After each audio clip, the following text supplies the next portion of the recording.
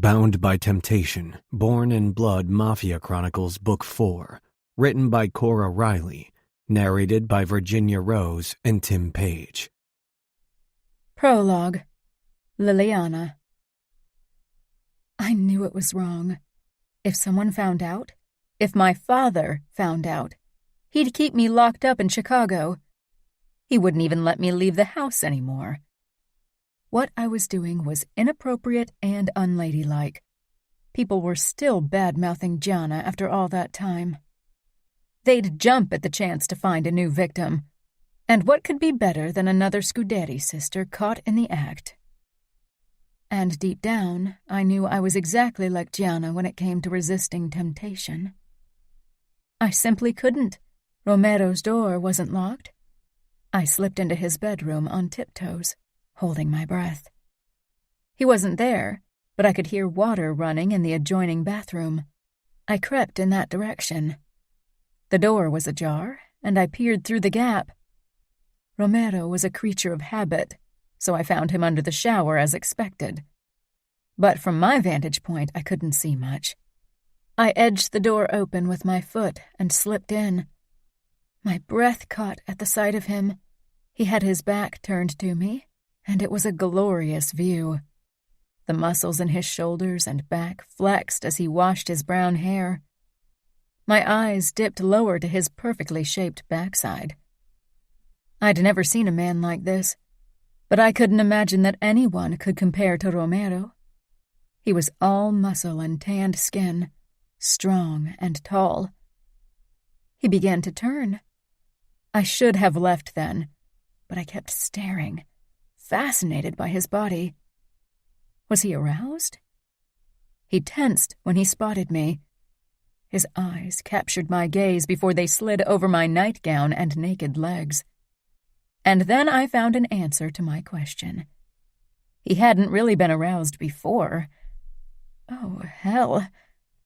My cheeks heated as I watched him grow harder under my unwavering attention. It was all I could do not to cross the distance between us and touch him. Romero slid the shower open with unhurried movements and wrapped a towel around his waist before he stepped out, all naked glory and dripping wet. The scent of his spicy shower gel, peppermint and sandalwood, wafted into my nose. Slowly, he advanced on me, long legs sure of every step. "You know," he said in a strangely rough voice, "if someone found us like this, they might get the wrong idea. An idea that could cost me my life, and you your reputation."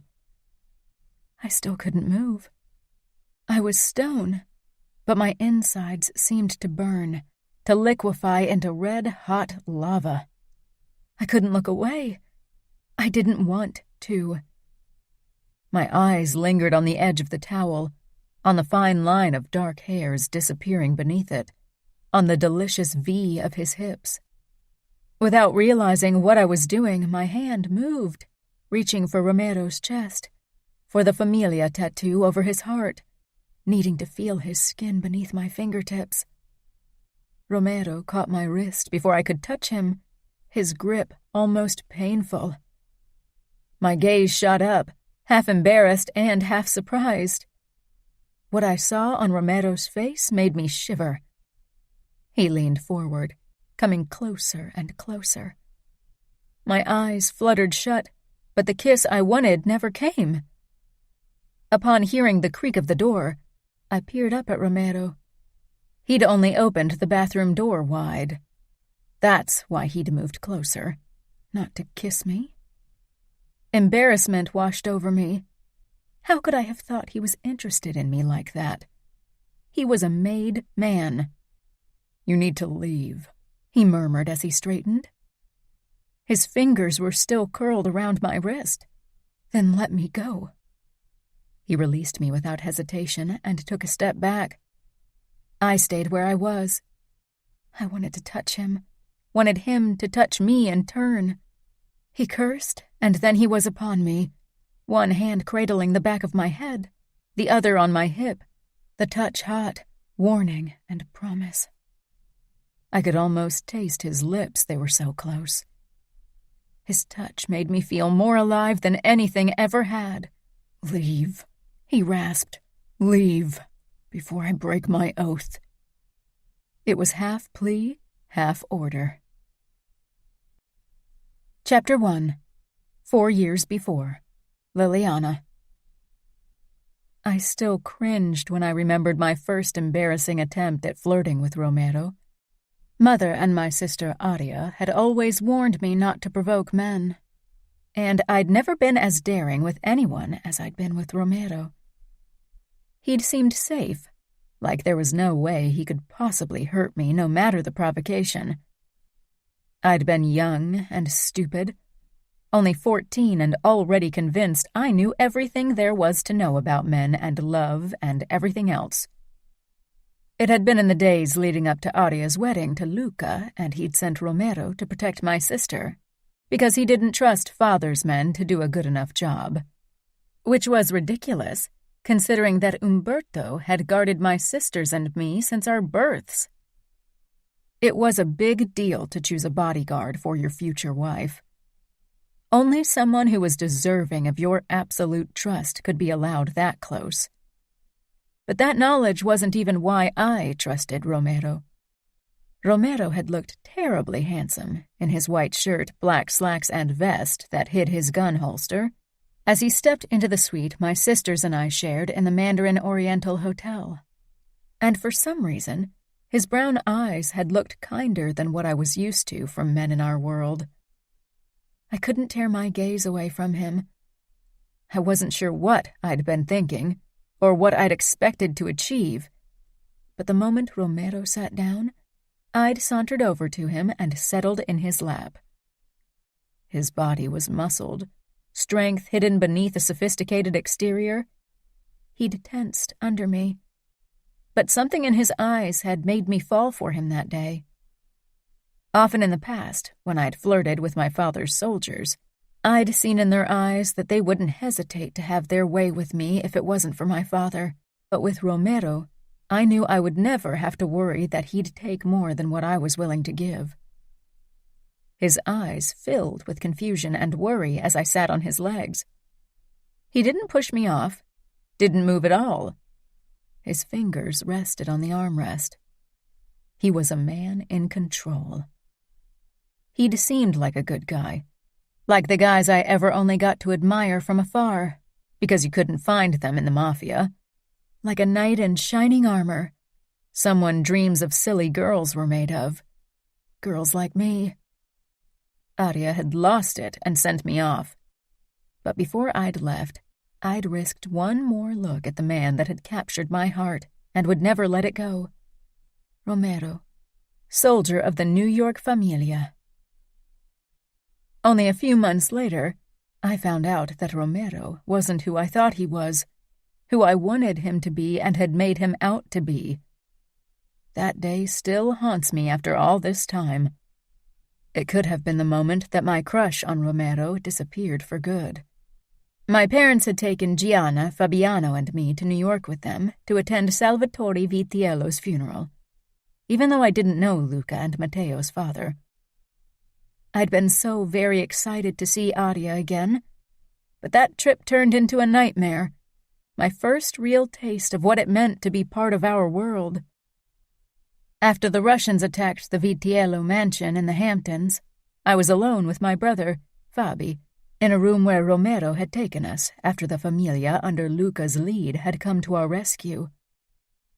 Someone had given my brother a tranquilizer, because he'd completely lost it after he'd seen our bodyguard getting shot in the head.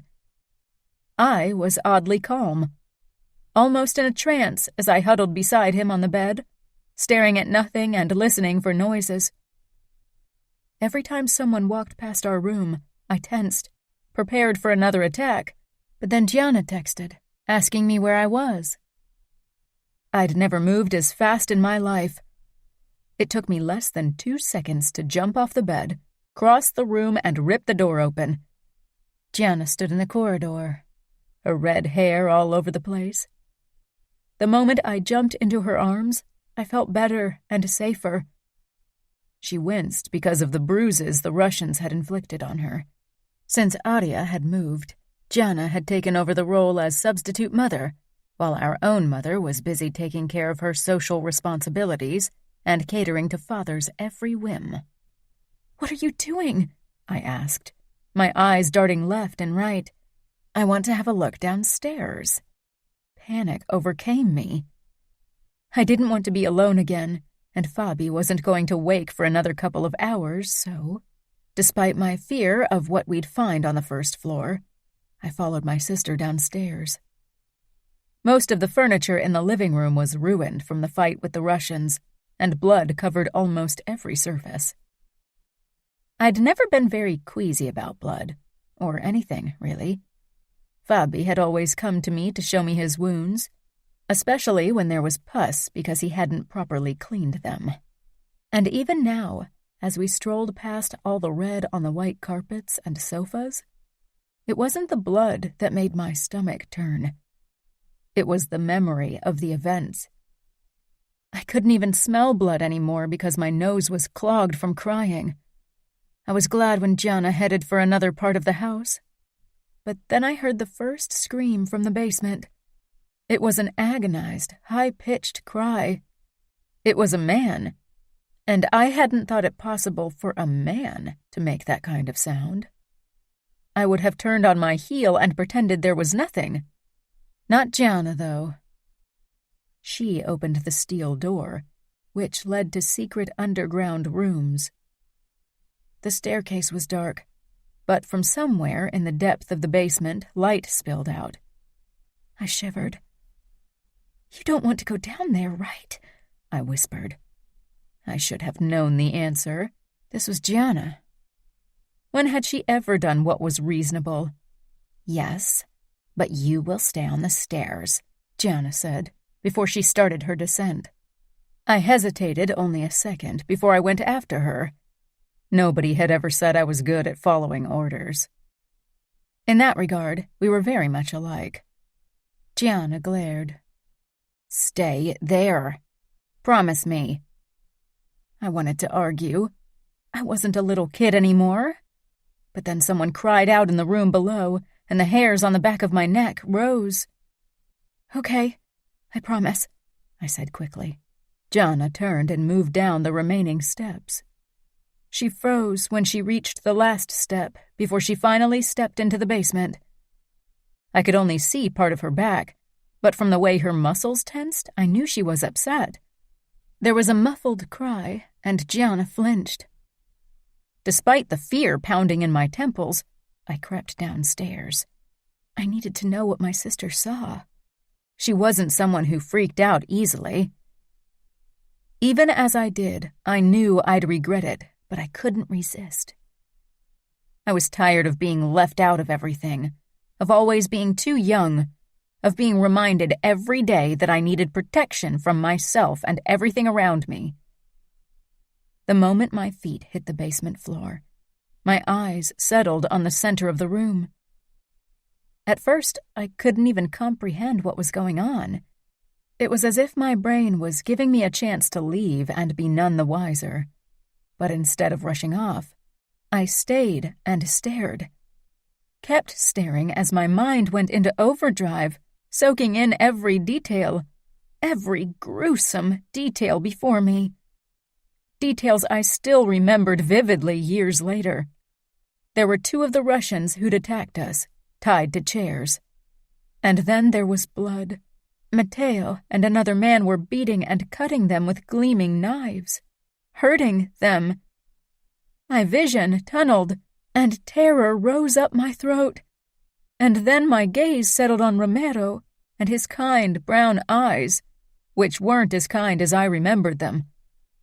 His hands, too, were covered in blood. The good guy and knight in shining armor I'd fantasized about? He wasn't that guy. A scream ripped from my body, but I could only tell because of the pressure in my chest and throat. I didn't hear anything beyond the rushing in my ears. Everyone stared at me like I was the crazy one. I wasn't sure what happened after that. I remembered fragments, hands grasping me, arms holding tight, soothing words that did nothing. I remembered a warm chest against my back and the smell of blood. There was a brief burning pain when Matteo injected me with something, before my world transformed into eerie calm. The terror was still there, but it was blanketed. My vision was blurry, but I could make out Romero kneeling beside me. He picked me up and straightened with me in his arms. The forced calm won out, and I relaxed against his chest. Right in front of my eyes, a red blotch disfigured his white shirt. Blood from the men that had been tortured. Terror tried to rip through the medication, but it was futile, and I gave up the fight. My eyes fluttered shut as I resigned myself to my fate. Romero. As made men, it was our task to keep those safe that we were sworn to protect. The weak, children, women. I, in particular, had devoted my life to this goal. Many tasks in my job involved hurting others, being brutal and cold, but keeping people safe always made me feel like there was more to me than the bad. Not that it mattered. If Luca asked me, I'd do every bad thing imaginable. It was easy to forget that despite our own ethics and morals and codes, we made men were what most people perceived as evil. I was reminded of our real nature, of my real nature, when I heard Liliana's scream. The screams of the Russians hadn't moved me. I'd heard those and worse before. But that high-pitched, not-ending scream of a girl we were meant to protect was like a fucking stab in the gut. Her expression and eyes were the worst. They showed me exactly what I was. Maybe a good man would have sworn to be better, but I was good at my job. Most days I enjoyed it. Even the terror-stricken face of Liliana didn't make me want to be something other than a made man. Back then, I hadn't realized that this glimpse of brutality wasn't even the worst way I would fuck up her life. Liliana didn't stop screaming. "Romero!" Matteo snarled. "Take care of Liliana." I headed toward her, but her eyes didn't even register me. Gianna made a move as if to step in my way, but then she allowed me to pass. The steel door slammed at the top of the stairs, and Luca stormed in. "What the fuck is going on here?" I was right in front of Liliana, but she hadn't stopped screaming.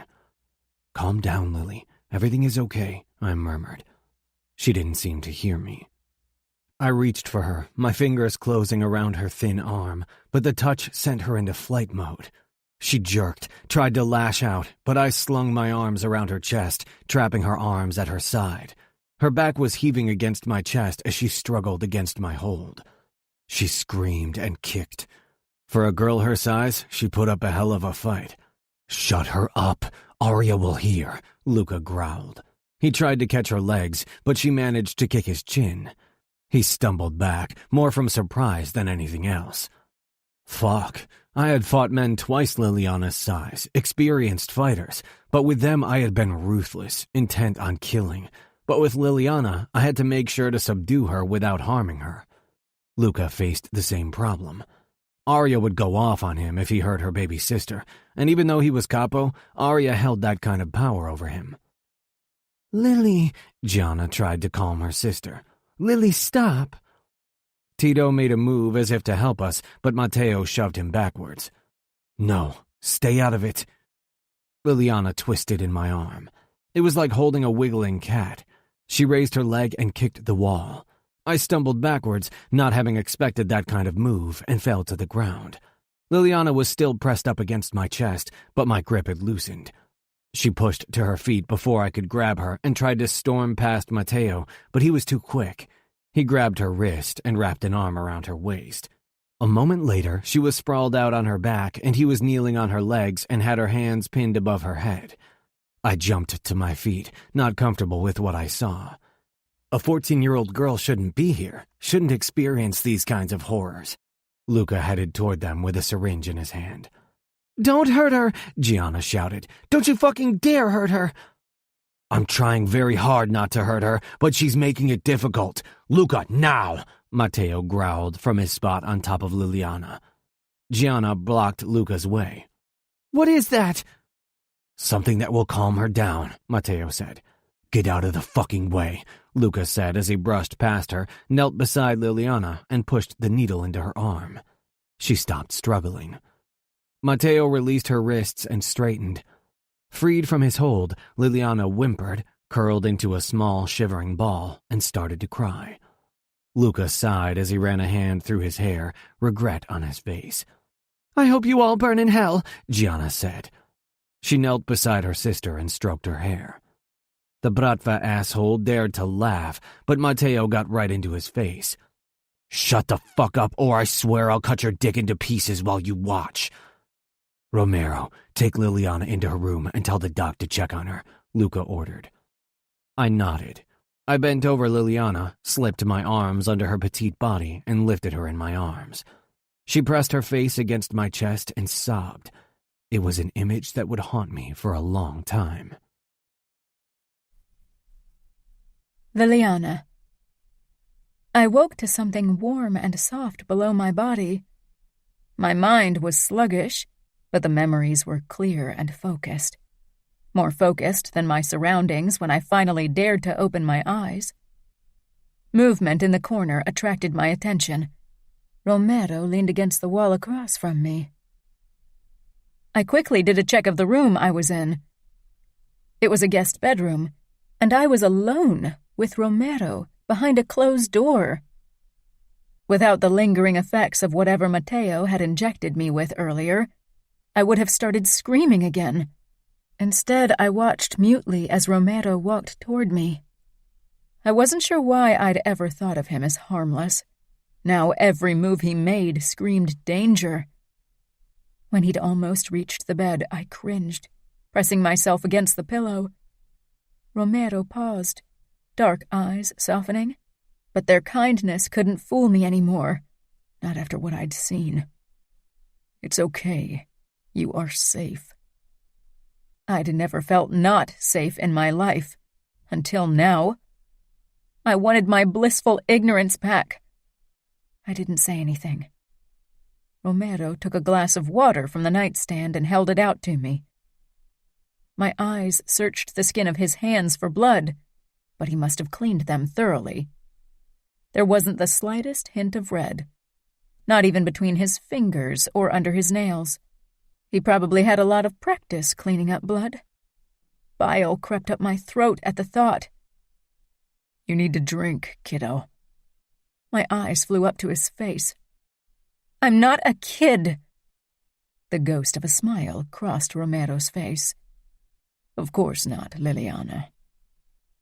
I searched his eyes for mockery, for a hint of the darkness that had been there in the basement. But he looked like the good guy I wanted him to be. I sat up and took the glass from him. My hand shook, but I managed not to spill water on myself.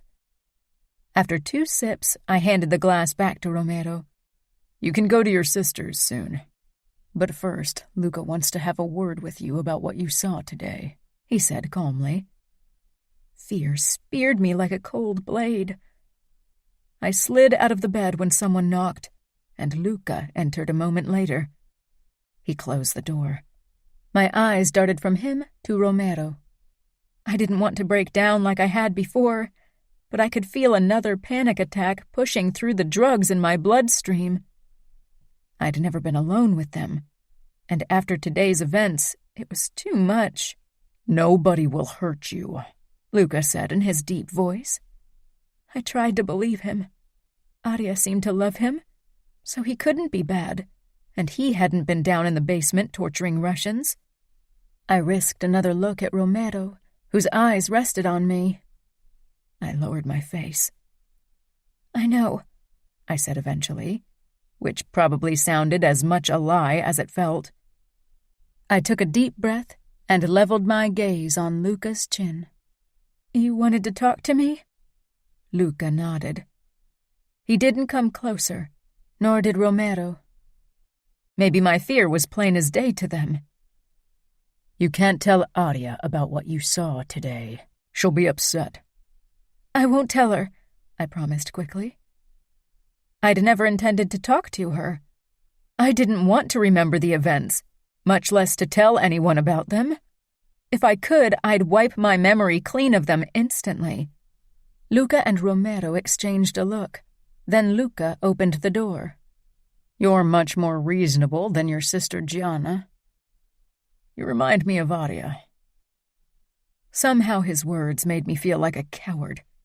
Not because Aria was. She was brave and so was Gianna, both in their own ways. I felt like a coward because I agreed to keep my silence for selfish reasons. Because I wanted to forget, and not because I wanted to protect Aria from the truth.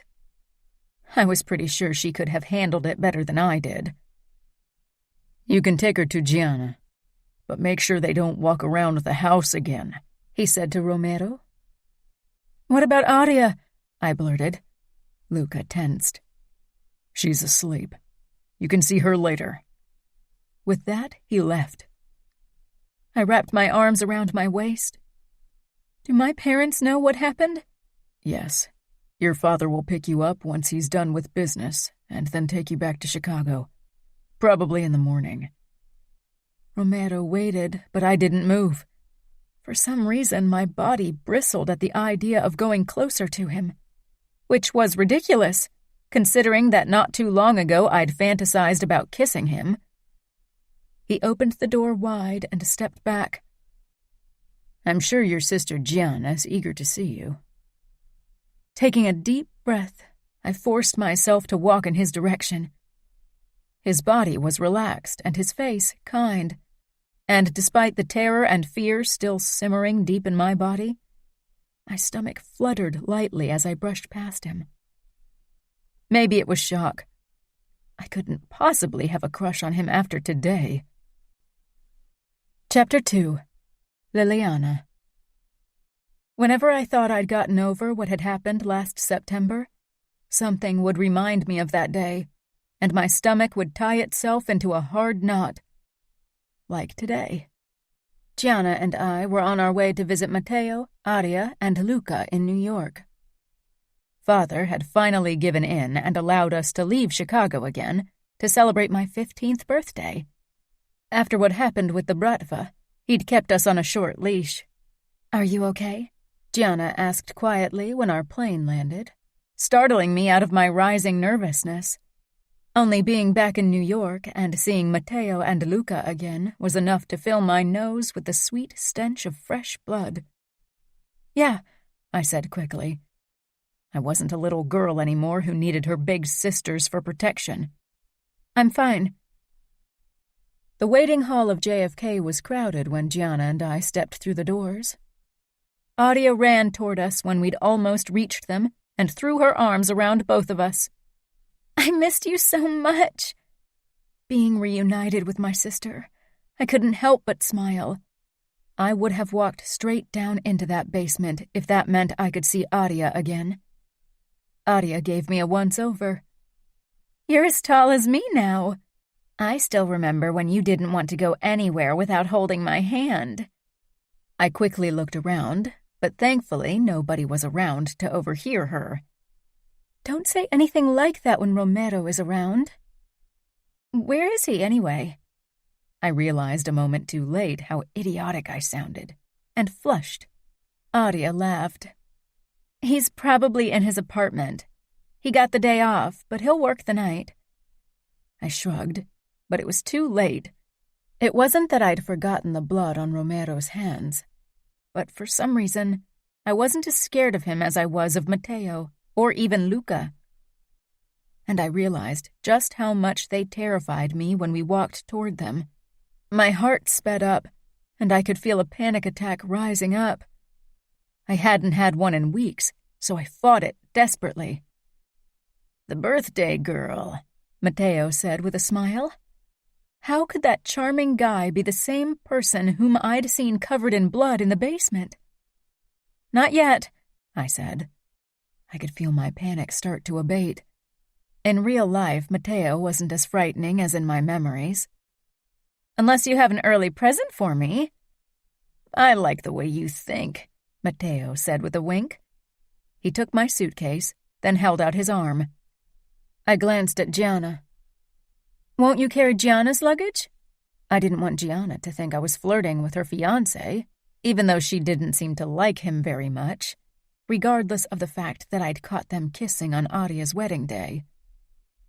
"Luca can take care of it," Matteo said.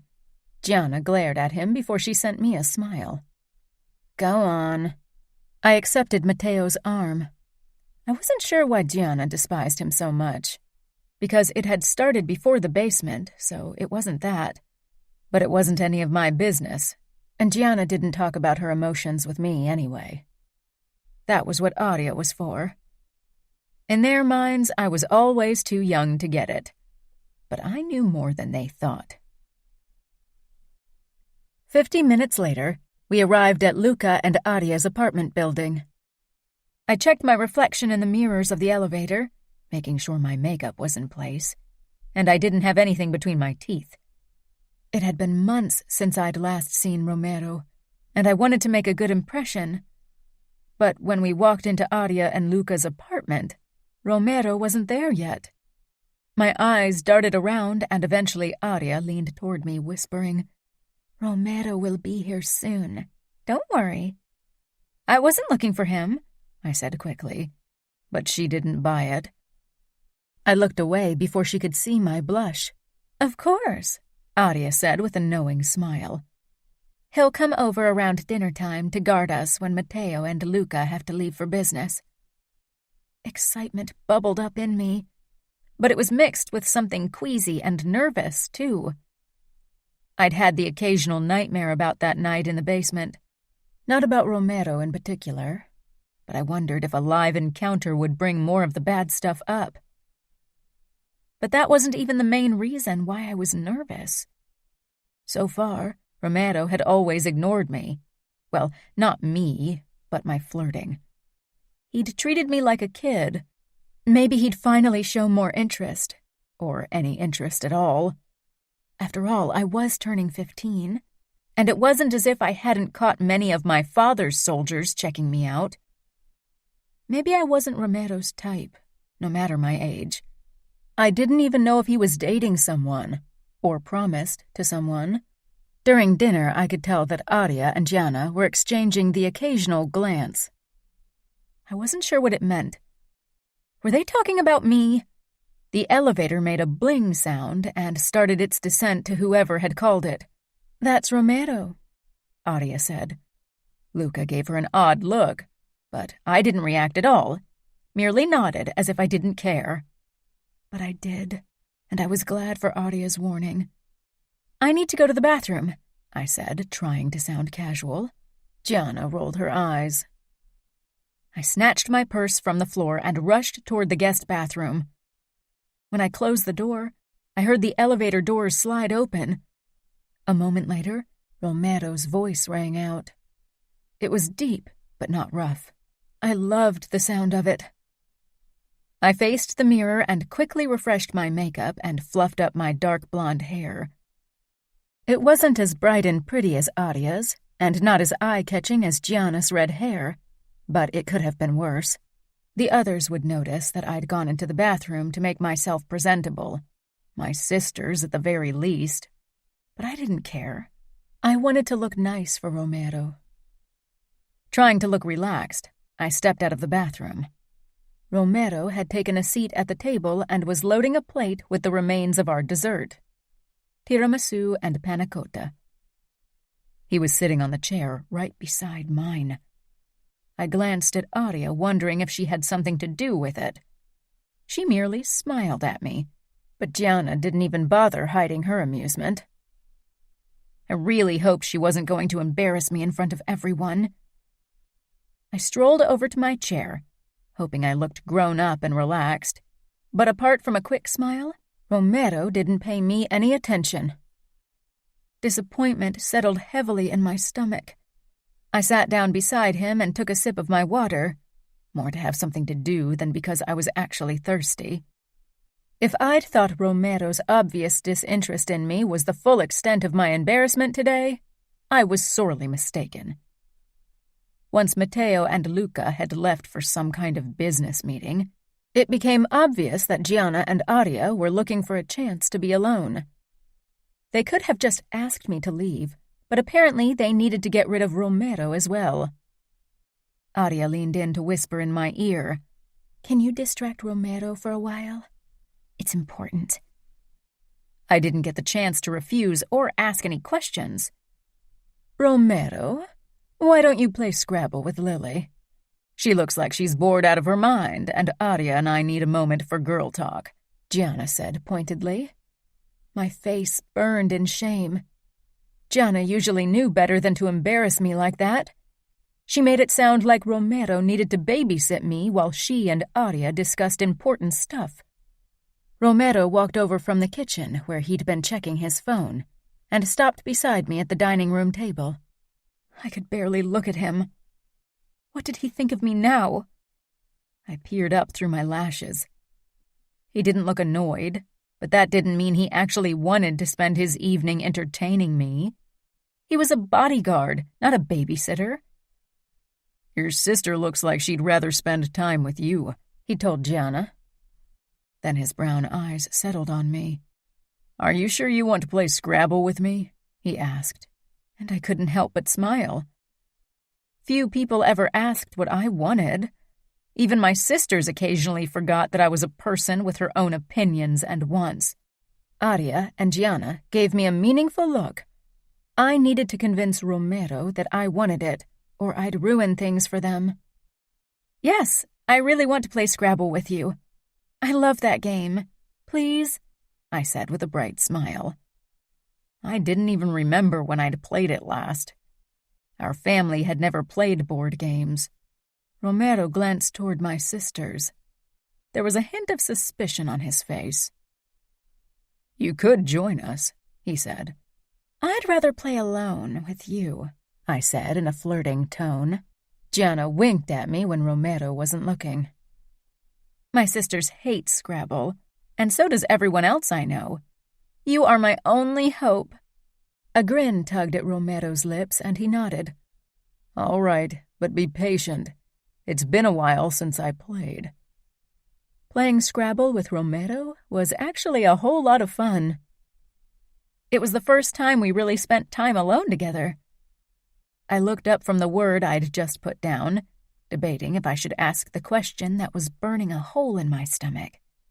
Romero was busy figuring out his next word. His dark brows were drawn together in an adorable way.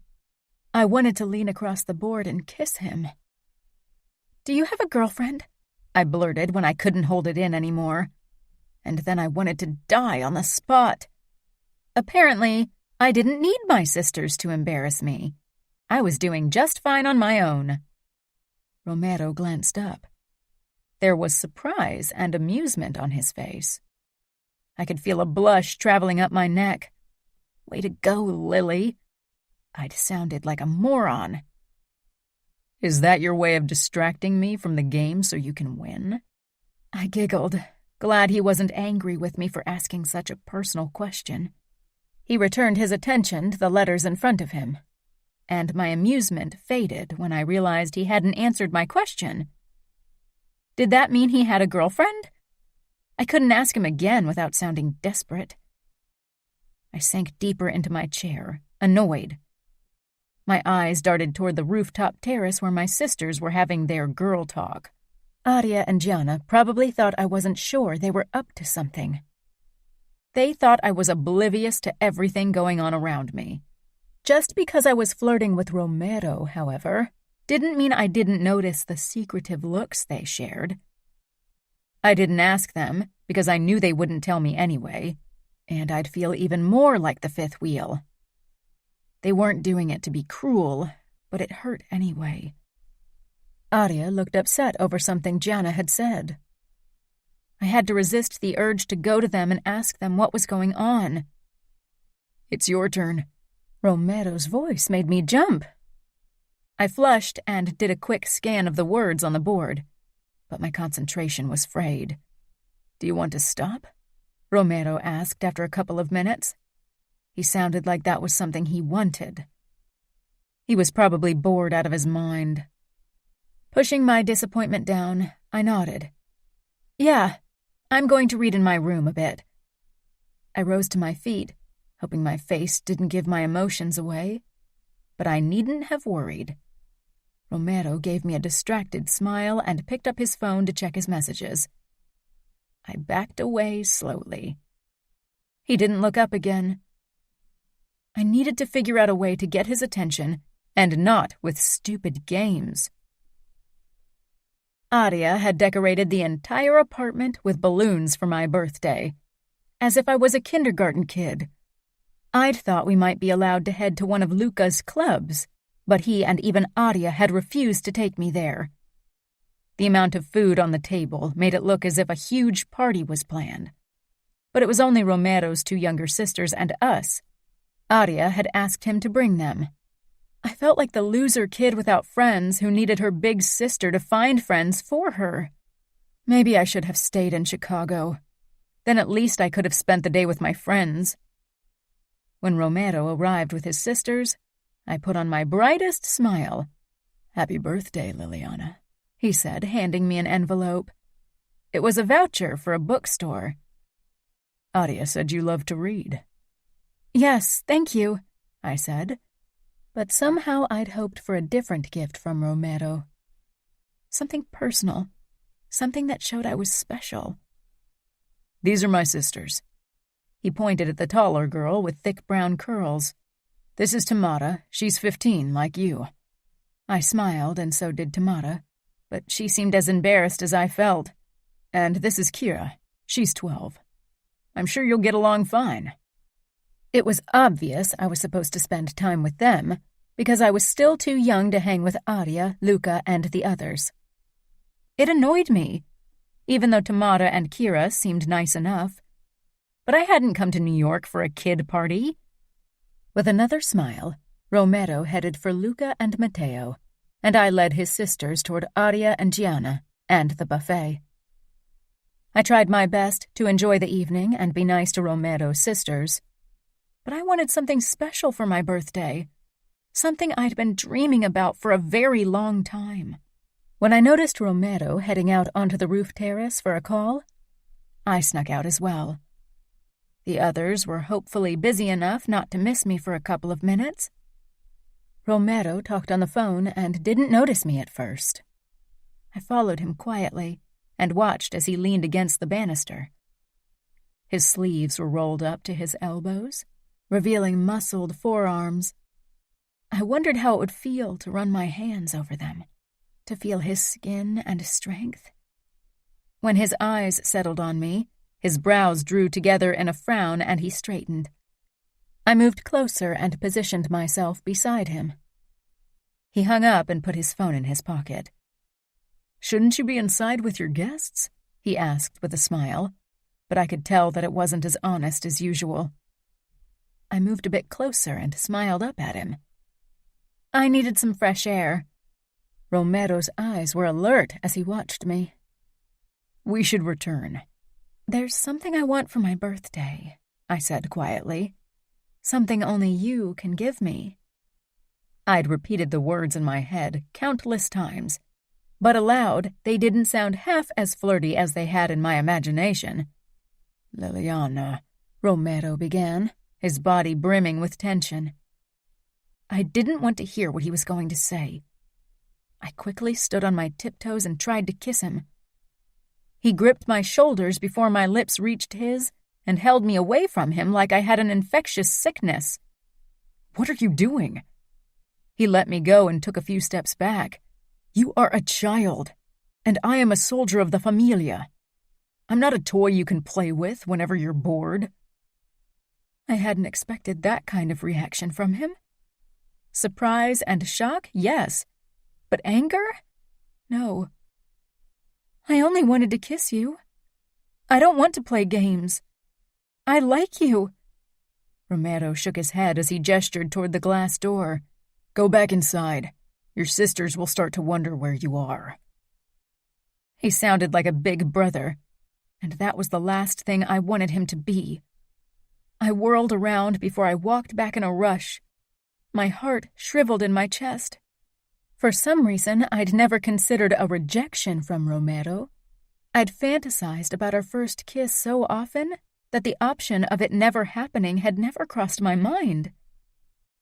The rest of the evening, I struggled to keep a happy face, especially whenever I saw Romero.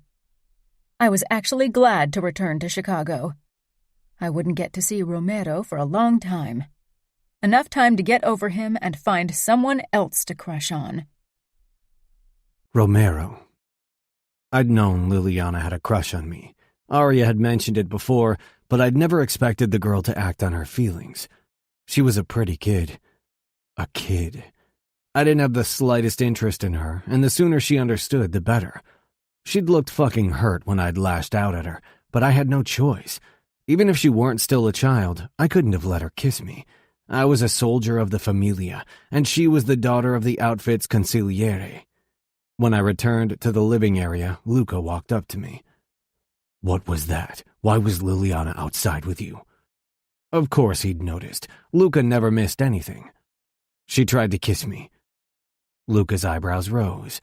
"I assume you pushed her away." "Do you really have to ask? She's my sister's age."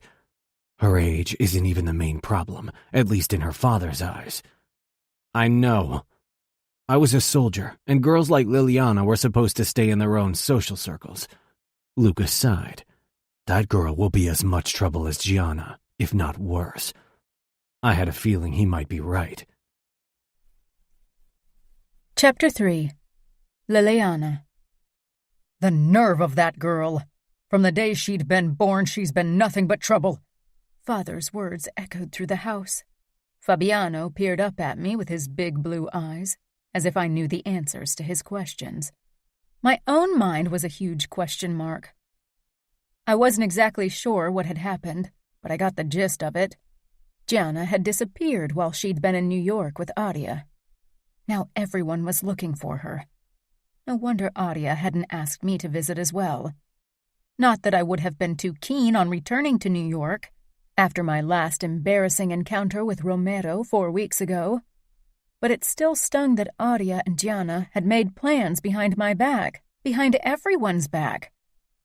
I walked down the stairs, motioning for Fabi to stay where he was, as I inched forward toward Father's office. Mother was there, crying.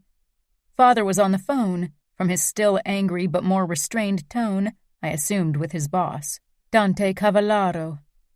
Cavallaro was the only person that Father truly respected.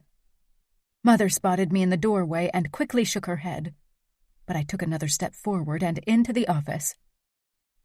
I knew it was better to stay away from Father when he was in a mood like this, even though he usually lashed out at Gianna and not me. But my sister was gone now. Father hung up, then narrowed his eyes at me. "Did I allow you to come in?" His voice hit me like a whip, but I stood my ground. "What happened to Gianna?" Mother sent me a warning look. "Your sister ran off. She'll probably get herself knocked up by some idiot and ruin her and our family's reputation." "Maybe she'll come back," I suggested. But somehow I knew she wouldn't. This wasn't a spur-of-the-moment thing. She'd planned this. For months, probably. That explained all the secrecy with Adia during our last visit in New York. Why hadn't they told me? Didn't they trust me? Did they think I'd run to Father the first chance I got? And then another thought buried itself in my brain. If Gianna was gone, if she didn't marry Matteo, who else would? Fear washed over me. What if Father made me marry Matteo? I'd hoped I could marry for love now that my sisters had already been married off for tactical reasons. Maybe it was a selfish thing to think in a situation like this, but I couldn't help it. An image of Romero popped into my head. I knew it was silly to think of him when it came to marriage. Even if Gianna returned and still married Matteo, it would be almost impossible to convince Father to give me to a mere soldier, especially one from New York. And then there was the problem that he didn't even want me, and that I'd promised myself to get over him. I knew all that, but that didn't mean I couldn't hope and dream. Sometimes it felt like that was all I could do. How many men will have had Gianna by then? She'll be worth nothing even if she returns. Father spat. I winced, horrified by his harsh words. Worth nothing? Surely we were more to him than a commodity to sell off, more than a thin piece of flesh between our legs. Father gripped my shoulders, his eyes burning into me. I shied back, but he didn't release me. Don't think I don't see how you're making eyes at my soldiers. You're too much like Gianna for your own good. I won't have another daughter make a fool out of me. I won't, I whispered. Father had never talked to me in that tone before. His expression and words made me feel cheap and unworthy, like I needed to clean myself of my impure thoughts. That's right. I don't care if I have to lock you into your room until your wedding day to protect your reputation and honor. This wasn't about my honor or reputation. I didn't care about it. This was all about my father. It was always about the men in the family, what they wanted and expected. Rocco, Lily is a good girl. She won't do anything, Mother said carefully. That wasn't what she usually told me. She always warned me that I was too flirty, too aware of the effect that my body had on men. But I was glad for her support, because too often she'd remained silent when Father had attacked Gianna in the same way. Father let go of me and turned on her. It was your job to raise decent girls. For your sake, I hope you're right, and Liliana won't follow after Gianna. The menace in his voice made me quiver. How could he be so horrible toward his own wife? Mother blanched. I backed away, and nobody tried to stop me. I quickly ran upstairs. Fabi waited for me, his eyes wide and curious. What happened? He asked fearfully. I shook my head in response, not in the mood to recap everything for him, and stormed toward my room.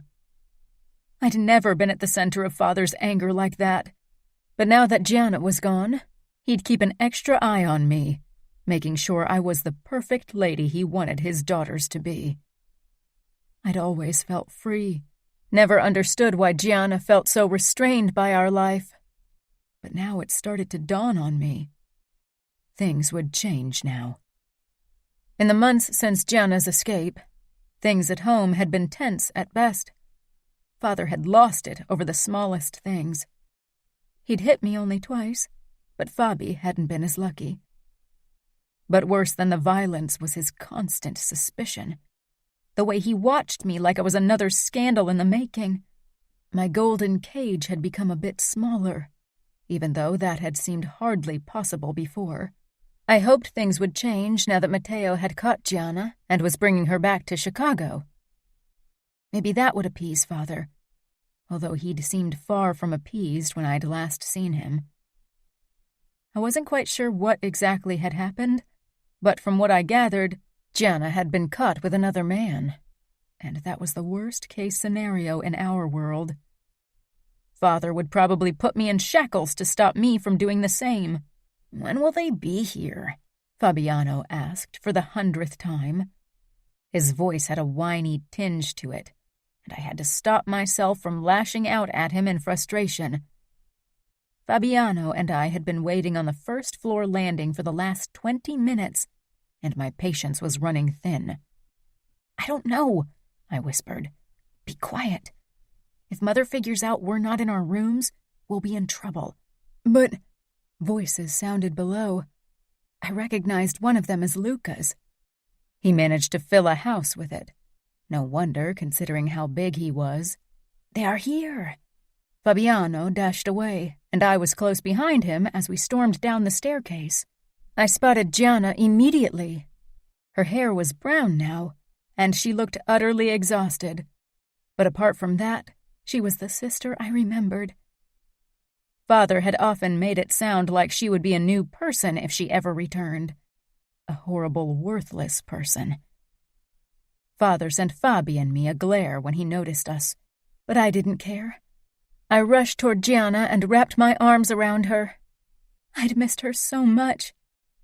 When I'd first heard that Matteo had caught her, I'd worried he'd kill her, so seeing her unharmed was a huge relief. Didn't I tell you to keep them upstairs? Father hissed. I'm sorry. They were too quick, Mother said. I peered over my shoulder to see her apologetic face as she came down the staircase. Since Gianna's escape, Father had been on edge constantly, and often lashed out at her as well. His screams had woken me more than once at night. I wasn't sure when he'd become so violent. I didn't remember him being like that when I was younger. Or maybe I'd only been less aware of those things. Lily, Fabi, back to your rooms, Father ordered. I let go of Gianna and was about to protest, but Fabi beat me to it. But Father, we haven't seen Gianna in forever, Fabi grumbled. Father advanced on us and I tensed. He rarely hit me, but he looked furious. He grabbed Fabi and me and dragged us away from Gianna. Then he pushed us toward the staircase. Upstairs now. I stumbled from the force of his push.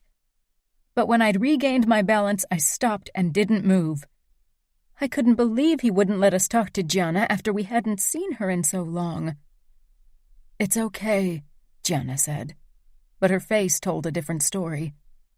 She looked hurt and sad, and usually Gianna wasn't someone who showed that kind of emotion. We can talk later. My eyes were drawn to something behind her. Romero. He stood strong and tall, his eyes firmly focused on my father. I hadn't seen him in 7 months, and over time I'd thought I'd gotten over my crush. But seeing him now, my stomach fluttered with butterflies again. Father's outburst drew my attention back to him. No, you can't.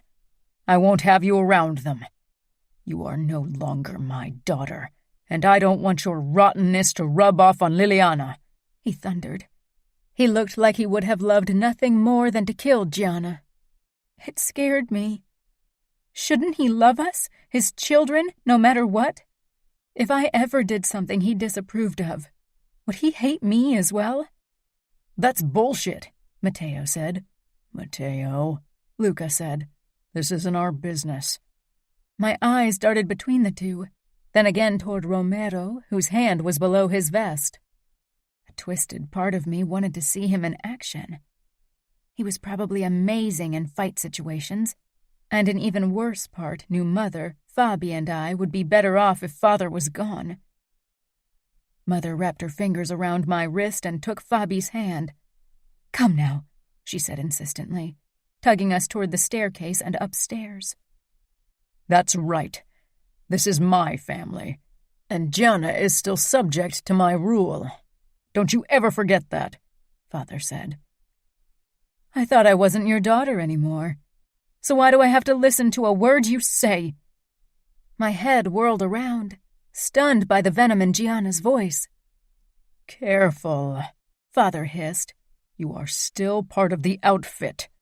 He looked like he would have beaten Gianna, if it weren't for Matteo, who held her by the waist.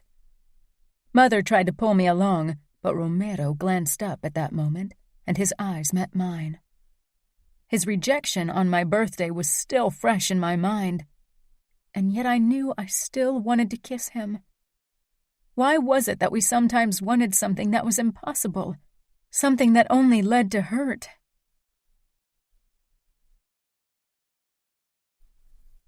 Chapter 4. 2 years later. Liliana. Sometimes it felt like I had to prove myself to Father every day. He waited for me to mess up like Gianna had, but I wasn't sure how that was even possible. He never let me out of sight. Unless I started something with one of my ancient bodyguards, there was no way I could sully my honor. But Father hadn't forgiven Gianna yet, which was why I hadn't seen her in almost 2 years. She was forbidden from coming to Chicago, and I wasn't allowed to visit New York. If it wasn't for Aria's sneakiness, I wouldn't even have been able to talk to Gianna on the phone. Sometimes even I felt anger toward Gianna, because her escape had turned my life into hell. Maybe Father would have been less strict if Gianna had played by the rules. And then there were moments when I admired her for her daring behavior. There wasn't a night when I didn't dream of freedom. I didn't really want to run, but I wished I could carve myself out more freedom in my life.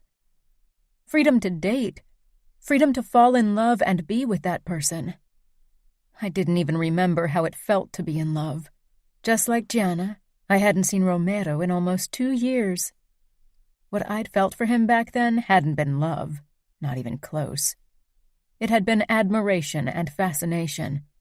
I knew that now. But there had been nobody else either. Of course, it was hard to meet someone to fall in love with if you went to an all-girls school and weren't allowed to go anywhere alone. The sound of glass shattering downstairs tore me from my thoughts. I jumped off my bed and opened my door. "Mother?" I called. She'd been gone all morning. There was no answer, but I could hear someone moving in the kitchen. I crept out of my room and down the stairs. "Mother!" I tried again when I'd almost reached the door to the kitchen. Still no answer. I pushed the door open and stepped inside. A wine bottle lay broken on the floor, red wine spilled around it. Mother was kneeling beside it, her cream-colored skirt slowly soaking up the liquid, but she didn't seem to notice. She was staring down at a shard in her palm, as if it held the answer to all her questions. I'd never seen her like that. I walked toward her. "Mom?" I almost never called her that, but it felt like the right choice at the moment. She looked up, her blue eyes unfocused and teary. "Oh, you are home? Where else would I be?" I wanted to ask. But instead I touched her shoulder and said, "What's the matter? Are you all right?" She stared down at the broken piece of glass in her hand again, then dropped it to the floor. I helped her to her feet. She wasn't steady on her legs, and I could smell alcohol on her breath. It was still early for her to start drinking, and she wasn't really much of a drinker at all. "I was at the doctor's." I froze. "Are you sick? What's wrong?" "Lung cancer," she said with a small shrug. "Stage 3. My throat constricted. "But you never smoked. How is that even possible?" "It can happen," she said. "I'll have to start chemotherapy soon." I wrapped my arms around her, feeling helpless and small under the weight of that news. "Does Father know?" I couldn't reach him. He didn't answer his phone. Of course not. Why should he answer a call from his wife? He was probably with one of his mistresses. "We need to tell Aria and Gianna. They need to know." Mother gripped my arm. "No," she said firmly. "It'll ruin their Christmas. I don't want them to know yet. There's no reason to worry them. I haven't spoken to Gianna in a long time anyway, and Aria has enough on her plate as wife of the capo." "But, Mom, they'd want to know." "Promise me you won't tell them," she demanded. I nodded slowly. What else could I do? 2 hours later, I heard Father come home, and another 30 minutes later, Mother's light steps came upstairs, and then the door to the master bedroom closed. She'd been alone. Was Father still downstairs? I left my room and went to his office on the first floor. After a moment of hesitation, I knocked. I needed to talk to him. Our Christmas party would be in 2 weeks, and now that Mother was sick, Gianna should be invited. She and Mother should get the chance to spend some time together and reconcile. "Come in," Father said. I opened the door and poked my head in, half expecting to see him devastated and crying. But he was bent over some papers, working. I walked in, confused. "Has Mother talked to you?" Maybe she hadn't told him about her cancer. He looked up. "Yes, she did. She'll be starting treatment with the best doctor in Chicago next week." "Oh, okay." I paused, hoping for something else from Father, but he watched me without a hint of emotion on his face. "I was thinking that Mother needs the support of her family now more than ever. of her whole family. Father raised his eyebrows. And? I think we should invite Gianna to our Christmas party. She and Mother haven't seen each other in a long time. I'm sure Mother would be very happy to see Gianna again. Father's face darkened. I won't have that whore in my house. Maybe Matteo has forgiven her, and even married her despite her transgressions, but I'm not that kind. No, kind definitely wasn't a word I'd use for my father. But Mother needs every bit of support she can get. No, and that's my last word, he growled. And your mother doesn't want people to know about her sickness?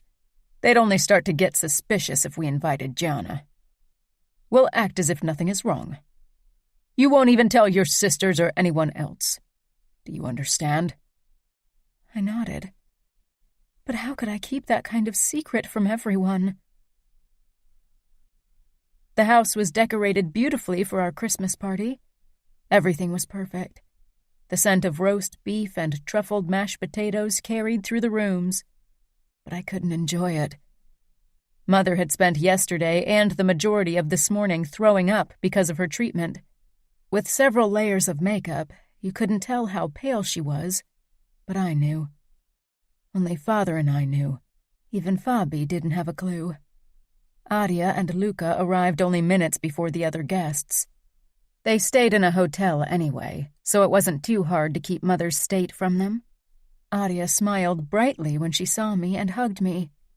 "God, Lily, you look so beautiful." I smiled tightly. I'd been so excited when I'd found the silver dress a few weeks ago, because it made me feel grown up and accentuated my curves in just the right way.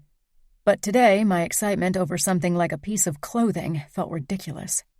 Aria pulled away and searched my face. "Is everything okay?" I nodded quickly and turned my attention to Luca, who'd waited patiently behind my sister for his turn. He gave me a quick hug. It still felt strange to have him greet me that way. "Father is still in his office, and Mother is in the kitchen," I explained. At least I hoped Mother wasn't in the bathroom, throwing up again. Luca walked past me, and my gaze landed on Romero, who'd been hidden behind Luca's massive frame. My eyes widened at the sight of him. I hadn't expected him to come. Last year, Luca had come alone with Aria. After all, he was more than capable to protect her. "Hello," I said casually, sounding way more composed than I felt. I hadn't quite gotten over my crush on Romero, but I realized with relief that I wasn't a quivering mess around him anymore. The last few months and weeks had changed me. Romero. Luca had business to conduct with Scuderi and Dante Caballaro. That was the only reason why I'd come to Chicago with them at all. And now as I stood in the doorway to the Scuderi mansion, staring at Liliana, I wondered if I shouldn't have come up with an excuse. The last time I'd seen Lily, she'd been a girl, and while she still wasn't a woman, she'd grown a lot. She was fucking stunning. It was difficult not to look at her. It was easy to forget that there were still a few months until she'd be of age, easy to forget that she was way out of my league. She tilted her head in greeting and stepped back. Where had the blushing, flirting girl gone? I had to admit I was sad that she wasn't giving me her flirty smile, though it had always bothered me in the past. I followed Luca and Aria into the house. I could hear Lily's steps close behind me, could smell her flowery perfume, and even see her slender frame from the corner of my eye. It took a lot of restraint not to glimpse over my shoulder to get another good look at her. I spent the next couple of hours watching her discreetly as I pretended to be busy guarding Aria, not that I had much to do anyway. But the more I watched Lily, the more I realized that something was wrong. Whenever she thought nobody was paying attention to her, she seemed to deflate, her smile falling, her shoulders slumping. She was a good actress when she gave it her full attention, but her few moments of inattentiveness were enough for me. Over the years as a bodyguard, I'd learned to be aware of even the smallest signs. When she left the living room and didn't come back, worry overcame me, but she wasn't my responsibility. I glanced at Luca's wife. She was deep in conversation with her mother and Valentina Cavallaro. I excused myself. She'd be safe here. Luca was just across the room in what looked like an argument with Dante and Scuderi. Once I found myself in the foyer, I hesitated. I wasn't sure where Liliana had gone, and I could hardly search the entire house for her. If someone found me, they might think I was spying for Luca. A sound from the corridor to my right attracted my attention, and upon making sure that I was alone, I followed it until I caught sight of Liliana. She leaned against the wall. Her head was thrown back, her eyes closed. I could tell she was trying to keep it together, and yet even like that, she was a sight to behold. Fucking gorgeous with long blonde hair, immaculate skin, high cheekbones, and slender figure. One day, a man would be very lucky to be married to her. The idea didn't sit well with me, but I didn't linger on my inappropriate reaction. I walked toward her, making sure to make my steps audible so she knew she wasn't alone anymore. She tensed, her eyes fluttering open, but when she spotted me, she relaxed again and turned away. I wasn't sure what to make of her reaction to my presence. I stopped a couple of steps from her, a proper distance. My gaze traveled over her long, lean legs, her narrow waist, before I quickly moved on to her face. "Liliana, are you okay? You've been gone for a long time." "Why do you insist on calling me Liliana when everyone always calls me Lily?" She opened her eyes again, blue eyes surrounded by thick, dark lashes that kept you mesmerized, and smiled bitterly. She had fucking amazing eyes and amazing pink lips. Damn it. "Did my sister tell you to watch me?" she asked, with a hint of accusation in her soft voice. As if I needed someone to tell me. It had been almost impossible to keep my eyes off Liliana tonight. "No, she didn't," I said simply. She didn't need to know why I had come to look for her. She was young, and regardless of her immature attempts at flirting in the past, she was innocent. Her blue eyes held confusion. Then she turned her face to the side, leaving me to stare at her profile. Her chin wobbled, but she swallowed and her expression evened out. "Don't you need to watch Aria?" "Luca is there," I said. I moved a bit closer. Too close. Lily's perfume wafted into my nose, made me want to bury my face in her hair. God, I was losing my fucking mind. "I can tell that something is wrong. Why don't you tell me?" Lily straightened and narrowed her eyes. "Why? I'm not your responsibility, and last time we saw each other, you didn't seem to like me very much." Was she still mad at me for stopping her from kissing me at her birthday party more than 2 years ago? What kind of man would have returned that kiss? "Maybe I can help you," I said instead. She sighed, her shoulders slumping. With that weary expression, she looked older somehow, like a grown woman, and I had to remind myself of my promise and oath again. Her eyes brimmed with tears when she peered up at me, but they didn't fall. "Hey," I said softly. I wanted to touch her, brush her hair away from her. Fuck, I wanted much more than that, but I stayed where I was. I couldn't go around touching the daughter of the outfit's consigliere. I shouldn't even have been alone with her. "You can't tell anyone," she said. I hesitated. Luca was my capo. There were certain things I couldn't keep from him. "You know I can't promise you that without knowing what you're going to tell me." And then I wondered if maybe she was pregnant, if maybe someone had broken her heart, and the idea made me furious. I wasn't supposed to want her. I shouldn't want her, and yet... "I know, but it's not about the outfit or the familia. It's..." She lowered her gaze and swallowed. "God, I'm not supposed to tell anyone, and I hate it. I hate that we're keeping up the charade when things are falling apart." I waited patiently, giving her the time she obviously needed. Her shoulders began to shake, but she still didn't cry. I wasn't sure how she did it. "My mother has cancer." That wasn't what I'd expected, although now that I thought about it, her mother had looked pale despite the thick layer of makeup on her face. I touched Lily's bare shoulder and tried to ignore how good it felt, how smooth her skin was. "I'm sorry. Why don't you talk to Aria about it? I thought you and her talk about everything." "Gianna and Aria talk about everything. I'm the little sister, the fifth wheel." She sounded bitter. "Sorry." She released a long breath, obviously trying to get a grip on her emotions. Father forbade me from telling anyone, even Arya, and here I am telling you. I won't tell anyone, I promised, before I could really think it through.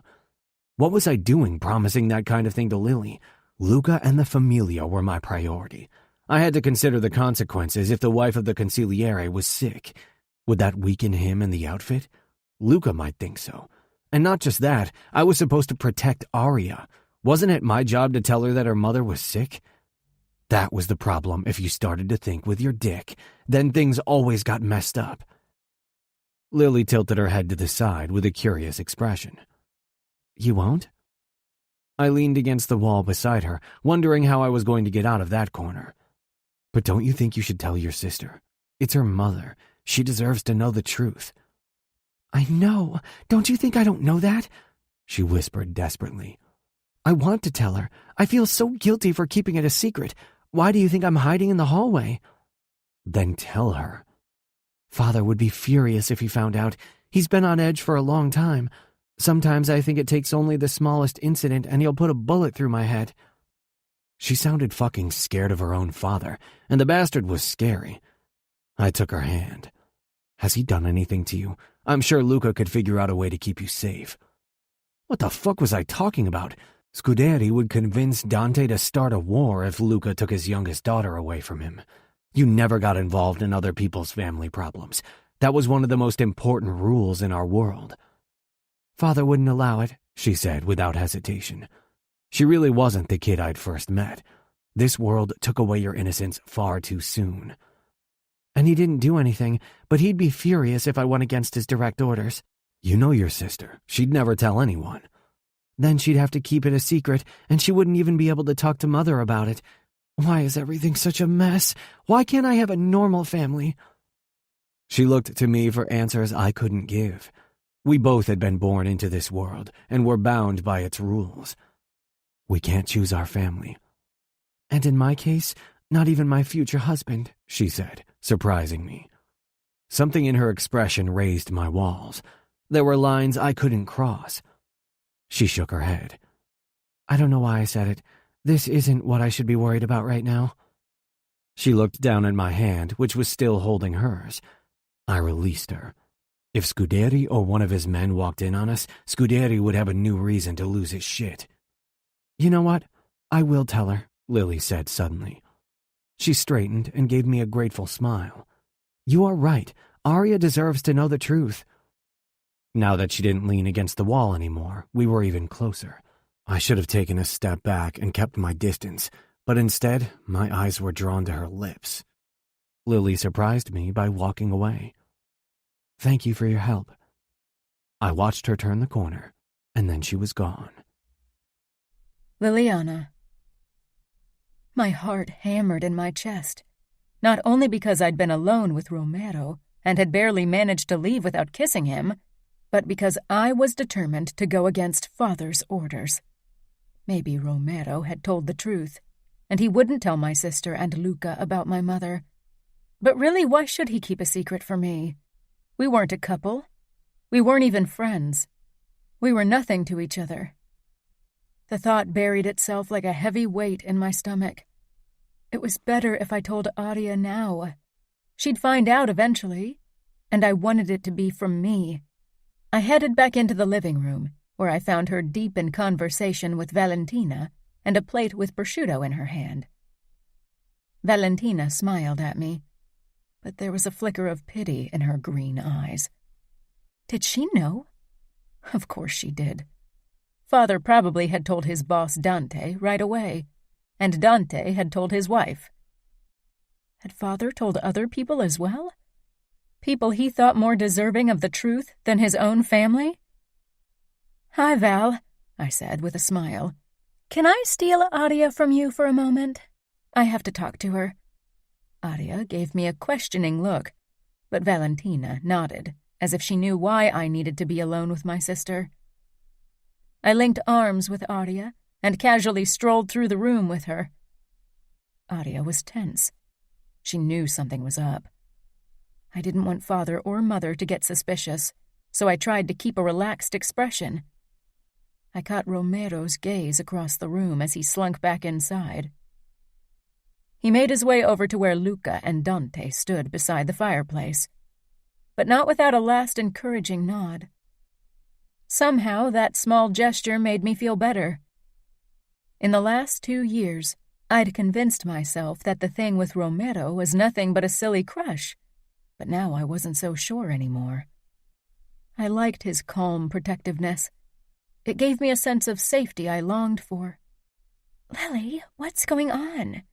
You've been acting very odd all evening," Adia whispered as we headed toward the lobby. "I'm going to tell you in a moment. I want us to be alone." Adia's face clouded with worry. "Has anything happened? Do you need help?" I led her upstairs and into my room. When the door had closed behind us, I released Adia and sank down on my bed. Adia sat down beside me. "It's Mother," I said in a whisper, not bothering to hide my pain any longer. "She's got lung cancer." Maybe I should have broken it to her in a less direct manner, but it wouldn't have made the news less horrible. Adia stared at me with wide eyes. Then she slumped against the wall, releasing a harsh breath. "Oh, God. I thought she looked exhausted, but I blamed it on another fight with Father." "They're still fighting, and it's making everything worse." Adia wrapped her arm around me, and for a moment we held each other in silence. Mother hadn't always been as caring and loving as a mother should be, but we loved her despite her flaws. "Why hasn't she told me?" "Father doesn't want anyone to know. He actually forbade me from telling you." Adia pulled back, blonde brows drawing together. "He forbade you?" "He wants to keep up appearances. I think he's embarrassed by Mother's sickness." I hesitated. "That's why I didn't tell you right away. I didn't know what to do. But I talked to Romero and he convinced me to tell you." Adia searched my face. "Romero, I shrugged. "Will you tell Gianna when you're back in New York?" "Of course," Adia said. "I hate that she can't be here." She sighed. "I want to talk to Mother about it. She needs our support. But how can we give it to her if we're not supposed to know?" I didn't know. "I hate how Father's acting. He's so cold toward her. You're so lucky, Adia, that you have a husband who cares about you." Her face transformed at once. It always did if I mentioned Luca. Love. She'd found it. "I know. One day you'll have that too." I really hoped she was right. Life with someone like my father would be a hell I couldn't survive. With every passing day, Mother faded a bit more. Sometimes it felt like all I had to do was look away for a moment, and her skin had already become a scarier shade of gray, and she'd lost even more weight. Even her beautiful hair was gone completely. It was impossible to keep her sickness a secret anymore. Everyone knew. When other people were around, Father played the doting and worried husband.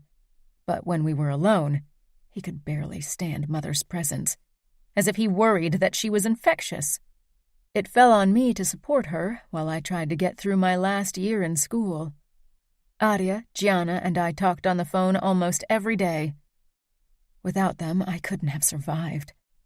And at night, when I lay in the dark and couldn't sleep from worry and fear, I remembered the way Romero had looked at me at our Christmas party, as if he saw me for the very first time, really saw me as a woman and not just a stupid child. The look in his brown eyes made me feel warmer, even if it was only a memory. A soft knock made me sit up. "Yes?" I asked quietly. "Please don't let Mother be throwing up again." I wanted one night without the acid smell in my nose. I felt bad for the thought. How could I think something like that? The door opened and Fabi poked his blonde head through the gap before he slipped in. His hair was disheveled, and he was in his pajamas.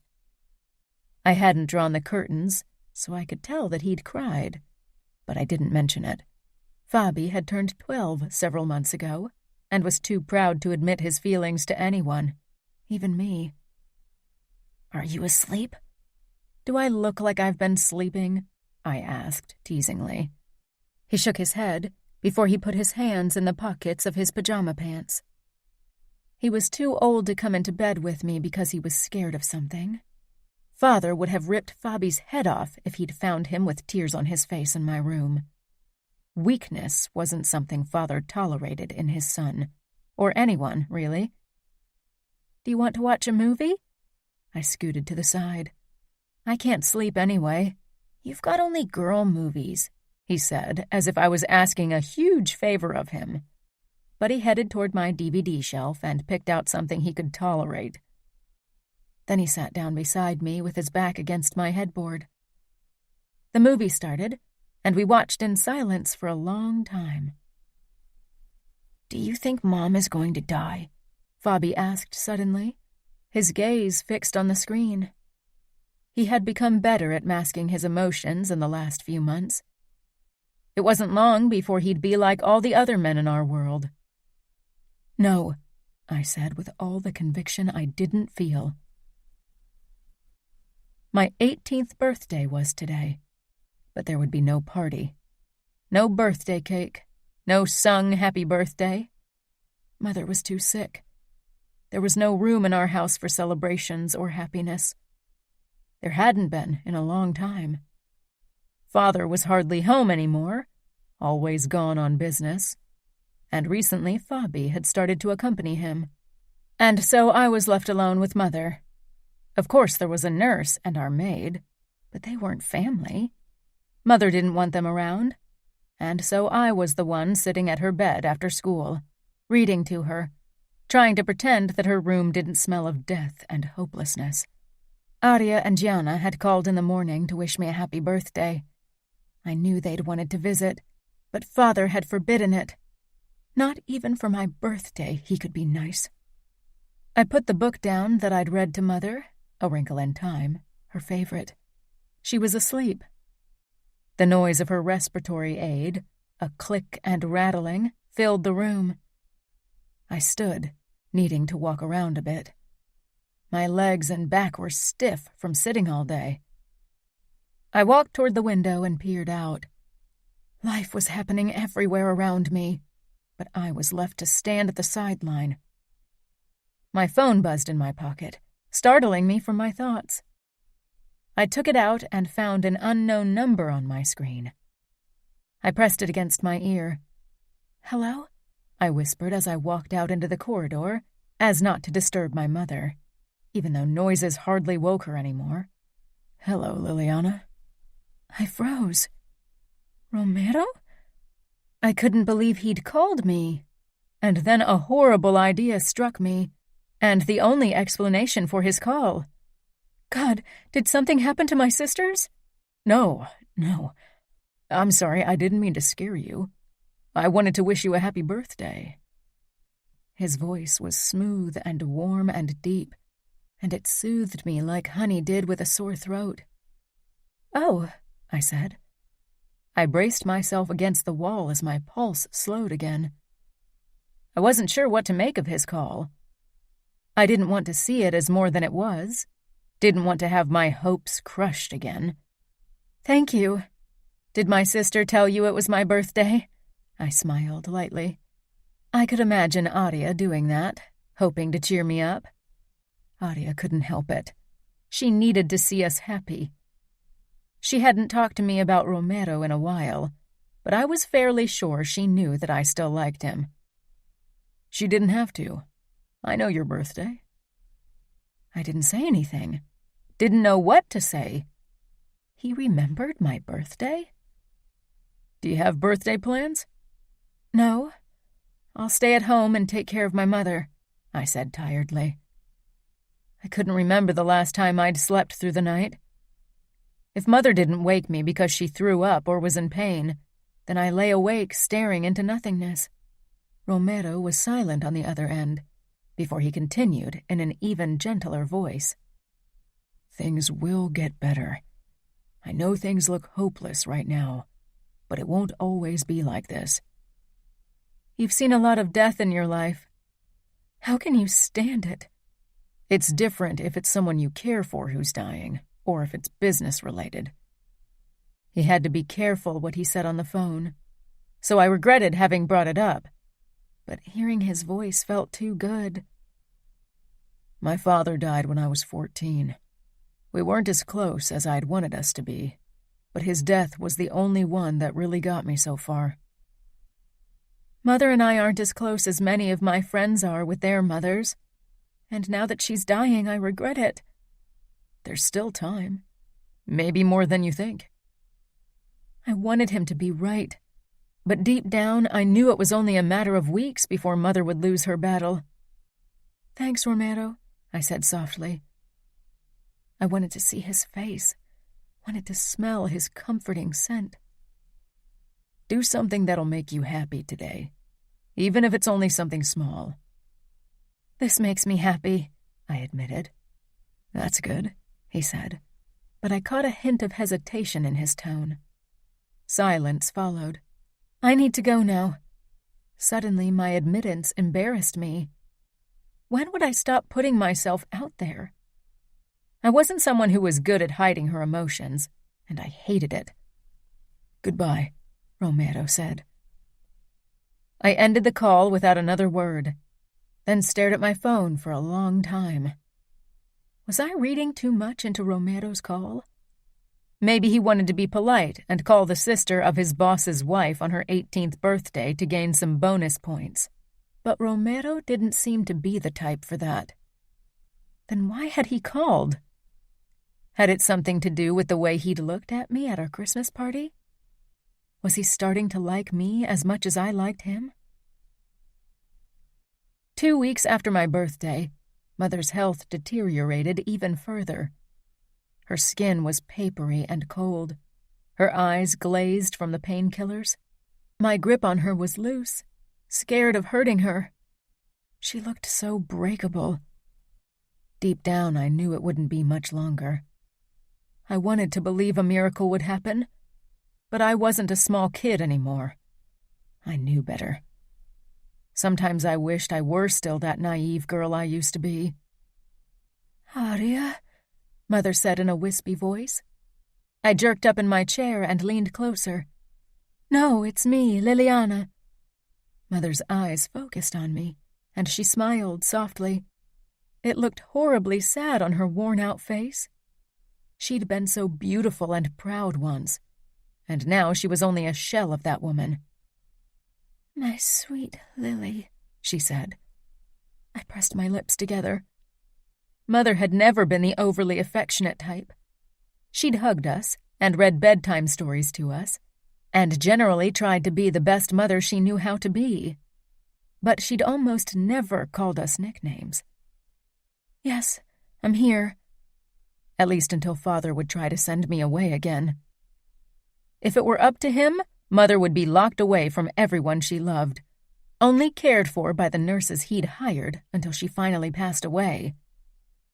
I tried to tell myself it was because he wanted to protect her, to let a proud woman be remembered as she used to be, and not only for her sickness, but I had a feeling that wasn't his main incentive. Sometimes I wondered if he was embarrassed of her. "Where are your sisters? And Fabi?" She peered over my head as if she expected to see them there. I lowered my gaze to her chin, not able to look into her eyes. "Fabi is busy with school." That was a blatant lie. Father made sure Fabi was busy with God only knew what, so he didn't spend too much time with our mother. As if Father worried her sickness would rub off on Fabi if he got too close. "Aria and Gianna will be here soon. They can't wait to see you again." "Did your father call them?" Mother asked. I didn't want to lie to her again. But how could I tell her that Father didn't want them to come visit our dying mother? That they wouldn't even have known she was close to dying if I hadn't called them? I filled her glass with water and held it up to her lips. "You need to drink." Mother took a small sip, but then she turned her head away. "I'm not thirsty." My heart broke as I set the glass back down on her nightstand. I searched for something to talk to my mother about, but the thing I really wanted to tell her about my crush on Romero, was something I couldn't trust her with. "Do you need anything? I could get you some soup." She gave a small shake of her head. She was watching me with a strange expression, and I was starting to feel uncomfortable. I wasn't even sure why. There was such a look of forlornness and longing in her gaze that it spoke to a dark place deep inside of me. God, I don't even remember how it is to be young and carefree anymore. Carefree? I hadn't felt carefree for a very long time. There's so much I wanted to do. So many dreams I had. Everything seemed possible. Her voice got stronger as if the memory drew energy from somewhere deep inside of her body. "You have a beautiful house and many friends and children who love you," I said. But even as I did, I knew it was the wrong thing to say. And I hated this feeling of always doing the wrong thing, of not being able to help. "I do," she said with a sad little smile. Slowly it faded. "Friends who don't visit." I couldn't deny it, and I wasn't even sure if Father was why they stayed away, or if they'd really never cared about my mother in the first place. I opened my mouth to say something, another lie I'd feel guilty for later, but Mother kept talking. "A house that was paid for with blood money." Mother had never admitted that Father was doing horrible things for our money, and I'd never gotten the impression that she cared much either. Money and luxury were the only things Father had always given freely to her and us. I held my breath, half curious and half terrified of what she would say next. Did she regret having had kids? Were we a disappointment for her? She patted my hand. "And you kids. I should have protected you better. I was always too weak to stand up for you. You did everything you could.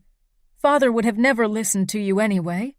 "No, he wouldn't have," she whispered. "But I could have tried harder. There are so many things I regret." I couldn't deny it. I'd often wished that she had stood up for us, especially for Gianna, when Father had lost it again. But there was no use in making her feel bad for something that couldn't be changed. "You only have this one life, Lily. Make the best of it. I wish I had done it, and now it's too late. I don't want you to end like me, to look back at a life full of missed opportunities and lost dreams. Don't let life pass you by. You are braver than me, brave enough to fight for your happiness." I swallowed, stunned by her passionate speech. "What do you mean?" "Before I married your father, I was in love with a young man who worked in my father's restaurant. He was sweet and charming. He wasn't part of our world." I glanced toward the door, worried Father would overhear us. As if that could happen. As if he would actually set foot into this room. "Did you love him?" "Maybe. But love is something that develops with time, and we never got the chance. I could have loved him very much, I'm sure of it. We kissed behind the dumpsters once. It was cold outside and it smelled of garbage, but it was the most romantic moment of my life. A sweet smile was on her face, an expression I'd never seen on my mother before. Pity squeezed my heart tightly. Had Father never done anything romantic for her? "What about Father?" "Your father—" She trailed off. She took a few shuddering breaths. Even with the help of the oxygen tank, she was struggling to breathe. "He doesn't have time for romance. He never had. But he had time for whores behind my mother's back. Even I knew about them. And I was usually the last person who got wind of these kinds of things. I'd never heard him say a kind word to Mother. I'd always assumed he could only show affection behind closed doors, but now I realized he probably never did. The only nice thing he ever did was to buy her expensive jewelry. Don't get me wrong. I respect your father. But you don't love him, I finished. I'd always been sure Mother loved Father, even when he didn't return the feeling. But finding out that there was nothing between them somehow felt like a punch in the stomach. Aria and Gianna had made the best of their arranged marriages, but now I realized that many weren't as lucky and never loved or even tolerated their husbands. Most women in our world were trapped in a loveless marriage with a cheating and sometimes even violent man. She sighed, her eyes sliding shut, her skin becoming even paler than before. I always told myself there was still time to do the things I love, to be happy, and now it's too late. Would those words always feel like a punch every time she voiced them? No, I said shakily. It's not. Don't give up. She looked at me with a sad smile. It won't be much longer. For me, there's nothing but regret. But you have your whole life ahead of you, Liliana. Promise me you'll live it to the fullest. Try to be happy. I swallowed hard. All my life my mother had told me to accept my fate, to be a good girl, to be dutiful. I want to marry for love. You should, she whispered. Father won't allow it. He'll find someone for me, won't he? Aria and Gianna made good matches.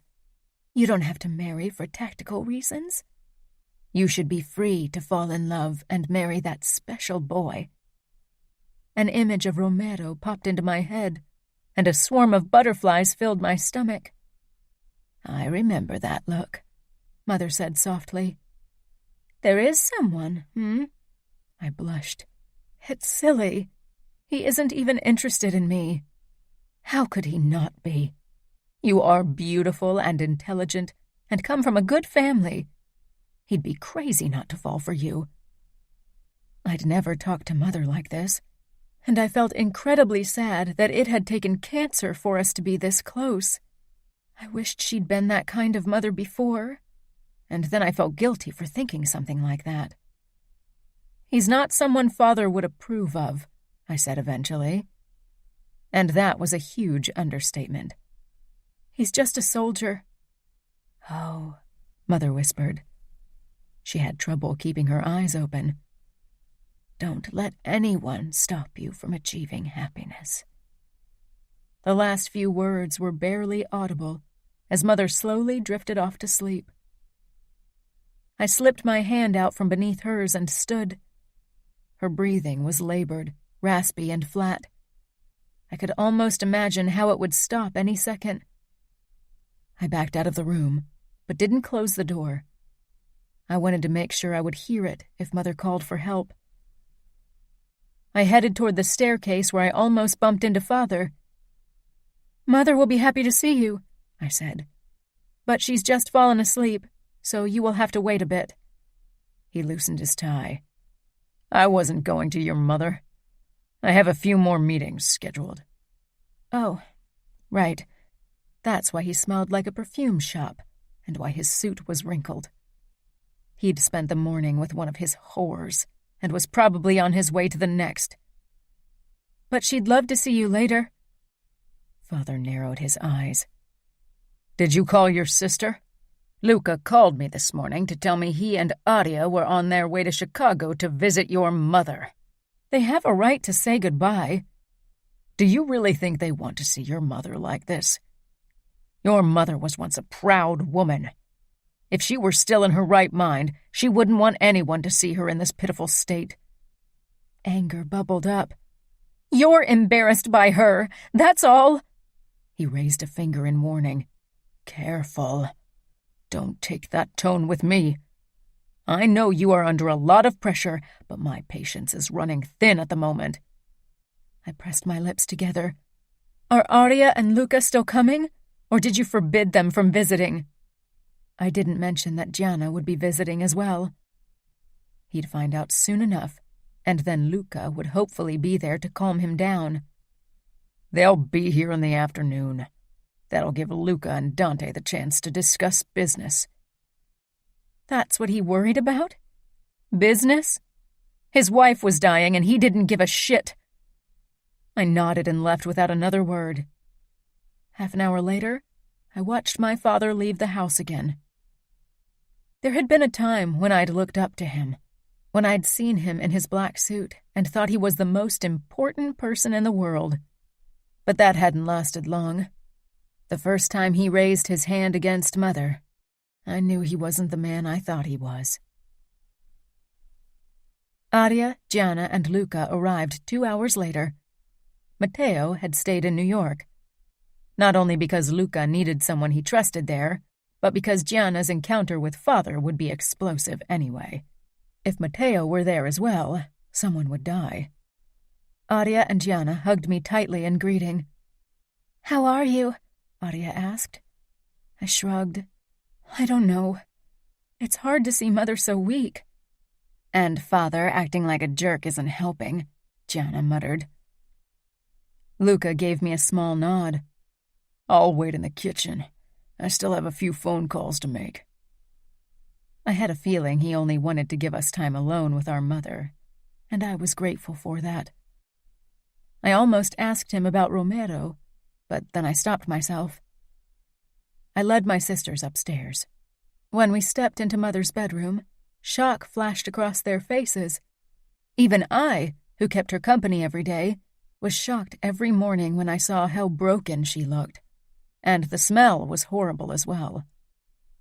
The nurses cleaned the floor and furniture with disinfectant twice a day, but the stench of decay and urine still covered everything. It even seemed to cling to my clothes and skin, and clogged my nose when I couldn't sleep at night. Mother was awake, but it took a moment before recognition shone in her eyes. Then she smiled, and for a moment, despite the tubes disappearing in her nose, she didn't look like death had already marked her as his. Aria immediately walked toward the bed and hugged Mother carefully. Gianna was tense beside me. She and Mother hadn't seen each other in a while, and they hadn't exactly parted on good terms. When Aria stepped back, Mother's gaze settled on Gianna, and she started crying. "Oh, Gianna," she whispered. Gianna rushed toward our mother and embraced her as well. It almost broke my heart that this reunion had such a horrible reason. I wished we'd come together like this long before today. I pulled 2 more chairs toward the bed and put them next to the one I'd spent countless hours in. We all sat down, and Mother looked at peace for the first time in a while. I let Aria and Gianna talk and listened. Gianna leaned over to me when Aria told Mother about a new exhibition in New York. "Where's Fabi? Shouldn't he be home?" "Father always has someone pick him up from school, and then I don't see Fabi until dinner." "Is he inducting Fabi already? Fabi's way too young for that bullshit." "I don't know. It's difficult to talk to Fabi about it. He doesn't tell me everything like he used to. He's changed a lot since Mother got sick. Sometimes I don't recognize him." "The mob changes them all. It sucks the good out of them," Gianna murmured. "Look at Matteo, Luca, and Romero. They aren't all bad." Gianna sighed. "They aren't good, either. Far from it. With Fabi, I know how he used to be before the rottenness wormed its way into him. But with Luca and Matteo, I always only knew them as made men. So it's different." Gianna narrowed her eyes in contemplation. "Are you still crushing on Romero? Shouldn't you have moved on to a new target by now?" I flushed but didn't reply. Luckily, Aria involved Gianna in the conversation, and I could relax again. Gianna, Aria, and I fell asleep in our chairs. 2 hours later, we were woken by Father's sharp voice. "What is she doing here?" I sat up, taking a few seconds to get my bearings. Father stood in the doorway and was glaring daggers at Gianna. He still hadn't forgiven her for what she'd done. He'd probably take his wrath into the grave with him. "I'm not here to see you, believe me," Gianna muttered. Aria rose from her chair and went over to Father to give him a quick hug. Usually his mood always brightened when she was around, because she was the only one who hadn't disappointed him yet. But he didn't even look at her. I don't want you in my house, he said to Gianna. I spotted Fabi a couple of steps behind him, obviously unsure how to react. I knew he'd missed Gianna very much and had always been eager to talk to her on the phone, but Father's influence on him had grown in the last few months, and it was clear that my little brother wasn't sure which side to choose. I stood, chancing a worried look at Mother. She was still out from her meds. I didn't want her to witness this. "Please, let's discuss this outside," I whispered.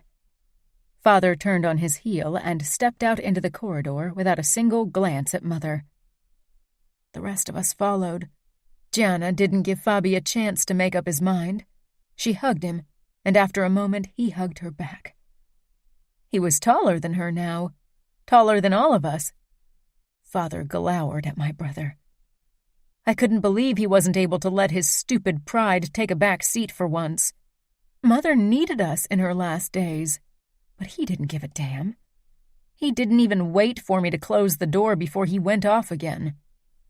"I forbade you from stepping foot into this house," he snarled.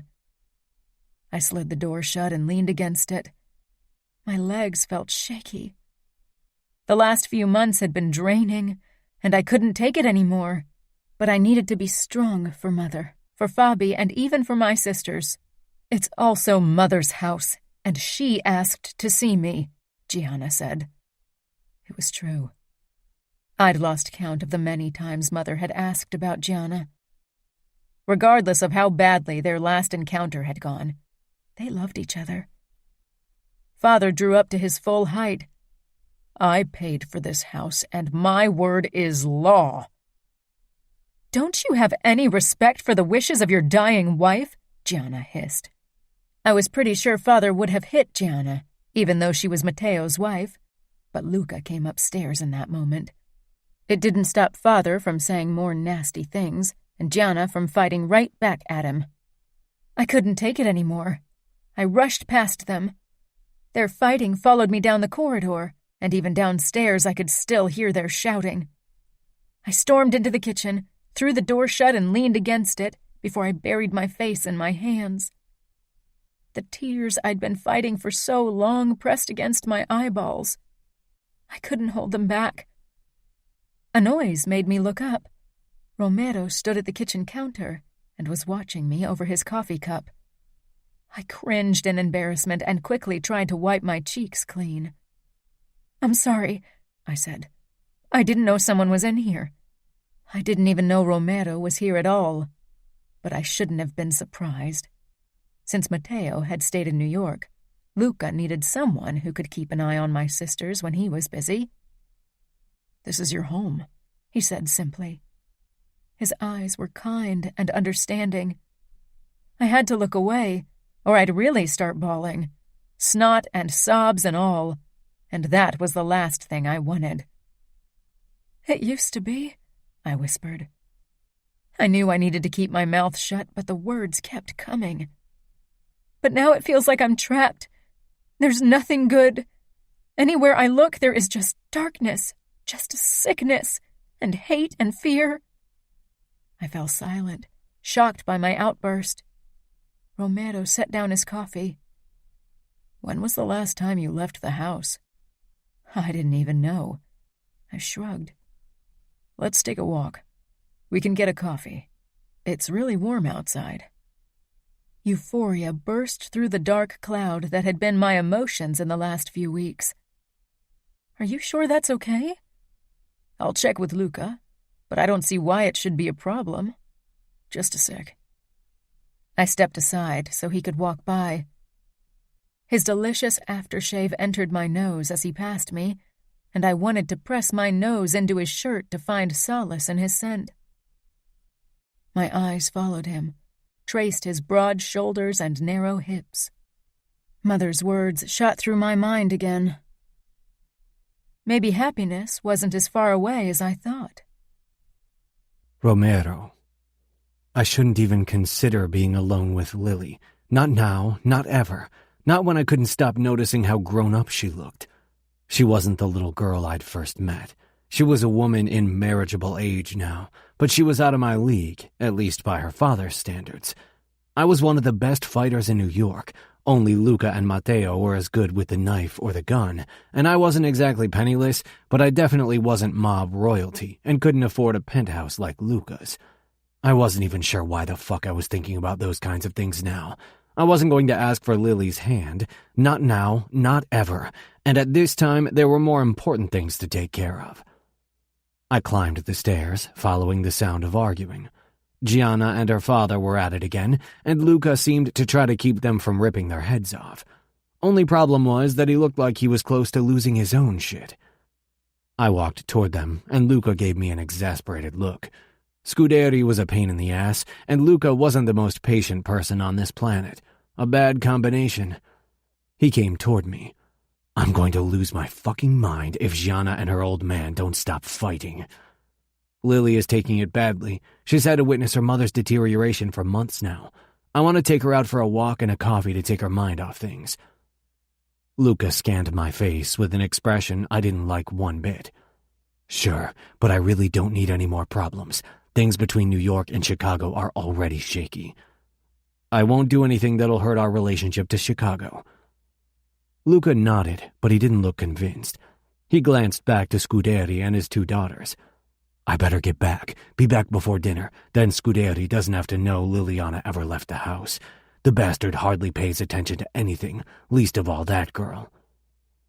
I turned on my heel, leaving Luca to his shitty task of mediating between Scuderi and Gianna. Lily sat at the kitchen table when I entered the room, but quickly rose, a hopeful expression on her gorgeous face. Gorgeous. I had to stop thinking like that when I was around her. Lines easily got blurry, and Luca was right. We didn't need any more shit on our plate. So, can we go out? Lily asked with that same hopeful smile on her face. I stopped more than an arm's length away. Yes, but we need to get back before dinner. That left a little more than 2 hours. A hint of disappointment flickered in her eyes, but it was gone quickly. Then let's go. We stepped out of the house, and Lily stopped on the sidewalk and tilted her head up with a blissful expression. Sun rays cast her face in a soft glow. This feels so good, she said softly. I know so many things that feel even better. How would her face look in the throes of passion? It was something I'd probably never find out. I didn't say anything, only watched her as she soaked in the sun. She blinked up at me with an embarrassed smile. Sorry, I'm wasting time. We were supposed to have coffee and not stand on the sidewalk all day. This is about you. If you'd rather stay here and enjoy the sun, we can do that too. I don't mind. Not one fucking bit. Watching Lily was something I could do all day. She shook her head. Her blonde hair settled in soft waves on her shoulders, and I had to stop myself from reaching out and letting a strand of it glide through my fingers. For some reason I didn't know, I held out my arm for her. She hooked her arm through mine without hesitation, a grin twisting her lips as she peered up at me. Damn it. I led her down the street. Do you know a nice cafe? I've been in Chicago plenty of times in the last few years, but I'm not that familiar with the culinary scene. Just a 10-minute walk away is a small cafe with fantastic coffee and delicious cupcakes. We could go there. I usually only order everything to go, but we could sit down if you want. There were many things I wanted, and now that I'd seen her in those tight jeans and shirt, most of them involved Lily naked on my bed. That sounds good. Lead the way. You know what I like about you? You are so easygoing and relaxed. You seem like the guy next door. Nice and kind. Lily, I'm a made man. Don't make me into a hero that I'm not. I'm not kind or nice. You are to me, she said lightly. Her blue eyes were far too trusting. She didn't know the things I'd been thinking about her. Most of them hadn't been nice. I wanted to do so many dirty things to her, she wouldn't even understand half of them. And that was why I needed to keep my distance. Maybe she looked grown up, but she was still too young, too innocent. I only smiled. I'm trying. You're doing good, she said teasingly. The sadness and hopelessness were gone from her face for the moment, and that was all the encouragement I needed. Liliana. Romero smirked. Thanks. I could have kissed him then. He looked so handsome and sexy. "You're very welcome," I said.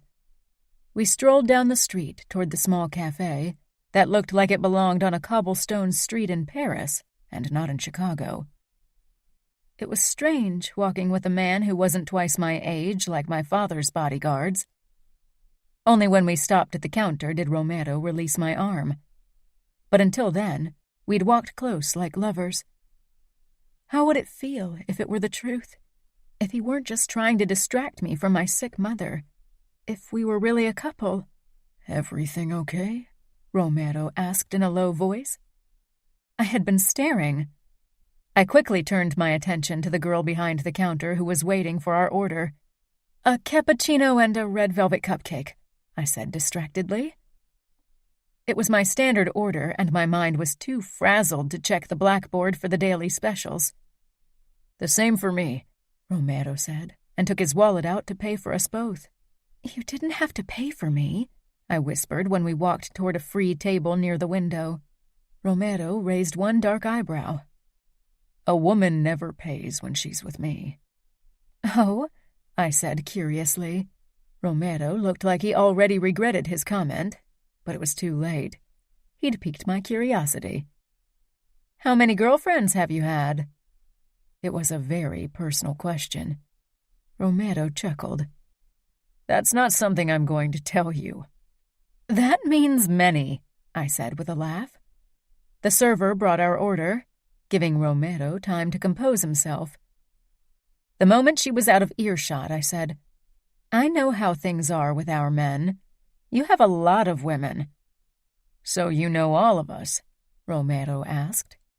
He leaned back in his chair like he didn't have a care in the world.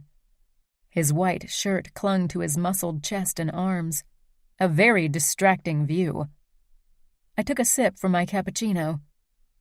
"Women talk, and from what I hear, most made men don't say no to the whorehouses of the outfit.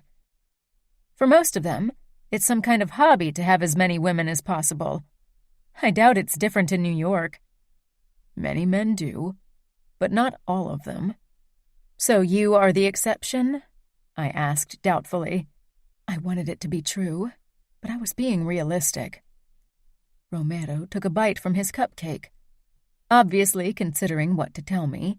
"I've had wild days when I was younger. 18 or 19, maybe." "And now? Do you have a girlfriend? A fiancé?" I'd always put the thought out of my mind, but the way Romero had talked, it was a valid option. I sipped at my coffee, glad for the feel of the cup in my hands. It gave me something to focus on. Romero shook his head with an unreadable look on his face. "No, I've had girlfriends in the last few years, but it's difficult to have a steady relationship if work always comes first. I'm a soldier. The familia will always be my top priority. Most women can't bear it." "Most women don't get asked if they want this life or not." "What about an arranged marriage?" "I don't like the idea of someone telling me who I should marry." "So your family never tried to set you up with someone?" Romero grinned. I could have jumped over the table and crawled onto his lap. "Of course they have. We're Italian. It's in our bloodstream to meddle with our children's lives." "But you never liked any of the girls they suggested?" "I liked some of them well enough, but either they weren't interested in me, or I couldn't see myself spending the rest of my life with them." "And nobody ever tried to force you into marriage?" Romero's expression darkened, turned more predatory. "How would they force me?" I nodded. Yes, how? He was a made man, not a stupid girl. "You're right. You can make your own decisions." Romero set down his cup and leaned forward, elbows on the table. "Luca could ask me to marry for political reasons. I probably wouldn't refuse him." "But he wouldn't do that," I said. Romero nodded. "Maybe you'll get to choose for yourself as well. You might meet the perfect guy soon, and he might be worthy in your father's eyes." The perfect guy sat in front of me. It stung that Romero suggested I find someone else. Didn't he realize I had feelings for him? I didn't want to find some guy my father would approve of. I wanted the man in front of me. Perhaps he saw something in my expression, because after that, we talked about random things, nothing of importance. And far too soon we had to make our way back to my home. This time we didn't link arms. I tried not to be disappointed, but it was hard. When we stepped into the entrance hall of the house, I could feel the weight of the lingering sadness return to my shoulders. Romero lightly touched my arm.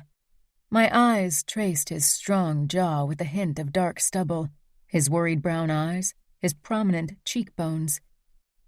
And then I did what I'd promised myself not to do again. But right in this moment, in this cold, hopeless house, he was the light and I was the moth. I pushed to my toes and kissed him. The touch was the briefest contact. Hardly there, but it made me long for more. Romero grasped my arms and pushed me away. Liliana, don't. I untangled myself from his hold and left without another word. Mother had said I should take risks for my happiness, and I was doing just that. Romero. I stormed into the kitchen. I needed another coffee. The door smashed shut behind me with too much force. I wanted to tear something into tiny pieces. My lips still tingled from that ridiculous kiss. You couldn't even really call it that. It had been over too quickly because I'd acted like the dutiful soldier I was supposed to be. Fuck it. I made myself a coffee and emptied it in 2 gulps, then put the cup down with a loud clang. The door to the kitchen swung open, and Luca leaned in the doorway with a questioning look on his face. You realize this isn't your home, right? I don't think Scuderi appreciates you destroying his expensive marble counter. The corners of his mouth twitched in an almost smile. I relaxed against the kitchen island. I don't think Scuderi even knows where his kitchen is. Where is he anyway? It's suspiciously quiet in the house. I thought he and Gianna would never stop fighting. Luca's expression darkened. They would still be at it, but Scuderi left for a meeting, which I'll have to do soon as well. Dante and I are going to discuss the Russians tonight at some Italian restaurant he loves. I assume I'll stay here to keep an eye on the women, I said tightly. The idea of being around Lily all evening worried me. Luca came up to me. Do I have to worry about what went on between you and Liliana while you were gone for coffee? Do I even want to know? I glared. Nothing happened, Luca. You know me. I'm a good soldier. You are also a guy with a dick, and Liliana is a gorgeous girl who's been flirting with you for years. Sometimes that can lead to unfortunate accidents. I released a long breath. Fuck, Luca muttered. I was joking. Don't tell me there's really been something going on. Liliana kissed me, but you could hardly call it that. Our lips barely touched, and I pushed her away, so you have nothing to worry about. Oh, but I have to worry considering the look of regret on your face when you said that your lips barely touched. You want her. Yes, I want her, I muttered, starting to get annoyed by his interrogation. Luca used to be the guy who couldn't keep it in his pants, and now he was acting all high and mighty. But I'm not going to act on it. I can control myself. I'd never do anything to hurt the familia. Luca clapped my shoulder. I know that, and if you're ever at risk of following your dick instead of your brain, just remember that Liliana is going through a lot. She's probably only looking for a distraction. She's vulnerable and young. I know you won't allow her to ruin her life. That was a guilt trip if I'd ever heard one. I nodded, because the words waiting on the tip of my tongue were too harsh for my capo. Arya walked into the kitchen in that moment, but she stopped when she saw us. Am I interrupting anything? She glanced between Luca and me. I thought we should start dinner. Father gave our maid the day off because he doesn't want anyone in the house right now. That means we have to cook. Let's order pizza, Luca said. He walked toward his wife and pulled her against him before kissing the top of her head. In the first few years of working for Luca, I'd have bet everything that he wasn't capable of that kind of affection. Did your conversation have something to do with Lily? Arya asked casually as she rifled through several flyers from pizza delivery services. I didn't say anything, and Luca shrugged. Why do you ask? He said. Arya shook her head. I'm not blind.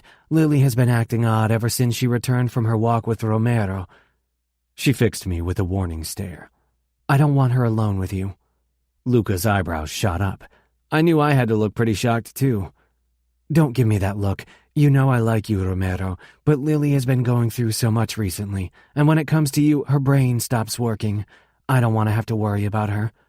So now you're protecting her virtue? I asked sarcastically.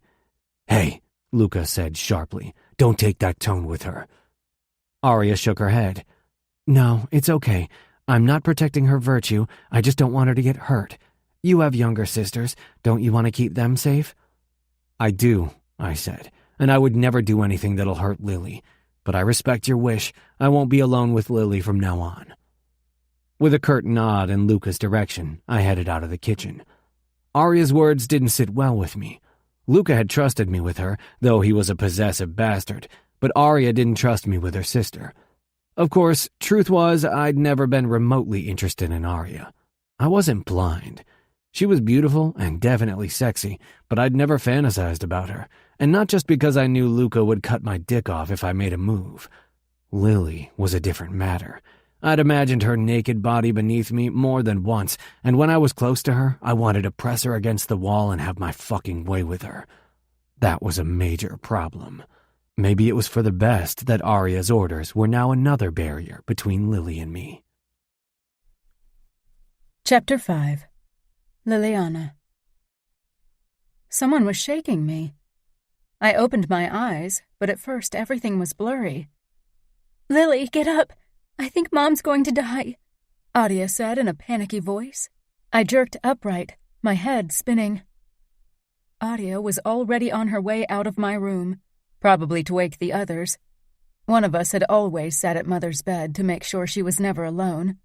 Tonight it had been Adia's turn. I untangled myself from my blankets, slipped out of bed, and hurried toward the bedroom at the end of the corridor. The smell of antiseptic and disinfectant greeted me even before I entered, but my nose had grown used to the biting stench by now. Gianna was already inside, perched on the edge of the bed.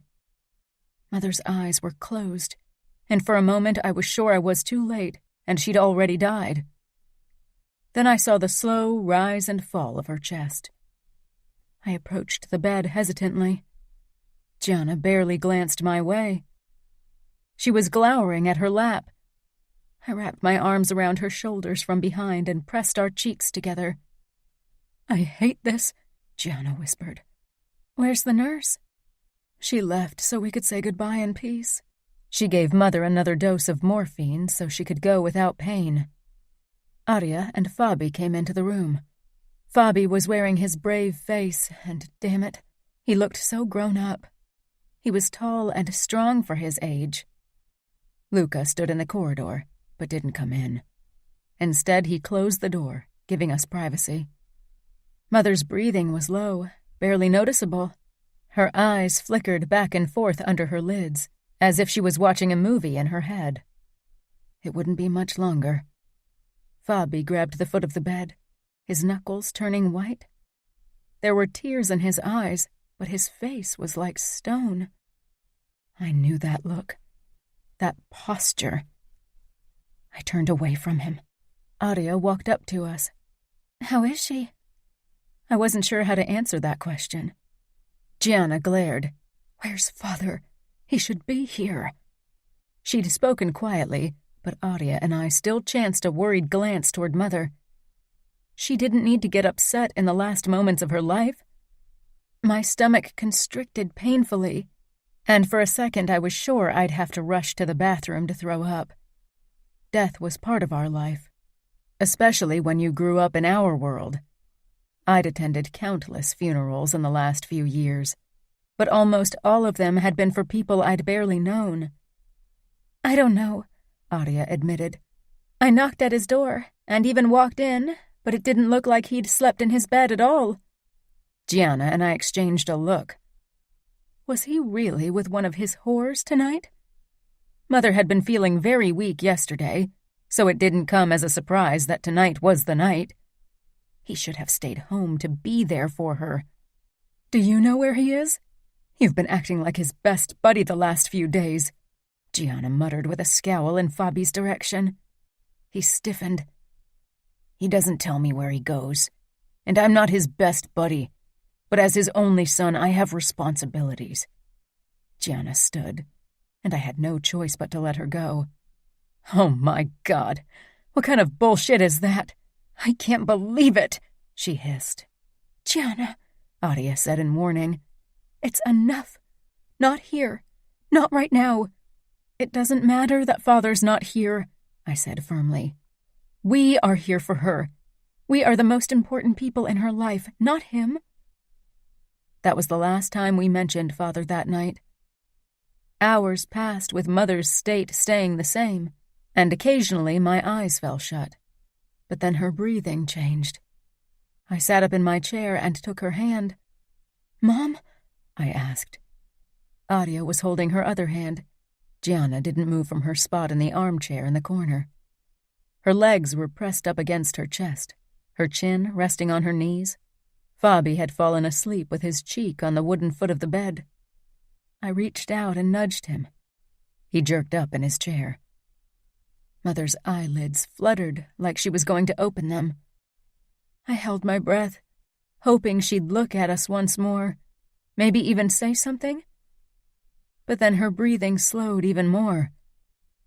I wasn't sure how much longer it took.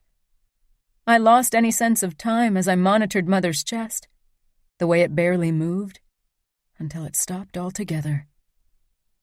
Fabi ran out to get the nurse, but I didn't need her to tell me what I already knew. Our mother was gone.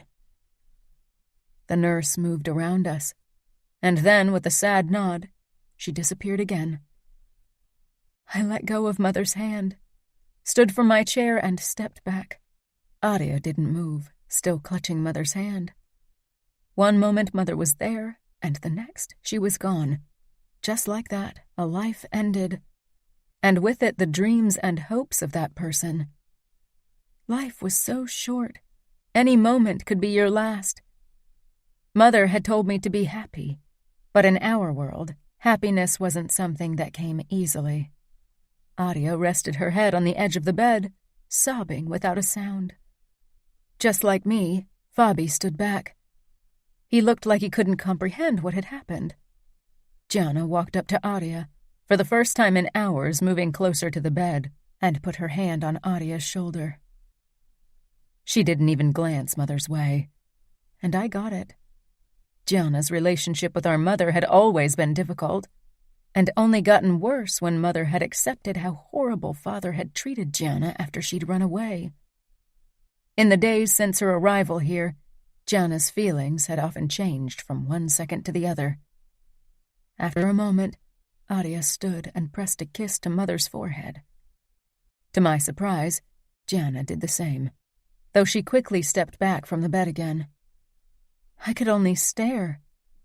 I knew I should kiss Mother's forehead as well as a last goodbye, but I couldn't bring myself to touch this lifeless corpse. That wasn't her anymore. That was something empty and lifeless. I staggered out of the room. My throat was cording up and my eyes were burning. I wanted to run and never stop, but in the corridor I bumped into Romero. If he hadn't grabbed my shoulders, I would have toppled over. I gasped for breath.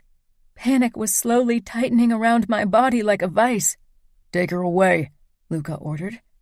I hadn't even noticed him. "What about Aria's order?" "I don't give a damn." Romero wrapped an arm around my waist and steered me down the hallway. I was still trying to suck air into my lungs, but it was futile. My legs buckled. "Hey," Romero said in a soothing voice. "Sit down." He guided me to the floor and helped me put my head between my legs while he drew calming circles on my back. The feel of his warm hand steadied me. "Just breathe," he murmured. "It's okay." His voice pulled me out of the black hole that wanted to consume me, and eventually my breathing returned to normal. "She's dead," I whispered when I was sure I could speak. Romero halted in his stroking of my back. "I'm sorry." I nodded, fighting back new tears. Father wasn't there. I don't know where he is. He should have been there for her in her last moments. The anger felt good, better than the sadness. Yes, he should have. Maybe Dante called him away. I glowered up at Romero. Dante wouldn't have done it, not in the middle of the night. Not when he knows that our mother is so sick. No, Father didn't want to be here when Mother died. He barely visited her since she got worse. He's a selfish bastard, and is probably screwing one of his whores right this moment. Romero smiled darkly. I sometimes forget that you're an adult now and know the ugly sides of our world. You better not forget, I said. I know more than all of you think. I don't doubt it, he said. For an instant, we only stared at each other. I felt calmer now. Thanks, I said simply. Romero pulled his hand away from my back. I wished he hadn't. His touch had felt good.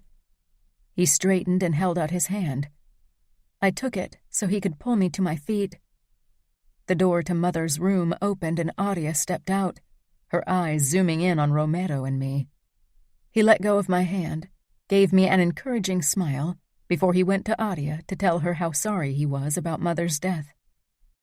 Audia nodded, but then her eyes darted to me again. Her cheeks were wet with tears. I walked toward her and wrapped my arms around her. Romero took that as his cue to leave, but before he turned the corner, he glanced over his shoulder and our gazes met. The cold and empty feeling in my chest eased, and something warm and more hopeful took its place. Then he disappeared from my view. I almost went after him, but my sisters needed me now. Steps sounded behind us, and then Luca was heading our way, lowering his phone from his ear. He doesn't answer his phone? Did you try to send him a message? Audia asked as she pulled back from me and hurried toward her husband. Luca grimaced. Yes, I sent him 2 messages, but he hasn't replied yet, and he doesn't answer my calls. I doubt he'll be back any time soon. I returned into Mother's bedroom, even though my body bristled at the mere idea. But Audia needed some time with her husband. I'd only be the 5th wheel. Before I closed the door, I saw Luca cradling my sister's face and kissing her eyelids. That was love and devotion. He wouldn't have left her side if she'd been dying. He wasn't a good man, but he was a good husband. I prayed that I'd be as lucky one day. I couldn't live the life my mother had, with a cold husband who didn't care about me. I knew Romero wouldn't be like that, but it wasn't like Father would choose him for my husband. Gianna was back in her armchair, but she was talking on the phone in a low voice, probably with Matteo. She, too, had found someone regardless of how hard she'd fought her marriage in the beginning. Fabi was gone. I didn't want to interrupt Gianna, so I went in search of my little brother. I found him in his room, sitting at his desk and polishing one of his many combat knives. They were shiny already. "Do you want to talk?" I asked. He didn't even look up, only pressed his lips together. I waited before I finally nodded. "Okay, but if you change your mind, I'm in my room." He didn't react, only reached for the next knife and began polishing that, too. Romero waited outside. He nodded toward my brother. "Do you want me to talk to him? Maybe he needs someone who isn't family." "You mean who isn't female?" I said bitterly. But then I swallowed my emotions. "You're probably right. He'd rather talk to you than me." Romero looked like he wanted to say more, but then he walked past me and toward my brother. "Do you need help polishing your collection?" Fabi's head shot up. Admiration flickered across his pale face. He didn't say anything, but he handed Romero a cloth. Romero perched on the edge of the desk and unsheathed his own knife from its holster. A long, curved blade that looked absolutely deadly. Fabi's eyes lit up, and he rose from his chair to take a closer look. "Wow," he breathed. "I should probably polish it first. Your knives are in a much better condition." "That's because they are only for show," Fabi said.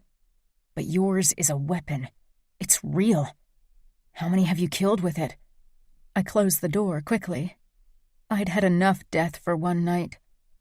I didn't want to know how many Romero had caused in his lifetime. I glanced down toward the bedroom where Mother's corpse waited to be taken away. Then I turned around and headed toward my room. Aria had Luca, Gianna had Matteo, and for the moment, even Fabi had Romero. But I'd deal with this alone. I'd been doing it for weeks and months now. Romero. I wanted to be there for Lily, wanted to console her, but I respected Aria's wishes. She too had gone through enough shit and didn't need the additional grief of worrying about her sister. Instead, I showed Fabiano how to handle my knife, how to unsheath a long blade as quickly as a short one. It was easy to distract him from his sadness. But damn it, he wasn't the one who needed me most. Needed you? God damn it. If I started thinking like that now, I'd get myself in huge trouble. Lily wasn't my responsibility, and she definitely didn't need me. Fabi drew his knife from the holster I'd lent to him and grinned at how fast he'd done it. I'd been like that once, eager to learn everything there was about fighting, about winning, eager to prove my worth. My father had been a low debt collector, someone who never got to talk to the capo directly. I'd wanted to be better, to prove my worth to him and myself. Fabiano had huge expectations resting on his shoulders. He had plenty of ways to fail, but very few options to excel. I need to go to Luca now, I said eventually. Fabi nodded and settled back on his chair. He picked up a cloth and polished the same knife again. I guessed he would spend all night like that, and maybe even the next few days. I walked out and headed for the stairs, but stopped in front of Liliana's door, listening for a sound. Maybe I wanted to hear crying so I could storm in and console her, be her knight in fucking armor. I moved on. Chapter 6. Liliana. I looked deathly pale in mourning. Aria, Gianna, and I wore the same modest black dress and ballet flats, our hair pinned up in a bun. I didn't wear makeup, even though the shadows beneath my eyes were scary. Father had organized a huge funeral, expensive oak coffin, a sea of beautiful flowers, only the best food for the feast afterwards. He acted like the devastated widower everyone expected to see. It was a marvelous show. He should have been there for Mother when she really needed him. This was only to impress people, and maybe to make him feel better. Even a man like him had to feel guilty for abandoning his dying wife. The funeral was a big affair in our world. Father was an important man, and so Mother's death was a social event. Everyone wanted to attend, and everyone was crying crocodile tears as they said their condolences. My eyes were dry as sand. I could see people glancing my way, waiting for me to cry over my mother, to show the reaction they all expected from me. But I couldn't cry. I didn't want to cry, not surrounded by so many people with their fake tears. They pretended they'd cared for my mother, that they'd known her, but none of these people had visited her when she was bound to the house. She'd been dead to them long before her death. The moment she hadn't been the glitzy society lady, they'd ditched her like a dirty rag. They made me sick. All of them. Father put his arms around Fabi's and my shoulders as he led us toward the coffin. I shuddered under his touch. I didn't think he realized it was revulsion for his closeness that had caused my reaction, because he actually squeezed my shoulder. It took incredible self-control for me to stay where I was and not rip away from him. The priest started his prayer as the coffin was slowly lowered into the hole. I peered up through my lashes and caught Romero's eyes over the grave. Unlike Luca and Matteo, who'd flown in for the funeral, Romero wasn't allowed to stand on this side with our family. His expression was solemn as we watched each other, but then he lowered his gaze back to the coffin. He'd been avoiding me in the last few days. When I entered the room he was in, he usually left with a stupid excuse. It was obvious he couldn't stand my presence, and didn't know how to tell me. Everyone was walking on eggshells around my siblings and me now. I wished he'd tell me the truth. I could handle it. Father led us back toward the other mourners, away from Mother's grave, and finally let go of me. I released a quiet breath, glad to be out of the spotlight and away from my father. The moment people started to head for the coffin to say their last goodbye, I backed away. Nobody stopped me. Nobody even seemed to notice. They were busy putting on their show. I turned and didn't look back. I rushed down the path, away from the grave, sending pebbles flying as my feet pounded the ground. I wasn't even sure where I was going. The graveyard was huge. There were plenty of places to find peace and silence. I reached a part that was even more opulent than where Mother had been buried. Rows over rows of old family vaults surrounded me. Most of them were locked, but one of the iron gates was ajar. I headed that way, and after having made sure nobody was watching me, I opened it and slipped inside. It was cool in the vault, and the smell of mildew drifted into my nose. Everything was made from gray marble. I sank down slowly and sat with my back against the cold wall. In moments like this, I understood why Gianna had run away. I'd never had the urge to leave this life behind forever, but sometimes I wanted to escape at least for a little while. I knew eventually someone would notice I was missing and come looking for me, but I didn't even care that Father would lose his shit on me. It took less than an hour before I heard someone call my name in the distance. I opened my lips to reply, but not a sound came out. I rested my head against the marble and peered out through the bars of the iron gate. So often in my life, I'd felt as if I was surrounded by invisible bars, and now I sought shelter behind them. A bitter smile twisted my lips. Steps crunched outside of the vault. I held my breath as someone came into view outside the gate. A tall form with a familiar frame loomed in front of it. Romero. He hadn't seen me yet, but his eyes scanned their surroundings. They passed right over the spot where I was hiding, and he was about to turn away. I could have stayed hidden, alone with my anger and misery and sadness. But suddenly I didn't want this.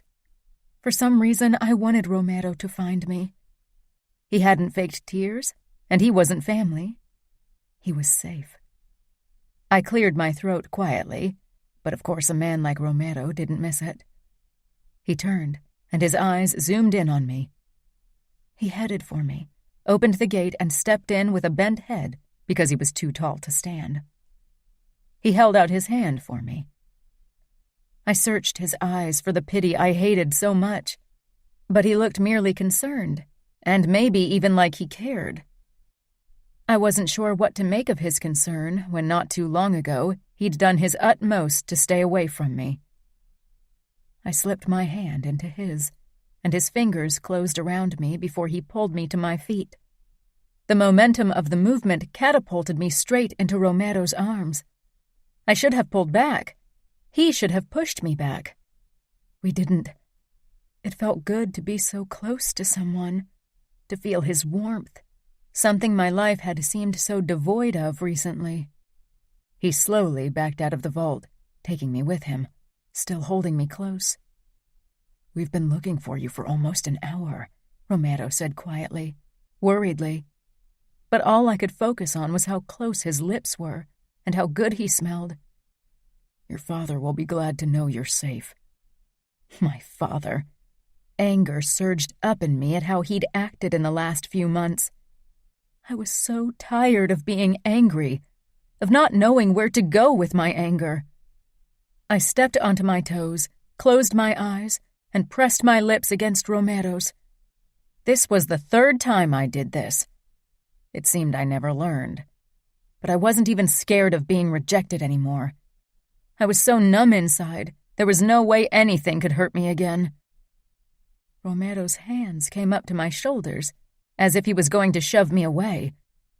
but then he merely rested them there, warm and strong. He didn't try to deepen the kiss, but our lips moved against each other. There was only the barest touch, and even that was over too quickly. Something trailed down my cheeks and caught on my lips. I'd never imagined my first real kiss would taste of tears.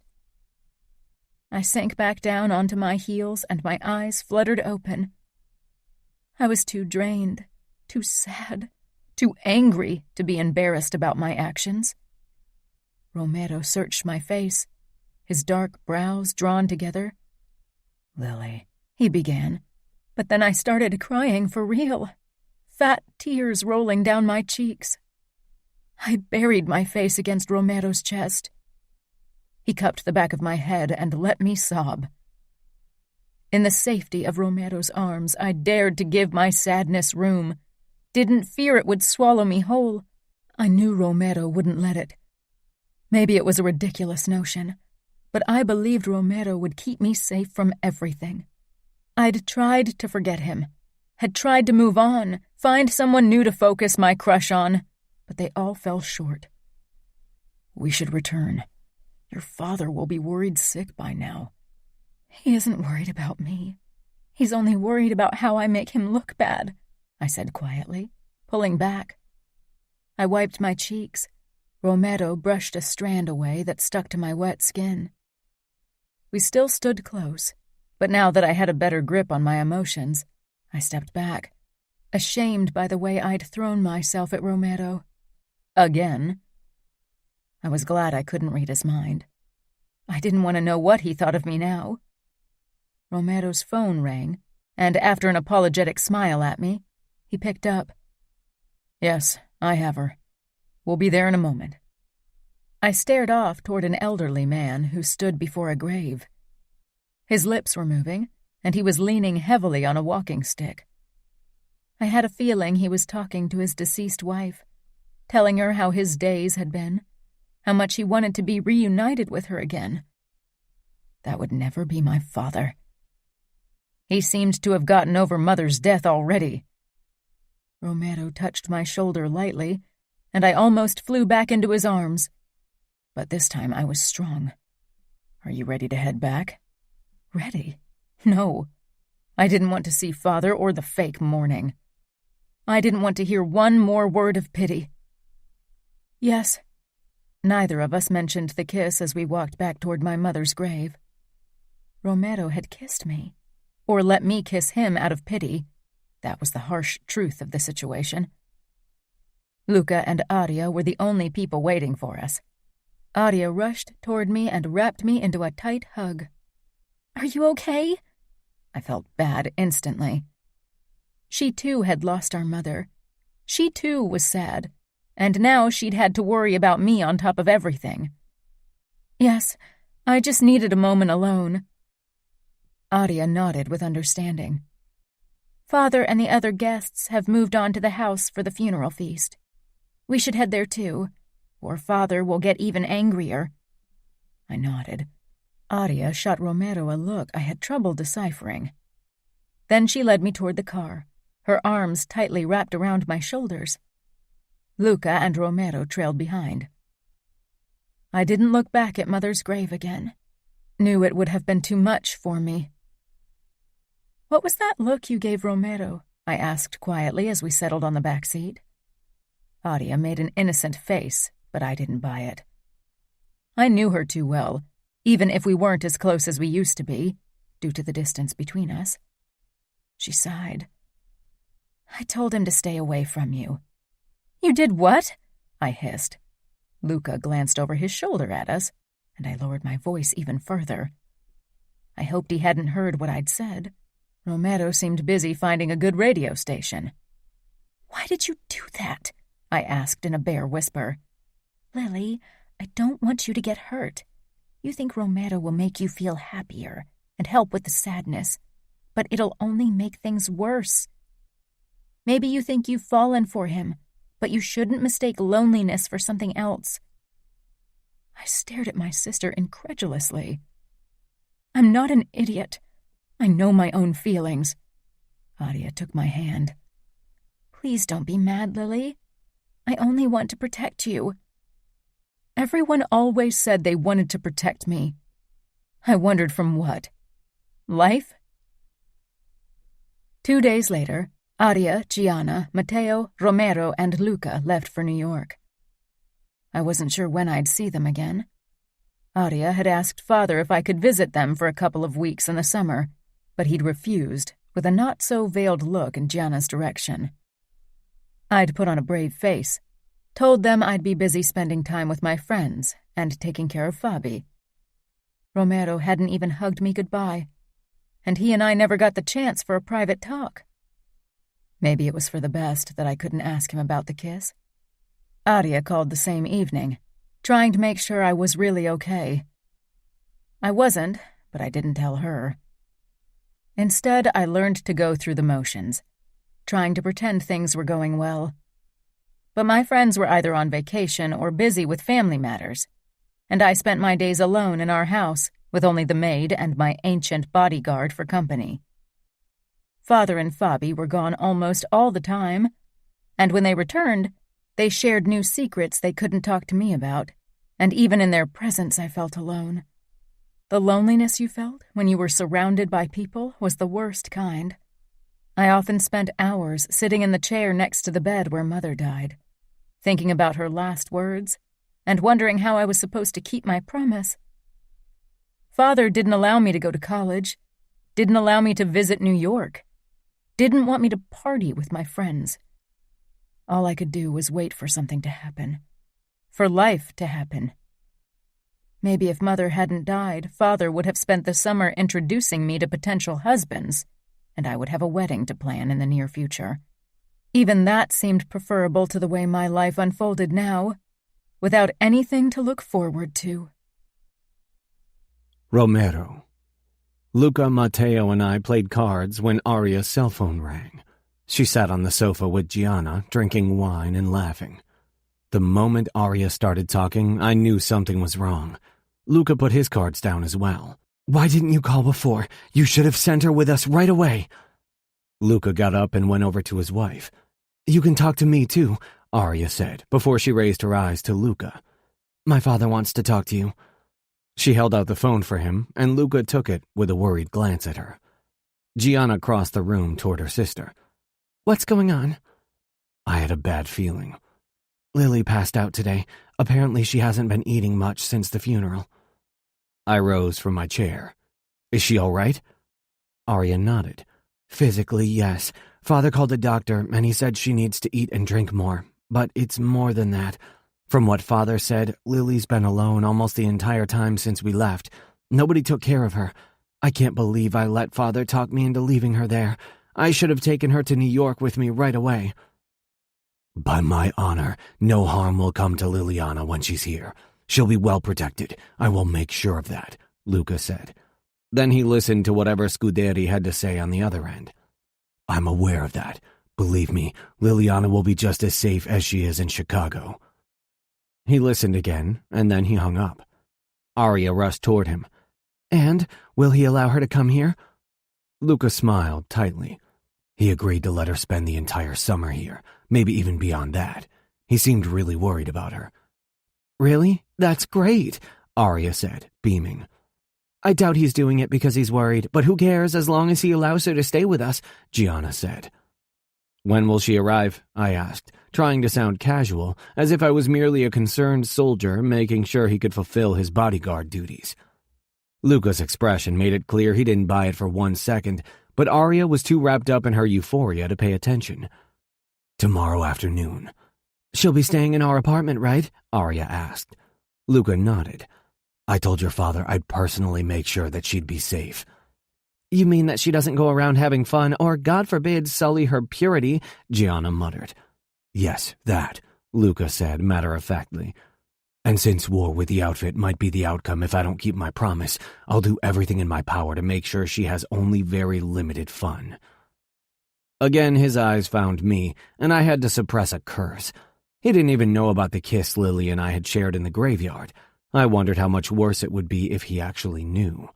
"We could spend the summer in the Hamptons. It's too hot and stuffy in the city, and we're using the mansion not often enough anyway." Arya touched Luca's forearm and fixed him with one of her looks that always got him. "Please, Luca, I don't want Lily to be stuck in the apartment. In the Hamptons, we can lie at the pool and swim in the ocean and take trips with our boat." Okay, Luca said with a resigned look. "But Matteo and I can't stay with you the entire time. We have a lot to deal with at the moment. Romero and Sandro will have to keep you safe while we're gone." Arya chanced a glance in my direction. She probably wondered if it was a good idea to have me around her sister, and to be honest, I wondered the same thing. Chapter 7.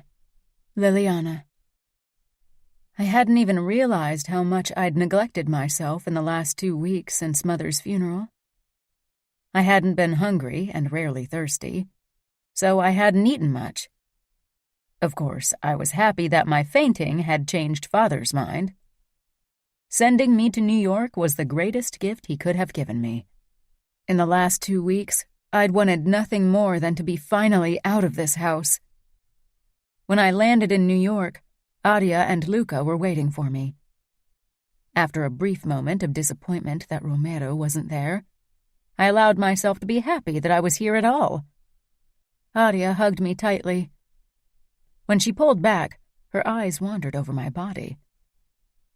How could Father not have noticed something before? God, you've lost so much weight, Lily. It's only a few pounds, and I'll gain it back in no time, I said with a smile. You better, Luca said, giving me a one-arm hug. I will have you force-fed if necessary. I promised your father to take good care of you. I rolled my eyes. I don't even understand why Father cares. He hardly paid attention to me, and now he's suddenly worried sick over me?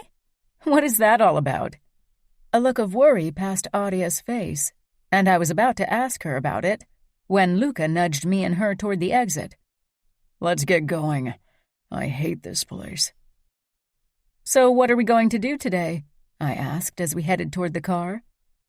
After weeks of doing nothing, of feeling nothing, I needed to get out, needed to feel alive again. Nothing, Adia said apologetically.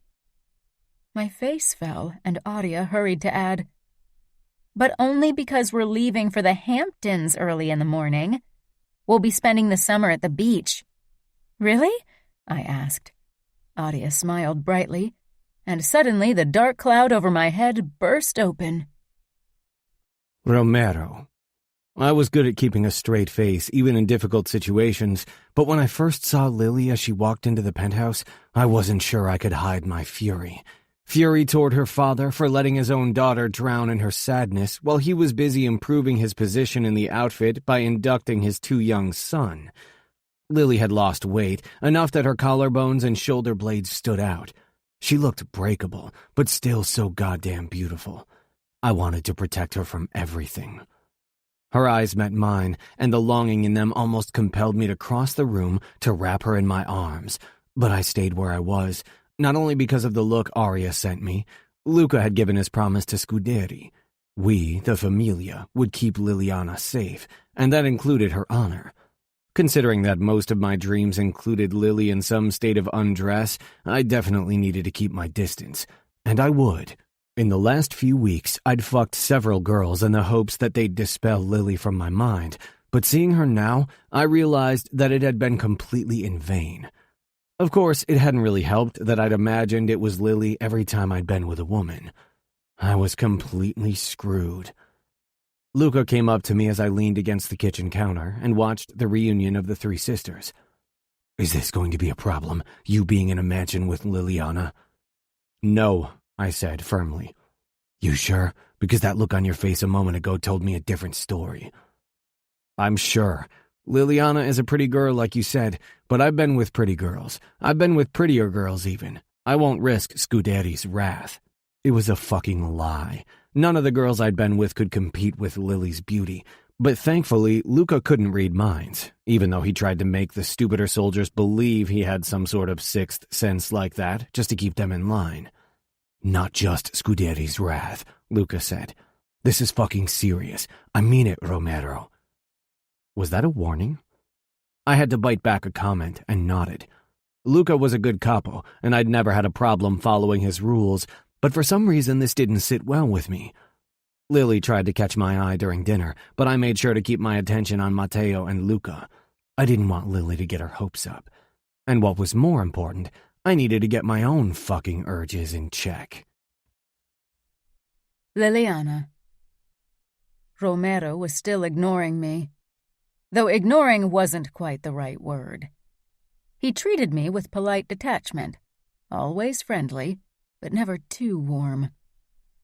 If I hadn't known what Audia had told him, I'd have taken it harder, but as it was, I was fairly sure that he was interested in me. The first day at the mansion, the sun was shining brightly, and we decided to have dinner outside on the beach. I decided to wear my pink beach dress. It was low-cut, backless, and hugged my curves. Well, at least it usually did. Now it was slightly loose in certain places, but it looked still very nice. When my sisters and I headed for the table that the men had set up, Romero looked up from the barbecue that he was manning, and the look in his eyes when he spotted me was all the encouragement I needed. That was far from the polite detachment of the last 24 hours. He tore his gaze away from me and returned to his task of turning the steaks.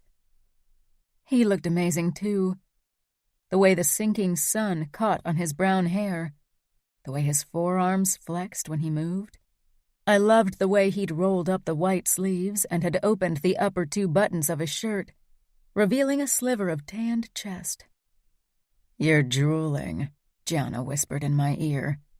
I flushed and jerked my gaze away from Romero, then glared at my sister, who sank down at the table with a sneaky grin on her face. I took the chair beside her. "Did you tell Romero to stay away from me as well?" Gianna took the bottle of white wine out of the cooler and filled our glasses. "Me? No. You know me. I'm all for the naughty and forbidden. If you want to have a piece of Romero, then do it. Life is too short." I paused with the wine glass against my lips. Mother's words crashed into my mind, almost the same words. "Audia disagrees," I said. Then I downed half of the wine. "Audia's trying to act like a mother hen, but you have to decide what you want." "Are you trying to get me in trouble?" I asked, feeling my stomach warm from the wine. I finished my glass in another long gulp. "I don't think you need me for that, to be honest," Gianna said with raised red eyebrows. "But do me a favor, and slow down with the wine." "I thought you wanted me to have fun." "Yeah, but I want you to be sober enough to realize what you want. And I don't think Romero will take you seriously if you're shit-faced." "You're right. He's too much of a gentleman to take advantage of a drunk girl." Gianna snorted. "Wow, now I know why Audia's worried." She watched Romero for a while. He was laughing about something Matteo had said. "I wouldn't put too much trust in his gentlemanliness if I were you. Stay in control when you're with him. He's still a made man. Don't make me have to kill him, okay?" "I thought you weren't a mother hen." "I'm not. I'm the angry mother bear who's going to tear his dick off if he hurts you." I burst into laughter. Audia joined us at the table in that moment and regarded us with suspicion. "I don't know if I like you two alone together. It smells like trouble if you ask me." "You don't want me alone with anyone, it seems," I said, only half teasing. Audia groaned and took a glass of wine for herself. "Are you still mad at me?" "I'm not mad at you." I was only going to ignore Audia's orders, and I'd do my best to convince Romero to ignore them as well. Audia glanced at Gianna, who made an innocent face, then at me. "I don't like this.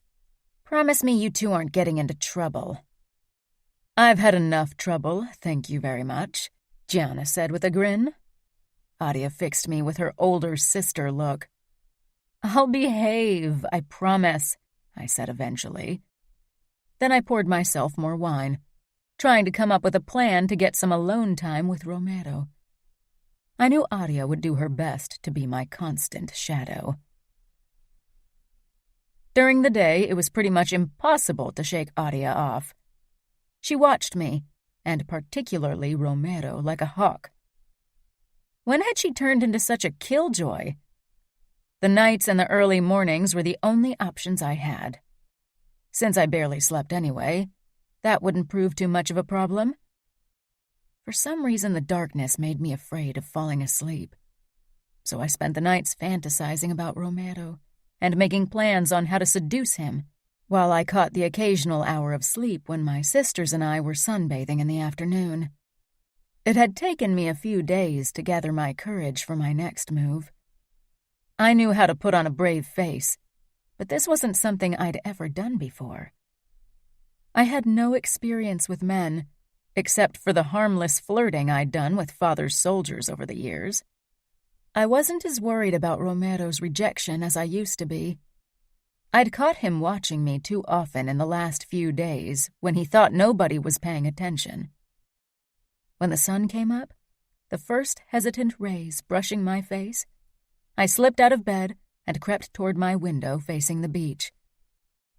Like every other morning in the last few days, I spotted a lonely figure jogging along the beach in shorts and without a shirt. This was the highlight of my day. I wasn't sure where Romero took the discipline to get up before sunrise every morning to work out, and I really hoped he wouldn't show that much self-control when it came to me.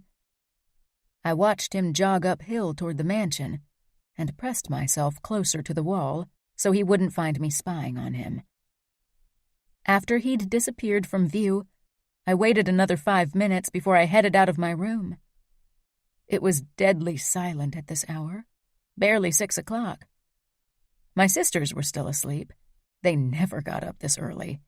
And Matteo and Luca had left for New York yesterday and wouldn't be back until tonight. So the only person who could have crossed my path was the other guard, Sandro. When I passed Sandro's door, I made sure to be extra quiet. But there was no sound coming from his room. I picked up my pace the closer I got to Romero's room. I knew it was wrong. If someone found out, if my father found out, he'd keep me locked up in Chicago. He wouldn't even let me leave the house anymore. What I was doing was vastly inappropriate and unladylike. People were still bad-mouthing Gianna after all that time. They'd jump at the chance to find a new victim. And what could be better than another Scuderi sister getting caught in the act, and with a mere soldier, no less? And deep down, I knew I was exactly like Gianna when it came to resisting temptation. I simply couldn't. Romero's door wasn't locked. I slipped into his bedroom on tiptoes, holding my breath. He wasn't there, but I could hear water running in the adjoining bathroom. I crept in that direction. The door was ajar, and I peered through the gap. Romero was a creature of habit, so I found him under the shower as expected. But from my vantage point, I couldn't see much. I edged the door open and slipped in.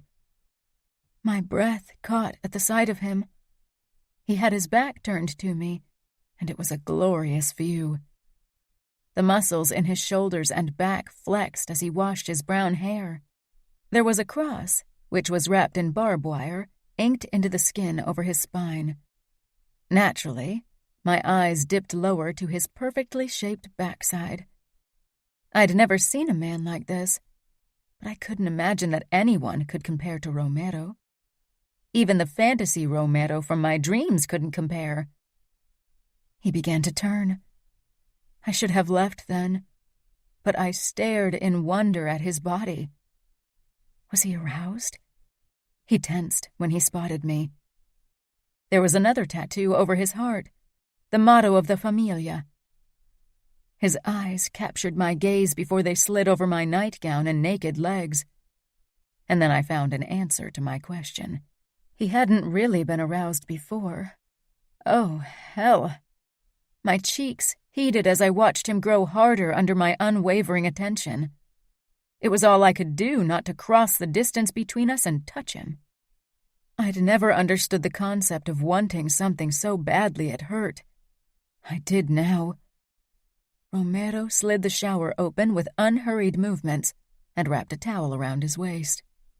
Then he stepped out.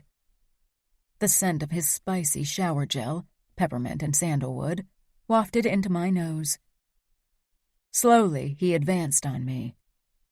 "You know," he said in a strangely rough voice, "if someone found us like this, they might get the wrong idea. An idea that could cost me my life and you your reputation." I still couldn't move. I was stone, but my insides seemed to burn, to liquefy into red-hot lava. I couldn't look away. I'd spent hours going over the things I wanted to say once I had him cornered, but now I was speechless. My eyes lingered on the edge of the towel, on the fine line of dark hairs disappearing beneath it, on the delicious V of his hips. My hand moved, reaching for Romero's chest, needing to feel his skin beneath my fingertips. I had no impulse control when it came to him. Maybe it should have terrified me. Girls weren't supposed to be like that. Romero caught my wrist before I could touch him, his grip almost painful. My gaze shot up, half embarrassed and half surprised. What I saw on Romero's face made me shiver. He leaned forward, coming closer and closer. My eyes fluttered shut, but the kiss I wanted never came. Upon hearing the creak of the door, I peered up at Romero.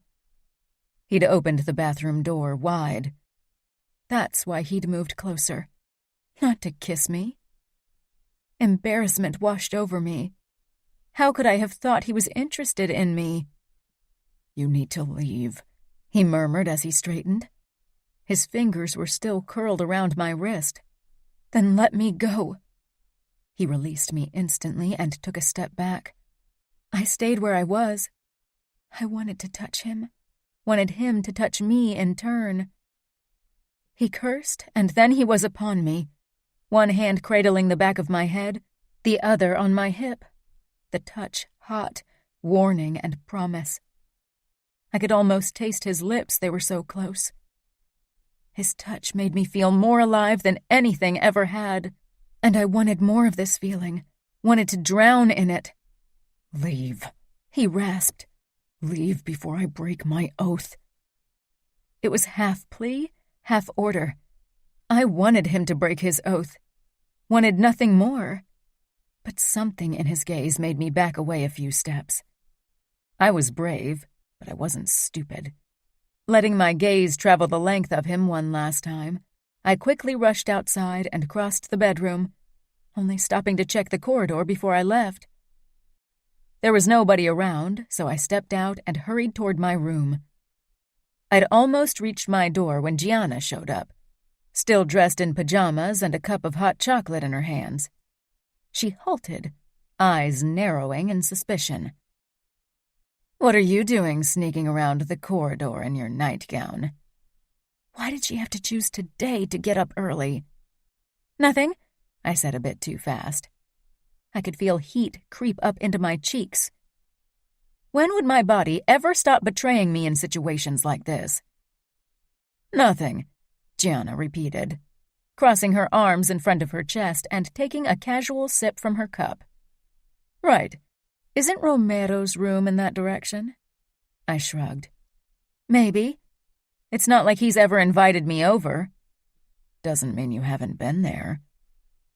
"Are you done with your interrogation? I don't know why you suddenly try to sound like father. It's not like you've always been playing by the rules." "Easy, Tiger. I was just curious. For all I care, you can visit Romero and whoever else you want as often as you like. But you know how things are. If the servants catch you, rumors will spread like wildfire. You have to be clever about it, and running around the house like a chicken without its head isn't going to help. If Audia had caught you like this, you'd have a lot of explaining to do." "I did nothing wrong," I said stubbornly. Gianna smiled bitterly. "I know, but that doesn't mean they won't punish you for it. Just be careful." She handed me her cup of hot chocolate. I think you need it more than me."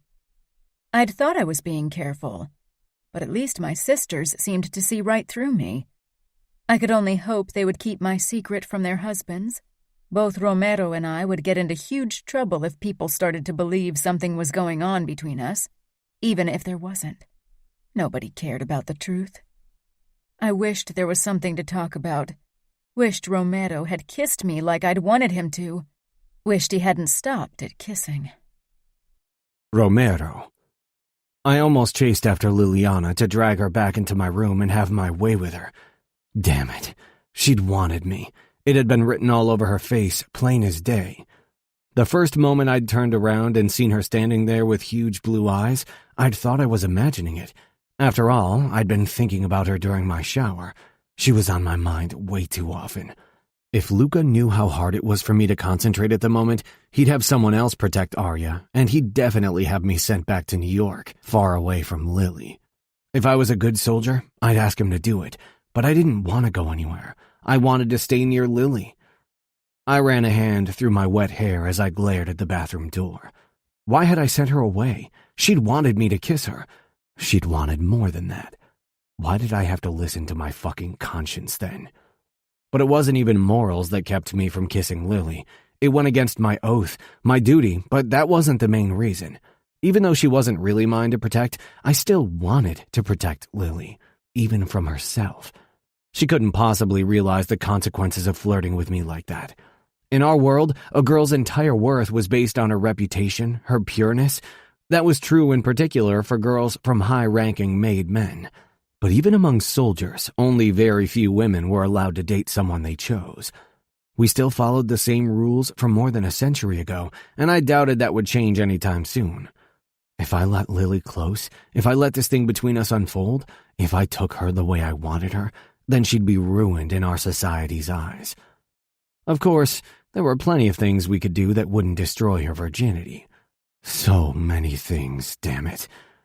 That was a very dangerous thing to consider, because if I really started to think of all the ways I could have Lily without ruining her, the likelier it got that I actually acted on those ideas, and I wasn't sure if I was strong enough to stop at a certain point. At least, not if Lily didn't ask me to, and I had a feeling she wouldn't. During breakfast, I acted as if nothing had happened. Arya was already too attentive, and Gianna seemed to know more than she should as well. Lily met my gaze when her sisters weren't looking, and the look in her eyes made my cock twitch. Today I'd given her an opening. She knew now that I wanted her. I'd spent my life for others, always putting my own needs second. Would it really be so bad if I took what I wanted for once? Never in my life had I wanted anything more than the girl across from me. Why should I deny myself this? Chapter 8. Liliana. I stared up at the ceiling, or rather where I knew it was. The darkness was impenetrable. I couldn't even make out my own hand. Sometimes it felt like darkness was all there was in my life. A long tunnel without an end. Especially at night, Mother's words haunted me. I'd promised her I'd be happy, but I wasn't even sure how to do it.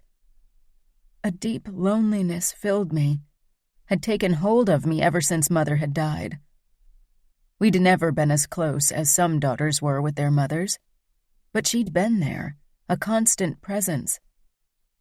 And now it seemed like I was all alone.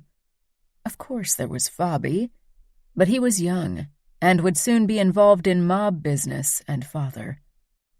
Right now, being here in the Hamptons made me happy, but it was a temporary thing. My sisters, they were always there for me, but they had their own lives. They had husbands, and one day they'd have their own families. They'd still love me and still take care of me, but I wanted my own happiness, separate from them. I wanted what they had, and I knew the only person I wanted that kind of happiness with was Romero. He had been watching me differently this summer. In the past years, his expression had made it clear that I was nothing but a girl to him, someone to protect. But recently something had changed. I wasn't an expert when it came to men, of course. But his gaze had held a hint of something I often saw on Luca's face when he watched my sister Aria. At least I was quite certain. I pushed my blanket off my body and sat up. I didn't bother turning on the lights from fear of attracting attention, and instead felt my way toward the door. I inched the handle down and slipped into the corridor. It was silent and dark, but at least here I could make out schemes. Not that I needed to see something to find Romero's room. I knew exactly where it was. I had lost count of the times I'd imagined going there again. But so far, reason had stopped me. Tonight I was tired of listening to reason, of playing it safe. I didn't want to be alone, didn't want to spend all night staring into the darkness, being lonely and sad. I crept down the corridor, careful not to make a sound, hardly daring to breathe. When I reached the door to Romero's room, I stood there for a long time. It was silent inside. Of course, it was already way past midnight, and he always got up early for his run. My fingers shook with nerves when I gripped the door handle and pushed it down. The door opened without a sound. I snuck in and closed it again. Then I didn't move for a long time, only stared toward the bed and the contours of Romero's body. His curtains weren't drawn, so the moonlight provided some light. His back was turned toward me, and the blanket only reached his waist. My eyes traced his muscled shoulders and arms. I moved closer, one hesitant step after the other. This was so wrong. Romero had caught me in his room before, and worse, he'd caught me spying on him in the shower. But this felt more intimate. He was in bed, and if things went my way, I'd soon join him. What if he sent me away? Or worse, what if he got angry and told Luca? What if they sent me back to Chicago, into that dark and hopeless house with my father, who didn't miss my mother at all? I froze a couple of steps from the bed. My breathing had quickened as if I'd exerted myself, and my hands were clammy. Maybe I was losing my mind. I was trying to tell myself that I was doing this because Mother had wanted me to be happy.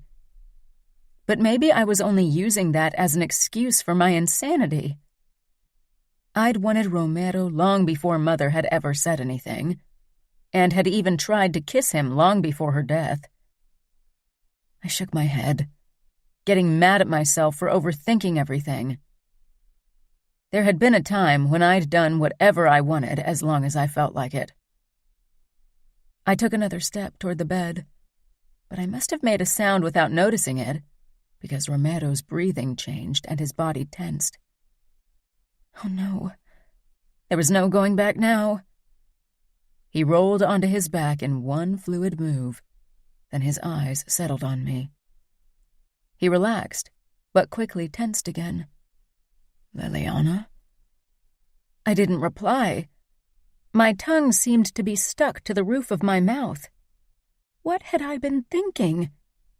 Romero swung his legs out of bed, and he sat on the edge for a moment, silently watching me. Could he see my face? I probably looked like a mouse trapped by a cat, but I wasn't afraid. Not one bit. If anything, I was embarrassed, and strangely excited. I was a twisted and sick mouse, that much was sure. He stood, and of course my eyes did a quick scan of his body. He was only wearing boxer shorts. He looked too good to be true, like he'd stepped right out of my dreams.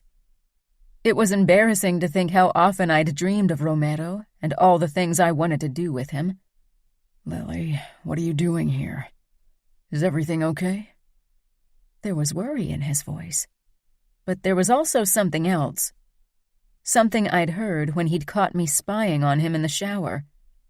It was something darker and almost eager. My stomach fluttered with butterflies, and I took a step in his direction.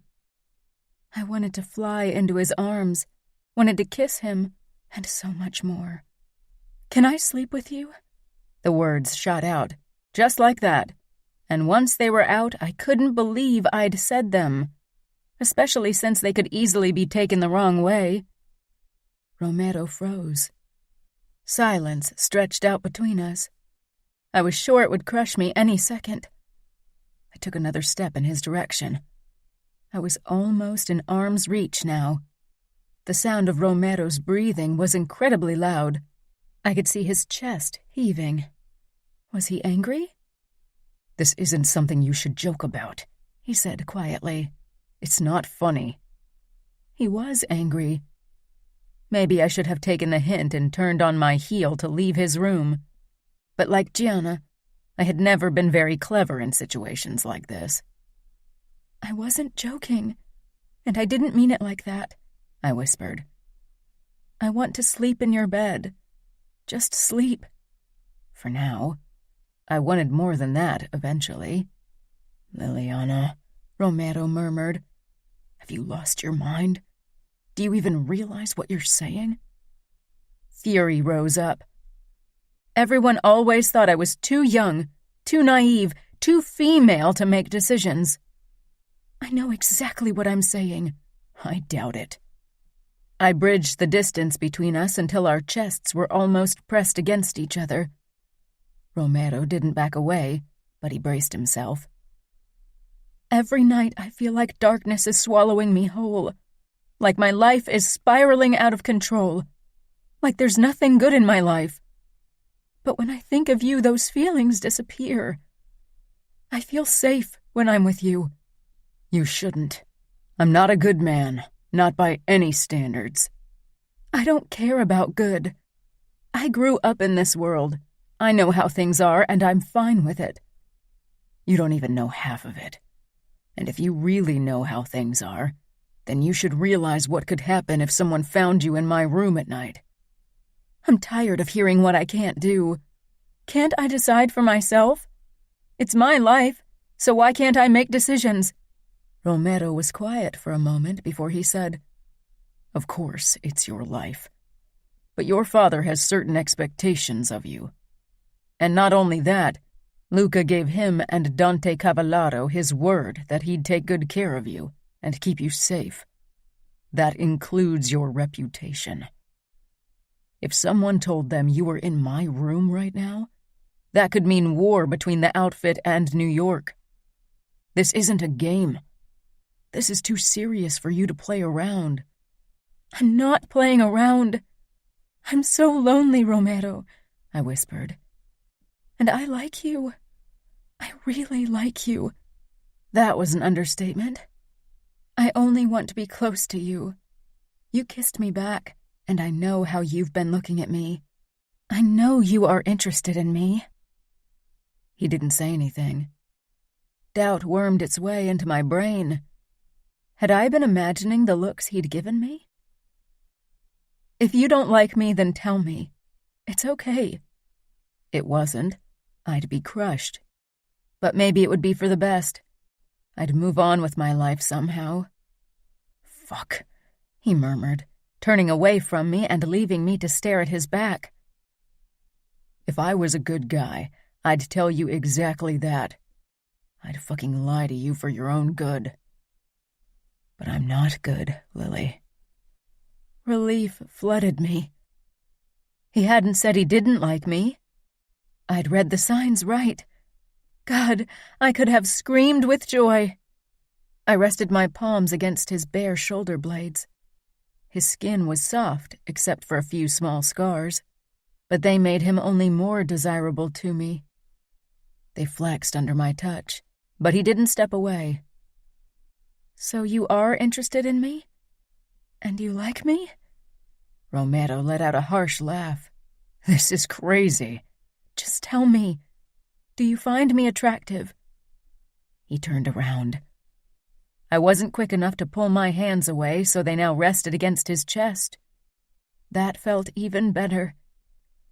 I had to stop myself from running my hands up and down his body.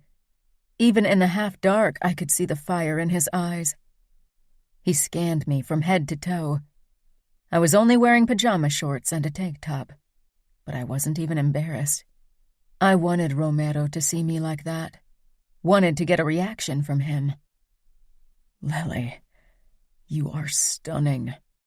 Of course I find you attractive. Look at you. You are too fucking beautiful for words. My lips parted. That was more than I'd dared to hope for. I moved even closer and peered up at him. Then why do you keep pushing me away? Because it's the right thing to do, and because I know the risks. Isn't it worth the risk? Romero stared down at me with such intensity that I couldn't help but shiver. He didn't reply. He gripped my hips and pulled me against him before his lips came down on mine. I opened up without hesitation, eager for that kiss, eager for his closeness. His tongue plunged into my mouth. There was no flicker of hesitation or doubt in his kiss. I moaned. This was so different from our first kiss, more intense.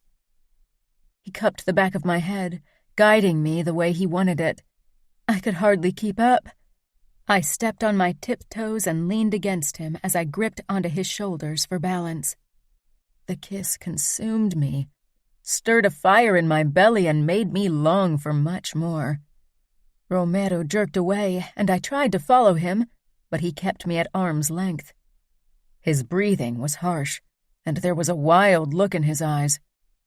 "Give me a second," he rasped. He squeezed his eyes shut as if he was in pain. All I could think about was to kiss him again, to have his hands on my body. I wanted nothing more. But I did as he asked, and gave him a few seconds to get control over himself. Eventually, he opened his eyes again. The wild look was gone and was replaced by something more controlled. His grip on my shoulders relaxed, and his thumbs lightly stroked my skin.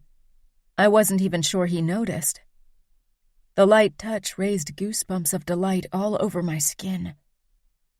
I waited for him to say something, but also feared what he would say. One of his hands traveled up to my cheek. "You should leave now," he said quietly. I froze. "You're sending me away?" Hesitation flickered across his face. "It's for the best, Lily. Believe me." I took a step back. I wasn't going to beg him. If he didn't want me to spend the night, then I'd have to accept it. "Okay. Good night." I turned around and hurried out of the room. I hardly paid attention as I crossed the corridor toward my room. I'd put myself out there today, had risked everything to get what I wanted. I wouldn't do that again. I had a huge crush on Romero, but I also still had my pride. If he didn't want to risk this, then I'd accept it. I closed the door and crept back into my bed. Like before, the darkness closed in on me. It was too silent in my room, too lonely and empty. Even the memory of the kiss Romero and I had shared couldn't cheer me up. Not when it was probably the last time I'd kiss Romero. It took a long time for me to fall asleep, and then Mother's pale, unhappy face haunted my dreams. Romero and I barely looked at each other the next morning. I didn't seek his closeness like usual. I tried to avoid his eyes as much as possible, but a few times I caught him stealing glances my way. I wasn't sure what they meant, but I was glad that he and I didn't get to spend time alone together. Of course, he was almost always around. It was difficult to avoid your bodyguard, but I did my best to focus entirely on my sisters, to enjoy my time with them. Romero. It was way past midnight when I headed for my room. Luca, Matteo, and I had played cards until an hour ago, a distraction I fucking needed, and afterward, when they had joined their wives in bed, I'd sat on the terrace and wondered why I couldn't have the same. A noise made me pause. My hand went to my gun as I followed the sound toward Lily's door. She sounded like she was in distress, mumbling in her sleep and crying. I checked the corridor, but I was alone. Everyone was long asleep, or at least busy behind closed bedroom doors. I pushed the door open and slipped in. It took my eyes a moment to get used to the darkness, which was worse than in the rest of the house. The curtains didn't let any light in. I kept the door ajar and moved further into the room. I knew what I should do, and it definitely wasn't being alone in Lily's bedroom with her at night. On my list of things to avoid, that was really at the top. She was in obvious distress, and I'd vowed to protect her, but a nightmare wouldn't harm her. There was no reason for me to be here. I could have called Arya or Gianna, or just let Lily sleep through her nightmare, but I was a stupid fucker. When she'd come to my room 2 days ago, it had taken every fucking ounce of self-control to send her away. I'd wanted her in my bed, and not just for sleep. When I'd first heard her question if she could sleep with me, I'd almost gotten a hard-on. I knew she didn't mean it that way, but I'd never wanted to misunderstand someone more than in that night. This was messed up. I'd always put my job and the familia first. All the women in my life so far had been a nice distraction, but they'd never even come close to interfering with my duty. Lily was different. I wasn't sure how she'd done it, but I couldn't get her out of my freaking head. I glanced between the open door and Lily's bed, then I walked toward her. I left the door ajar, even though part of me wanted to close it and have total privacy, but if I wanted any chance at keeping my promise, I needed the risk of someone walking by and looking into the room. As I stood over Lily, I watched her for a moment. She lay on her back, her blonde hair spread out on her pillow and her brows drawn together. Even in the throes of a nightmare, she was fucking beautiful. Damn it, what had I gotten myself into? I touched her shoulder. She was dressed in only a tank top, and my fingers brushed the naked skin of her shoulders, and the touch sent a freaking shiver all the way to my cock. Her fucking shoulder, not her boob or her butt or her pussy. I almost got a fucking hard-on from touching a shoulder, for God's sake. This was pathetic on a whole new level. Liliana? Somehow it felt safer to use her normal name instead of her nickname. Her eyes moved under her eyelids, and she stirred under my hand, but still didn't wake. I gently touched the side of her neck, feeling her pulse flutter under my fingertips. "Lily," I said a bit louder. She jerked, and her eyes flew open, staring straight at me. "Romero?" she whispered in a voice still heavy with sleep. I wanted to kiss her so badly. Liliana. Someone touched my throat, tearing me from sleep. I opened my eyes, but it took a few seconds before my brain registered what was before me. Romero. Romero? Maybe I was still dreaming. It was definitely an improvement over my previous dream about my mother, who had talked to me with lifeless eyes about happiness. "It's okay," Romero said in his deep voice. I looked around. "You are in my room." I sounded like a moron, but I was stunned.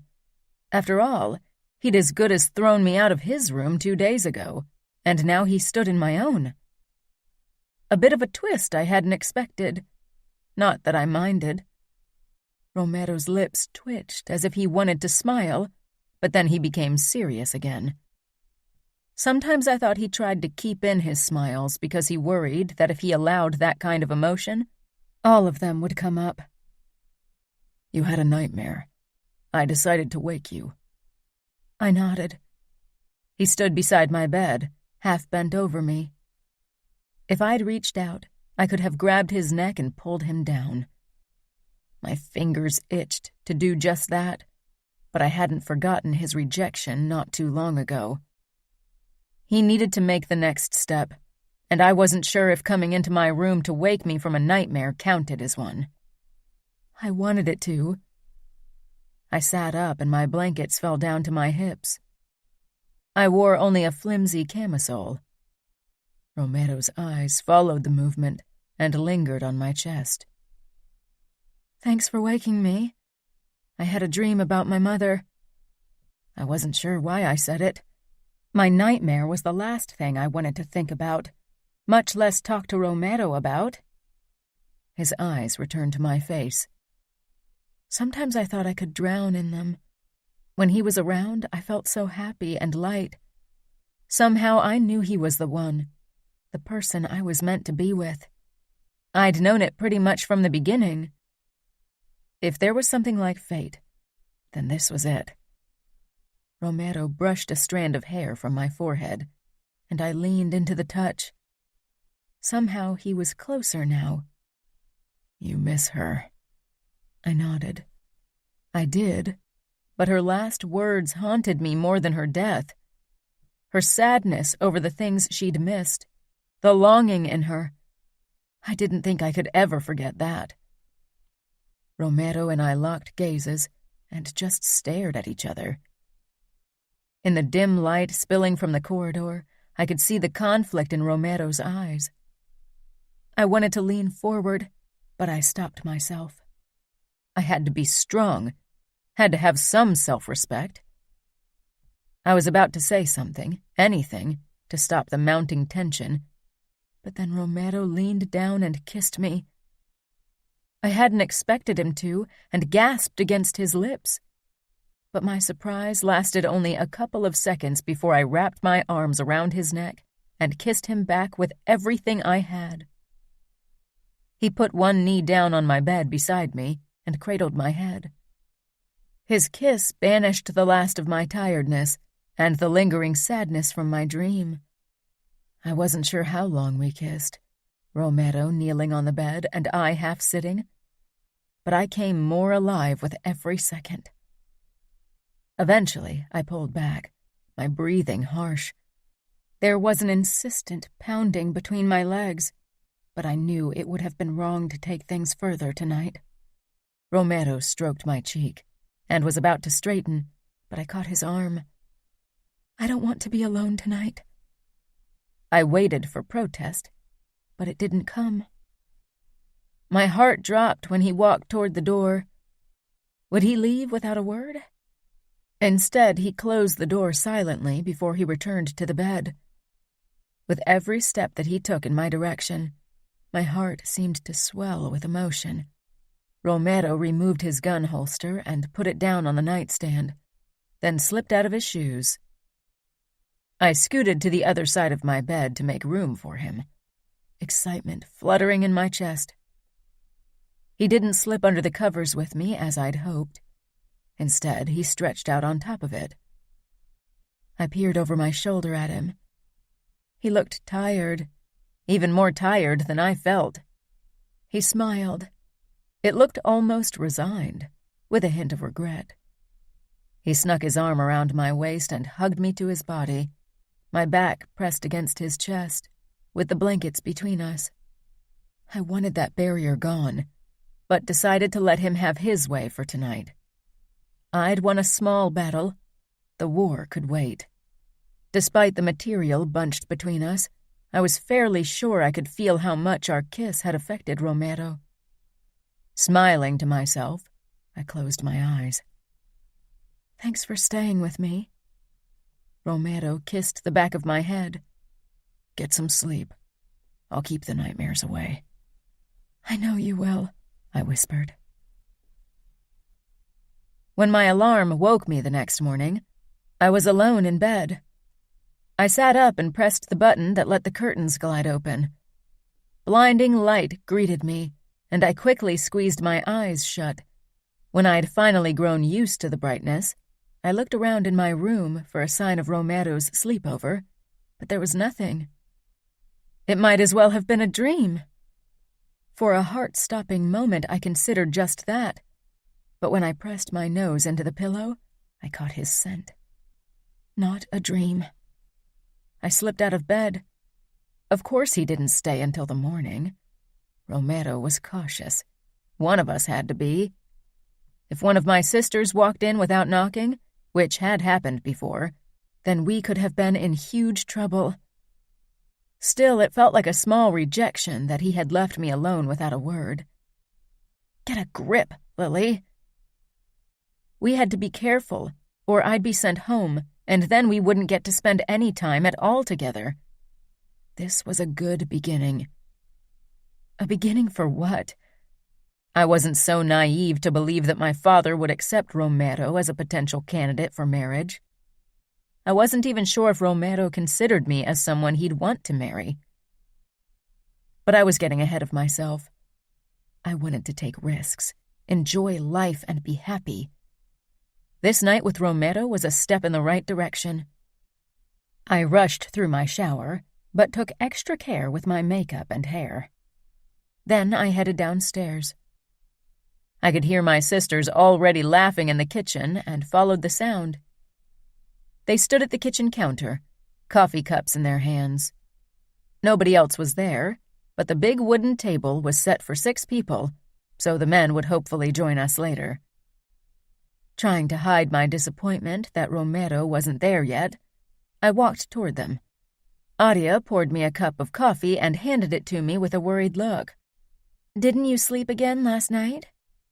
I paused with the cup against my lips, my pulse quickening. Had they seen Romero walking into my room? Or maybe even leaving it in the morning? "Why?" I asked hesitantly. Gianna snorted. "Because you look fucking tired.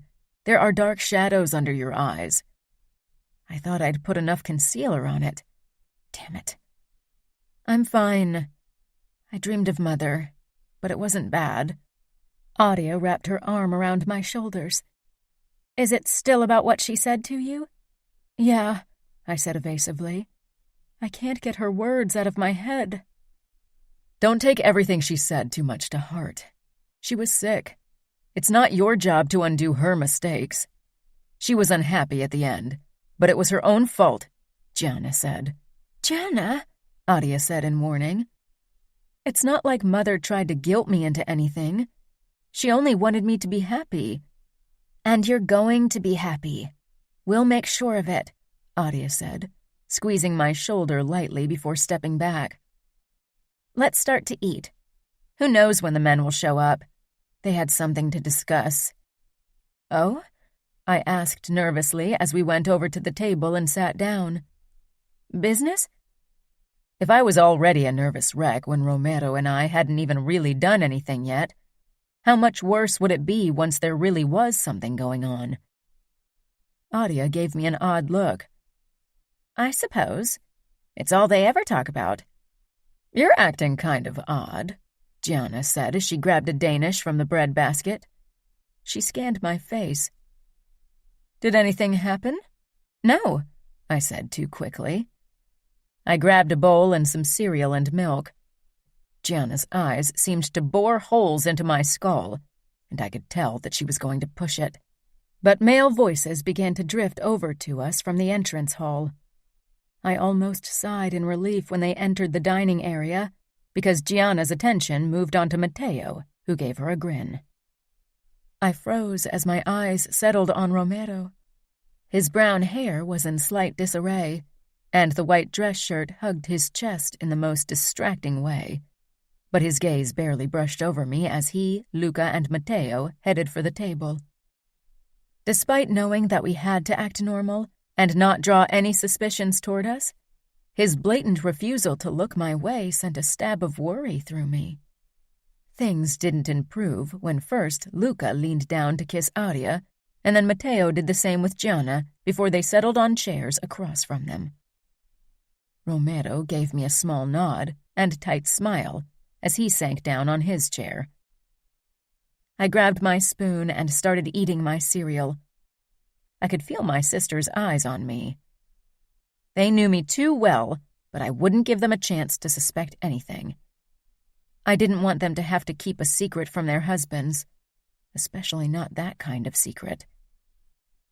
The rest of breakfast, I made sure to keep my eyes away from Romero, regardless of him sitting opposite me, and instead talked to my sisters. Romero didn't seem to have much trouble ignoring me, that was for sure. He and the other men were deep into an argument about the best way to handle a drug dealer who attracted too much attention from the police. After breakfast, Adia and Gianna decided to head to the pool again. The weather was nice, barely a breeze, and only a few white clouds adorning the blue sky. I went to my bedroom to change into a bikini. a cute pink thing with white dots, with a halter top that accentuated my breasts. When I stepped out of my room, I bumped into a hard chest. Strong hands on my arms steadied, but released me the moment I stopped swaying. I pressed a hand over my heart, not having expected someone to be in front of my door. "God, you startled me," I said with a small laugh. But it died when I raised my head to Romero's face. He didn't say anything, and his jaw was locked tight as his eyes roamed my body. His lack of reaction made me feel self-conscious. I had never been around Romero half-naked like this, or any man, really. Romero had seen many women naked, and I wondered if he compared me to them. I took a step back, my cheeks heating under his steadfast attention, and I self-consciously crossed my arms in front of my body. He checked the corridor before he moved closer and said in a low voice, "You look breathtaking." Dropping my arms, I couldn't hold back a jibe. "You didn't seem to notice at breakfast." Despite my attempt to sound flippant, my voice revealed my hurt, and it annoyed me. Romero met my gaze, expression softening. "I did notice, believe me. It's impossible not to, Lily," he said quietly. We were alone in the corridor, and standing close enough that I could smell his aftershave. "I didn't want to ignore you, but we don't have a choice. This has to stay a secret." "This?" I asked. "What exactly is this?" We had hardly done anything yet. We'd kissed 3 times, but that was it. His shoulders tensed as if he didn't want to put a label on us. "I don't know. Maybe nothing. But I want you, Lily. I can't get you out of my head. No matter what I do, there's always you." I exhaled. It felt as if a huge rock had dropped off my shoulders. So it wasn't just me. "You want me?" I echoed, tilting my head up to peer at him through my lashes. Romero's eyes traveled the length of my body again, and it made me tingle all over. How would it feel if he touched every spot his eyes had wandered? He let out a small, dark laugh. "Oh, yes." "I want you too. So what are we going to do now?"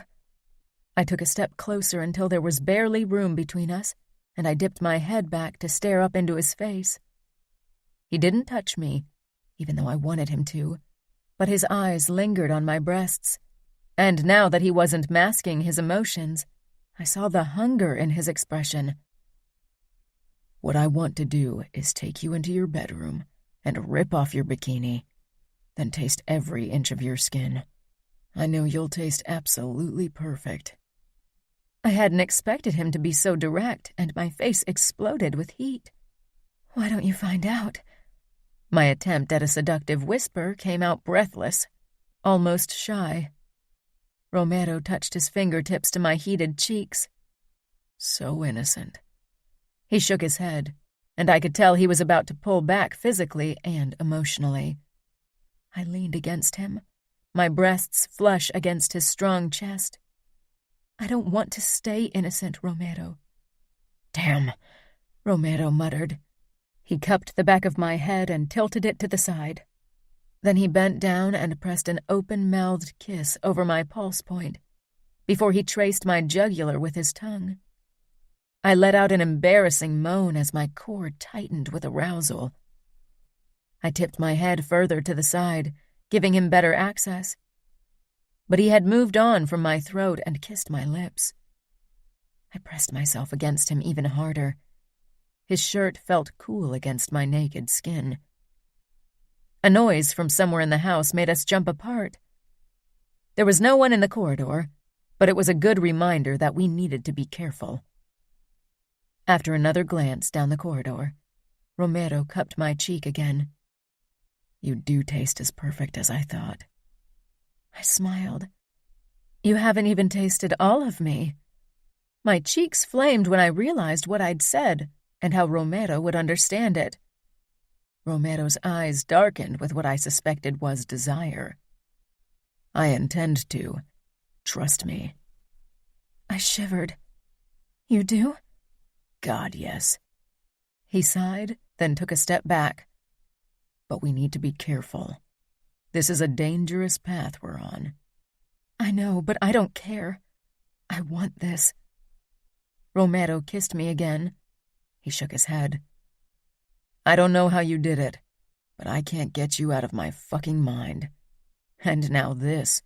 He gestured at my bikini. You're lucky you can't read my mind. You'd be shocked. Not as shocked as you, if you could read my mind, I said with what I hoped was a seductive smile. I turned around and walked away, making sure I swung my hips. Romero. As I watched Lily prance away, I almost groaned. Her tiny bikini barely covered her perfect butt cheeks, and her long legs drove me just as wild.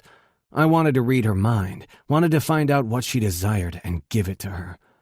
Her earlier comment about tasting her had filled my head with images of my mouth on her pussy. I couldn't wait to find out if it was as pink and perfect as I imagined it. I wanted to lick her until she begged for mercy. My pants became uncomfortable, and I had to shift to give my cock a bit more room. How would I be able to restrain myself if I kept thinking about tasting her? It had already been difficult enough to lie in her bed at night without those images in my head torturing me. I knew Lily would visit me again at night. Now that she knew how much I wanted her, she would use her chance. But I also knew that I needed to establish certain boundaries. Flirting and kissing was still tolerable, though I was fairly sure that Luca and Arya, and most definitely Scuderi, would disagree. Taking things further was something I couldn't risk. I'd given Luca a promise, and I should at least try to keep it. Chapter 9. Liliana. That night, I crept into Romero's bedroom again. The lights were out, but he was sitting with his back against his headboard. He didn't say anything as I approached the bed, and suddenly I was nervous. "Hey," I whispered, then yawned, because it had been a long day, and as usual, sleep evaded me. "Can I come into your bed?" Romero lifted his blankets.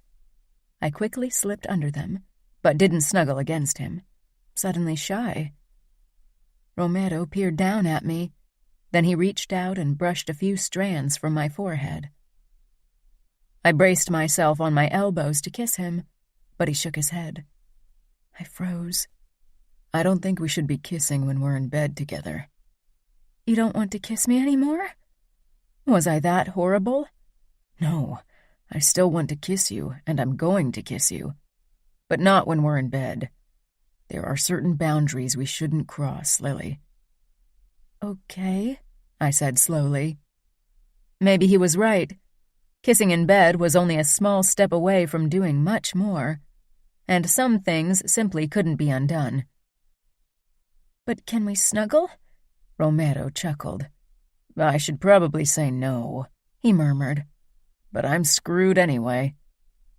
He lay down and opened his arms. I inched toward him and put my head down on his upper arm. I wasn't sure why I felt so comfortable in his presence. I wasn't someone who liked physical contact with people I didn't know, but with Romero, I'd always wanted closeness. I closed my eyes, but I didn't fall asleep immediately. Have you ever regretted working for Luca? As the son of a soldier, you would have had the option not to become part of the familia. You could have lived a normal life. No. This was all I ever wanted, Romero said. His fingers ran up and down my forearm in a very distracting way, but I wasn't sure if he even realized what he was doing. I've known Luca and Matteo long before I was inducted. I always looked up to Luca, because he was older and strong as a bear, and Matteo and I always got in trouble together. I bet Matteo got in trouble and you had to save his ass. Romero let out a laugh. Yeah, that's more like it.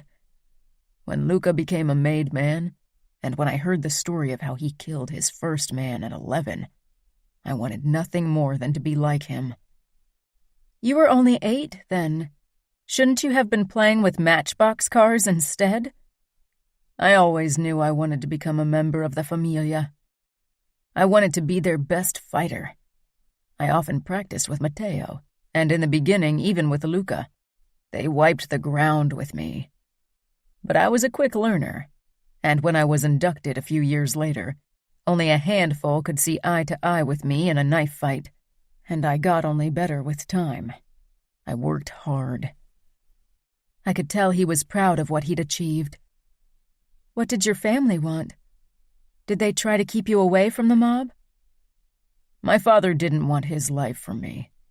As a debt collector, he had to do many horrible things. But he and my mother trusted me to decide for myself. How would it be to have people trust you to make your own decisions? This life, does it make you happy? I asked softly. Sometimes I wished there was an easy definition for what made me happy. At times, but nobody can always be happy. He was silent for a moment. What makes you happy? I don't know. This, but I know it's fleeting. Romero's chest rose and fell under my cheek until I was sure he'd fallen asleep, but then he spoke again. Happiness often is. That doesn't mean you can't enjoy it while it lasts. Deep down, I knew I needed to stop this madness. If someone caught us, both our lives would be ruined. But I couldn't. Whenever I was near Romero, the sorrow that had rested so heavily on me in the last few weeks seemed bearable. Everything seemed lighter and more hopeful. I eased the door open. As usual, the lights were out, but the curtains weren't drawn, so the moonlight illuminated the contours of the furniture and showed me my path toward the bed. I closed the door without a sound and tiptoed across the room. Romero wasn't asleep. I could feel his eyes following me as I slipped under the covers. He lay on his back, his arms propped up behind his head. I couldn't make out his expression. He waited for me to put my head on his chest so he could wrap his arm around me. He'd never made the first move, but tonight I didn't just want to fall asleep beside him. I wasn't exactly sure what I wanted, but definitely more. I was glad for the dark when I got up on my knees and straddled his hips. Romero tensed beneath me and sat up, his palms flat against my shoulder blades. "What are you doing?" he murmured, a quality to his voice I'd never heard before. "I don't know," I whispered, before I lightly brushed my lips over his. I wasn't sure what kind of reaction I'd expected. Definitely not the one I got. He flipped us over so my back was pressed into the mattress, and he was hovering over me. He wasn't holding me down, but his body caged me in, his knees between my legs, his arms beside my head, his upper body over me. Romero everywhere. God, and it felt good. Maybe there should have been anxiety and trepidation. We were alone in his bedroom, and if I called for help, I'd get in more trouble than when I let him do whatever he wanted. But I wasn't scared of Romero. Maybe I was stupid not to be. I knew what he was capable of. He was a killer, and he was a grown man who'd had many women before me who delivered when they offered their body to him. Everyone always told me that playing games would get me in trouble one day. Maybe tonight they'd be proven right. Despite this, my body reacted to Romero's closeness. My center tightened in anticipation of what I wasn't even entirely sure, and heat pooled in my belly. For a long time, the only sound in the dark was our rapid breathing. "Lily," he said quietly, imploringly. I pride myself on my self-control, but I'm a man, and not a good one either. So far, I've tried to be a gentleman. I know you're sad and lonely, and I didn't want to take advantage of you. But if you go the next step and offer more, then you can't expect me not to take you up on that offer. Maybe I want you to." My heart pounded in my chest as the words left my mouth. Romero brushed his lips over my temple, the barest touch that made me tingle. Do you even know what you're offering, Lily? I hesitated. Romero released a long breath, kissed my forehead, and began to pull back. I gripped his shoulders. Even through his t-shirt, his heat seemed to scorch me. Sometimes when I'm alone, I try to imagine how it would feel if you touched me. Fuck, he breathed. And then he kissed me gently before pulling back again. Even my hands couldn't stop him this time. Why are you pulling away? Lights. Lights? I said nervously. I need to see your face. The lights came on, and I blinked against the sudden brightness. He lay down beside me, but he kept one arm around my waist. His hair was disheveled, and dark stubble dusted his cheeks and chin. When you imagine my touch, do you ever caress yourself? He asked in a low voice. My eyes widened a fraction, and heat crept into my face. Romero cupped my cheek and traced the blush there. Tell me, he said. I lowered my gaze to his chin. Yes, I admitted in barely a whisper. What would he think of me now? Romero pressed his nose into my hair. Fuck. You said that already. He didn't laugh like I'd expected him to. He was very quiet. His hand on my waist tightened when he raised his head and fixed me with a hungry gaze. He brought his mouth down on mine, and I parted my lips for him. His tongue slipped in, and everything around me seemed to fade to nothing as I tasted him. It wasn't our first kiss, but it felt like something else entirely, with me in bed with him, with nothing to stop us. His kiss was fiercer. There was no hesitation or surprise this time. He sucked my lower lip into his mouth, then my tongue, and I wasn't sure how it was possible that I felt the motion all the way between my legs. Is this okay? He murmured against my throat, and all I could do was nod. Aria and Gianna always called me a chatterbox, but with Romero, words so often failed me. His lips lightly traced the skin over my collarbone, then his tongue slid out to taste me. His mouth moved even lower to the edge of my camisole. His fingers traced the fabric, and his lips followed the same path. I arched my back, wanting him to move even lower, to do more. You told me I should find out how you taste everywhere. I'm very tempted to do it, he murmured. He peered up. His eyes had a predatory look in them. The only expression that had ever come close was when he'd been down in the basement with the Russians. There was something dark and unhinged in his brown eyes, but this time I wasn't afraid. What do you want? He asked roughly. If only I knew. More, I said softly. Romero lowered his gaze to my chest. My nipples strained against the thin material of my camisole, hard and aching for attention. Romero lightly traced his thumb over one nub, and I gasped. Like this? He asked. I nodded furiously. More. Romero chuckled, and the sound made me ache even more for his touch. He took both of my nipples between his thumbs and forefingers and lightly twisted them back and forth through the silk. I squeezed my eyes shut at the sensation between my legs. I pressed my thighs together, desperate for some kind of relief. Romero cupped my nipple with his lips, sucking it gently into his mouth. For some reason, the fabric seemed to heighten the sensations even more. I was close to exploding. His hand brushed my hip bone before it moved under the hem of my camisole and softly traced my stomach. Goosebumps covered my skin at the light touch. He released my nipple, but the wet fabric of my camisole stuck to it. I couldn't believe this was finally happening. Romero moved on to my other nipple and repeated the same procedure. I rubbed my thighs together. The tension between them was almost unbearable. Romero's eyes followed the movement before they darted up to my face. Do you want me to touch you there? I nodded quickly. Romero smiled. He trailed his hand down my side until he reached my thigh. He stroked the outer side lightly, his eyes never leaving my face, making sure I was okay.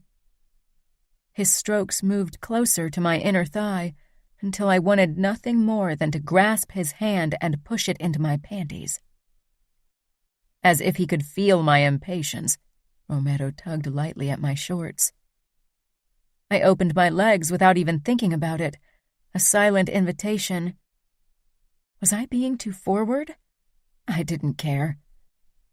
He slid his hand into the leg of my shorts, and then his fingers traced the sensitive skin at the edge of my panties.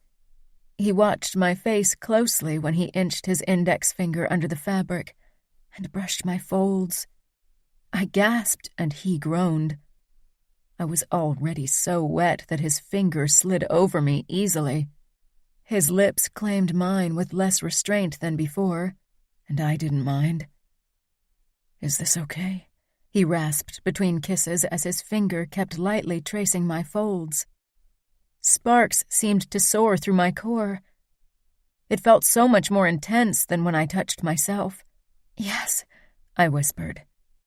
His finger moved up between my folds, spreading my wetness up to my nub. He started to rub back and forth, the barest touch that felt incredible.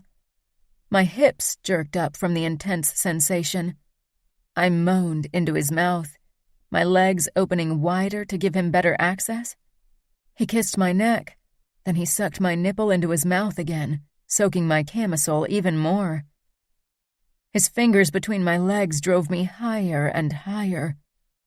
"You feel so good, Lily. So soft and wet and warm," he murmured. I whimpered in response. Hearing him say those words made me relax further under his touch.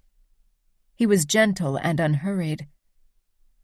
I ran my hands over his back and hair, wanting to feel as much of him as possible, wanting to have him closer in every way possible. I'd always wanted him, and my sisters had often told me that feeling would cease with time. But my want had only grown. I didn't think it would ever stop, not that I wanted it to. Romero's other hand moved to the edge of my pajama top and inched it down, freeing my breast. I had to fight the urge to cover myself up. For some reason, it was more difficult to bare myself to his eyes than to have him touch me in my most private place. Embarrassment flew out the window when Romero lowered his head and captured my nipple between his lips. At the same time, his finger on my clit started moving faster. I shivered. His tongue licked my nipple lightly, and it felt even better without the fabric as a barrier. My embarrassing moans and breathless sighs became dangerously loud, so I pressed my lips together, trying to hold the sounds in. But everything Romero did felt so good. Romero released my nipple. "I wish I could hear your moans. I love the sound." I lifted my head. "Really?" Romero smiled a smile I'd never seen before. It was darker, more dangerous, and indescribably sexy. "Really? Can't you feel how much I love this?" He pressed a bit tighter against me, and something hard and hot dug into my leg. I couldn't believe I'd done this to him. Romero kissed my mouth, then the spot beneath my chin, my throat, until he'd worked his way back down to my nipple.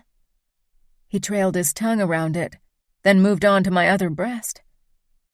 "I've been wanting to do this for so long. Fuck, I don't care that it's wrong, that it goes against my promise. I can't resist you." Hearing him say that felt like the ultimate triumph, and when he sucked my nipple back into his mouth, I fell apart, arching up, not caring when Romero pulled back to watch me. I stifled my cries in the pillow, knowing we had to be careful, and I was being embarrassingly loud as waves of pleasure filled me. I lifted my head when I'd calmed down and smiled at Romero. "Wow." Romero kissed my throat. "Yes, wow.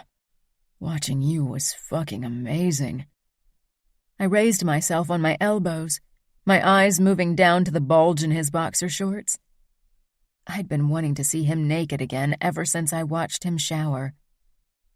After a moment of hesitation, I reached out and rested my palm against his erection. Even through his boxers, he felt incredibly hot. Romero held his breath, his muscles becoming taut with tension. "I'm not sure that's a good idea," he said in warning, but he grew even harder beneath my touch. I searched his eyes, wondering what had made him say it. Was he worried he'd lose control? "I trust you," I admitted. He closed his brown eyes, and when he opened them again, they were even warmer and gentler than before. But I caught the hint of something darker in them as well. "I want to do it," I added. Romero didn't protest. Instead, he sat back against the headboard before he lifted his hips and pulled down his boxers. His erection sprang free. Last time I hadn't been this close, and nerves and excitement curled in my stomach as I took in the sight. His girth was impressive. My first time with Romero would be painful, no doubt, but that was something I wouldn't have to worry about. "You don't have to do anything, Lily," Romero said as he began to reach for his boxers, mistaking my hesitation for reluctance to touch him. Pushing my thoughts aside, I curled my fingers around the base, surprised at how wide he really was. Romero sucked in a deep breath and dropped back against the headboard, his hands flat on the mattress. I stroked lightly up and down, ran my fingers over his tip and back down to his balls. I couldn't stop exploring him, curious and excited at the same time. Romero cupped my cheek, and I turned to look at him, but didn't stop my explorations. "Damn it, Lily. You're driving me crazy." "How do you want me to touch you?" I asked quietly. I wanted to make him feel as good as he'd made me feel. I'd overheard Gianna say something about blowjobs to Audio once, and that those brought any man to his knees. But I wasn't sure I could pull it off in a satisfactory way. Maybe I should have asked Gianna for instructions. "You're doing good." I didn't want to do good. I wanted to be amazing.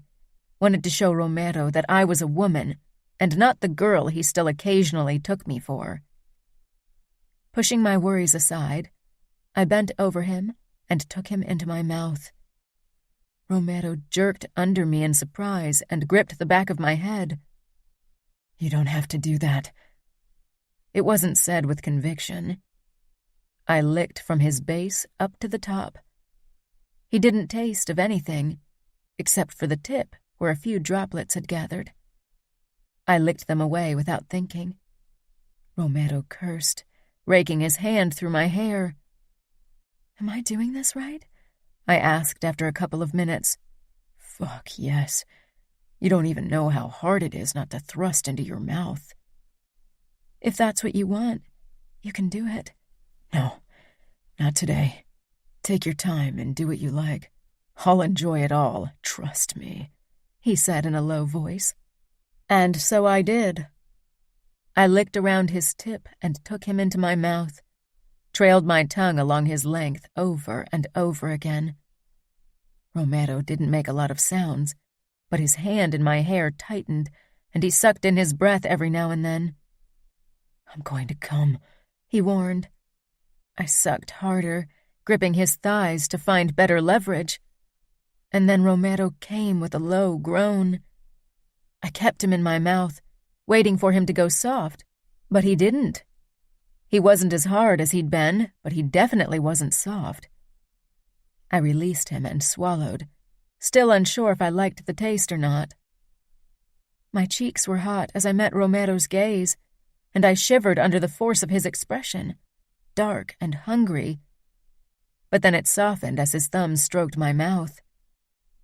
"I meant that as a warning. You didn't have to swallow, Lily," Romero said. He gripped my waist and pulled me against him before he kissed me softly. "Are you okay?" Or was it terrible for you? I shouldn't have allowed you to go this far, he said, voice thick with guilt. My brows puckered. Terrible? No, why? I wanted to make you feel good. I don't mind it when you come in my mouth. Romero let out a breathless laugh. Don't say those things to me. I won't be able to focus anymore. I grinned. Then my gaze flitted down to Romero's erection again. Why isn't it going soft? I could see Romero's confusion. Then realization set in, and his mouth twisted in a grin that bordered on proud. Only because I've come doesn't mean I'm not still turned on. It takes more than one orgasm to make me go soft. Really? I asked wickedly. Romero shook his head, his fingers capturing my wrist and pressing my palm against his muscled chest to stop it from wandering. Not tonight. It's late. You can't stay that long. Disappointment banished my excitement. I know. Romero stroked my cheek. We have to be careful. Believe me, I'd love to spend all night with you. I nodded and put my head back down on his chest. I wanted to catch a couple of hours of sleep before I had to sneak back to my room. Enjoy the moment, I told myself, before I fell asleep. Chapter 10. Romero.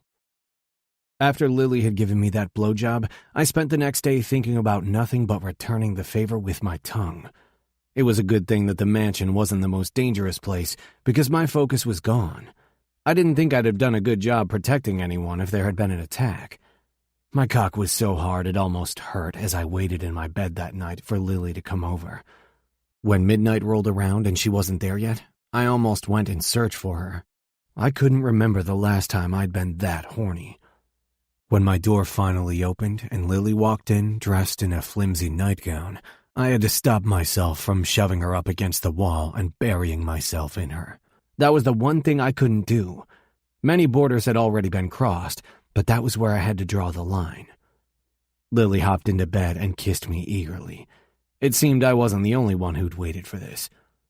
Gianna and Matteo were in the corridor, so I had to wait, she said, her fingers already traveling over my chest and down my stomach toward my dick.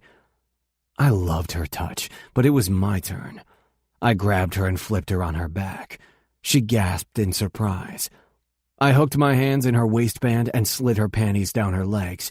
Then I paused. This was still new for Lily. I couldn't treat her like the women I'd been with before. Is this okay? She lifted her legs to help me pull her panties over her feet. She nodded quickly. There was only need in her eyes. I smiled as I stroked her soft calf before I shifted it to the side so I could position myself between her legs, and a hint of embarrassment showed on her beautiful face, but I didn't give her time to think about it. She had nothing to be embarrassed about. I lowered myself to my stomach, pushed her legs farther apart, and after a moment to appreciate the sight of her arousal, I took a long lick. Lily let out a gasp, her hand flying to the back of my head. Romero, she said in wonder, and my fucking heart swelled at hearing my name from her lips. I moved my tongue slowly up and down, and damn it, she tasted even better than I'd imagined. She was coming quickly undone, trembling and gasping, so I pulled back and planted a few kisses on her inner thighs and trimmed curls. I didn't want her to come too soon. She was supposed to enjoy this for a while, but her inexperienced body was so very responsive. I dipped my tongue back in, and my cock twitched when she let out a long moan, legs falling open to give me better access. She raised her hips, fingers fisting the covers, and I closed my mouth over her clit. She exploded, arching up, legs shaking. She bit her lower lip, face contorted beautifully with passion and the effort to hold her moans in, and I watched her as I slowed my ministrations. She was beautiful, and I didn't ever want to have to share her beauty. Liliana. I'd heard girls talk about boys going down on them in school, but I'd never been able to imagine how it would feel to have someone's mouth on me like that. Would it be strange? Wet? Disgusting? Awkward? It was none of those things. It was mind-blowingly wonderful. Or maybe that was only because Romero knew exactly what to do. How to nibble and suck and lick until my fingers dug into the mattress because I couldn't take the pleasure anymore. And it seemed to get better every time we did it. Weeks passed, and every night Romero pleasured me with his mouth. He seemed to enjoy it as much as I enjoyed going down on him. Tonight, he was taking his time, and I had no mind to rush him. It felt too good. Romero's stubble scratched me lightly at times, and that intensified the sensations even more. He lifted his head, and I huffed in protest. He chuckled, but didn't lower his mouth. "Tell me when you're coming, okay? I want to know." "Okay," I said uncertainly, wondering why he wanted to know, then moaned when Romero closed his lips over my clit and continued where he'd left off. I could feel myself getting closer. My thighs began to quiver. "I'm coming," I gasped, too caught up in my pleasure to be embarrassed about it. Romero's finger brushed my opening, and then he slid it in. I arched off the mattress. There was a flicker of pain, but for some reason it made me come even harder. Eventually I lay motionless on the bed, trying to catch my breath. Romero blew out a harsh breath. "God damn it, you're so tight." I couldn't say anything in response, too overwhelmed by the feeling of him in me. He moved his finger slowly, stroking the inside of my walls, tripling the sensations in my body. Romero's head rested on my inner thigh as he watched his fingers slide in and out of me. I would have been mortified if he hadn't looked like it was the most amazing sight he'd ever seen. He curled his finger, and my hips bucked off the mattress as I gasped in surprise, and another orgasm rocked through me. His eyes on me, he pulled his finger out and actually put it in his mouth. I could only stare, strangely turned on by the sight. Romero crawled back up to me. A question burned in my mind. What if the brief pain had meant Romero had broken my hymen? It was ridiculous that I even had to worry about something like that. But I knew the rules, and I was still too terrified to break them. Romero smoothed my brows. "Hey, did I hurt you?" "No, I only wondered if—" I felt embarrassed to voice my worries. Romero seemed to piece it together by himself, though, and regret crossed his face.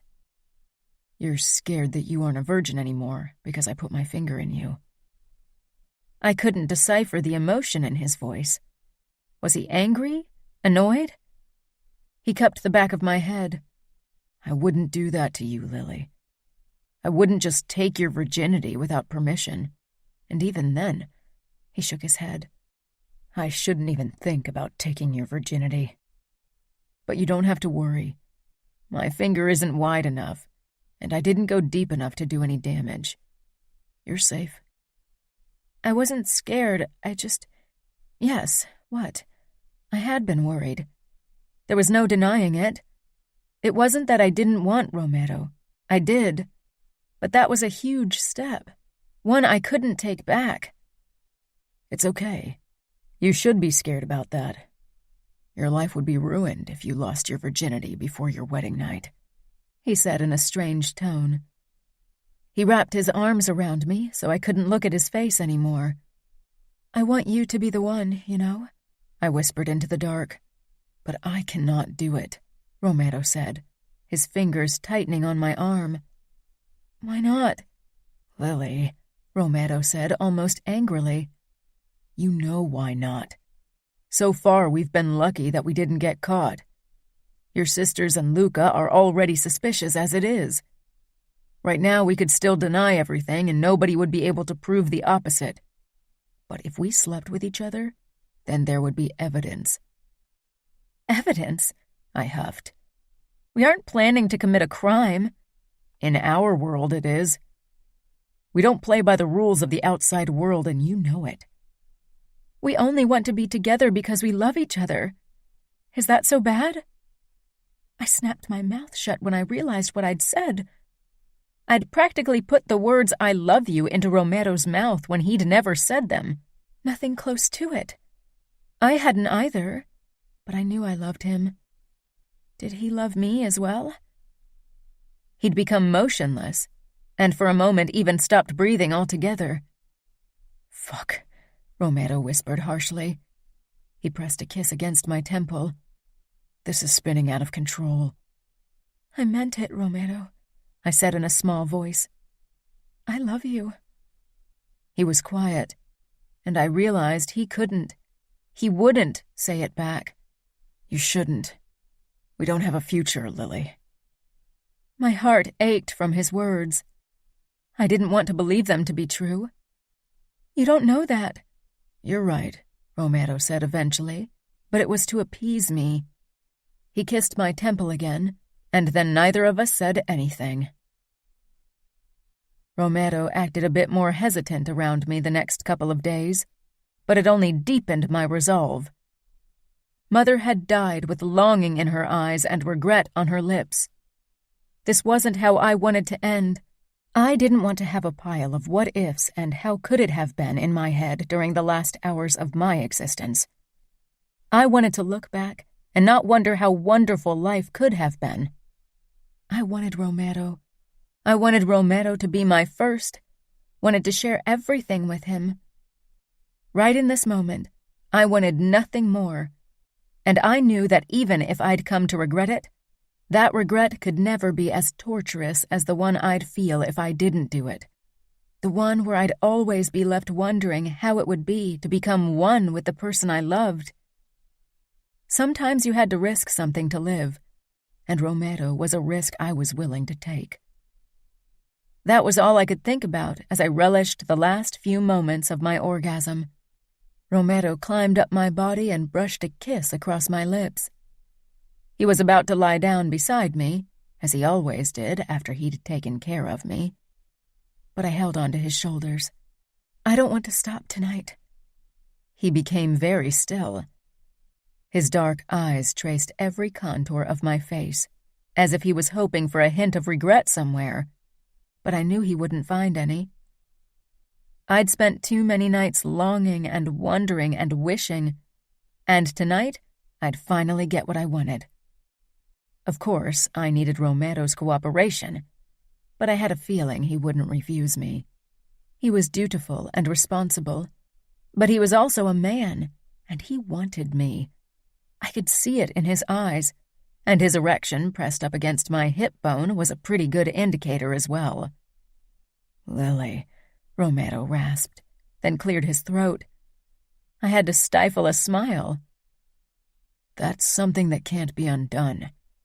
Everything we've done so far is easy to hide.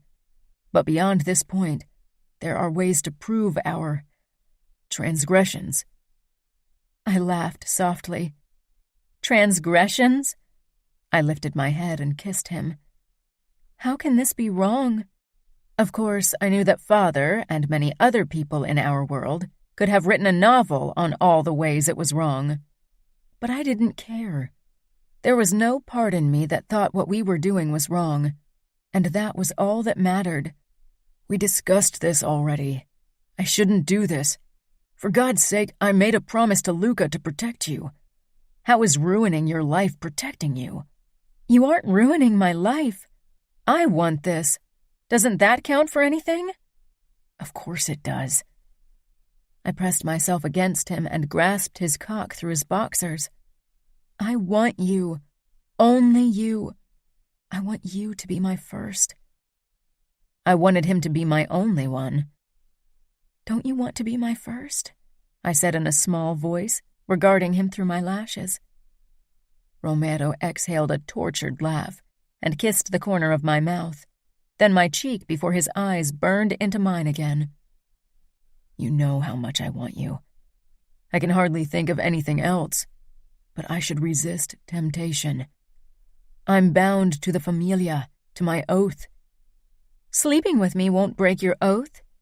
Romero cupped my cheeks. "Luca ordered me to stay away from you, and I haven't done it. Luca will see it as disobedience, And that's breaking my oath.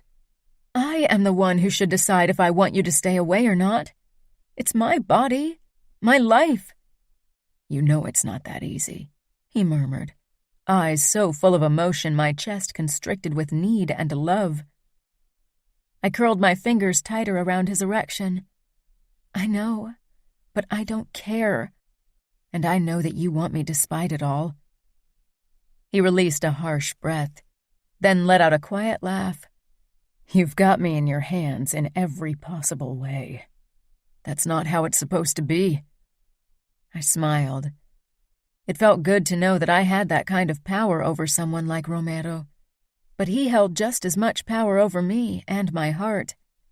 It was a scary thing, knowing that someone else had the power to crush your heart with a few words. Love was scary. I want you to be the one, Romero. I don't want anyone else. Please. He kissed me again, fiercer this time, and lightly thrust into my hand. He felt hot and hard, and I couldn't wait to feel him in me. Are you sure? He asked, but there was hardly any vehemence behind the words. Yes, I want you. Please. Romero nodded. Excitement and nerves burst in my body. I'd half expected him to fight me again, but I was glad he hadn't tried to talk me out of it. Today, I'd finally become his. Romero. I was supposed to be the voice of reason, the one to protect Lily from herself and from me, but I wasn't as strong as everyone thought I was. Luca believed in me, trusted in my dutifulness and restraint. He didn't know me well enough. Trust and longing filled Lily's beautiful blue eyes as she peered up at me. She wanted me, and damn it, I wanted her more than anything. Every fucking time I'd fucked her with my finger, I'd imagined how it would be to have my cock in her, to feel her hot walls around me. I couldn't deny her, couldn't deny myself this gift she was offering. Maybe if there had been a flicker of doubt on her face, but there was none. I tasted her mouth once more. She was sweet and soft and irresistible. Her fingers around my cock tightened, and she bucked her hips lightly, an invitation I understood only too well and longed to accept. I pulled away from her lips. Not yet. But she started. I slipped my hand between her legs and entered her with my middle finger. She let out a low breath and opened a bit wider for me. I loved how fucking responsive she was, always so wet for me. There had been plenty of moments in my life when I had felt powerful, but giving Lily pleasure beat them all. She didn't say anything else, only closed her eyes and relaxed, trusting me to make her feel good. I kissed her breast, then nibbled on her nipple as I slowly slipped my finger in and out. Her breathing quickened, but I kept a steady rhythm. I moved lower and positioned myself between her thighs. I let myself enjoy the sight of my finger as it entered her perfect pink pussy. Everything about her was beautiful. I leaned forward, not able to resist a moment longer. I closed my mouth over her bundle of nerves and teased her with my lips and tongue while my finger kept thrusting into her deeper and harder now. I could feel her hymen every time I pushed in. I pressed my tongue against her clit and slipped another finger into her. I'd never tried it before, and her walls clamped around me tightly. My cock was pretty thick, so I would have to widen her as much as possible. Her breathing hitched in surprise, and she tensed under me. I circled her lightly with my tongue the way she loved it, then took her between my lips and suckled. The tension left her body, and a new wave of wetness followed, making it easier for my fingers to enter her. I found a slow rhythm as I listened to the sweet moans and sighs coming from her lips. I could have listened to her forever. I never got tired of giving her pleasure. There was no better feeling in the world than making Lily explode with pleasure, and the knowledge that I was the only one doing it to her. A darker emotion filled me. She wasn't really mine, might never be. One day she might have to marry someone her father chose for her, and then that man would see her like this. Unreasonable fury surged through me, but I pushed the feeling aside. This wasn't the moment to think about those kinds of things. I didn't want to lose control only because I let my thoughts stray to dangerous places. Lily needed me to be careful and gentle with her, and I wanted to enjoy every fucking second of this, especially because I didn't know how many more chances we would get together. I focused on Lily's sweetness until she finally came apart, stifling her moans in my pillow. I wished I could hear her cry out without restraint, without the fear of getting caught. One day I'd really make her mine.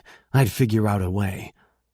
I pulled my fingers out and sat back, relishing the sight of her heaving chest as she enjoyed the aftermath of her orgasm. Slowly her eyes opened and she smiled. Damn it, that smile got me every time. I bent over and kissed her, then I reached for the drawer in my nightstand and grabbed a condom. Lily watched me, and the briefest flicker of nervousness crossed her face. I paused. Are you sure you want to do this? I wanted to shoot myself for asking. I wanted nothing more than to be in her, to make her mine, to feel her walls around my cock. Why did I have to act all noble? Who was I kidding? She licked her lips in the most torturous way possible and whispered, "Yes, I want you." Thank God. I kissed her lips again. I slid off the bed and got out of my underwear. My cock strained to attention. I quickly rolled the condom over it before I climbed back on the bed. This wasn't the first time Lily had seen me naked, but today there was a flicker of anxiety on her face when she watched my cock. I moved between her legs, letting my fingers trace the soft skin of her thighs. There was only trust in her eyes. I didn't deserve that much trust from her, and yet I fucking loved seeing it on her face. I supported my weight on my elbows and started kissing her gently. The tip of my cock rested lightly against her wet heat. I wanted to bury myself in her, and it took every ounce of self-control to stay still and wait for her to relax under me. I hooked my hand under her thigh and pulled her legs wider apart. I looked deeply into her eyes, then I shifted my hips and started to push into her. I didn't take my eyes off of her as I inched into her tight heat, working the tip in.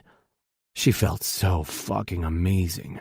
Tight and warm and wet, and I just wanted to push into her to the hilt. Instead, I focused on Lily's eyes, on the way she trusted me to make this good for her, to take care of her and be careful. Her face flushed with more than discomfort when I wasn't even halfway in. I paused, but her fingers on my shoulders tightened. "Don't stop," she said quickly. "I won't," I promised. Stopping was the last thing I wanted to do, but if I didn't go slowly, she might tear. I traced my lips over her temple, then I pushed further into her until I reached her barrier. I didn't tell her it would hurt. She'd only tense. I pushed the rest of the way into her, and her walls squeezed my cock tightly as she gasped against my mouth. I didn't move. Lily's face was contorted in pain. It took me a moment to realize what was happening, what I'd done. I'd taken what wasn't mine to take. It was unforgivable in our world, regardless of the fact that Lily had given it to me without reservation. "It's okay," I murmured. This was the worst part. At least, I hoped it had been.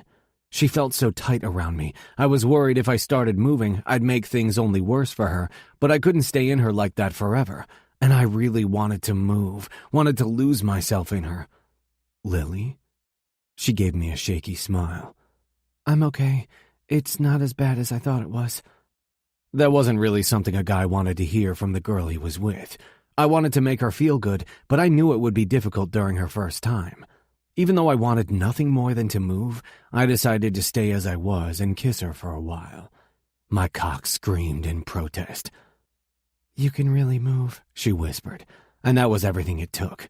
I withdrew almost all the way before I slowly slid back into her.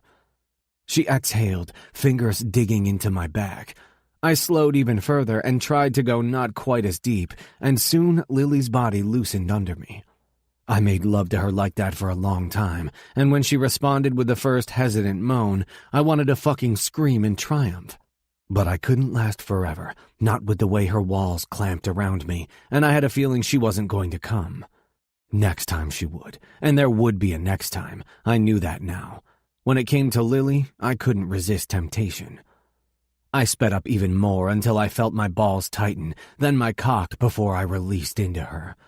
I held Lily tightly as I rocked my hips desperately, filling the condom with my cum as I stifled groans. Then I stilled. She closed her eyes and rested her forehead against my chest. "Are you okay?" I murmured. She nodded but didn't say anything. I pulled back slightly and tilted her face up, worried she was crying, but she merely looked exhausted and happy. Relief washed over me. I pulled out of her slowly and removed the condom. Before I thrust it into the trash bin, I caught sight of the blood on it. For some reason, it took that image for reality to sink in. Fuck, what had I done? "Romero?" Lily whispered. I lay down beside her and pulled her into my arms. She didn't need to know my thoughts. I didn't want her to worry. It didn't take long for her to fall asleep, but I lay awake for hours. Eventually, I slipped out of bed and walked toward the window. I stared out toward the ocean for a long time. Regret wasn't a useful emotion. You couldn't undo the past. I turned back to the bed. Lily lay curled up under the blanket, only her beautiful hair and peaceful face peeking out. She was deep asleep. I needed to wake her soon so she could return to her own room. The sky outside the window was already starting to turn gray. Soon, Luca and Matteo would get up, and it would be too risky if Lily were still in my room then. I should have sent her away immediately afterward for her own safety, but I didn't have the heart to do it, and I didn't want to see her go so soon after what we'd done. Fuck, I muttered.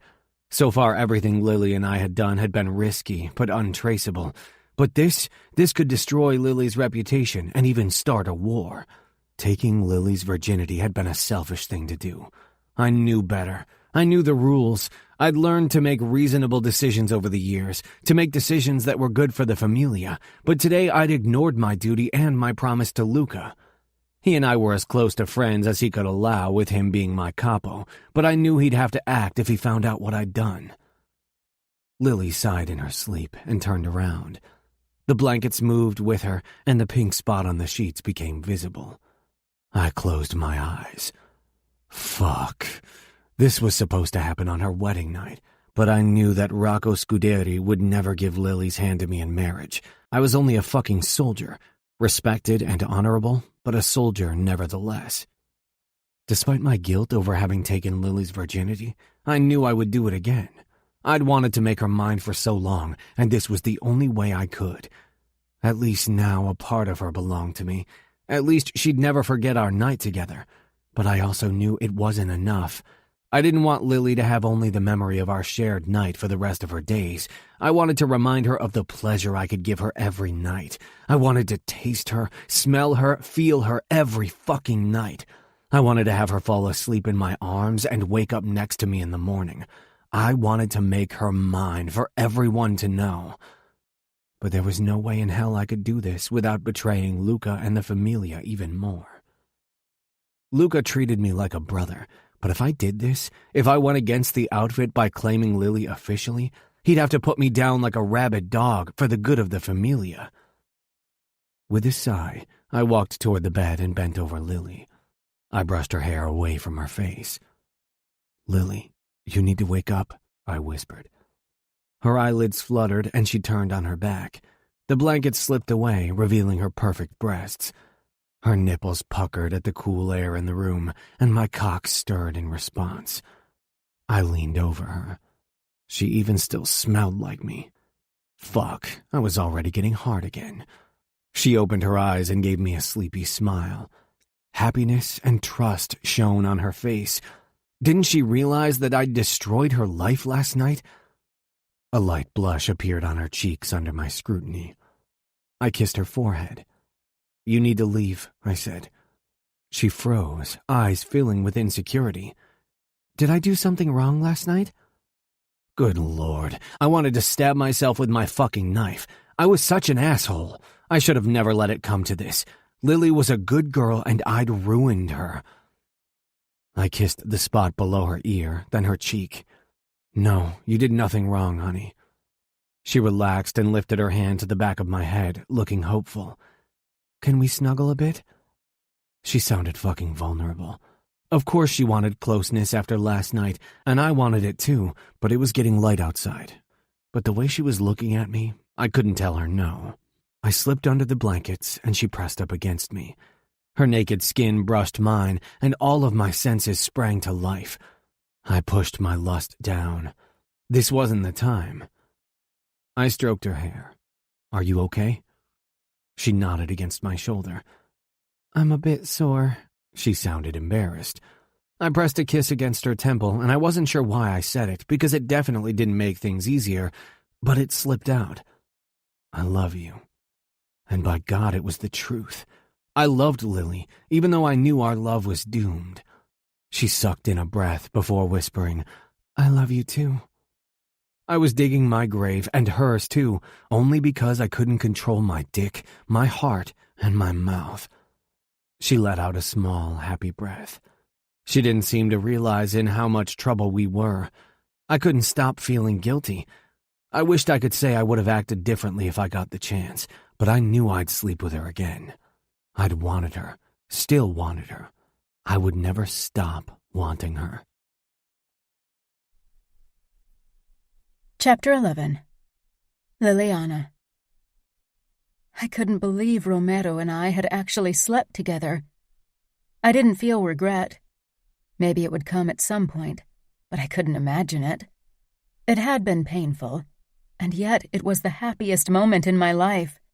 And afterwards, when Romero had admitted he loved me, I'd wanted to tell everyone about it. Let them get angry.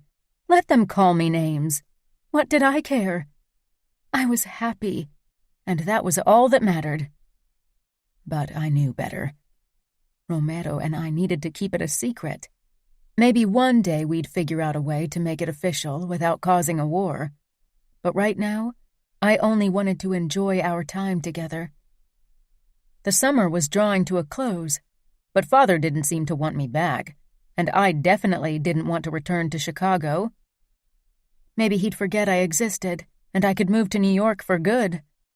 The first time I faced Adia and Gianna after losing my virginity, I'd worried they'd see something was different. But of course they hadn't. Nobody suspected anything.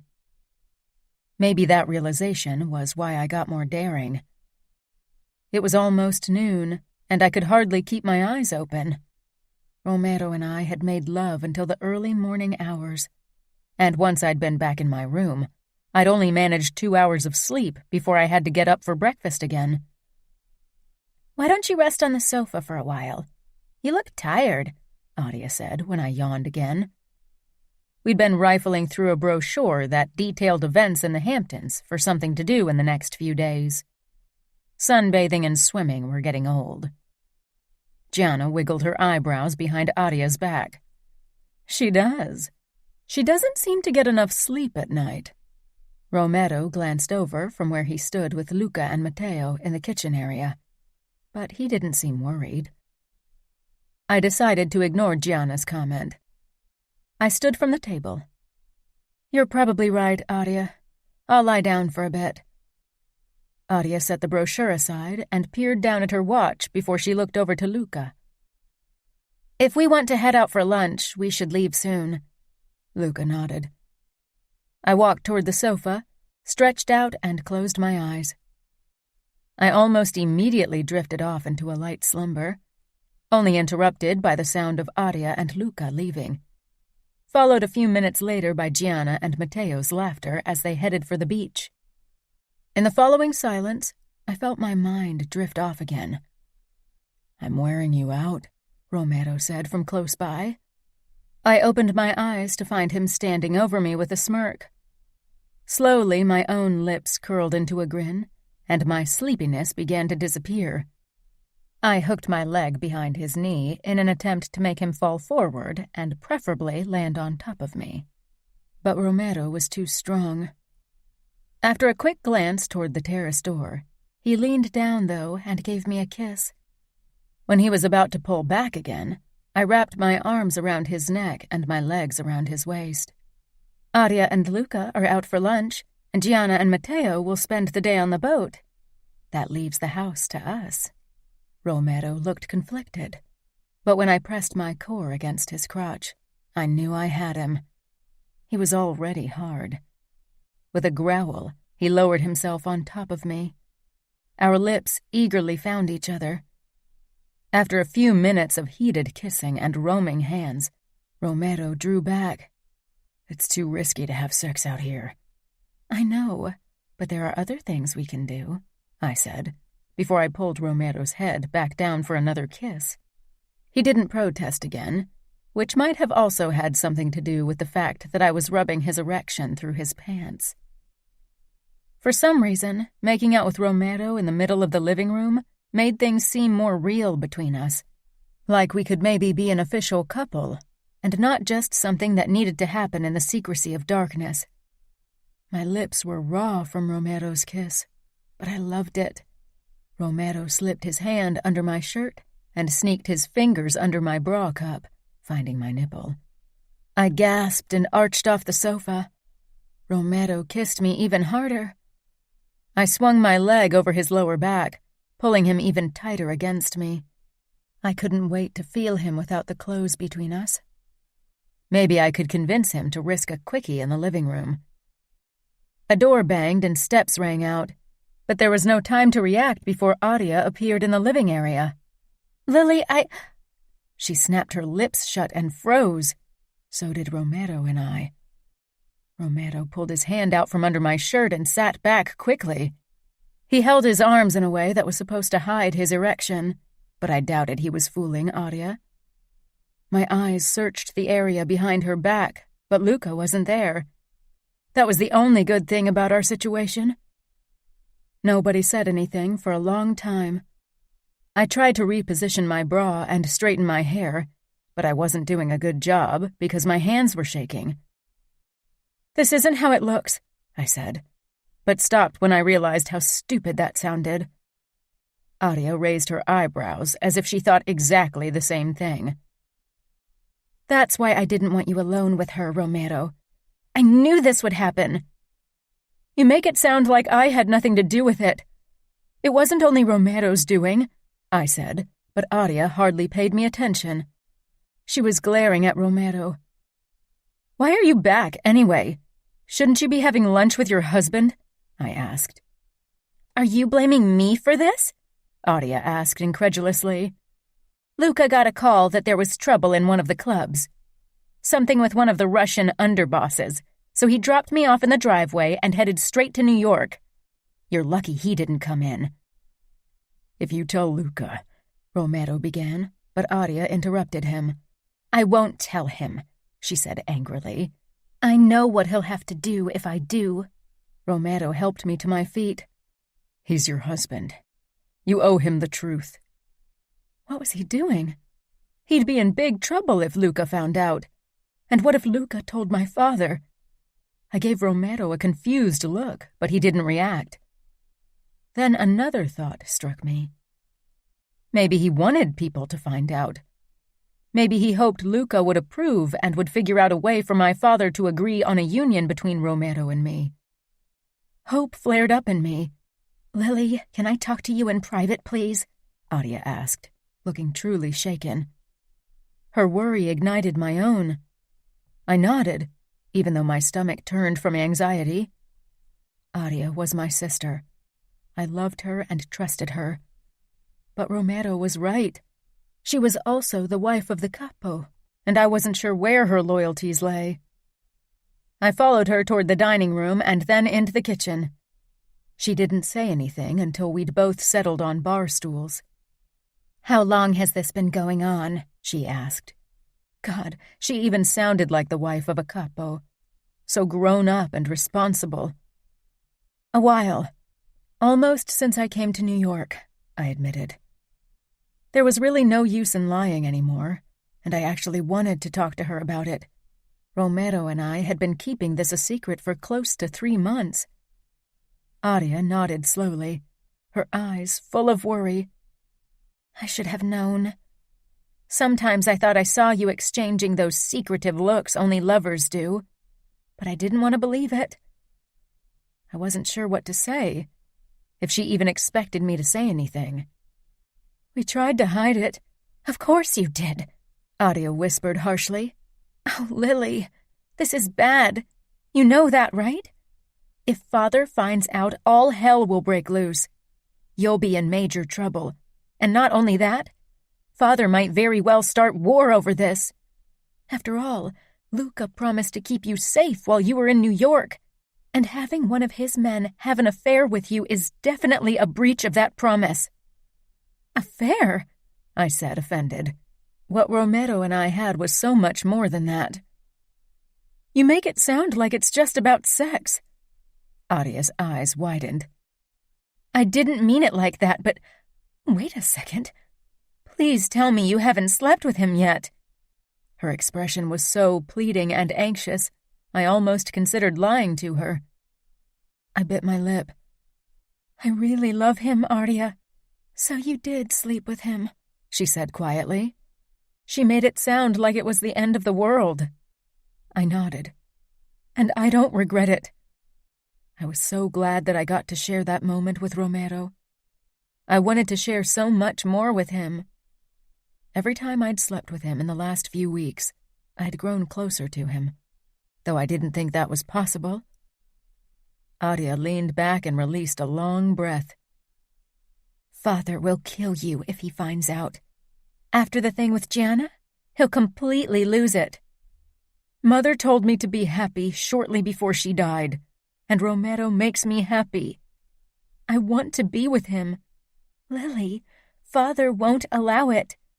No matter what any of us says, he won't let you marry a mere soldier from New York. He can't gain anything from such a union. Not when I'm already married to the capo and Gianna to the consigliere."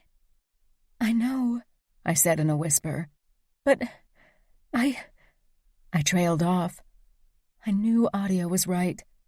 I'd known it pretty much from the beginning.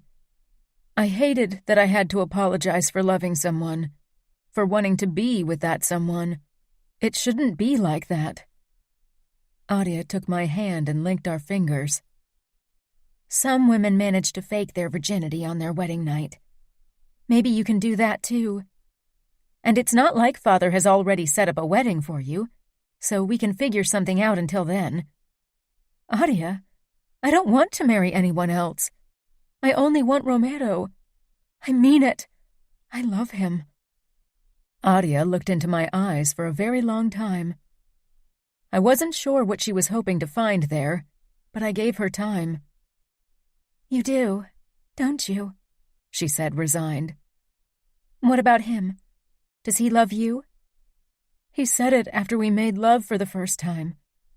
I'd hoped he would say it again after our first night together, but so far he hadn't. Maybe he wasn't the type to say it out loud very often." "Are you sure he's serious about you?" "Of course. Didn't you hear what I told you?" I said, but even I could hear the flicker of uncertainty in my voice, and I wasn't sure where it was coming from. "Some men say things they don't mean after sex because they feel guilty." My eyes widened. How would she even know? She had warmed the heart of one of the most feared men in the country. "He wouldn't do that. And if you're saying he only tried to get in my pants, that's ridiculous. You know Romero. He wouldn't use me like that." Her blue eyes softened with guilt. "No, you're right. Romero isn't the type, and he wouldn't risk so much for sex. He must care about you if he goes against Luca's orders." "You won't tell him, right?" "I told you I won't. Luca's got enough on his plate already. I don't want him to worry about this as well. We'll figure something out. But until then, please be more careful. I'm not going to tell you to stay away from Romero, because I suspect you'd just go behind my back. But if someone else finds out, things could really get out of hand." "I know," I said. "Romero and I will be careful." Aria pressed her lips together. "And there's really no way that you'd consider breaking things off with Romero?" "No," I said without hesitation. She smiled sadly and hopped off the bar stool. "I want to talk to Romero now." I pushed to my feet and grabbed her arm. "Why? Will you try to talk him into leaving me?" "Do you really think I'd do that to you?" Aria asked in a hurt tone. I felt bad instantly. But Aria had changed over the years. Maybe it was because she'd taken more responsibilities as Luca's wife. But sometimes I thought she acted too much like a meddling mother when it came to me. I didn't doubt she always wanted what she thought was the best for me. Only problem was, I wasn't sure if we both agreed on what that was. No, but why do you want to talk to Romero? I just do, she said stubbornly. Please stay here while I talk to him. Do me that favor? Aria, please don't make a bigger deal out of this than it is. Oh, Lily, this is a much bigger deal than you think, she said before she walked off. Romero, I wanted to tear my hair out in frustration. We should have been more careful. I usually never let my guard down. I always anticipated possible risks. Today, I'd failed on so many levels it was pitiful, and not just that, I'd risked both our lives. Aria advanced on me. She looked royally pissed, and I couldn't blame her. She stopped right in front of me, her blue eyes blazing with anger.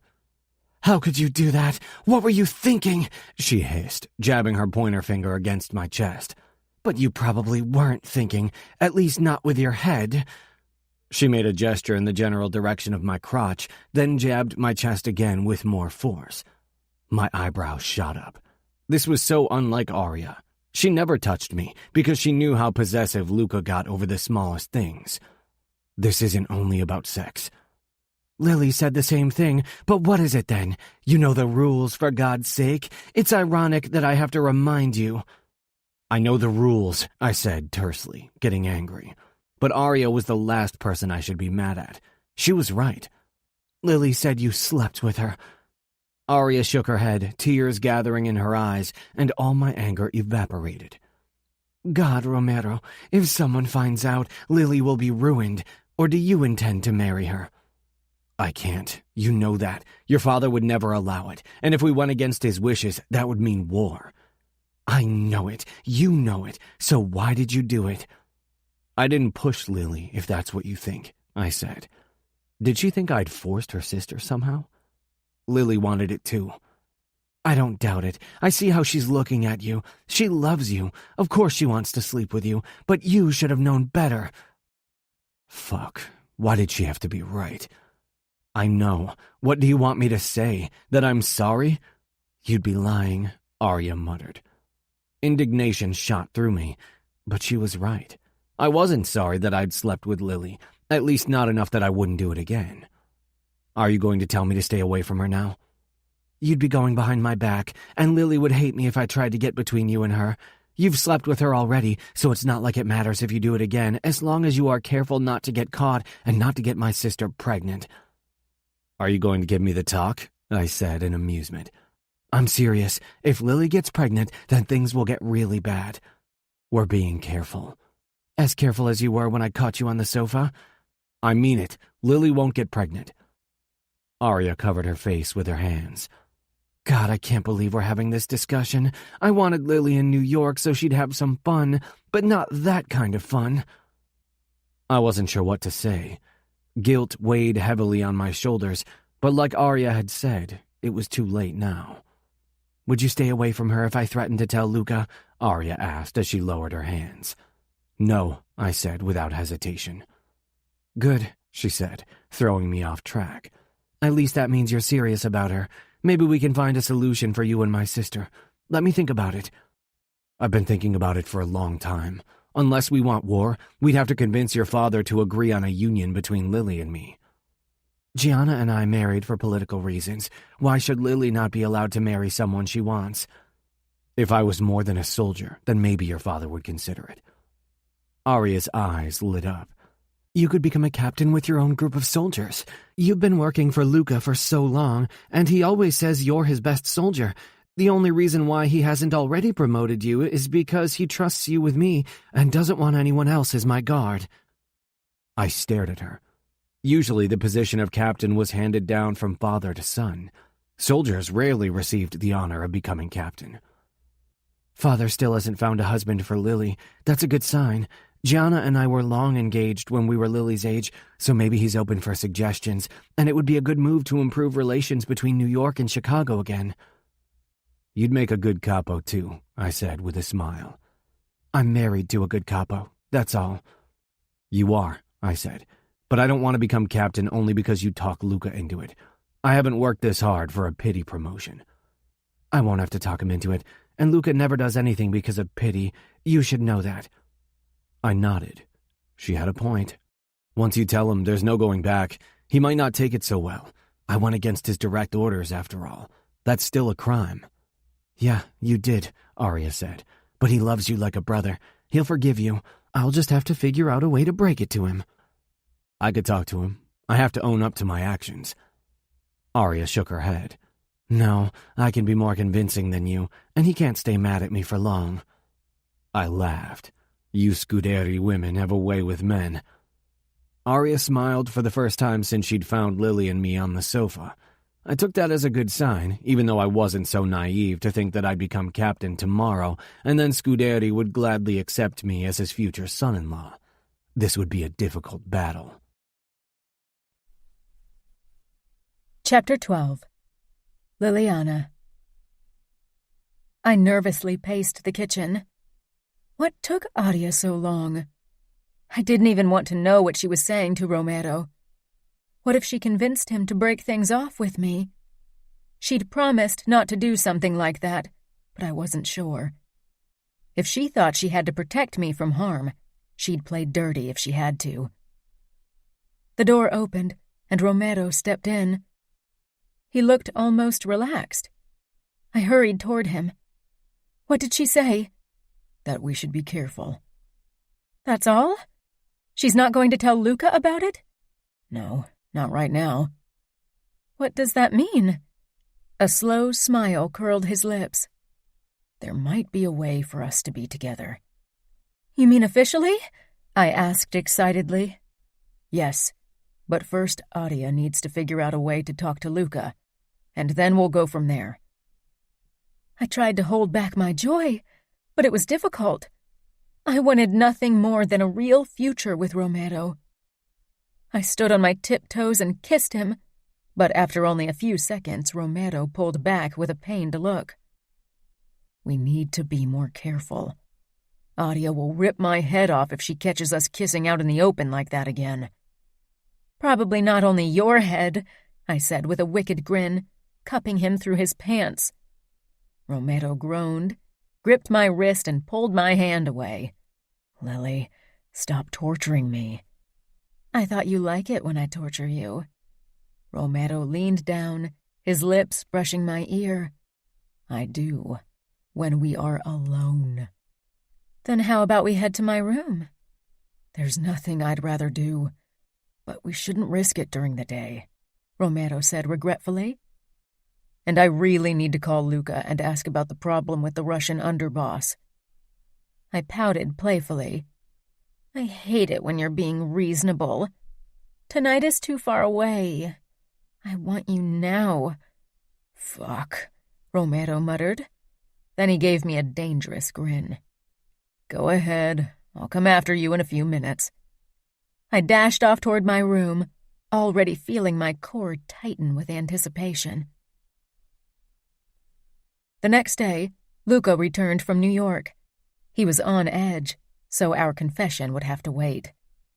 During dinner that evening, Adia, Romero, and I acted as if nothing had ever happened. I really hoped Adia would figure out a way to talk to Luca soon, so we could all find a way to make a future for Romero and me possible. Gianna kept chancing looks at Adia and me, as if she could smell that something was going on. Gianna had always been drawn to trouble, so it was really no surprise. Halfway through the main course, Luca's phone started buzzing. "What now?" he growled as he dropped his fork. Today definitely wasn't the day to tell him about Romero and me. I hadn't seen him in such a bad mood in a while. He got up, pulled the phone out of his pants pocket, and answered it. "Rocco, I didn't expect your call," he said. We all turned toward the conversation. Luca glanced in my direction. Liliana is doing well. My father had only called once the entire summer to ask how I was. For some reason, I worried about the true reasons for his check-in. Tomorrow? That's short notice. Has something happened? I put my fork down, my stomach tightening with anxiety. Of course. She'll be there, Luca said with a frown. He hung up and returned to the table, lowering his large frame into the chair. "What's going on?" Arya asked, before I could even utter a word. She looked as worried as I felt. Did she think Father had found out something about Romero and me? If that were the case, the call wouldn't have gone over so peacefully. That much was sure. And who should have told them? Nobody in this house would. Your father wants Liliana to come home tomorrow, Luca said, lips tight with concern. "What?" I said, shocked. Romero didn't quite manage to hide his surprise either. I had to force myself to tear my gaze away from him quickly before Luca got suspicious. "So soon?" Matteo laughed. "You've been here for 3 months." Gianna rammed her elbow into his side, and he rubbed the spot with a smirk. "I was joking, damn it. Why do you have to be so violent?" he asked. I wasn't in the mood for jokes. I felt like the rug had been pulled out from under my feet. I'd always known I'd have to return eventually, but now that I was being faced with my father's order, I felt heartbroken. "He wants you on the earliest flight. He booked the ticket already," Luca continued, as if his brother and Gianna weren't still bickering. "Did he say why?" I asked. "He said something about social responsibilities. Apparently there are a few parties he wants you to attend, but he wasn't very forthcoming with information." My eyes darted to Romero again, but then I focused on Luca. "Did he say how long I had to stay in Chicago?" Luca narrowed his eyes. "No. Chicago is your home, so I had no right to ask." "Lily is of age. She could simply refuse to return," Gianna said snidely. Matteo had his arm wrapped around her shoulder. As usual, their fighting hadn't lasted very long. They'd probably soon go to their room to make up. Luca glowered. "Then I'd drag her onto that plane if necessary. If her father wants her to come home, she'll go. I won't risk a conflict over something as ridiculous as this." I bit my lip. "It's okay. I'll go. I'll survive a few parties. And I'm excited about seeing Fabi again. I missed him. I'll plead Father to let me return to New York as soon as possible." I didn't talk for the rest of dinner, and was glad when I could finally get up. It was ridiculous of me to be so nervous about going home. Because despite everything, Chicago was still supposed to be my home. I headed out toward the terrace and wrapped my arms around myself, feeling inexplicably cold even though it was still warm. The door slid open behind me again, and Adia walked up beside me, giving me an understanding smile. "I'll call Father and ask him to send you back for another visit soon. It's not like he needs you in Chicago. You'll be back before you know it." "You're probably glad I'll be gone because that means I can't see Romero for a while," I snapped. I felt instantly bad for lashing out at my sister. Closing my eyes, I said, "Sorry." Adia touched my shoulder lightly. "Don't worry. And I really don't want you to leave. Please believe me." I nodded. "I've gotten used to life here. I've been happy. I don't even remember the last time I was happy in Chicago." "This is only a temporary thing. You'll be back here in no time, and while you're in Chicago, I'll talk to Luca about Romero. Maybe when you're back, we'll have made a plan on how to convince Father to accept Romero as your husband." Hope flared up in me. I looked at my sister. "You're right. I should see it as a short vacation. Maybe soon I'll be able to call New York my home for good." We didn't say anything after that, only stood beside each other and watched the boisterous ocean, What I really wanted to do was talk to Romero, be in his arms and convince myself that this thing between us was meant to last. But it was way too early to retire to bed, and we couldn't risk anything with everyone still awake. When the breeze picked up, Adia and I returned into the living room. Romero caught my eyes from across the room. I couldn't wait to be alone with him tonight, to feel his body sliding against mine. I'd never needed him more. Earlier than usual, I crept out of my room and headed for Romero's. I wanted to spend as much time with him as possible. He didn't look surprised when I slipped in. He was sitting on the edge of his bed, arms braced on his knees. He pushed to his feet when I closed the door. For a while, we only stared at each other until the pressure in my chest threatened to crush my rib cage. Why was I being so emotional about this? Romero crossed the room and gripped me by the hips. Then he turned us around and led me backwards toward the bed until my calves bumped against it and we both fell back on the mattress. Our hands roamed each other's bodies almost frantically, undressing and caressing. Who knew when we'd get the chance to feel each other again? It could be weeks. Too long. We needed to make the best of our last night together. Tonight, I wanted to be in control. I pushed Romero onto his back, and he didn't resist. I straddled his hips and lowered myself onto his erection, feeling it slide into me all the way. I closed my eyes for a moment, releasing a low breath at the familiar feeling of fullness. Romero gripped my hips and started pushing upwards, driving himself deeply into me. I leaned forward onto my forearms, so my face was above his, and my hair surrounded us like a curtain. Our own personal sanctuary from the outside world. "I'm going to miss you," I whispered as I rocked back and forth. "I'm going to miss this. Everything." "You won't be gone long," he growled. He sounded absolutely sure. I kissed him, moving even faster until we both came at the same time. But we weren't sated yet. We made love 2 more times that night, as if we could stamp the sensations of our togetherness into our minds that way. "I don't want to leave," I murmured afterwards as I lay in Romero's arms. "I want to fall asleep in your arms." Romero reached for his alarm clock. "Then don't. We'll get up early so you can sneak back to your room without anyone noticing." I smiled and rested my cheek against his chest. It didn't take long for me to fall asleep with the sound of Romero's heartbeat like music in my ear. The alarm woke us before sunrise, and I quickly gathered my clothes in the dark room. Before I left, Romero pulled me against his chest and kissed me fiercely. Then I slipped out and rushed back to my room.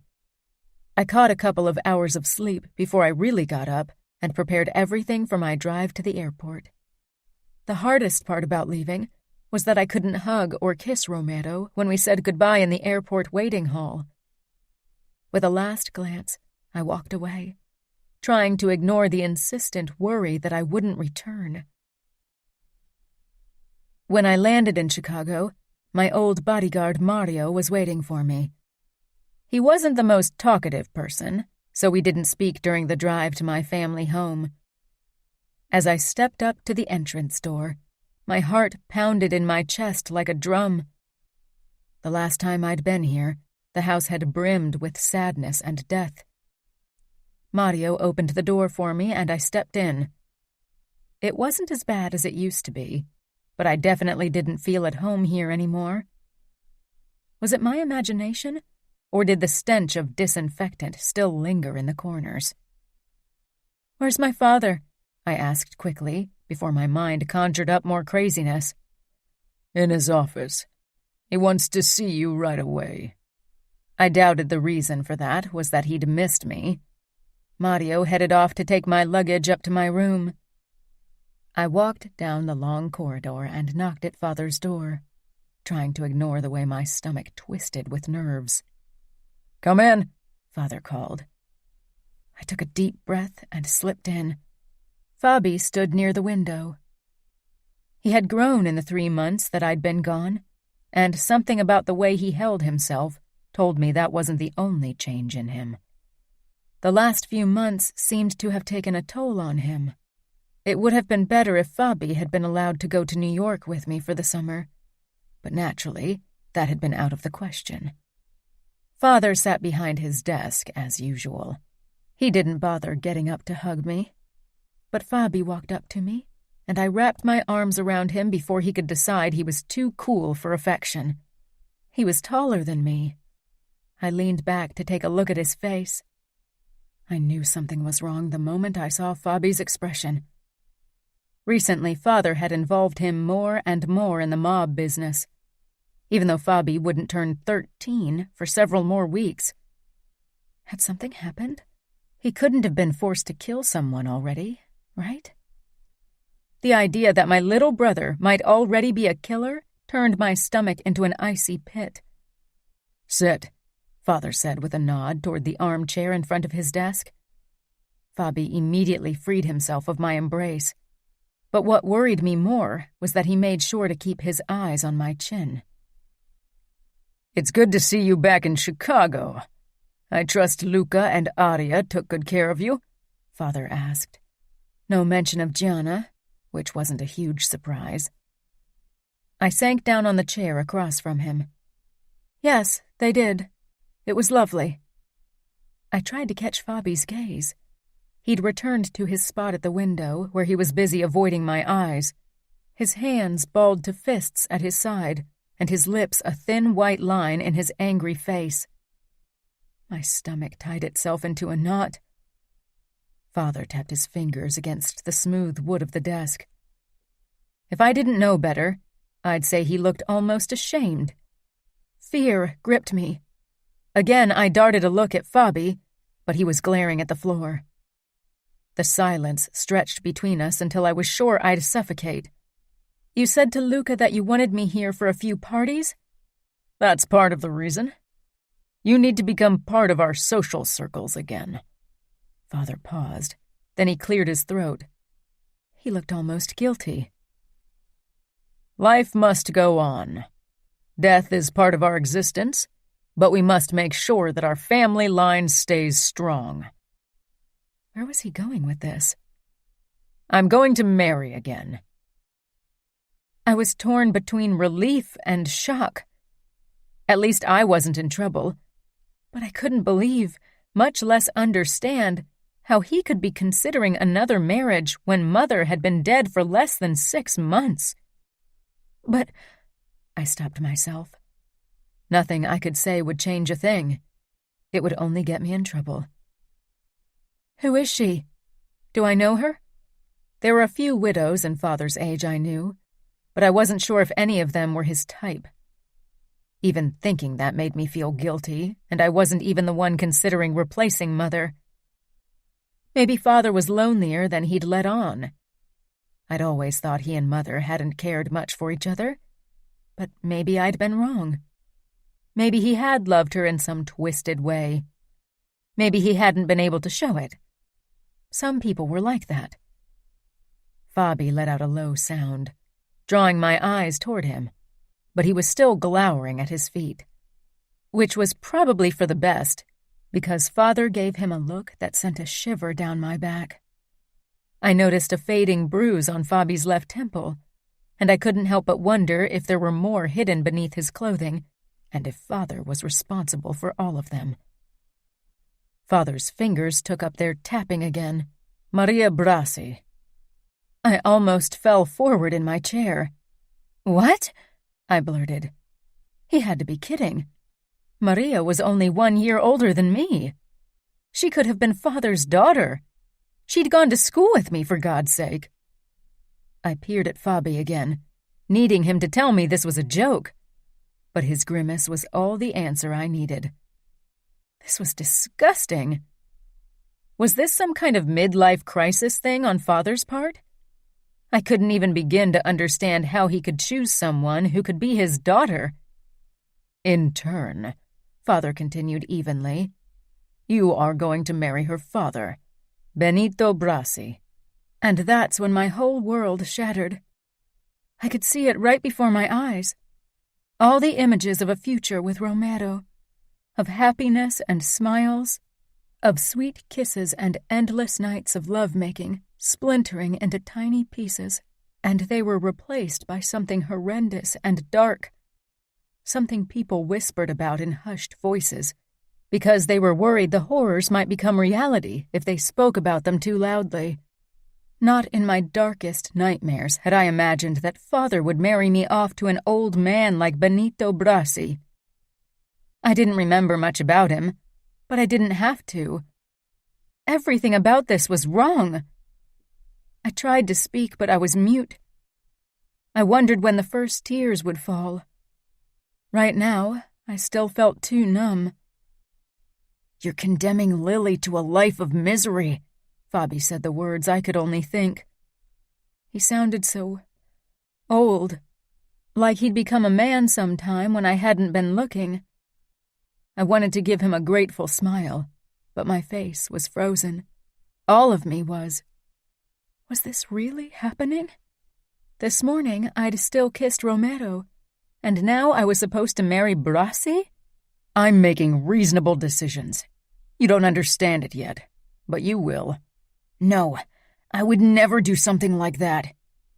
You will do worse, believe me, son. He sighed. We all have to make sacrifices. That's life. What kind of sacrifice was it to marry a young woman who could be his daughter? I was supposed to do the sacrificing. I couldn't stop wondering when the tears would come, but there wasn't even the trademark prickling yet. There was nothing. I was nothing. Again, I tried to call up an image of Benito Brasi, but I came up empty. It didn't matter. He wasn't Romero. You'll meet him tomorrow. He and Maria are coming over for dinner. Maybe it could have been funny if it wasn't so terrible. Okay, I said simply. I sounded collected. Fabi frowned at me, but father looked immensely pleased. I rose from my chair and crossed the room toward the door. I'm going to bed. I had a long day. Aren't you going to join us for dinner? Father asked, but he didn't sound like he cared. I'm not hungry, I said calmly. Then sleep well. Tomorrow is an exciting day for both of us. My hand on the door handle stilled for an instant. A flicker of something, maybe anger, seized my body, but then it was gone, and I was numb again. 1 foot in front of the other. 1 foot in front of the other. The mantra filled my head as I ascended the staircase. Steps thundered after me, and then Fabi was beside me. He grabbed my arm. He was stronger than I thought. He was so grown. These thoughts repeated themselves in my mind. Maybe my brain had been broken by shock, or shut down because the reality of the situation was too much to bear. What the fuck is wrong with you, Lily? He growled. His voice wasn't man yet, but not boy either. Wrong? I asked. Yes, wrong, Fabi muttered. He released me, and I rubbed my arm from the force of his grip. Was something wrong with me? Maybe that was the problem. I'd done many wrong things in the past. I'd slept with Romero, even though we weren't married. Maybe this was punishment for my sins. The pastor in our church would probably have said so. Why aren't you freaking out? Why did you just say okay? Do you even realize what you agreed to? I wasn't aware I'd agreed to anything. How could I have, when nobody had ever asked me about my opinion? Because there's nothing I can do. Bullshit, Fabi said, stomping his foot. Maybe not as grown up as I thought. I almost smiled, if my face had been capable of movement. When did you start swearing so much? All the made men do. But you aren't one of them yet. But soon. I nodded. That's what I'd feared. Father seemed keen on ruining both of our lives. And that doesn't even matter right now. You can't just accept this marriage. You have to do something. What? What can I do? I asked with a hint of anger. That brief burst of emotion scared me because I preferred the numbness. Something, Fabi said quietly, blue eyes pleading with me. Anything. Don't just accept it. Then tell me what I can do. You are the future made man. Tell me. Fabiano averted his gaze, guilt on his face. I touched his shoulder. There's nothing either of us can do. You could run like Gianna, Fabi burst out. She got caught. But you wouldn't. I would. I was nothing like Gianna. I wouldn't even last 1 month, probably not even a week. I wasn't a rebel. I didn't even want to leave this life behind. There was no way I would survive on my own for long. But maybe I wouldn't have to be alone. Romero could come with me. He knew how to evade pursuers. Together we could make it. You're thinking about it, aren't you? Fabi asked with a boyish grin. Remember where your loyalties are, I whispered. This is betrayal. If Father finds out, you're going to be punished harshly. I'm not a made man yet. But as good as. You said it yourself. They will judge you as they would a made man, and that would mean death. Father needs an heir, Fabi said. Father will soon have a young bride who can give him plenty of children. Maybe he won't need you after all. Fabi made a gagging sound. It's like he's marrying you. It's sick. I couldn't deny it. Benito Brasi is older than Father, isn't he? I don't know. He looks ancient. I should go up to my room, I said absent-mindedly. I needed to talk to Romero. Fabi didn't stop me as I walked up the remaining steps and headed for my room. When the door closed after me, I feared for a moment that I'd actually burst into tears. But the stopper keeping my emotions in held fast. I fumbled my phone out of the bottom of my travel bag and dialed Romero's number. My hands shook, and when Romero didn't pick up after the first 2 rings like he usually did, I could feel panic slip through the cracks in my numbness. He didn't know I'd call, but I couldn't help but worry that something had happened to him, or that he'd found out about my engagement to Brasi and didn't want anything to do with me. What if Luca had known all along? It was possible that Father had told him on the phone, and Luca hadn't mentioned it because he knew Aria and Gianna would make a scene. I was sent to voicemail and quickly hung up. I hadn't even put the phone away when the screen flashed with Romero's name. Taking a deep breath, I answered. Lily, are you okay? I was in a meeting and had the phone on mute. I slumped against the wall at the sound of Romero's voice. It calmed me, but at the same time it made me realize what I could lose if I had to marry Brasi. Father has chosen a husband for me, I said eventually. I sounded like I was talking about the weather, completely detached. Silence followed on the other end. I couldn't even hear breathing. I didn't dare say anything, although I was bursting with fear and anxiety. "Who is it?" Romero asked in a low voice. I wished I could see his face to get a hint about his emotions. He sounded as emotionless as I had. Benito Brasi. You probably don't know him, but... Romero interrupted me. I know him. I met him during a gathering last year. Oh, I said, then waited, but again Romero was silent. Why was he so calm? Didn't he care that I was going to marry another man? Maybe this had always been a distraction for him. Maybe he'd never intended for us to have more than... What? An affair? I felt dirty just thinking about it. He's much older than me. I know. Of course Romero knew, but I wasn't sure what else to say. I thought, I said hesitantly, I thought we could... I didn't dare utter the words. You thought we could what? I closed my eyes. I thought we could run away together. I cringed when the words had left my mouth. Could I sound any more pathetic and naive? That would mean war between the outfit and New York. He said it matter-of-factly, like it had absolutely nothing to do with him. I hadn't thought of that, but of course that would be the first thing that crossed Romero's mind. The familia always came first. I'd been stupid. Mother had always warned me that men promised you the world if they wanted something from you. Romero had been kind and loving, and I'd given him everything in turn.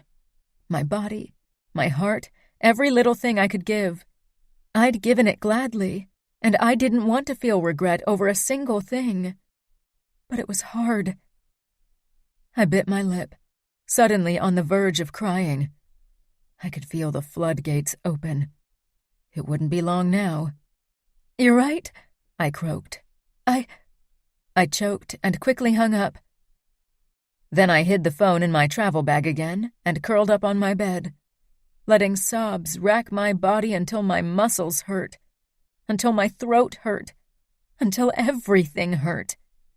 But nothing as much as my heart. Was this it? The end of every dream I had? Chapter 13. Romero. I stared at my phone. What the fuck was Scuderi thinking?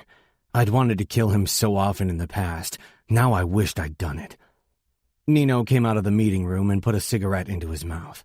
That guy grated on my fucking nerves. Why the long face? Get yourself a nice long blowjob from one of the girls. That always puts a smile on my face. I stormed toward him, gripped him by the collar, and flung him against the wall. His head smashed against it, and he dropped his stupid cigarette. "What the fuck, you asshole? Let me go!" he screamed like a fucking pussy. I punched him in the stomach twice, and he dropped to his knees. God, I wanted to fucking kill someone. I didn't even care whom. I hit him over and over again. "Hey, what's going on here?" Luca growled. He gripped my arms and pulled them behind my back. "Romero, what the hell are you doing? Calm the fuck down." I relaxed in his hold and took a deep breath. Matteo knelt beside Nino, who was bleeding from a wound on his head and from his nose. I hadn't even realized I'd hit him in the face, too. Aria joined us after a moment. Since she'd started working the books at the clubs, she was here quite often. She gave me a questioning look, then worry twisted her face. "I'm going to kill you, you bastard," Nino snarled. I'd love to see him try. Matteo helped him to his feet. "You won't do anything. Go inside and have someone stitch up your head." Nino staggered off, but not without sending me a death glare, as if I gave a fuck. Let him try to kill me. I'd wipe the fucking floor with his weak ass. "Did something happen with Lily?" Aria asked fearfully, walking up to me. "You can let me go now," I told Luca. He did and stepped back, his narrowed eyes flitting between his wife and me. "Why would Romero know if something was wrong with Lily?" he asked carefully. Aria didn't say anything, only looked at me, her eyes reflecting the fear that had settled in the pit of my stomach. Maybe I should have been worried that Luca might find out, but I didn't give a shit about that either.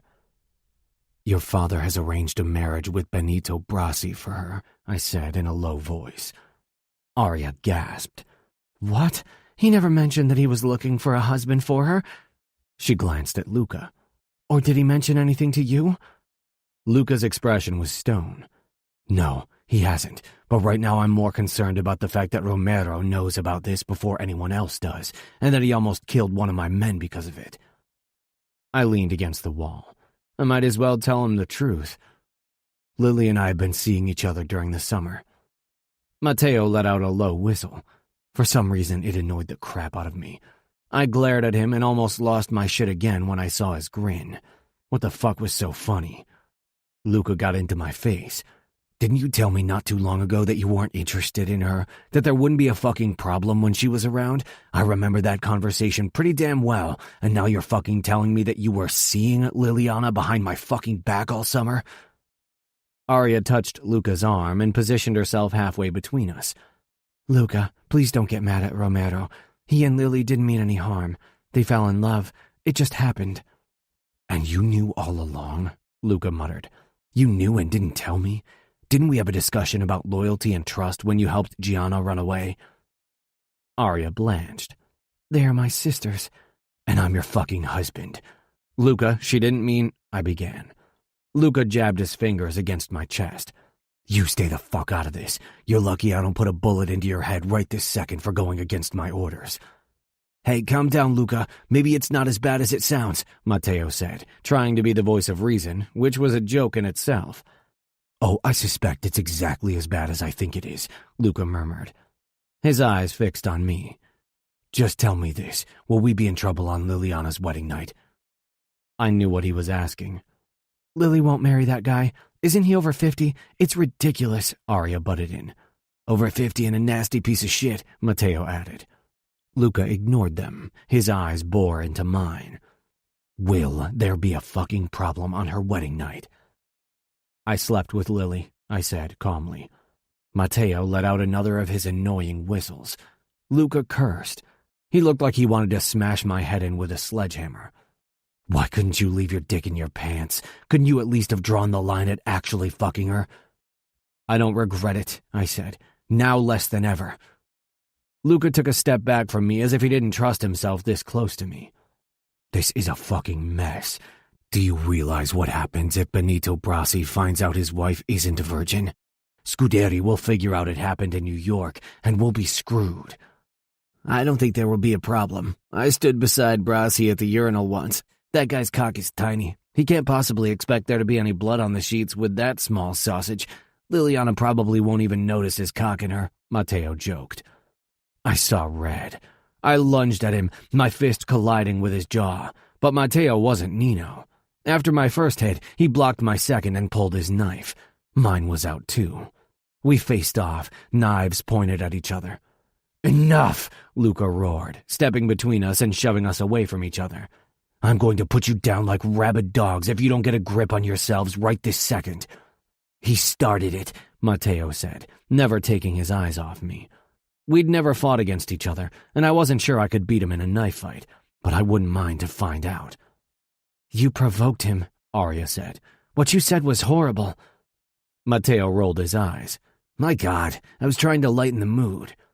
"You failed," Luca said coldly. "Now put your knives away, both of you." I sheathed my knife, and Matteo did the same. I exhaled. "I shouldn't have punched you," I said eventually. Matteo nodded. "I should keep my mouth shut now and then." We shook hands, and I leaned against the wall again. My legs felt heavy. I peered down at my phone. I needed to call Lily, to tell her I wouldn't give her up. "But she's not pregnant, is she?" Luca asked after a moment. I shook my head. We'd always been careful. "Then maybe we'll get out of this unscathed. Brasi might not notice, and there are ways to fake bloodstains on the sheets." "She won't marry that man," I said. Luca raised his eyebrows. "Oh, isn't she? Are you thinking about stopping Scuderi? Maybe kidnap Lily and marry her?" I didn't say anything. I wanted to punch Luca too, but that would definitely have been the nail in my coffin. "Luca, please, can't you talk to my father?" "Talk to him and tell him what?" Luca growled. "That my best soldier screwed his daughter and wants her for himself? That I broke my oath to protect Liliana and now she's lost her fucking honor? That will go over fucking well." "No, but you could tell him that Gianna and I want our sister in New York with us, and if he wouldn't maybe consider marrying her to someone from the Familia. You wouldn't have to tell him who right away. It would give us time to figure something out." "I can't get involved. It's none of my business, and if your father has already promised Liliana to Brasi, he won't change his mind. It would make him look bad and offend Brasi." "But we have to do something," Arya exclaimed. "I won't go into war over this," Luca hissed. I understood him. He had to consider only the Familia, but I didn't have to. Liliana. I was woken by the ringing of a phone. Slowly, my conversation with my father, and then Romero, replayed in my mind. My eyes darted toward my travel bag in the walk-in closet, thinking and hoping it was Romero again, before I remembered that it was on mute. Disappointment crashed down on me once more. I sat up, disoriented and exhausted from crying. The clock on the nightstand told me it was only 10 p.m. I walked toward my desk where the landline phone was and picked it up. It was Adia. She must have heard already. Had Father called her to tell her the good news? I picked up. "Hi, Adia," I rasped. There was no hiding that I'd been crying. Adia knew that voice. "Oh, Lily, I just heard. I'm so sorry. I can't believe it."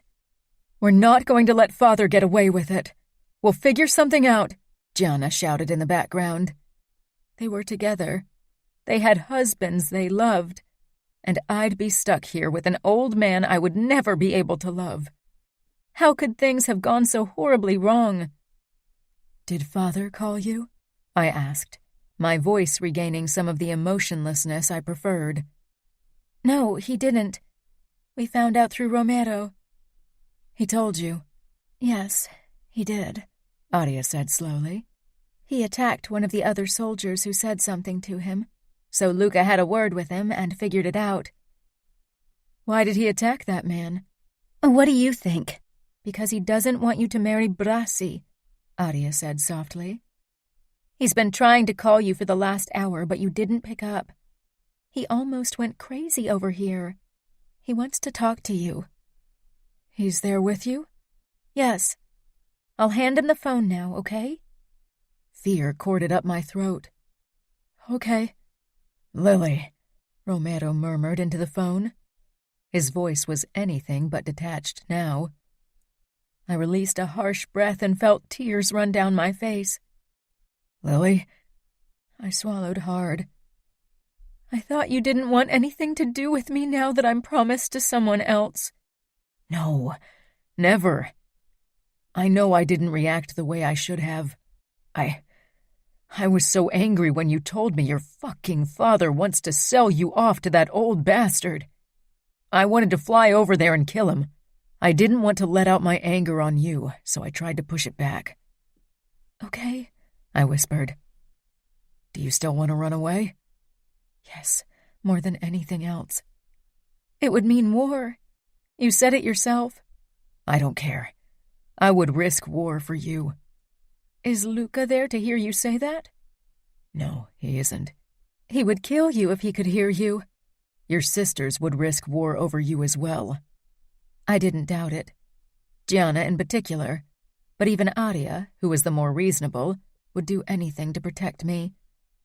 And that was what scared me so much. Fabi would soon be in the midst of mob business. The war with the Russians had gotten worse in recent years, and I probably didn't even know half of it. If New York and Chicago started fighting each other again, this could cost the lives of many people I cared about. "I have to meet him tomorrow." "I don't want you alone with him, Lily." "But what if he asks me and Father says yes? You know I can't refuse him." "You can refuse him. You are an honorable Italian girl. Play that card. If I have to worry that you'll be alone with him, I'll book the next flight and be there tomorrow. Fuck. I want to do just that and kill him." I smiled slightly, wishing he could.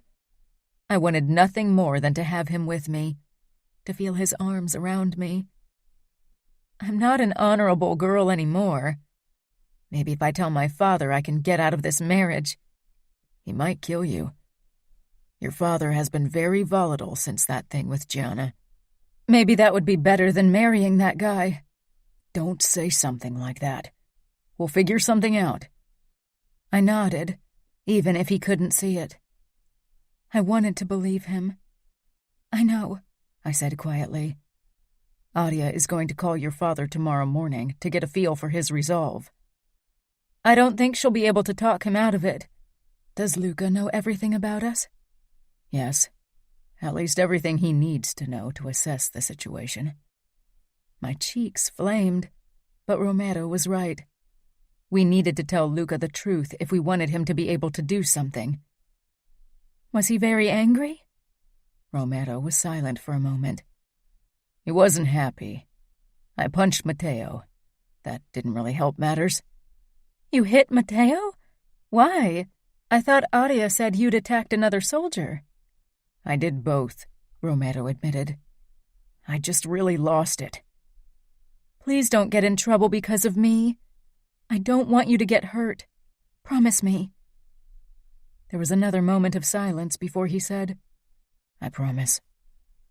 But I had a feeling it was a promise he wasn't sure he could keep.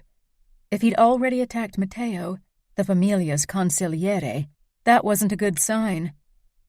Call me after your meeting with Brasi tomorrow. I'll go crazy if I don't hear from you. And don't let him try anything. He's got absolutely no right. I'll fucking kill him if he puts a toe out of line. If he even looks at you the wrong way. Didn't you promise to stay out of trouble? I joked half-heartedly. I'll try, but I'll be on edge tomorrow. That much is sure. We talked about a few unimportant things before we said goodbye and hung up. I clutched the phone against my chest. Slowly, I lay back on the bed. I was relieved that Romero still wanted me, but I was also scared that he'd do something that would get him killed.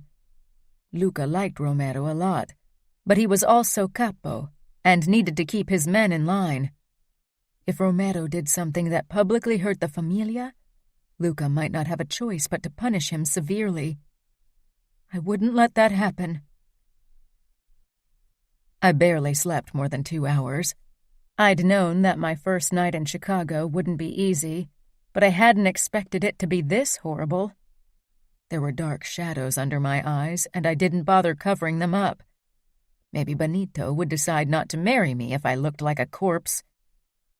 I put on jeans and a shirt before I made my way downstairs. Fabi and Father were already sitting at the table, eating breakfast. I wondered if they'd done the same when I was gone. "Since when are you awake this early on a Saturday?" I asked Fabi as I took the chair across from him. "Only because he doesn't have school doesn't mean he should laze around," Father answered in Fabi's stead. Fabi stabbed at his fruit with his fork, looking like he wished it was Father. "Is he getting inducted soon?" Father set his coffee down. "You know very well that that's none of your business." I curled my hands into fists under the table. My throat tightened at my next words. "When are Benito Brasi and his daughter going to arrive?" "Around 6. I already told you we'd have dinner with them." His eyes narrowed. "I hope you don't intend to wear that tonight. Take out one of your cocktail dresses and let your hair down. That's how Benito prefers it." I blinked a few times, too stunned for words. Fabi dropped his fork with a clang. "And you should eat. I don't want you to faint again. Tonight is important," Father continued, unimpressed. I reached for a Danish and stuffed a few pieces into my mouth, but I wasn't sure I could keep them down. "Stop picking at your food, Liliana, for God's sake!" "Leave her alone!" Fabi shouted. Father and I both froze. "What did you just say?" Father asked in a dangerous voice. Fabi glared back, but then he lowered his eyes. "Why can't you leave her alone? I don't like how you treat her." "I won't have you criticizing me, Fabiano.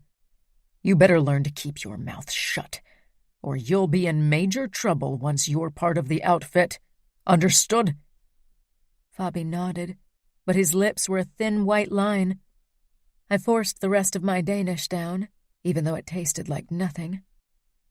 Father picked up his newspaper and disappeared behind it. Fabi and I didn't try to talk. And really, what was there left to say? Chapter 14. Liliana. I chose the dress I'd worn at last year's Christmas party. It was more modest than my other dresses, with a high-cut collar and a hem that reached my knees. It was more fitted than I would have liked for the evening, though. Like Father had said, I let my hair fall down to my shoulders, even though the idea of being attractive for Benito terrified me to no end. I decided to wear ballet flats, since Father had said nothing about high heels. "Liliana, what's taking you so long? Our guests will arrive any moment. Get down here! I took a deep breath and walked out of my room. Everything would be all right. If I got through today, Romero would figure out a way to get me out of this marriage. Everything would be all right. I repeated the words over and over again as I walked down the stairs. But my throat tightened anyway.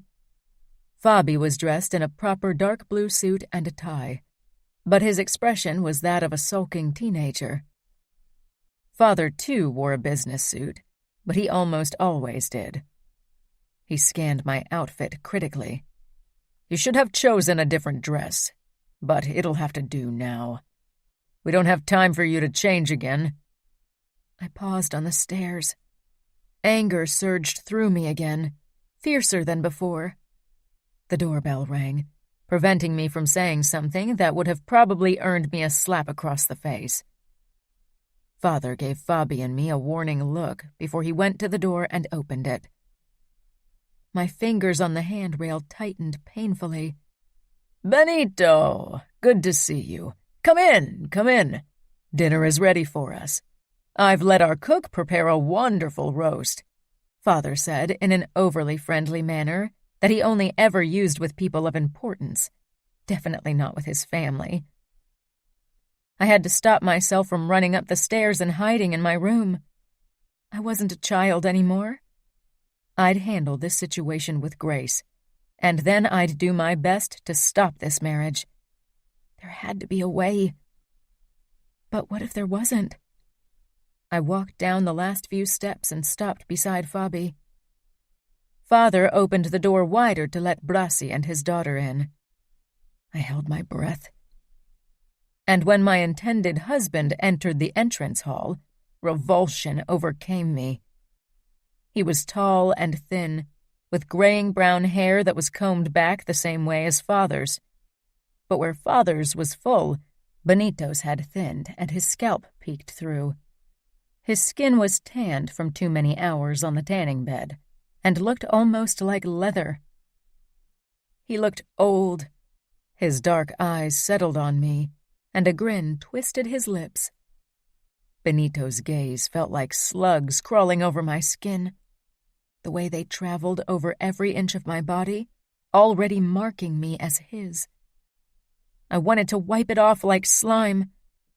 My eyes slid over to the girl beside him, barely older than me, and with a look of desperate resignation on her face. She wasn't better off than me. She'd marry my father. Our eyes met. Was there accusation in hers? Maybe she thought I was the reason for the deal between my father and her own. I couldn't even blame her. Everything about this felt so unfair. Father motioned for me to come over to them. Even though every fiber of my being was against it, I crept toward them. Fabi was a couple of steps behind me. When I reached Father's side, he put a hand on my lower back and said with a proud smile, "This is my daughter, Liliana." Benito inclined his head, but his eyes never ceased their staring. He wasn't doing anything obviously inappropriate, but for some reason his gaze felt like it was invading my personal space. "It's a pleasure to meet you," he said. Then he stepped up to me and kissed my cheeks. I froze, but didn't push him away. Father would probably have killed me if I'd done that. "And Fabiano," Benito said, facing my brother, who looked like he tasted something bitter. Benito waved his daughter forward. "This is Maria." Father greeted her with a kiss on the cheek, too, and I almost threw up. Maria glanced my way again. She looked so resigned. But when she faced my father again, she gave him a smile. It looked fake to me, but Father seemed satisfied with her reaction. I could practically see his chest swelling with pride. Father nodded toward the dining room. "Let's have dinner. It'll give us the chance to talk." Father held out his hand for Maria to take, and she did so without hesitation. I knew what was coming, but instead of taking my hand, Benito put his palm on my lower back. I almost flinched away from him, but I forced myself to remain still. I couldn't muster up a smile, though. We walked into the dining room, and when I finally sank down on my chair, I almost cried from relief of being rid of Benito's touch. He sat beside me, though. Father and Benito were soon immersed in conversation, which left Maria and me to sit in awkward silence. I could hardly ask her anything of importance with our father sitting right beside us. I escaped into my mind, but every so often my eyes drifted to the man beside me, who smelled of cigar smoke. All I could think about was that I wanted to be back in New York with Romero. "Why don't you girls go sit on the sofa so we can discuss business?" Father asked, tearing me out of my thoughts. I rose from my chair and led Maria toward the living area. We sat down beside each other, and another awkward silence began. I cleared my throat. It's strange, isn't it, that we're sitting here with our fathers who are planning our marriages? Maria watched me cautiously. They want what's best for us. I almost snorted. She sounded like a parrot. Had her father put those words into her mouth? Do you really believe that? You're going to marry a man who could be your father. How is that the best for you? Again her gaze darted toward our fathers. She was very well behaved, that much was sure. What worried me was how she'd gotten that careful. Was her father that strict? Violent, maybe? I'm going to be the wife of the consigliere. That's a good thing. I gave up. She obviously wouldn't talk honestly with me, or she'd been brainwashed so well that she actually meant what she said. Yes, that's certainly a great achievement. I didn't mean to snap at her, but my nerves were too frayed to be considerate. But she didn't catch my sarcasm. She was too busy chancing looks toward our fathers. Father stood from his chair. "Why don't you take a moment to talk to Benito, Liliana? And I'll talk to Maria." That was the last thing I wanted. Benito strode toward me and panic started to set in. Where would we go? I didn't want to be alone with him. Romero's words flashed through my mind. I was a reputable Italian girl, at least as far as they knew. Father and Maria sat at the dining table together, and Benito took a seat beside me on the sofa.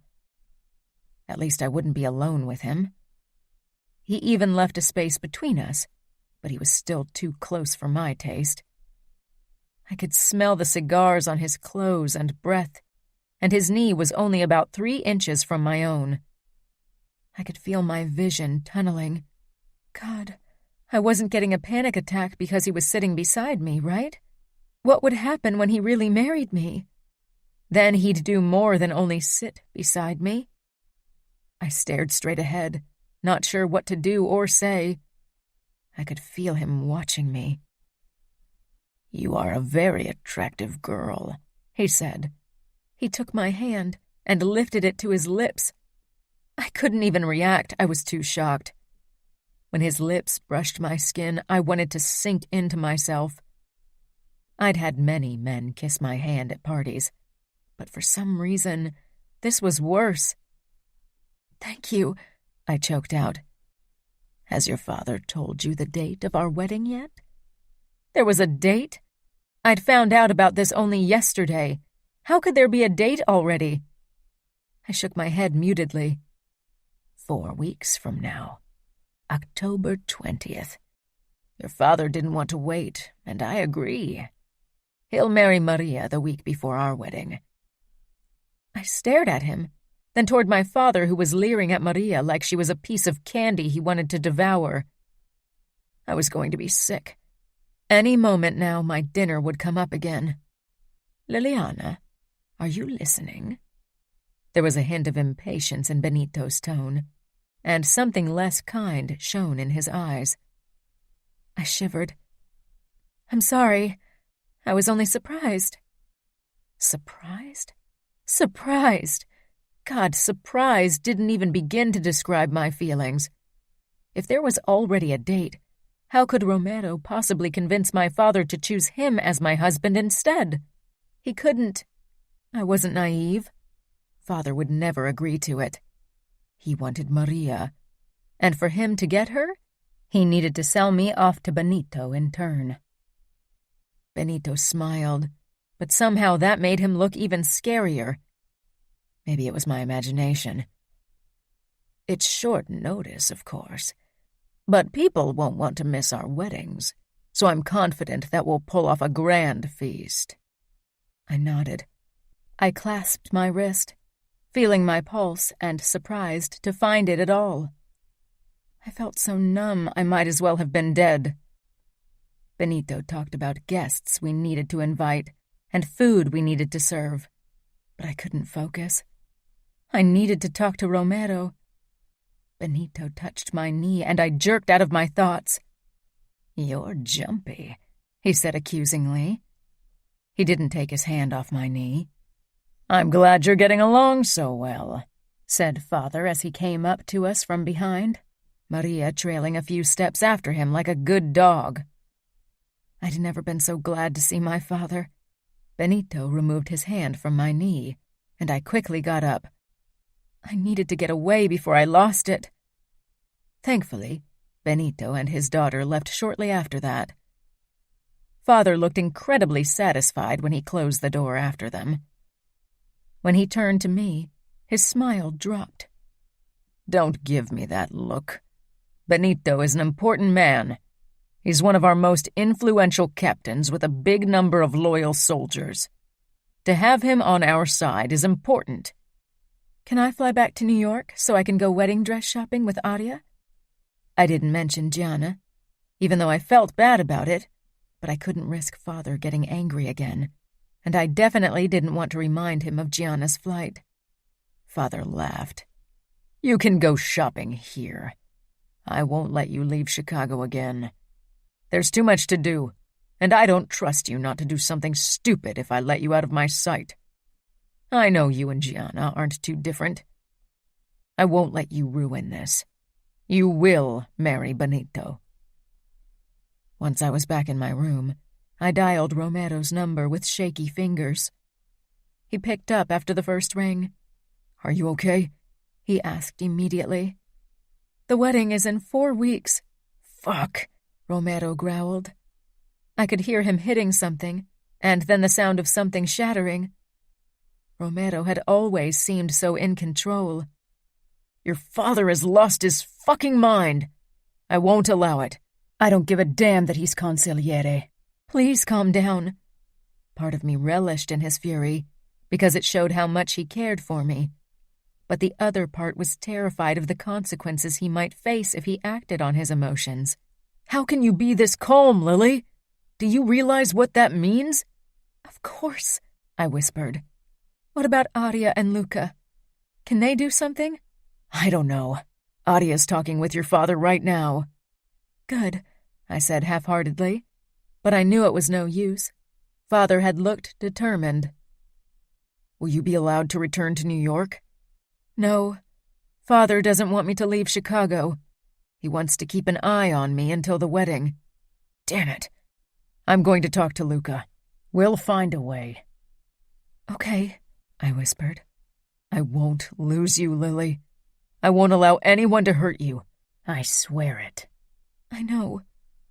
"I'll call you once I've talked to Luca." "Okay." I sounded like a broken record. I hung up and sat cross-legged on my bed.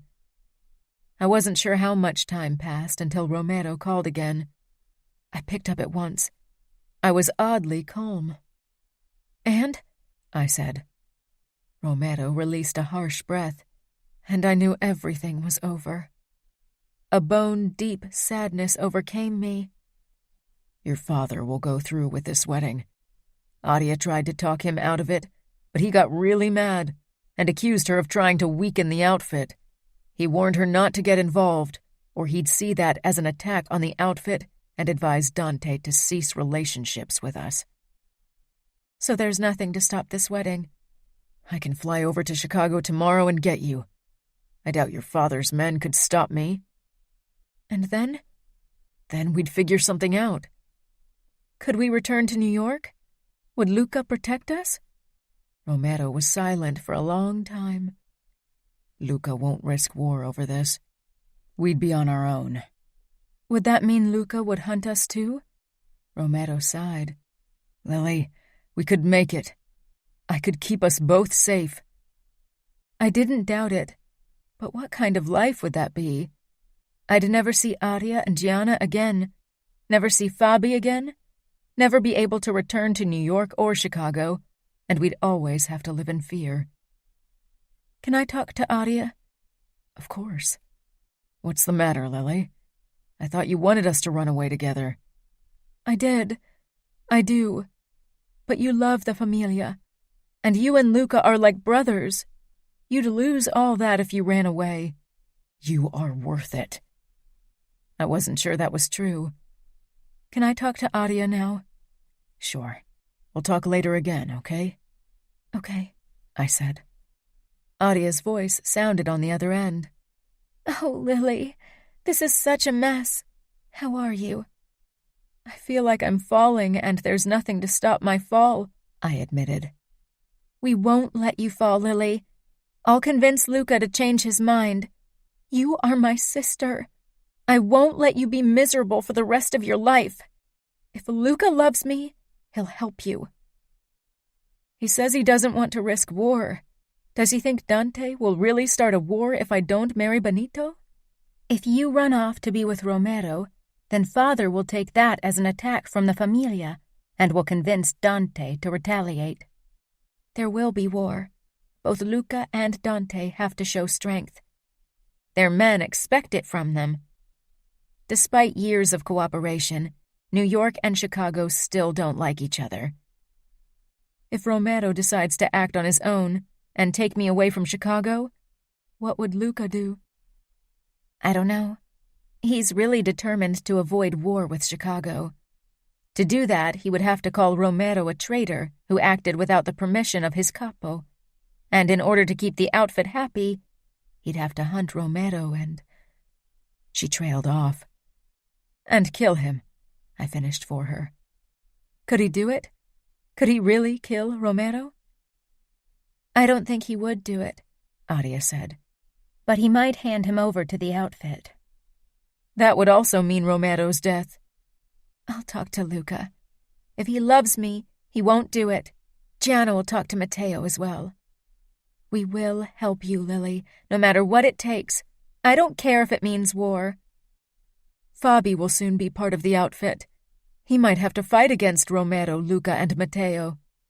Many will die, and the Russians might use their chance and kill even more of us. I don't care if the Russians take over parts of the city. This is all about money. I want us all to be happy. But could we be happy? What if Dante and the outfit try to assassinate Luca? It's happened before when New York and Chicago were at war. Aria was silent. She loved Luca. It won't come to that. You don't know that. We were silent. Do you want me to give Romero the phone again? Aria asked after a while. Yes. I could hear her move, and then Romero was back on the other end. So have you and Aria talked everything through? We did. Aria is going to talk to Luca again. He won't change his mind. And he's right to remain firm. He needs to think of the Familia, he said. I don't care about the Familia, but I care about you. Don't worry about me. I'll gladly die if it means saving you from Benito Brasi. That was exactly what I feared. Don't say that. My life isn't worth more than yours. Marrying him isn't a death sentence. Do you want to marry him now? Romero asked tersely. He was so on edge. I wished I could touch him and calm him down.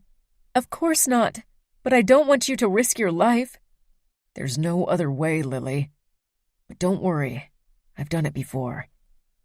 I knew he had, but this was different. We talked a couple more minutes before I promised to call him the next day for detailed plans about my escape. When I'd hung up, I stared at the white wall across from my bed for a very long time, as if it could give me the answers I needed. The people I loved the most would risk everything to keep me safe, to save me from a loveless marriage. But at what cost? Romero had sounded as if he didn't care at all that he might lose everything. I knew he loved the familia, was proud to be a part of it. He loved this life, but he'd have to leave it behind if he helped me escape this marriage. Luca wouldn't risk war. His people would mutiny. He'd have no choice but to give up Romero and hand him over to the outfit. Adia might destroy her marriage if she tried to blackmail Luca into helping me. He'd forgiven her once for betraying him, but would he do it again? Could I risk everyone's happiness for my own? Someone hammered against my door, and then Father stepped in without warning. I stood immediately. His expression was thunderous.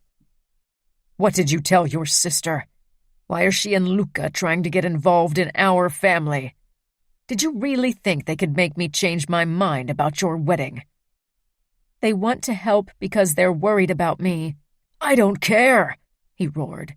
"You are going to marry Benito. End of story." "I can't," I said desperately. "You can, and you will." "I'm not a virgin anymore. If you don't want people to find out, you can't let me marry Benito," I blurted. Father stormed toward me, gripped my arms, and pushed me against the wall. The back of my head rang from the impact. "What did you say?" he snarled. I gaped up into his menacing face. He shook me hard until my vision turned blurry. Suddenly, Fabi raced into the room. He tore at Father's arm, trying to free me, but Father lashed out. Fabi landed on the floor, his face flashing with pain. "Go back to your room, boy. Now, or I swear I'll make you regret it." My arms hurt from Father's grip, but I gave Fabi a small nod. I wanted him to leave. He didn't need to get into trouble because of me. Fabi struggled to his feet, and after a moment of hesitation, he limped out of my room. When he was out of view, Father turned back around to me. I quivered. "Tell me the truth." I couldn't talk. I regretted ever having mentioned anything. Father really looked as if he wanted to kill me. He slapped me hard across the face but didn't release me. "Who was it? Who turned you into a little whore? Someone from the familia, wasn't it?" Tears burned in my eyes, but I didn't cry. I couldn't tell Father the truth. "No," I said quickly. "I met him in a club. It's no one you know." "I don't believe a fucking word you say, you disgusting slut. And it doesn't matter. You will marry Benito, and you'll scream like a little scared virgin on your wedding night so he doesn't doubt your innocence. I swear, if you ruin this for me, I'll break every bone in your body." He let me go and stepped back, eyes hateful. "And if you try to get out of this wedding, and maybe even ask your sisters for help, believe me, war between the outfit and the familia is only the beginning. I'll personally hunt you and your sisters down, and then I'll figure out who fucked you and skin that asshole alive. Do you understand?" I gave a jerky nod. Father looked like he wanted to spit on me. Instead, he turned on his heel and walked out. I slumped to the ground. Everything was really over now. I couldn't allow Father to hurt everyone I loved, only because I wanted to get out of my wedding with Benito. The image of Father's hateful eyes seemed burned into my brain. If I married Benito, the outfit and familia would keep working together. Fabi would be safer. Everyone would be safer. I'd be able to see my sisters and Fabi at least occasionally, and Romero could keep working for Luca. He'd get over me and find someone else. And I? Maybe things wouldn't be so bad. I didn't even know Benito. Maybe he wasn't a horrible guy. And it wasn't like I hadn't gotten a taste of happiness. Being with Romero had been amazing. It was something I'd never regret and would always cherish. It was time to do the right thing. Maria had accepted her fate. So many girls had before me. I should too, if only to keep my loved ones safe. Once I'd made up my mind, I felt relief, then deep sadness. I lay down, but sleep wouldn't come. I remembered the longing in Mother's eyes before her death, and couldn't help but wonder if the same look would be in my eyes one day. Romero. I'd have never thought I'd ever consider going against the Familia, but I could not watch Lily getting married to that man. She was mine, and I didn't care what I'd have to do to keep it that way. Luca had been eyeing me almost all day yesterday. He'd never looked at me with true suspicion in his eyes before. I had to admit it hurt to know he didn't trust me anymore, and worse, that he had every right to be wary of me. I'd gone against his direct orders, broken my oath, and betrayed the people who had been as close, maybe even closer, than my own family. When I came to Luca and Aria's penthouse that morning, I saw it in Luca's gaze that he knew he'd lost me. Another capo might have eliminated me right then to prevent worse. Aria gave me an encouraging smile, but I didn't miss that Luca left without kissing her. That never happened, and was a fucking bad sign. As soon as I could, I called Lily. The phone rang almost 24 times before I gave up. Aria shot me a worried look. Maybe she's still having breakfast with Fabi and Father. I waited a couple of minutes before I tried again. If she didn't answer this time, I'd book a fucking flight to Chicago today and get her. To my relief, Lily picked up after the third ring. Where were you? I tried to call you before. Are you okay? I'm fine. The detachment in her tone made me pause. It felt like there was a barrier between us that had nothing to do with our physical separation. I've been thinking about the best way to go about it, and I think I should fly over to you as soon as possible. Luca is getting more and more suspicious, so we need to act quickly. I don't think we should do it. Do what? I asked carefully. Run away. I know you don't want to leave your sisters, but maybe Luca will take us in later. Arya might change his mind. No, she said firmly. I mean, I don't want you to come here and take me away. I'm going to stay. I couldn't believe what I'd heard. What are you saying? That you want to marry Benito? I don't believe that for 1 second. He could be your father. But he's an important man. He has many soldiers who follow him. Since when do you care about something like that? I've always cared about it. I enjoyed our time together, Romero, but we have to be reasonable. It could never work out between us. You are a soldier, and I have a duty to fulfill as the daughter of a consigliere. We all have to do things we don't want to do. What the fuck did your father do? This doesn't sound like you, Lily. Romero, please, don't make this harder than it is. You have your responsibilities to Luca. I don't want you to break your oath. I don't care about my oath. But you should, she said angrily. I don't want you to come here. It's over between us, Romero. I'm going to do the right thing and marry Benito, and you should do the right thing and follow Luca's orders. Suddenly, I was angry. So what was this between us? An adventure for the summer? Curiosity about how it would be to fuck a common soldier? Lily sucked in a deep breath, and I regretted my harsh words, but I was too proud to take them back or apologize. We can't talk again, she said quietly. Was she crying? We should forget what happened. Don't worry, I will, I said. Then I hung up. I flung my phone away. Fuck! Arya rushed toward me, alarmed. What's wrong? Is it Lily? She wants to go through with marrying Brasi. Arya froze. She said that? I nodded. I headed for the kitchen. I needed a cup of coffee.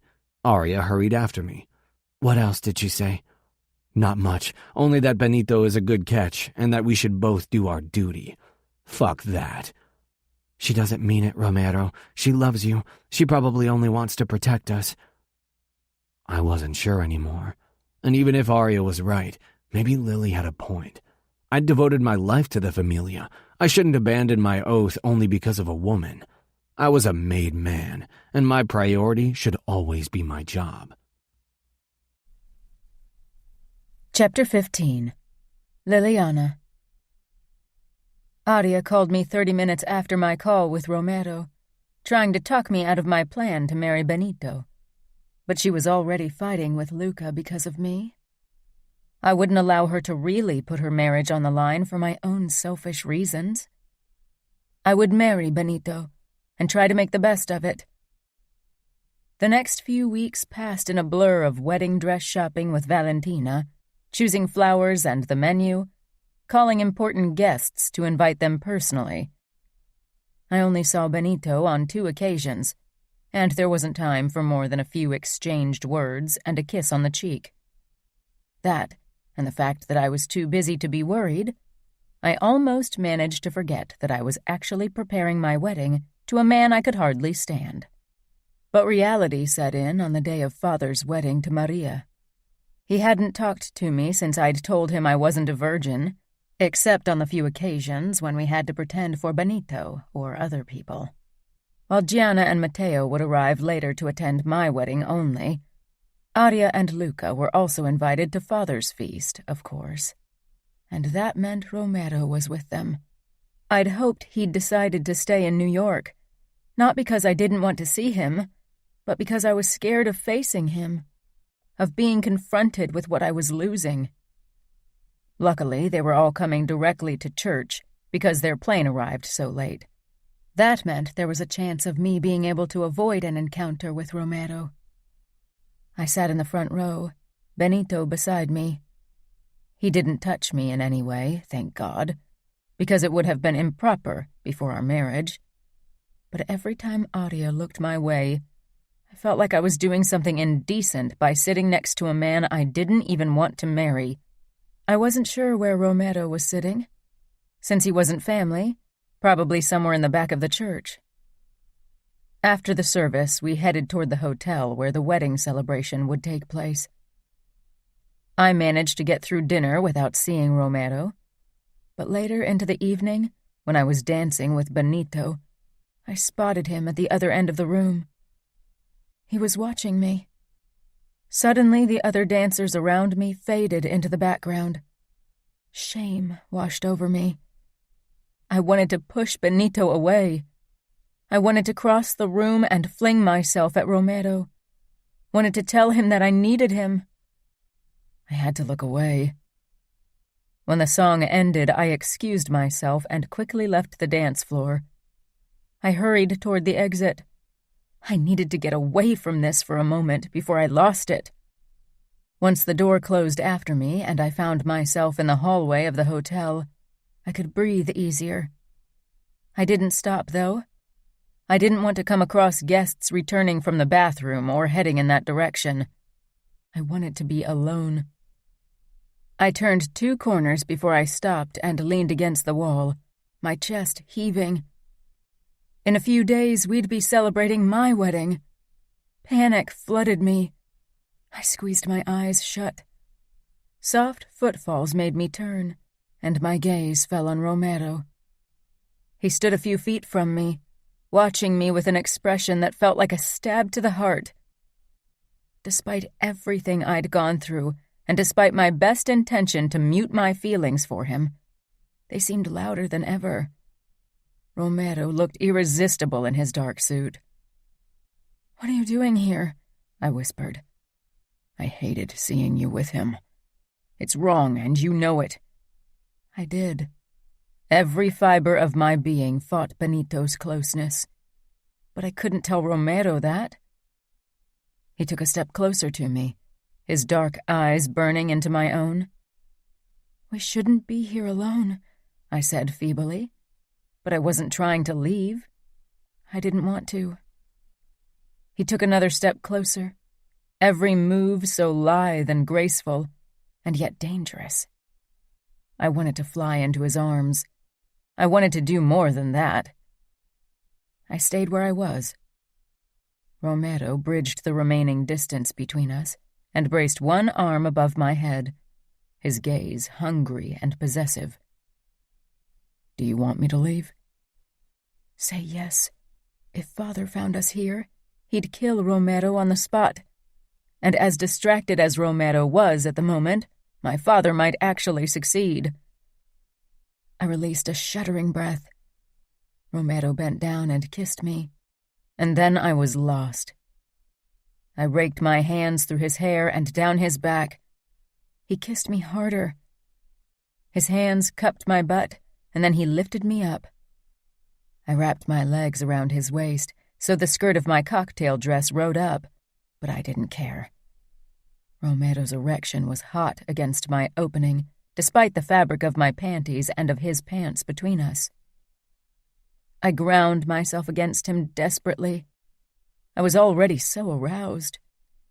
I'd missed this. I'd missed him. I knew someone might come down this corridor and find us, but I couldn't stop. Romero pressed me against the wall and held me with only one arm. His other hand cupped my breast through my dress, making me moan into his mouth and my nipples harden.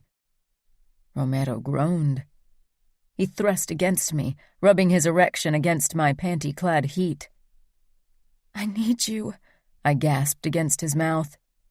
Romero stroked his palm down my side, then slipped it between my legs and pushed a finger under the fabric of my panties. He found me wet and aching. I shivered at the feel of his touch. "Fuck, you're so wet, Lily." He pushed a finger into me, and I arched off the wall with a gasp. Only he had that effect on me. He removed his finger again and opened his zipper. My core tightened with anticipation and need. I heard the rip of a condom package, and then his tip pressed against my opening, and he started to slide into me. My walls yielded to his hot length until he'd sheathed himself completely in me. We peered into each other's eyes. This felt so right. Why did it have to feel so right? "You feel so fucking good, Lily. And so fucking tight, good God." Our lips found each other again. It had been too long. Romero thrust into me, driving me higher up against the wall. I moaned when he hit a spot deep inside of me. "We have to be quiet," he murmured in a low voice. Then his mouth swallowed my next sound. I wrapped my arms even tighter around his neck. It felt like we were one, inseparable. I dug my heels into his butt, driving him deeper into me as I stared into his brown eyes. Eyes so full of emotions they threatened to unravel me. I loved him. How could I live without him? Without this? Romero didn't take his eyes off mine as he plunged into me harder. Pleasure surged through me and I came apart. Romero kept pounding into me until his own orgasm hit him. We clung to each other, still united. I kissed the side of his neck. His familiar scent flooded my nose and I closed my eyes. I wanted to stay like this forever. Distant sound of laughter dragged me back into the realm of reality. Romero pulled out of me. I loosened my hold on him and let my legs slide down until my feet hit the ground. I couldn't even look up at him as I straightened my skirt. Romero threw the condom into a nearby bin before he returned to me. Neither of us said anything. From the corner of my eye, I saw him reaching for my cheek. I backed away. Bracing myself, I lifted my gaze. "This was a mistake," I whispered. Shock crossed Romero's face. Then it became emotionless. "A mistake?" "I'm going to marry Benito soon. We can't do this again." Romero gave a terse nod. Then he turned on his heel and walked off. I had to resist the urge to run after him. I waited a couple more minutes before I headed toward the restroom. I needed to clean up before I returned to the party, or people would realize something had happened. To my relief, there was no one in the restroom when I stepped in. I checked my reflection. My hair was all over the place and my makeup needed touching up. Sweat trickled down my back. But worse than that was the telltale prickling in my eyes. I couldn't cry now. That would ruin everything. I took a few deep breaths through my nose before I started to redo my makeup.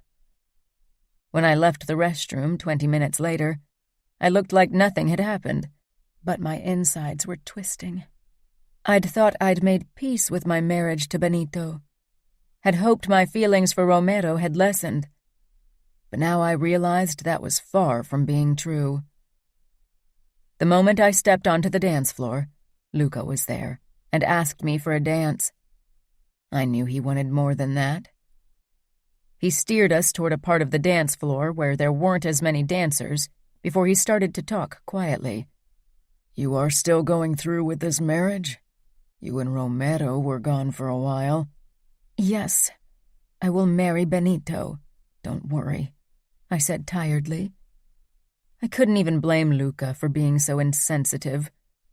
He'd invited me into his home and taken care of me, and I'd paid him back by making one of his soldiers break his oath. "You don't have to stay married to him forever," Luca said casually. Father would never agree to a divorce. Father would kill me before that ever happened.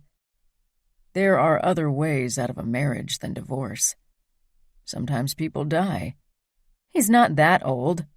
Luca cocked an eyebrow. "Sometimes people die anyway." Was he really suggesting that I should kill Benito? "Why can't he die before my wedding?" "That would look suspicious. Wait a few months. The time will pass quickly. Trust me." I wanted to believe him, but months sharing a bed with Benito? Of having him inside of me? Like Romero had just been, sounded like hell. Romero won't want me anymore then. Luca remained silent. He knew it to be true. Why would Romero still want me after I'd spent months sleeping with another guy? I was already disgusted by the thought. How much worse would it be for him? "There are good men in the outfit, too. You'll find new happiness. You're doing the right thing by marrying Benito. You're preventing war, and you're protecting Romero from himself. That's a brave thing to do."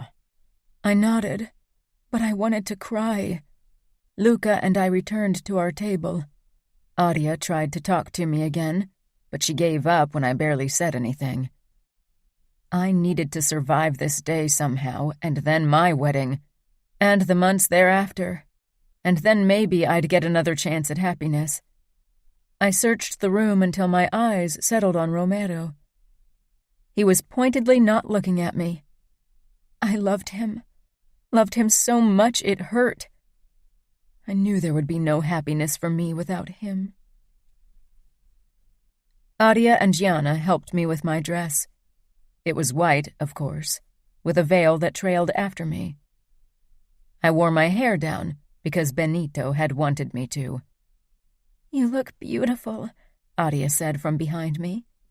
I checked my reflection, but I could only see the look of utter despair in my eyes. I'd need the veil to hide it from the world. Gianna and Adia didn't know about my last conversation with Father, and it was better that way. If they knew how much he'd scared me, they'd take me away despite the risk for their own lives. "This is crap," Gianna muttered. She touched my shoulder. "Lily, get the hell away from here. Let us help you.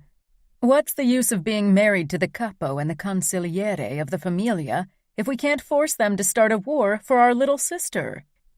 You're going to be miserable." Luca said I could get rid of Benito in a few months when it won't look suspicious anymore. Gianna snorted. "Oh, sure. And what until then? My God, could Luca be any more of a jerk?" Adia didn't say anything, which was a sign in itself. She usually always tried to defend Luca. "Are you and Luca still fighting?" I asked. She shrugged. "I wouldn't call it fighting. We're basically ignoring each other. He's angry at me for keeping you and Romero a secret from him, and I'm mad at him for making you marry Brassi." "He isn't making me, Adia. Father is. Luca's acting like a capo should. I'm not his responsibility, but the Familia is." "Good God, Romero has really rubbed off on you." "Please tell me you don't really believe what you just said," Gianna said. "I won't have you all risk everything for me." Gianna touched her forehead in exasperation. We want to risk it for you, but you have to let us.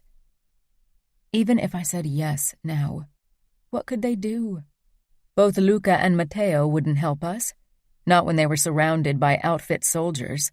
This would be suicide. And Romero? He would do it without hesitation and get himself killed. Father's words flashed in my mind again. No, I had to go through with this. It was the only option. Someone knocked, and a moment later Maria poked her head in. She was one of my bridesmaids, even though we still weren't talking much. You need to come out now. She disappeared before I had time to say something. I can't believe Father is married to her, Gianna said. I don't like her, but I still feel sorry for her. Father is a bastard. I barely listened. My vision was turning black. Fear filled my bloodstream, made me want to bolt. But I held my head high and lowered my veil over my face. We should go now. Lily, Adia began, but I didn't give her the time to finish whatever she wanted to say. I hurried toward the door and opened it, startled to find Father right in front of it. I hadn't expected him to wait for me here. I knew he'd lead me to the altar, but Father's usually waited in the anteroom. Maybe he'd worried I'd run off in the last minute. There you are. Hurry, he said. He slanted a hard look at Gianna when she and Adia walked by, but didn't say anything. He held out his arm for me. An image of him with Maria popped into my head, and I wanted to throw up. I put my hand on his forearm and let him lead me toward the main part of the church, even though every fiber of my being wanted to get away from him. Inside the church, music was already playing. Before we entered, Father leaned down to me. You better convince Benito you're a virgin, or he'll beat you to death. And if he doesn't, I will. He didn't wait for my reply. We went through the double doors, and every pair of eyes turned toward us. My feet felt like lead as I walked toward the altar.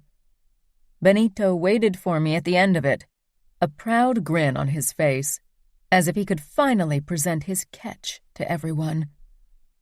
Despite the risk, my eyes searched the crowd until they settled on Romero. He leaned against the wall on the right, an unreadable expression on his face. I tried to catch his gaze, even though it would have made this walk even harder, but Romero didn't even glance my way. He was completely focused on Adia, playing the part as her bodyguard. I returned my attention to the front, hoping no one had noticed the detour my gaze had taken. In the spot where my mother should have been was Maria, hunched shoulders, pale skin, sad eyes. Maybe she thought nobody was looking, because this was the first time she hadn't put on a brave face. This was a taste of what I would look like soon enough. I peered up at Father. He, on the other hand, seemed rejuvenated, as if the marriage to a barely 20-year-old had allowed him to drop a few of his own years. Didn't he miss Mother at all? She should have been at his side for my wedding. My eyes sought Romero again. I couldn't seem to stop. And Romero should have been the one waiting at the altar for me. We reached the end of the aisle, and Father handed me over to Benito. Old man fingers curled around my hand, sweaty and too firm. Father lifted my veil, and for a moment I was worried my disgust and unhappiness were plain as day. But from the look on Benito's face, he didn't seem to notice or care. I didn't listen to the priest as he started his sermon. It took everything I had to stop myself from peering over my shoulder, seeking out Romero one more time. While the priest and the gathered guests waited for my I do, I considered saying no for a brief moment. This was my last chance, the last exit before I was forever stuck on a highway to unhappiness, or at least until I figured out a way to get rid of my husband. Was I even capable of something like that? I couldn't even smash a fly when it bothered me. Just say no. I wondered how people would react if I refused to marry Benito. Benito would be furious, and so would Father. But my sisters and Romero, they would understand, would probably fight everyone else to protect me. Benito cleared his throat beside me, and I realized how long I'd been saying nothing. I quickly said what everyone expected, even when the words tasted like acid. Yes, I do. You may kiss the bride. Benito grasped my waist. I stiffened, but I didn't push him away. His rough lips pressed against mine. I could taste cigars. I pulled my head away and turned to our guests with a forced smile. Benito shot me a disapproving look, but I ignored him. If he knew how much restraint it had taken not to shove him away, he wouldn't be mad at me for ending our kiss a bit too soon. Taking my hand, he steered me down the aisle. My eyes darted toward Romero, but he was gone. I searched the entire church, not finding him. He probably hated me now that he'd seen me kiss Benito, and didn't want anything to do with me. Would I ever see him again? Romero. I should have never come to Chicago. Watching Lily stride down the aisle toward Benito, I felt like someone was squashing my heart under a boot. I wanted nothing more than to stick my knife into Benito's eye very slowly, see the light leave him, hear his last labored breath. I wanted to skin him alive, wanted to give him more pain than any man had ever endured. I forced my eyes away from Lily and focused on Arya, as I was supposed to do. She looked back at me and gave me an understanding smile. I didn't react. I shut off my emotions like I'd learned to do in the first few years after my initiation, when seeing people get killed or tortured still bothered me. You may kiss the bride. My eyes shot toward the front of the church, where Benito fucking Brasi had put his hands on Lily's waist and was practically dragging her toward his body. I saw red. I wanted to kill him. I pushed away from the wall, turned around, and walked out of the church. I didn't run like I wanted. I moved slowly as if nothing was wrong. Fuck. What a fucking lie. Everything was wrong. The woman that was supposed to be mine had just married some old bastard. I headed straight toward our rental car. I'd wait there until it was time to drive to Brasi's mansion for the feast. Luca hardly left my fucking side at the wedding party. He probably worried I was going to lose my shit on everyone. He wasn't wrong. Every time I glanced toward Lily and Benito, something snapped in my brain. I couldn't stop imagining pulling my gun and putting a bullet in Benito's head, and then one in Scuderi's head for good measure. If I was lucky, they wouldn't stop me quick enough. Arya came toward me after dinner. I wasn't sure if I could take her pity, but I wasn't going to send her away. She was only trying to be kind. You don't have to stay, you know. Luca is here for my protection. This must be hard for you. Why don't you go ahead and find yourself a hotel? I'm sure you don't want to spend the night under the same roof with Benito. Tonight. So far, I'd managed not to think about the wedding night too much. No, I'm fine. I can handle this. Arya hesitated as if she wanted to say more, but then she headed back to Luca. When the party drew to an end, I could feel myself getting more and more agitated, and then what I'd been dreading happened. Benito and Lily rose from their chairs to head to the master bedroom for their first night together. A crowd followed them, cheering and making suggestions of what should happen tonight. My pulse quickened, and my fingers longed to reach beneath my vest. I trailed after them, though I knew it was the last thing I should do. I had always prided myself on my control, but I could feel it trickling through my fingers. I knew I'd said to Lily that I would accept her marriage. She had told me she didn't want me. As a soldier of the New York familia, it was my duty to put them first. Wanting Lily could mean war. No, it would lead to fucking war. Dante Caballero was a calculating man, but his soldiers had been waiting for a chance to tear into us again. I'd seen it in many of their eyes today. Things between us had gone steeply downhill in the past few years.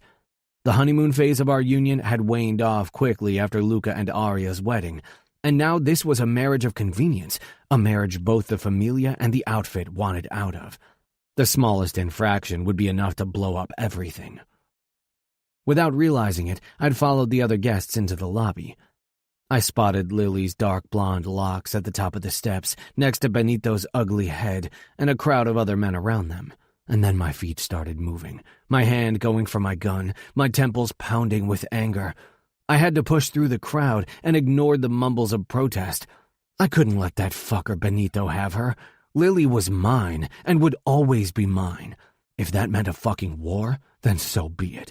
I'd spend until the end of my days hunting Russians and outfit bastards if that meant I could keep her. I sped up, and then Luca was suddenly in front of me. I ground to a halt, breathing hard. I had half a mind to punch him, but I fought the urge. If I made a scene surrounded by so many people, I could screw up everything. Luca grabbed me by the shoulder and steered me into an empty corridor. He pushed me against the wall, making my ears ring. Then he released me. "God damn it," he snarled and gripped my shoulder again. "She's not yours. She's a married woman now." "She never wanted any of this," I said harshly and shook Luca's hand off. "It should have been me next to her at the altar."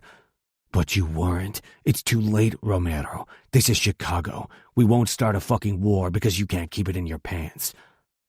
I got straight into his face. "This is much more than that, and you know it." "I don't care, Romero. You watched Liliana walk down that aisle, and now you have to accept the consequences. She did her duty, and so should you. Go to your room and get some sleep. Don't do anything stupid." Luca was capo. It was his job to look out for the best of the familia, but right then, I wanted to kill him.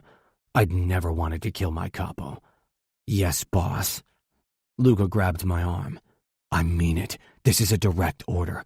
I won't have war over this. I've warned you about how this would end a long time ago, but you didn't listen." "I won't do anything," I gritted out.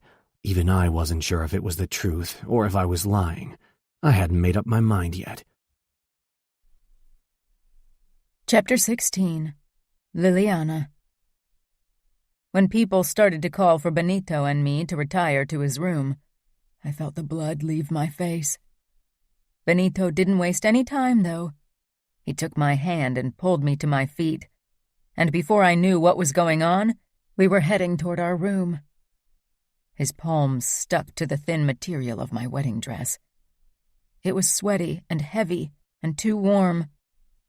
Slowly it traveled lower until it rested on my butt. I suppressed a shudder. I wanted to push his hand away, push him away, but he was my husband, and soon enough he'd touch me there without the protection of fabric. He would touch me everywhere, would see every inch of skin that was supposed to be Romero's only.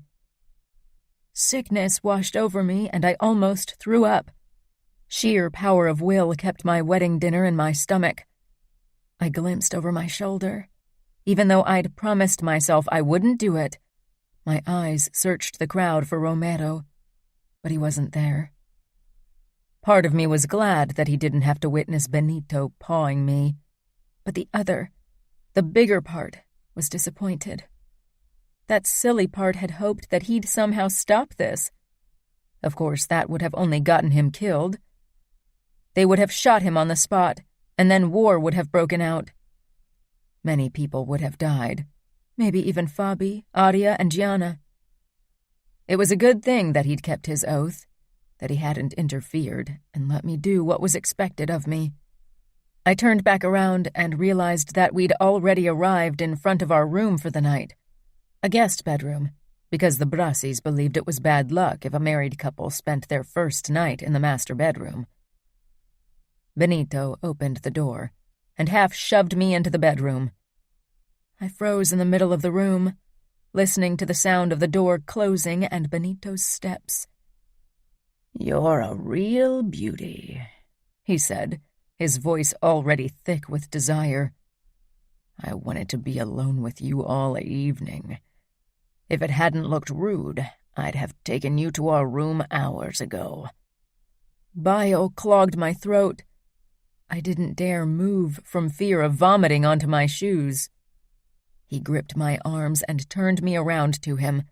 Then, before I could even gather my bearings, his mouth pressed against mine. I gasped, and he used the chance to thrust his tongue past my lips. He tasted of the cigars he'd smoked with the other men, and it made me feel even sicker. His tongue was everywhere. He didn't give me the chance to do anything. God, this was horrible. My hands grasped his shoulders, fingers digging into his suit, and I shoved as hard as I could. But his arms wrapped around my waist, pulling me even tighter, giving me no chance to escape. His breathing was quick and excited. He was so eager. I didn't want this. I squeezed my eyes shut, fighting back tears and desperately trying to imagine it was Romero kissing me. But everything about this felt wrong. The clumsy hands on my waist, the taste of him, the way he moved his tongue like a dying slug.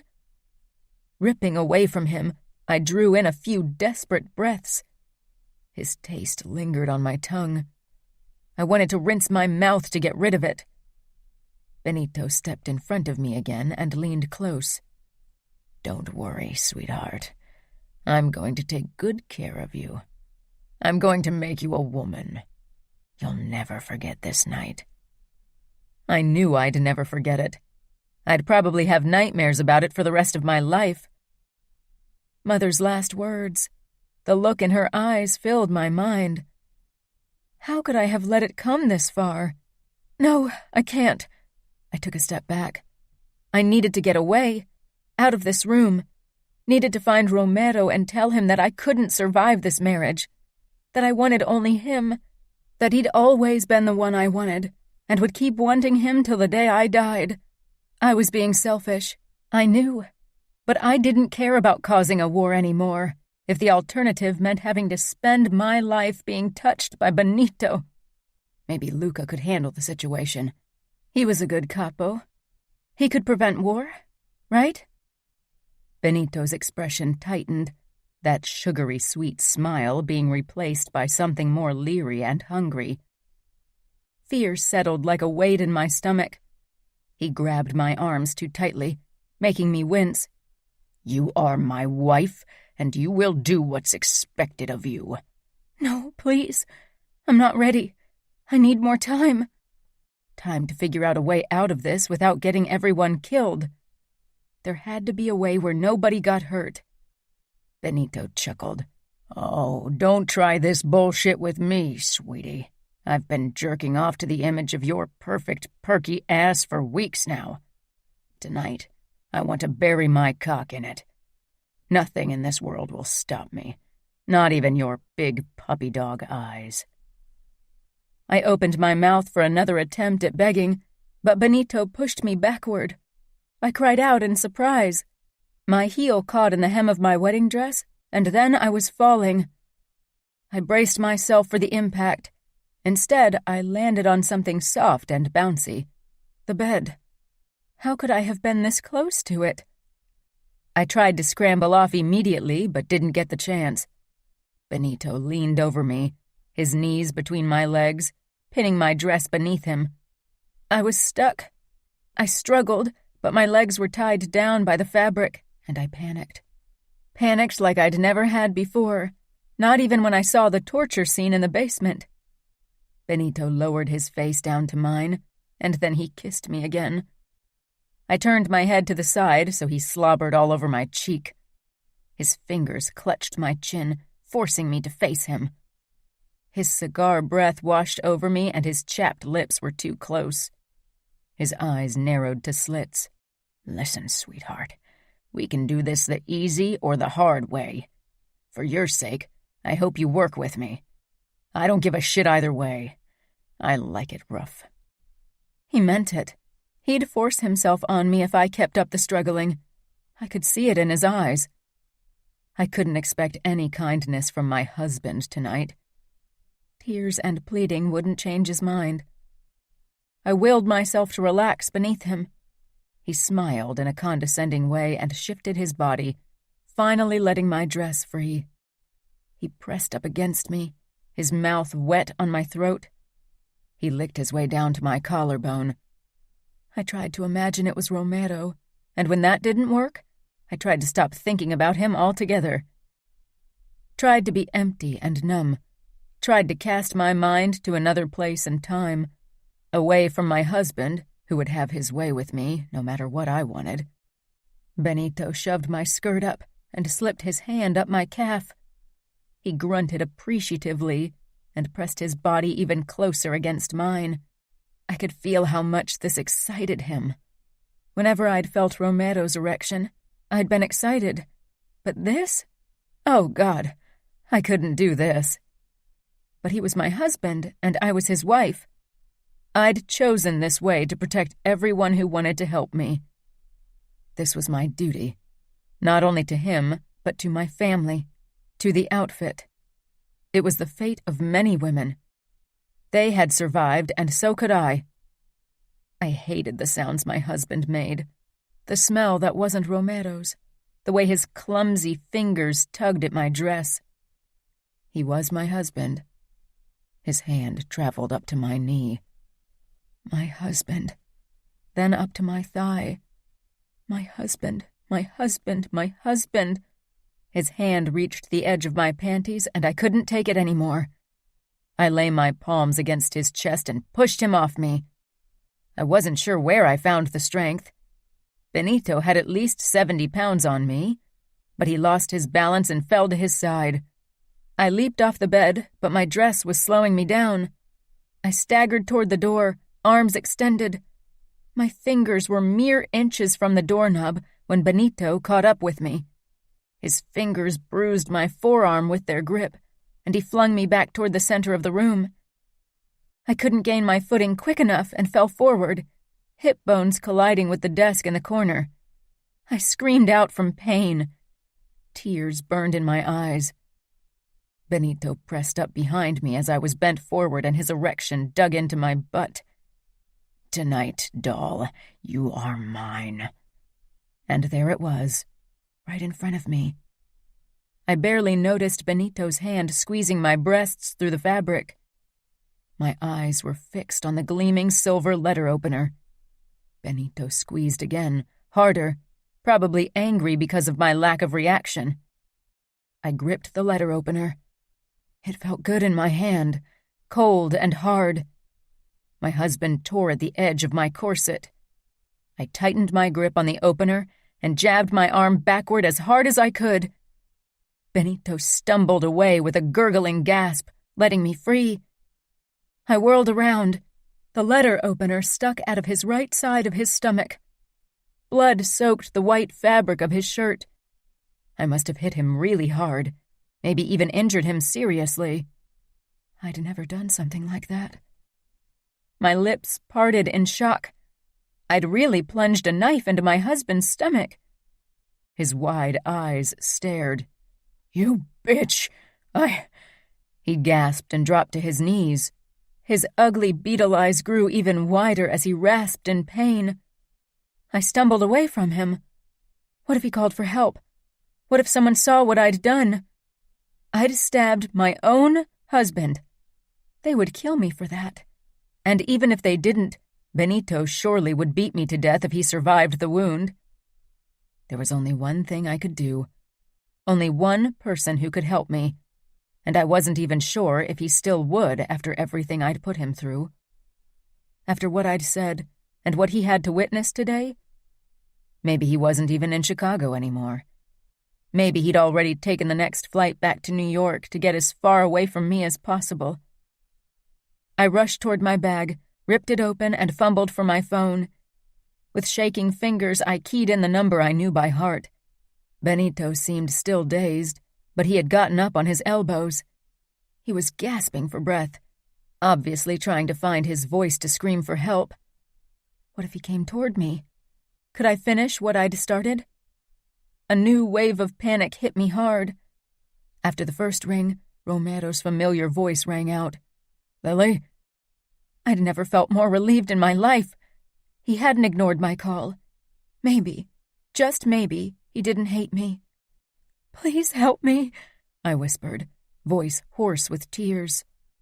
They were streaming down my face. It wasn't because I'd just stabbed someone with a letter opener. I felt no regret over that. "I'm coming. Where are you?" "Bedroom." "Don't hang up," he ordered. I wouldn't have. I could hear him moving, could hear his calm breathing, and it calmed me in turn. Romero would be here soon, and then everything would be all right. After everything that had happened, he still rushed to help me. Less than 2 minutes later, there was a knock. He must have been close, or it would have taken him much longer to reach the bedroom. For a couple of seconds, I wasn't sure if I could even move.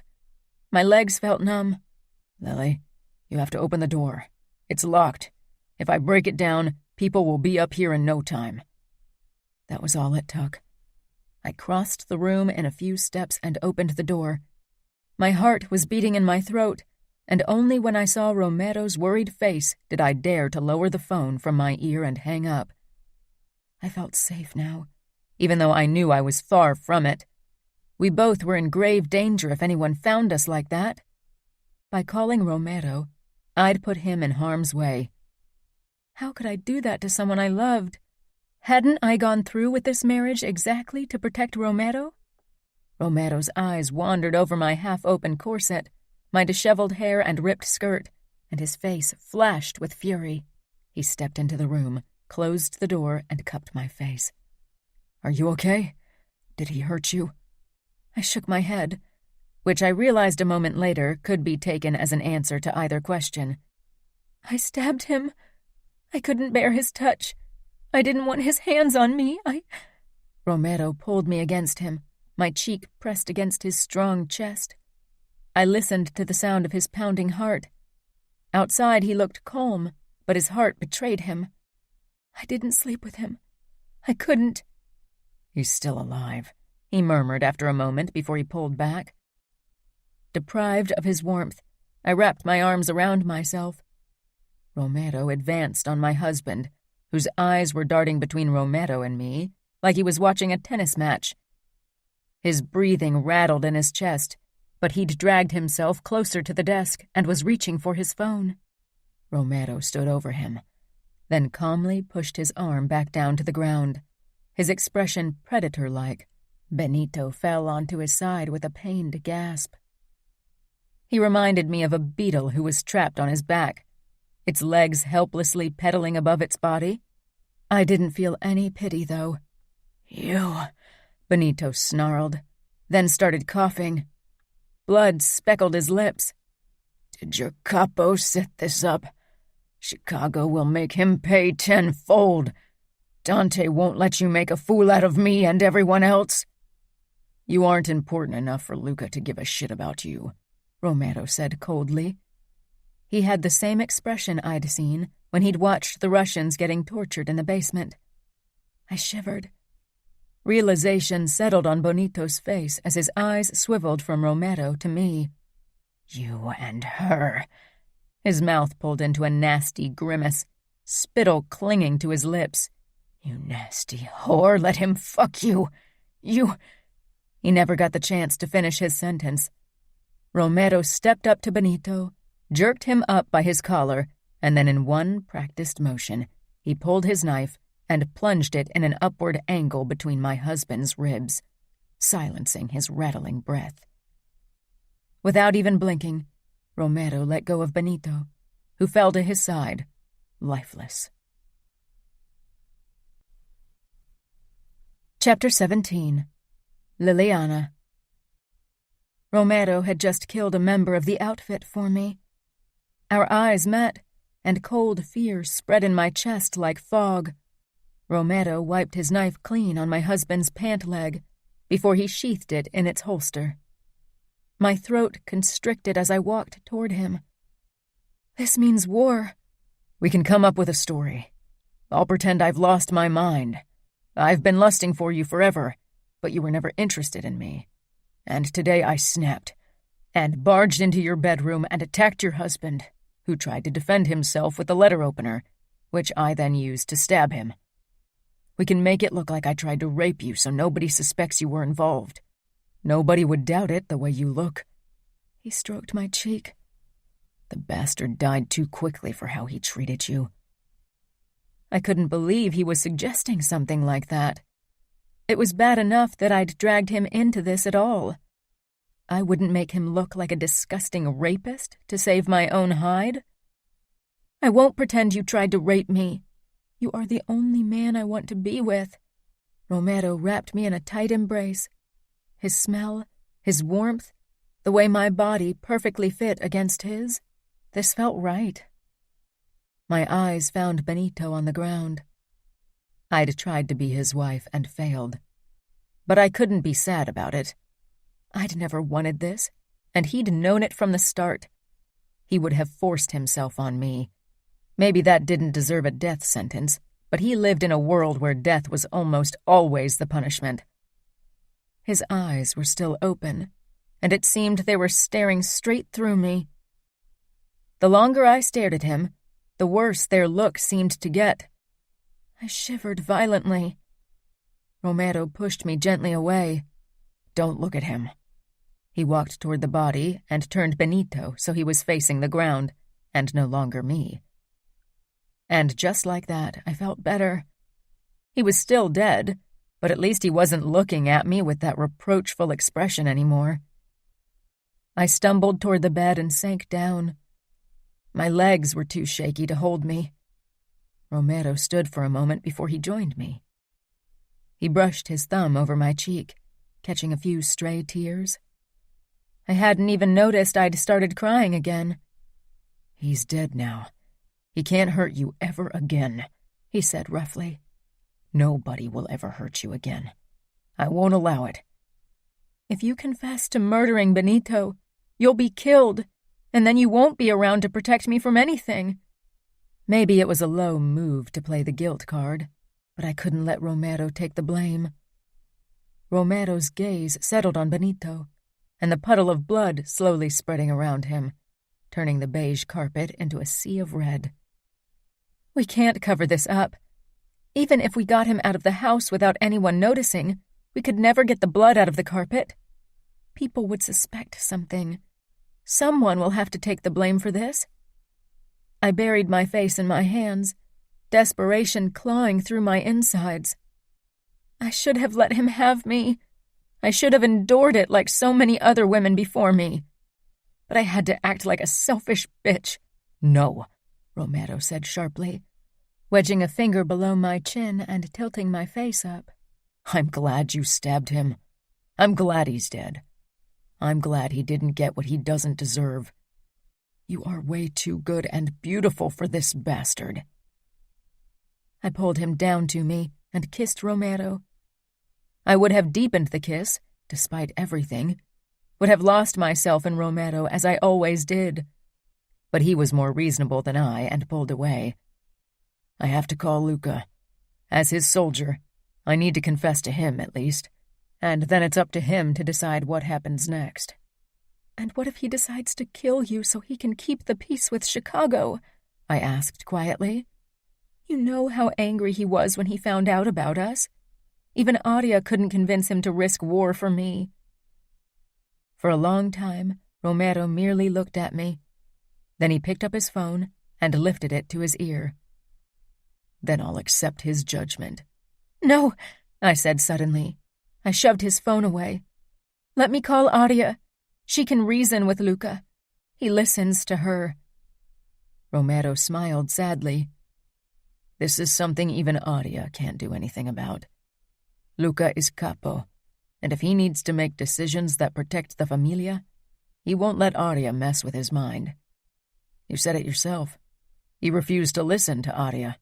"Please." "I need to do this. I can't hide behind you or Adia like a coward." He raised the phone again, and this time I didn't stop him. He was right. Luca would probably be pissed if I tried to use Adia to manipulate him. I held my breath as I waited for Luca to pick up. "Luca, I need you to come to Benito's room." I heard Luca's raised voice on the other end, but couldn't make out what he said. It didn't sound nice. "Yes, I'm there. You should hurry." "Damn it!" Luca growled loud enough for me to hear. Then he hung up. Romero lowered his phone slowly and put it back into his pocket.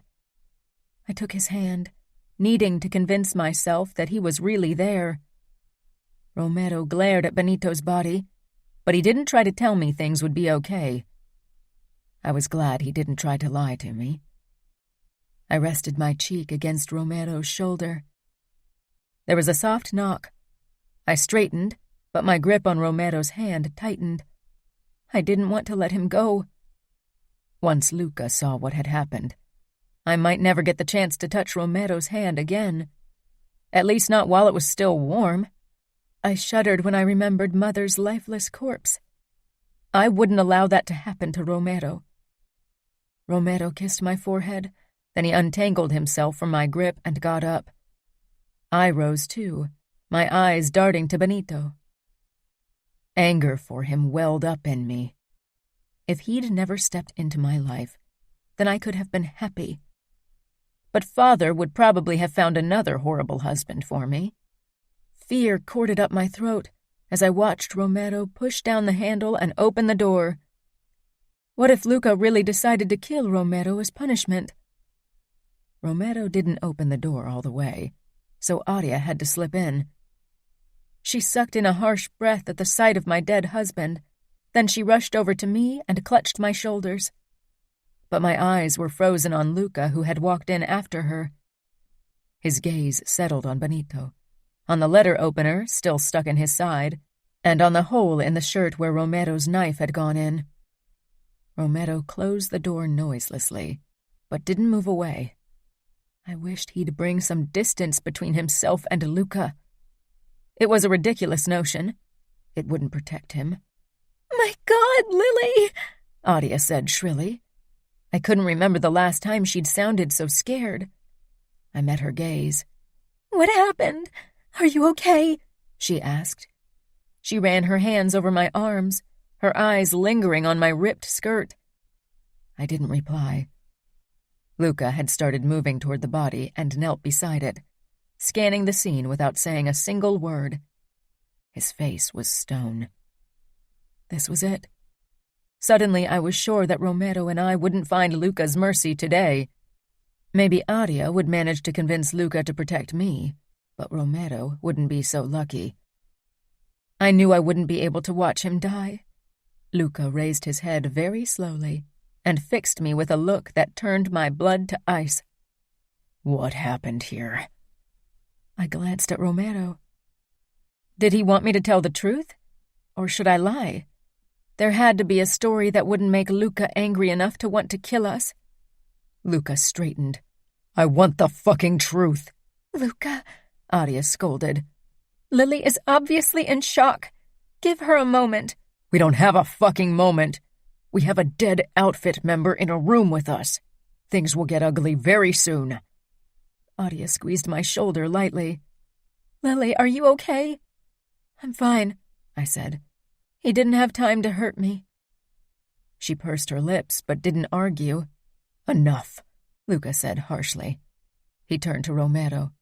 "I want answers. Remember your oath." Romero looked like a man resigned to his fate. It scared me senseless. "I always do." Luca jabbed a finger toward the dead body. "That doesn't look like it. Or are you saying that Liliana did this alone?" "Liliana is innocent," Romero said firmly. He never called me Liliana. What was he trying to do? Benito was still alive when I arrived. She'd stabbed him with the letter opener because he attacked her. It was self-defense on her part. "Self-defense?" Luca muttered. His gray eyes fixed on me. "What did he do?" "He tried to force himself on her," Romero said for me. "I didn't ask you," Luca growled. Adia let go of me and walked toward him and put a hand on his arm. He ignored her completely as he said, "And if he tried to consummate the marriage, nobody in this fucking house will see it as self-defense. Benito had a fucking right to her body. He was her husband, for God's sake." Romero took a step forward but stopped himself. "You can't be serious," Adia said, eyes imploring. "You know the rules, Adia. I'm stating the facts," Luca said in a much calmer voice. Adia always had that effect on him. "I don't care. A husband doesn't have the right to rape his wife. Everyone in this house should agree on that." I shivered. The events of the evening were catching up with me. I just wanted to lie down in Romero's arms and forget everything. Romero came over to me and wrapped an arm around my shoulders. Luca narrowed his eyes. I told you this would end in disaster. So let me guess. Liliana stabbed her husband, called you, and you finished the fucking job to have her for yourself. Yes, Romero said. And to protect her. If he'd survived, he would have blamed Liliana, and she would have been punished harshly by the outfit. Luca let out a dark chuckle. And now she won't? They will put her on trial, and they will not only punish her harshly, they will also accuse us of having set this up, and then there will be a fucking bloodbath. Dante is a cold fish, but he needs to show strength. He will proclaim war in no time. All because you can't control your dick and your heart. As if you could do it. You'd take down anyone who'd try to take Adia away from you, Romero said. But Adia is my wife. That's a huge difference. If it was up to me, Lily would have been my wife for months. I stared at him in surprise. He'd never mentioned marrying me. My heart swelled with happiness, only to turn to stone at the sight of Luca's expression. Someone is going to pay for this, he said darkly. He paused. As capo of the New York Familia, I need to put the blame on Liliana and hope Dante buys it and doesn't start a war. That would mean my certain death. Maybe Dante wouldn't give the orders himself, but he would have to submit me to my father's judgment, and I didn't expect any mercy from him. He hated Gianna for what she'd done, and that wasn't nearly as horrendous as my crime. "You can't do that," Adia whispered. Her knuckles were turning white from her tight grip on his forearm. Romero let go of me and walked a few steps toward the center of the room, where he got down on his knees and held out his arms wide. I'm going to take the full blame for this. Tell them I lost my mind and ran after Liliana because I've wanted her for months. I killed Benito when he tried to defend Lily and himself. But before I could rape her, you noticed I was missing and went in search of me. Then there won't be war between the outfit and New York, and Lily will get the chance at a new life.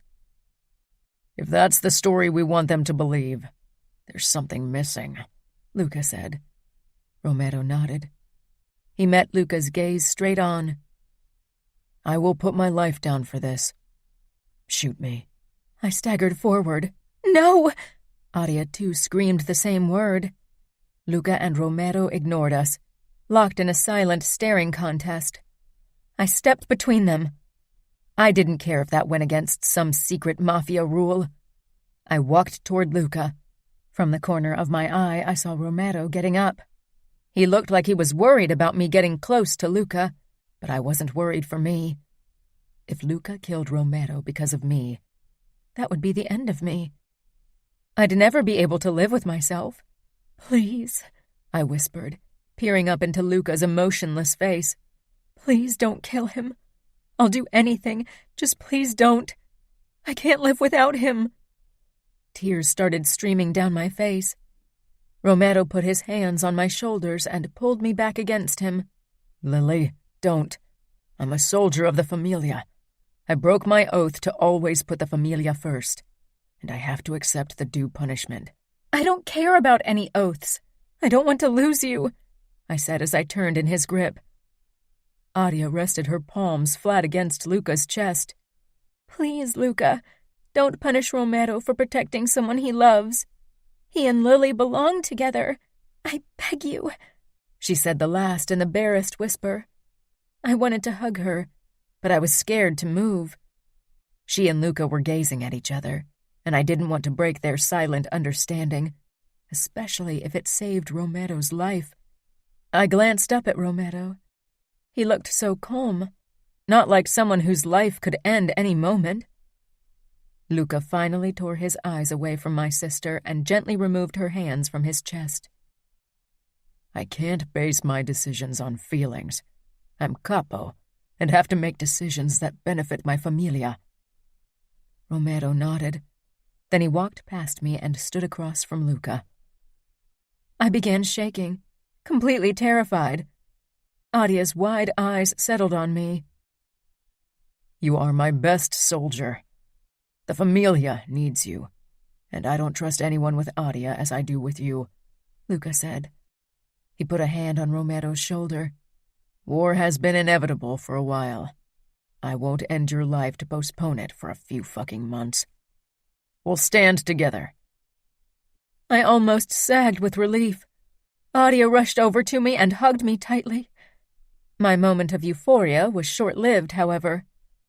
Of course, we might not get out of this house with our lives, Luca added. We're surrounded by the enemy now. Most guests are either drunk or asleep. We could try to sneak out. They won't notice Benito's death until morning. By then, we'll be back in New York, Romero said. A flicker of relief showed on his face. I wanted to be in his arms, but he and Luca needed to deal with our dilemma. A dilemma I'd started. What if we really didn't get out alive? The outfit outnumbered us greatly. This was their territory, and we were thousands of miles away from reinforcement. I'll have to call Matteo and Gianna. They need to come here so we can figure out the best way to get out of this house, Luca said, already raising his phone to his ear. Romero strode over to me and smoothed the crease between my brows. I pressed up against him. Adia headed for Luca, giving us space. I was so scared, I whispered. Romero buried his face in my hair. I know. Weren't you? It was your life on the line. My life has been on the line since I've become a made man. I've grown used to it. The one thing that fucking scared me today was when I had to watch you walk toward your wedding night with that asshole Benito. I wanted to kill him then. I've wanted to kill him every day since I found out you were forced to marry him. I'm glad that I finally did. Me too, I said, then rose to my tiptoes and kissed his lips. Damn it. Matteo isn't picking up his fucking phone. Do you think something happened to them? Adia asked. Romero let out a small laugh and exchanged a look with Luca. The only thing happening is that he's probably fucking your sister's brains out right now and ignoring his fucking phone, Luca said. I wrinkled my nose. Of course I knew my sisters had sex. I just didn't want to be reminded of it. Or worse, imagine it. Can we go over to their room? Luca shook his head. It's farther away from the back entrance. He dialed again. Damn it. We should carry Benito into the bathroom and cover the bloodstain in the carpet with something. That way, if someone walks in tomorrow morning, it might buy us a bit more time. Luca shoved his phone into his pocket, then gripped Benito by the feet while Romero took the arms. I shuddered as I watched them carry the corpse into the adjoining bathroom. My husband was like a sack of flour in their hold. You should get out of your wedding dress and wear something more sensible, Adia suggested softly.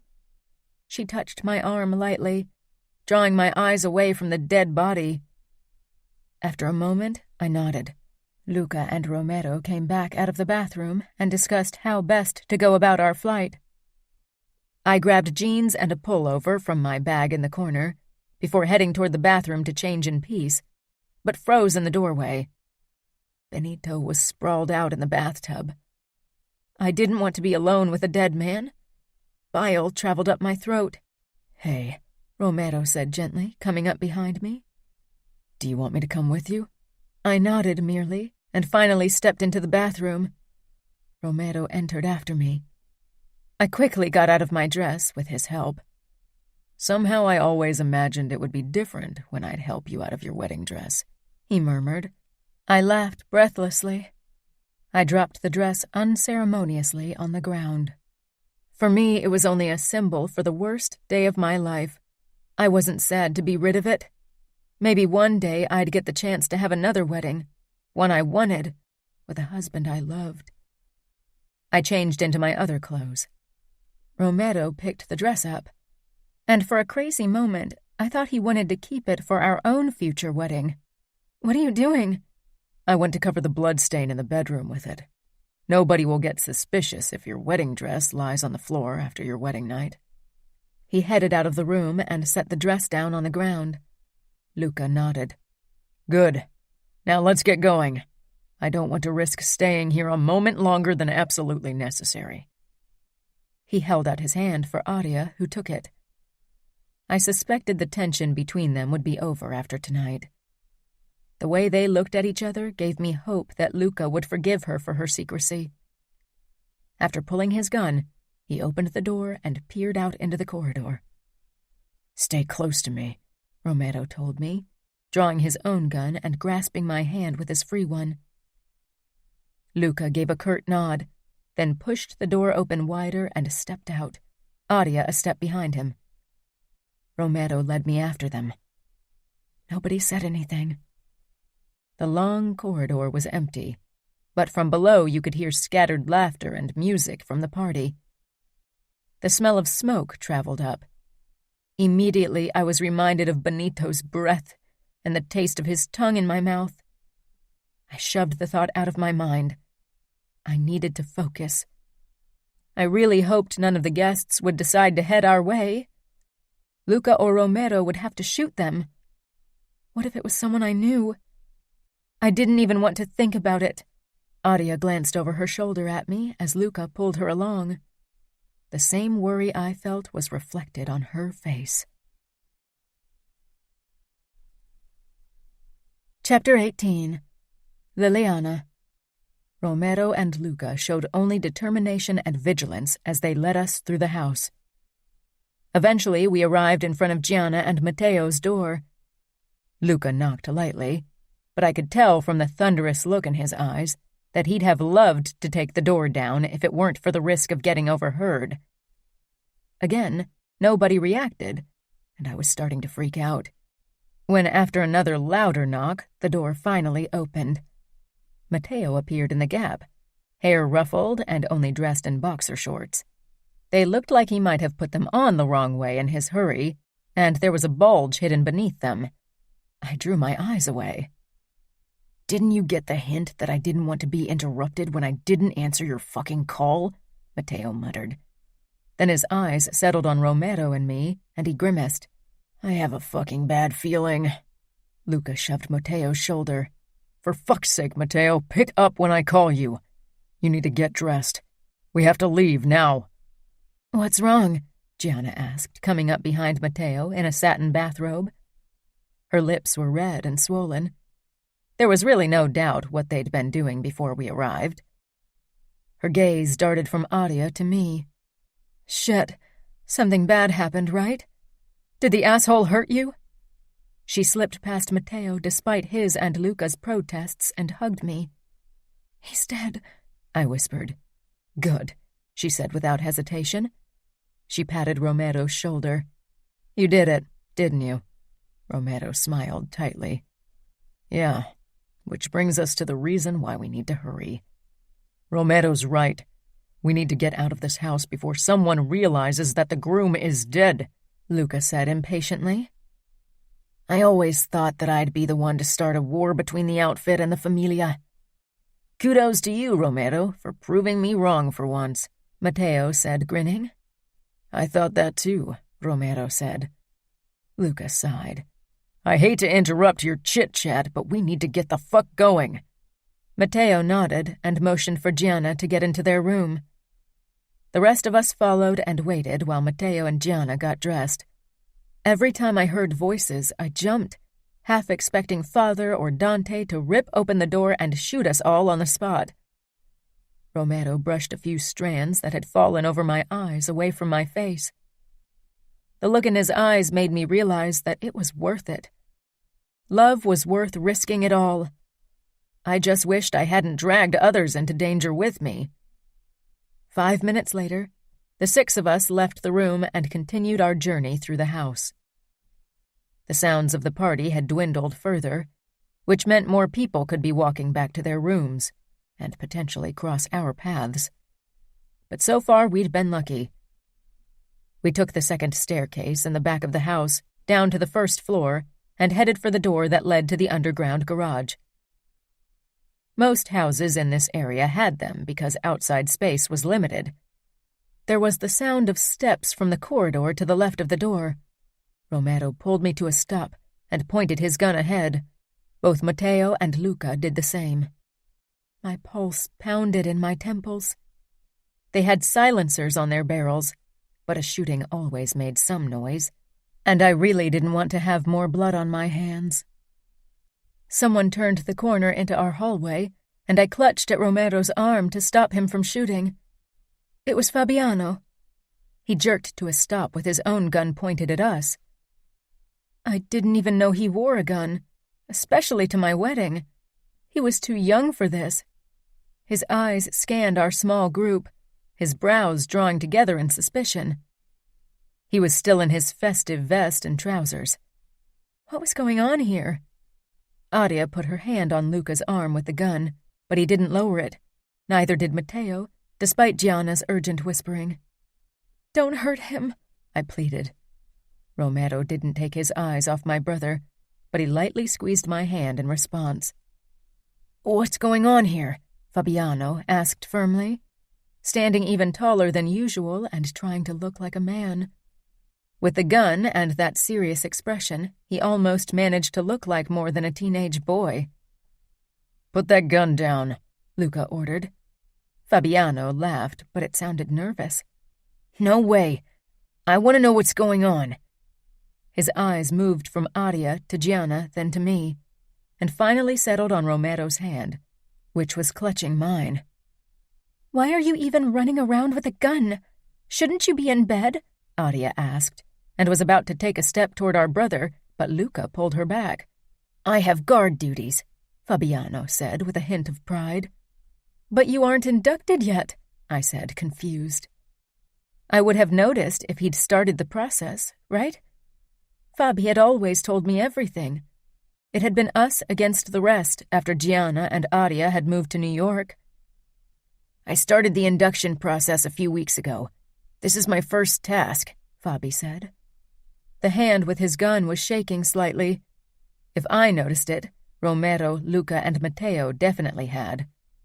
I wasn't sure it was a good thing because his nervousness made them realize he was still a kid, or a bad thing because it made him an easy target in their eyes. "Father gave it to you because he thought it would be an easy first job, right? Nothing bad ever happens at weddings," I tried to joke.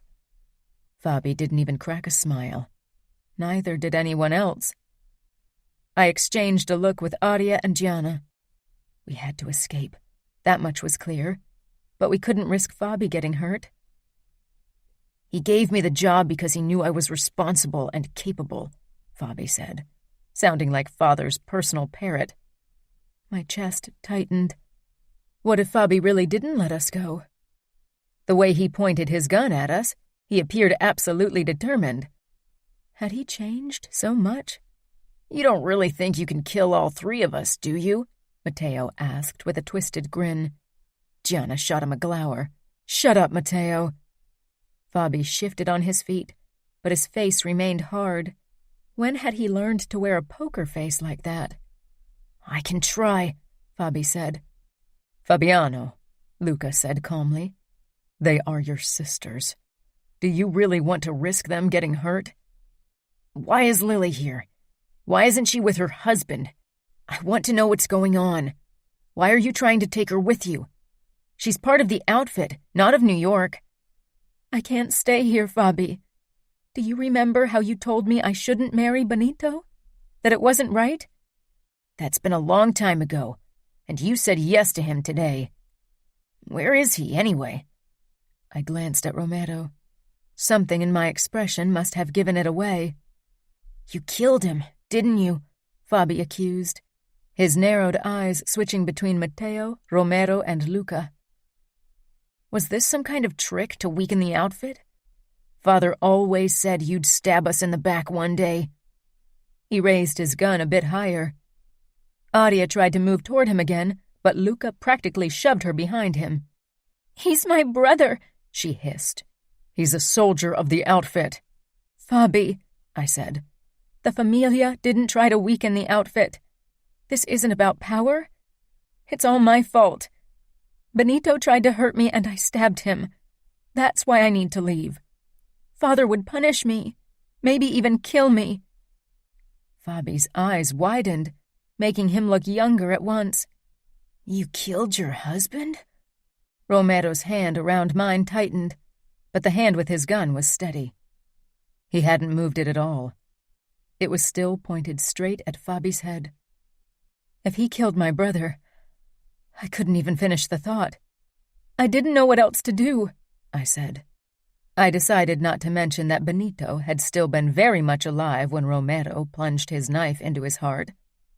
That would have complicated things even further. What about you and him? Fabi nodded toward Romero. I'm not stupid. There's something going on between you. There was no denying it, and I had a feeling that Fabi would get angry if I tried to lie to him. Matteo had inched closer to Fabi while we'd been talking. I wasn't sure what he planned to do, but knowing Matteo, it wouldn't end well. We've been together for a while. You know I never wanted to marry Benito, but Father didn't give me a choice. So you want to leave Chicago and the outfit for New York, like Gianna and Aria, Fabi said. I have to, I said. You could come with us, Aria suggested. Realizing her mistake, she peered up at Luca, who would have to accept Fabi into the Familia. You could become part of the Familia, he said immediately. Fabi shook his head. Father needs me. I'm part of the outfit. I made an oath. If you're not fully inducted yet, it's not as binding, Matteo said. Which was not quite a lie, but really, he'd be treated like a traitor if he ran off anyway, and the punishment would be the same. Fabi glared. I won't betray the outfit. Then you'll have to stop us from leaving, Luca said simply. And we won't let you. There will be blood, and you will die. I stiffened and was about to say something, but Romero gave a small shake of his head. I'm a good shot, Fabi said indignantly. I believe you, but are you better than all three of us? Do you really want your sister Lily to be punished? If you force her to stay, you sign her death warrant. Conflict showed on Fabi's face. If I let you leave and someone finds out, they will kill me too. I could die an honest death if I tried to stop you. Luca nodded. You could, and they would sing your praises. But you'd be dead all the same. Do you want to die today? Fabi didn't say anything, but he'd lowered his gun a few inches. Nobody has to find out that you let us leave. You could have tried to stop us, but we were too many, Romero said suddenly. They will think I was scared and ran away, and that's why you escaped. Luca gave Romero a small nod. Not if you got wounded. We could shoot you in the arm. This was meant as an easy first job. Nobody expects you to be capable of stopping the best fighters of New York. They won't hold it against you if you got shot. You want to shoot my brother?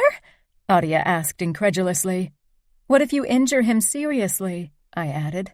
I could hit the zit on his chin if I wanted to.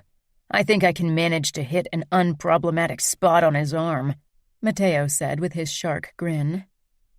And we're taking a risk by not just killing him, so an arm wound is really nothing. So what do you say, Fabiano? Luca asked quickly before Matteo could say more. None of the men had lowered their guns yet. Fabi nodded slowly and aimed his weapon at the ground. Okay, but I will have to call for help. I can't wait more than a few minutes or they'll get suspicious. A few minutes should be enough for us to drive away, Luca said. They will follow us once they figure out what's going on, but 5 minutes will bring enough distance between us and them.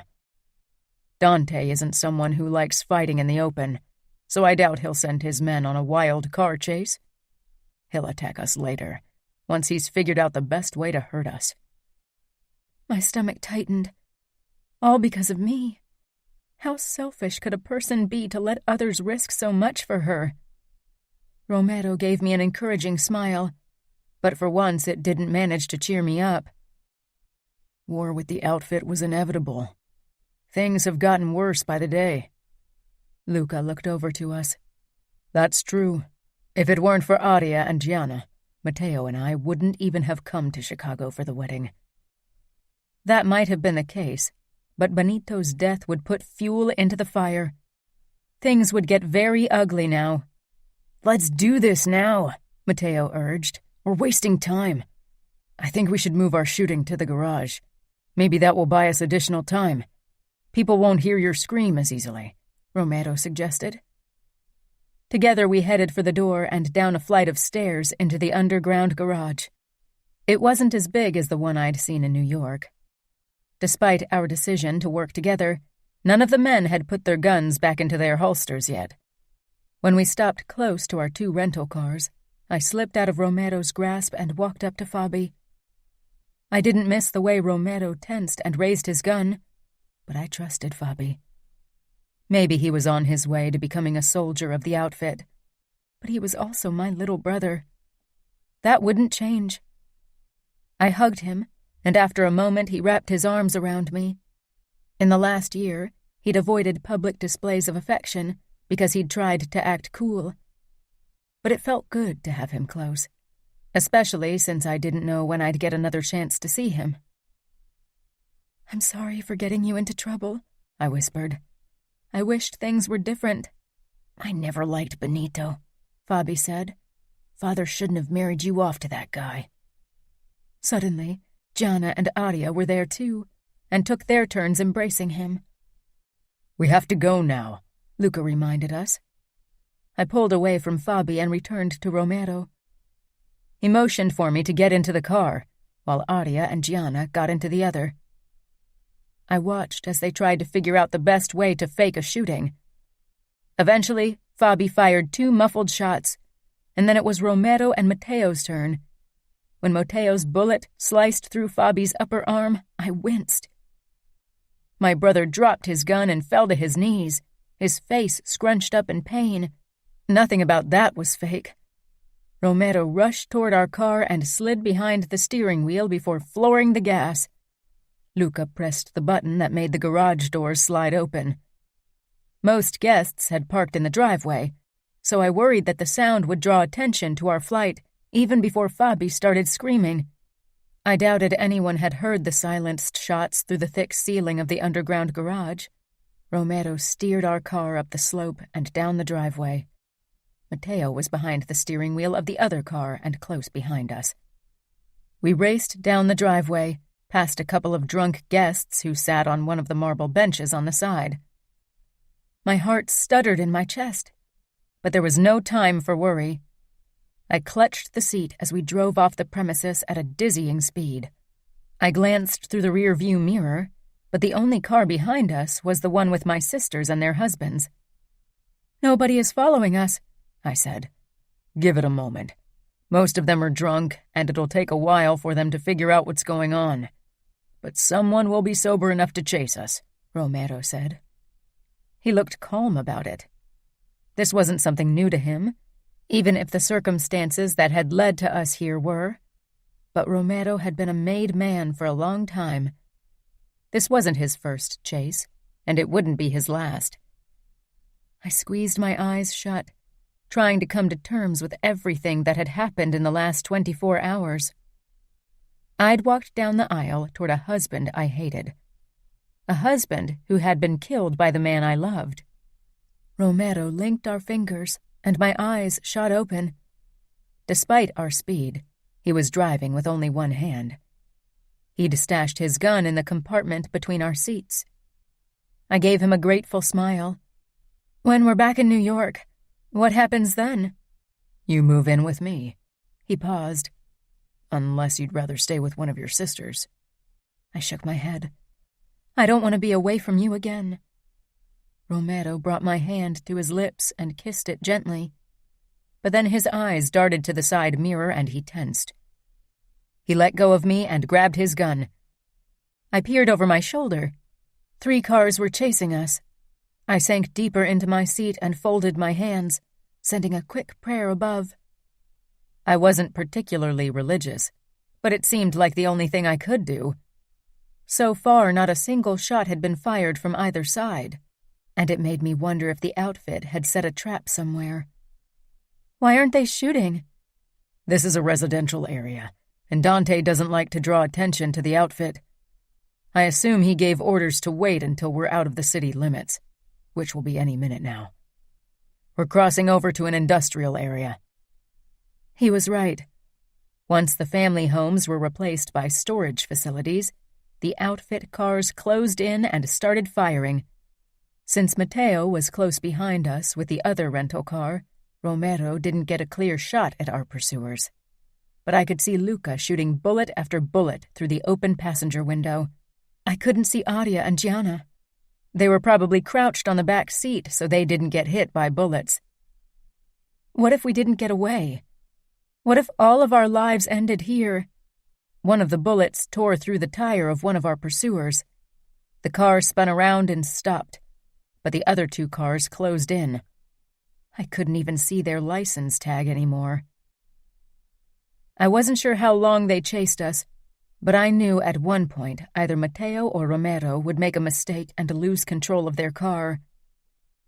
Suddenly, both cars slowed, and then they did a U-turn. Why have they stopped following us? Dante's orders, I assume. I told you, he's a very cautious man. He'll wait for a better opportunity to make us pay. This is too risky for his taste, Romero said. I exhaled. I knew it was far from over. From what I knew of Dante, Romero was right. But I was simply glad that we'd all get away unscathed tonight. We'd figure out the rest tomorrow. I glanced at Romero again. I couldn't believe I'd finally be allowed to be with him.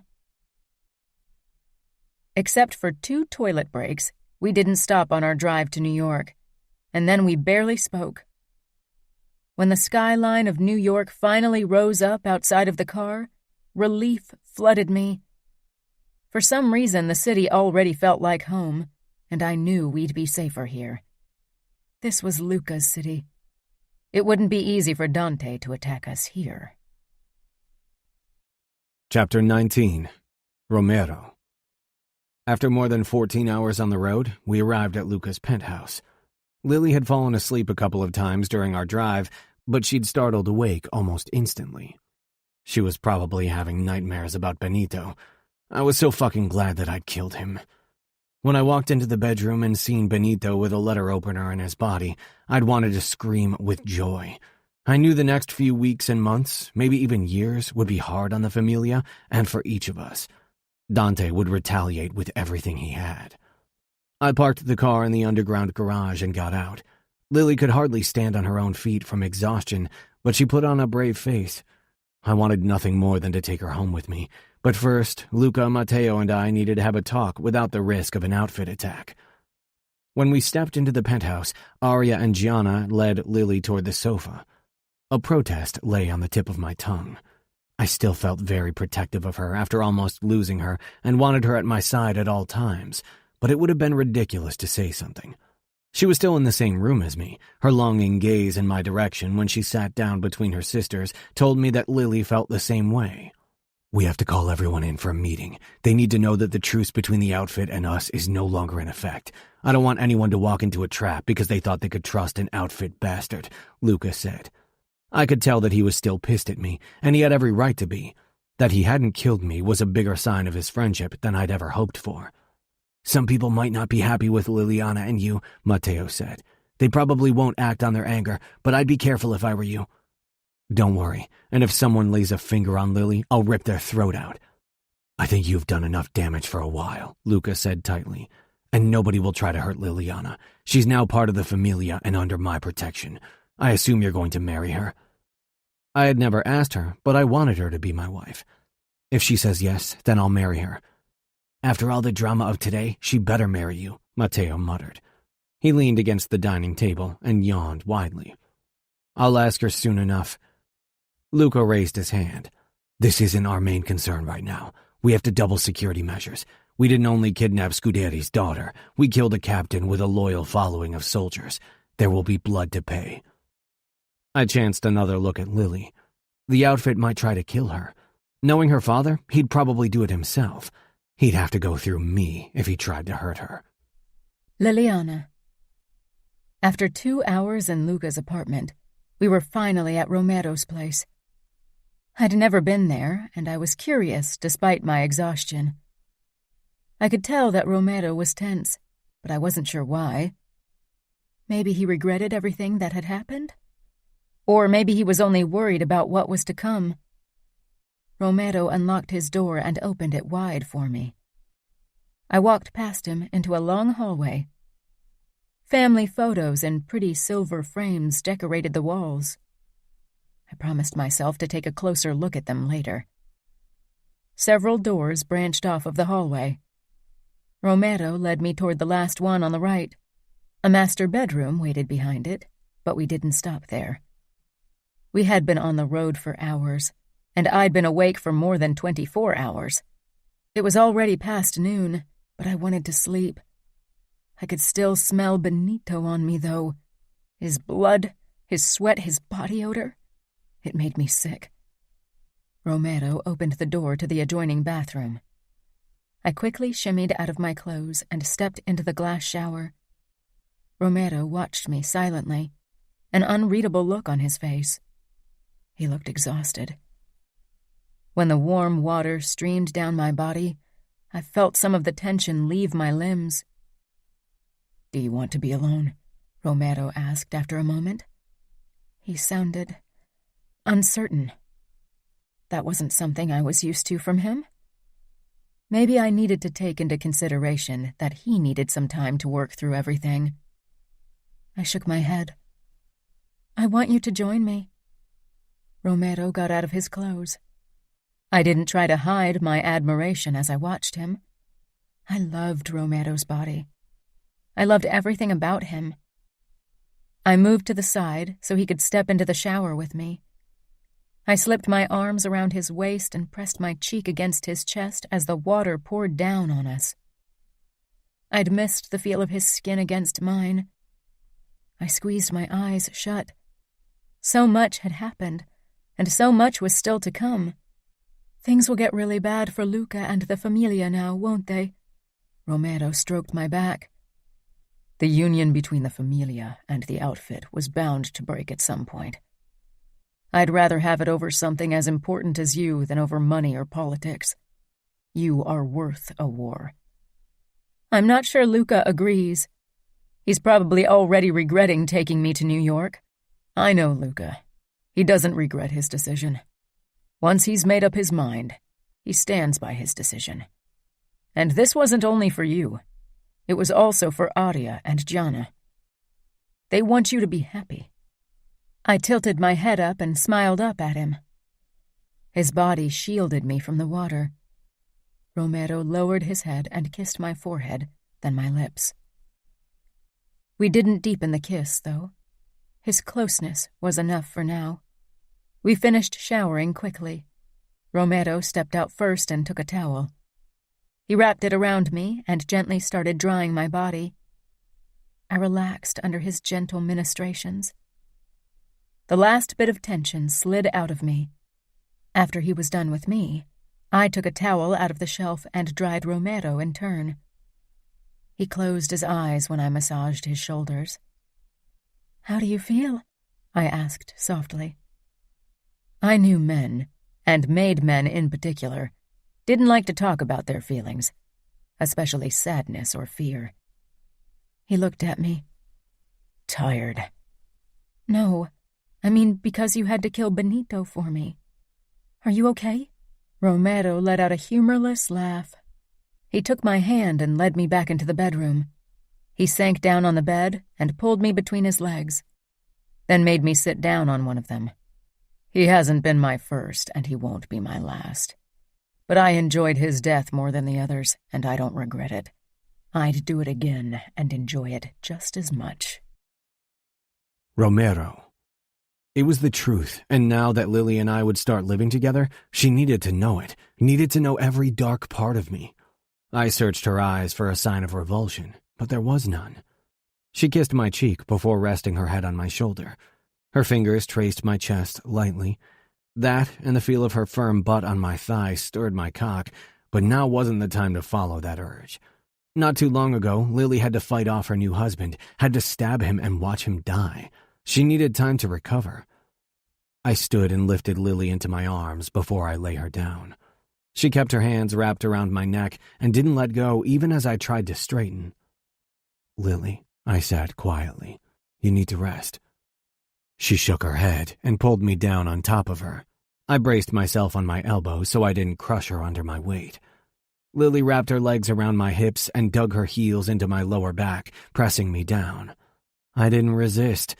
Slowly, I lowered myself until our bodies were flush against each other and my cock pressed against her pussy. She raised her head to claim my mouth for a kiss. I stared into her eyes. They were soft and filled with longing. I wasn't sure how I could have ever believed that Lily didn't want me. Her eyes showed her love for me as plain as day. "I need you," she murmured, lifting her hips a few inches and making my tip glide over her lower lips. I let out a small hiss at the sensation. She was wet and warm. She always felt so fucking inviting. I didn't need to be asked twice. I always wanted her. I quickly put on a condom, cupped her head, and eased into her slowly, and as I did, I realized just how much I needed it too. She was tighter than usual, maybe from tension and exhaustion, and I made sure to be careful. I made love to her slowly. This wasn't about getting off, about being consumed by desire and lust. This was something to show us everything was okay. A few days ago, I'd thought I would lose her forever, and now she was mine. Between soft moans, she told me she loved me. I kissed her lips. I'd never been the overly emotional type, but I never got tired of her saying those words. "I love you too," I said quietly. It still felt strange to admit it to someone. When we lay in each other's arms afterward, I felt a deep, all-encompassing peace I'd never felt before. I woke at sunrise, but Lily wasn't there. I jerked upright, reaching for my gun on the nightstand, as usual expecting the worst, but Lily was there at the window, looking out. I didn't have floor-to-ceiling windows like Luca's penthouse, but they weren't exactly small. But Lily had grown up as the daughter of a consigliere. She had the best of everything all her life. I swung my legs out of bed and walked toward her. "It's not as grand as you're used to. Your family's townhouse and Aria's penthouse are much bigger than my apartment. You're going to be the wife of a mere soldier." Lily jumped slightly, then she peered over her shoulder at me. "Do you really think I care about things like that? When I lived in a huge house and had more money than I could possibly spend, I was never happy, but when I'm with you, I am." "Still, this will be a big change for you," I said. I wasn't exactly poor, but she wouldn't be able to afford as much as she had done before. Lily turned to me fully and touched my cheeks. "I want only you, Romero. I don't care about money." She motioned around. "And this is a gorgeous place. Most people would be happy to live here. I love it." That was why I knew Lily was the one. The sun finally peeked over the surrounding skyscrapers. "Look," I said, pointing out toward the city. Lily turned around in my arms, her back pressed against my chest as we watched the sunrise. I wanted to enjoy this moment of peace and quiet because I knew there wouldn't be many more moments like that today. The Familia was at war with the outfit now. "I'm worried about Fabi. I wished there was a way to find out if he's all right.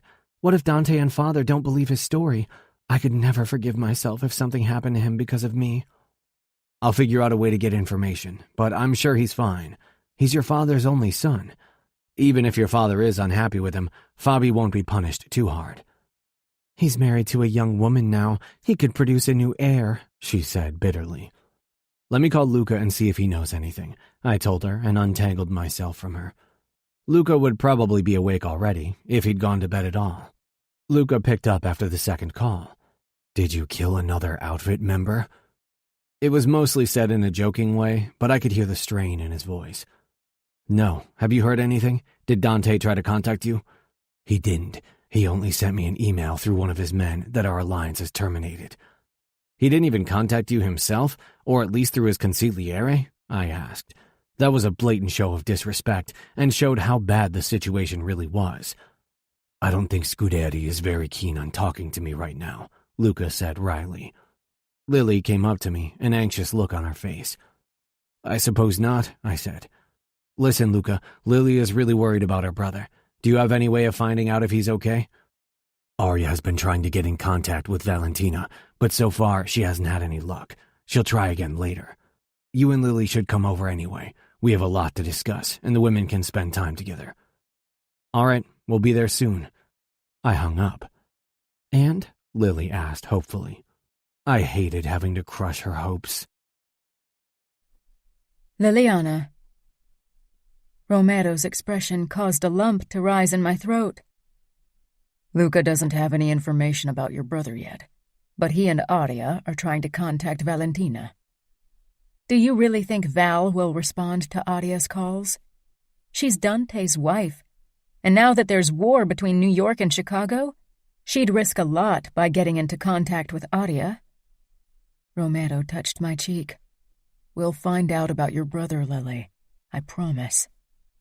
We showered quickly before we headed for Aria's apartment. When we stepped into the penthouse, Gianna and Matteo were already there, despite it being only 7 a.m. The scent of freshly made coffee greeted me, and danishes waited on the kitchen counter. My sisters were standing and talking, and I steered toward them while Romero walked up to Luca and Matteo, who sat on the stools at the kitchen island.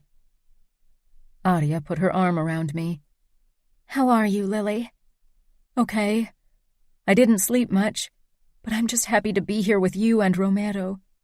"Of course you are," Gianna said. "I'm so glad Romero got rid of that sick bastard Benito." An image of Benito's blood-covered body popped into my head, but I pushed it aside. I didn't want to think of him anymore. He wasn't part of my life anymore. Aria handed me a cup of coffee. "Here, you look like you need it. And you should eat something." "Mother hen mode active," Gianna teased, but then she too fixed me with a worried look. "And? How was your first night with Romero?" "Gianna," Aria warned, "Lily has gone through a lot." "It's okay. I loved spending the night in Romero's arms without being afraid of getting caught. For the first time, we could watch the sunrise together." "I'm so glad you are happy," Aria said. I nodded. "But I can't stop worrying about Fabi. I want to know if he's okay. I've left 2 voicemails on Val's phone. I really hope she'll call me back." "Even if she does," Matteo said, "we don't know her motives. She might be doing it on Dante's orders and be looking for information." "Val wouldn't do that," Aria said uncertainly. "She's the wife of the capo, and the outfit is where her loyalties lie. You are part of the familia, and that makes you the enemy," Luca said. I glanced at Romero. All this because I loved a man I wasn't supposed to love, and because I wanted to be with him. Was I a selfish bitch? Romero met my gaze. I wished I could say I wouldn't do it again, but looking at him now, I knew I'd stab Benito again to save myself from a horrible marriage and be with the guy I was supposed to spend my life with. "Hey," Aria said gently, "don't look so sad." I turned back to her. "You and Val got along so well.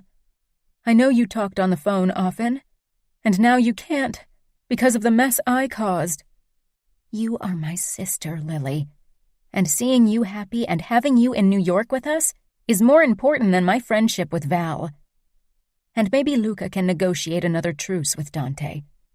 Dante is a pragmatic man." "Not as long as your father is consigliere. It would be like a slap in the face for your father if Dante didn't seek revenge," Romero said. "I hate this revenge crap," Gianna muttered. Matteo stood from his stool, went over to her, and pulled her against him with a grin. "I know you do, but it's how things are." Gianna rolled her eyes, but let Matteo kiss her. In the past, that would have sent a stab of envy through me. But now I walked over to Romero and leaned against him. His arm came around my shoulders and he kissed my temple. "We've been at war with the outfit before. We'll handle this." "I don't want people to die because of me." "Romero is right. We will get through this, and I don't think Dante will kill one of ours. The Russian threat is still too strong. He can't risk his soldiers' lives in a war with us." "Nor can we," added Matteo. A phone rang, making us all jump. Adia snatched her phone off the counter and peered down at the screen. Then she raised her head with wide eyes. "It's Val." Luca got up. "Don't let anything slip that Fabi helped us. And be careful." Adia nodded. Then she lifted her phone to her ear. "Hello?" She paused. "I'm so glad you called. Can you talk?" Adia listened for a few seconds, her expression dropping. "I know. I only wanted to ask about Fabi.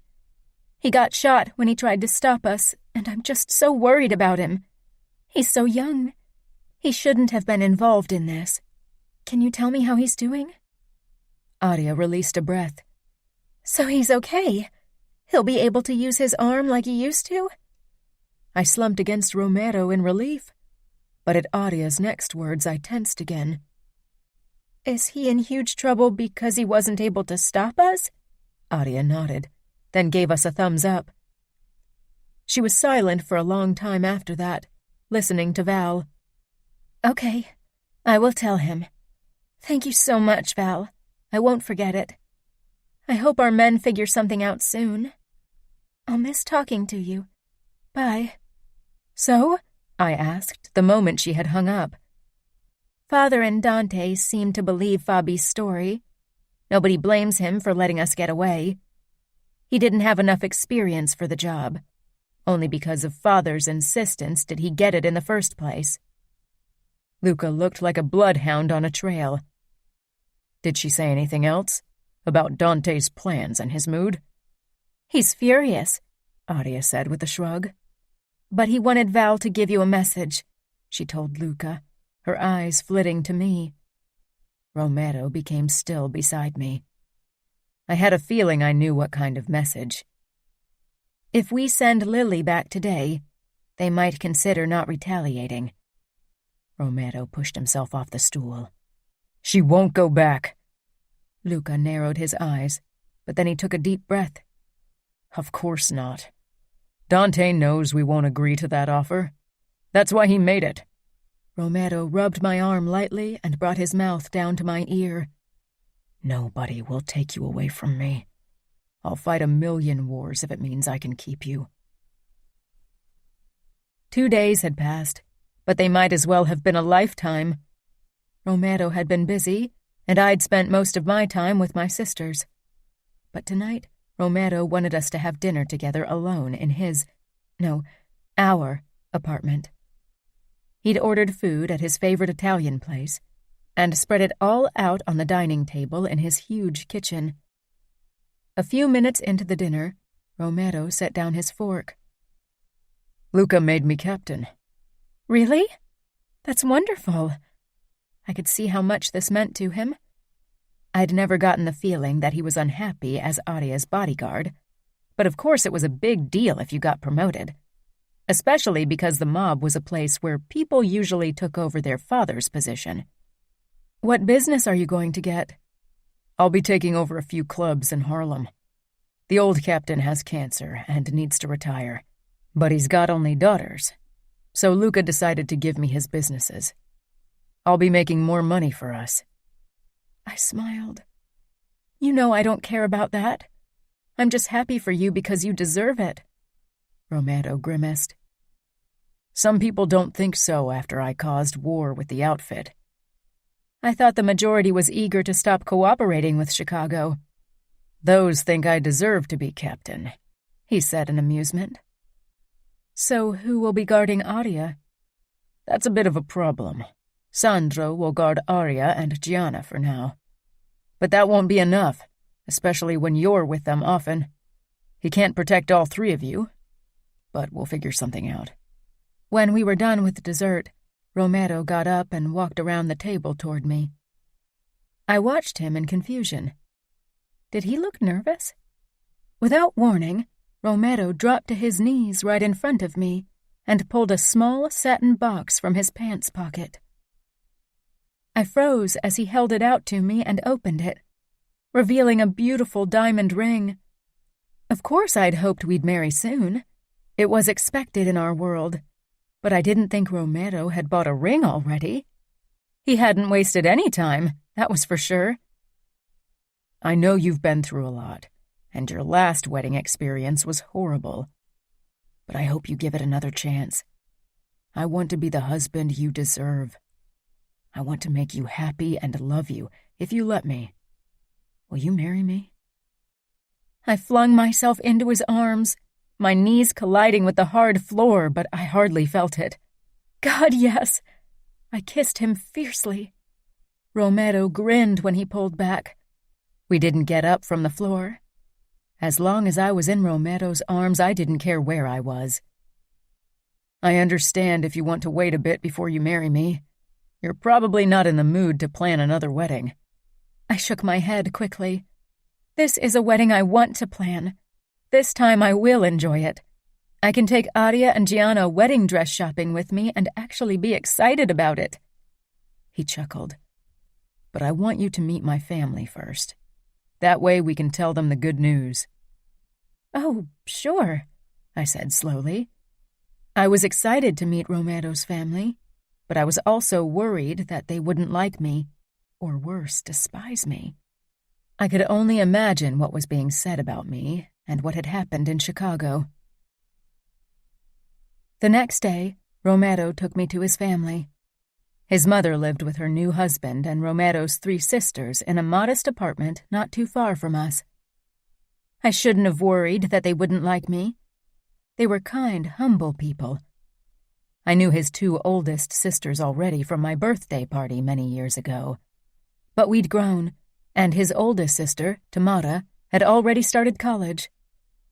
Something I'd never considered because I knew Father wouldn't approve of it. Dinner in my family had always been a formal affair, with my father sitting at the end of the table and with everyone on their best behavior. Well, except for Gianna, perhaps. But this was easygoing and fun. We talked and laughed all evening, and when Romero told them that we were going to marry, they hugged me and were actually happy. Nobody looked at me strangely because I'd married Benito less than a week ago. I knew right then that I would be happy in this new life. Not just because of Romero's love, but because of my sisters and my new family. That wouldn't stop me from missing Fabi, but I had to trust that he would find his own happiness one day, even if we'd never see each other again.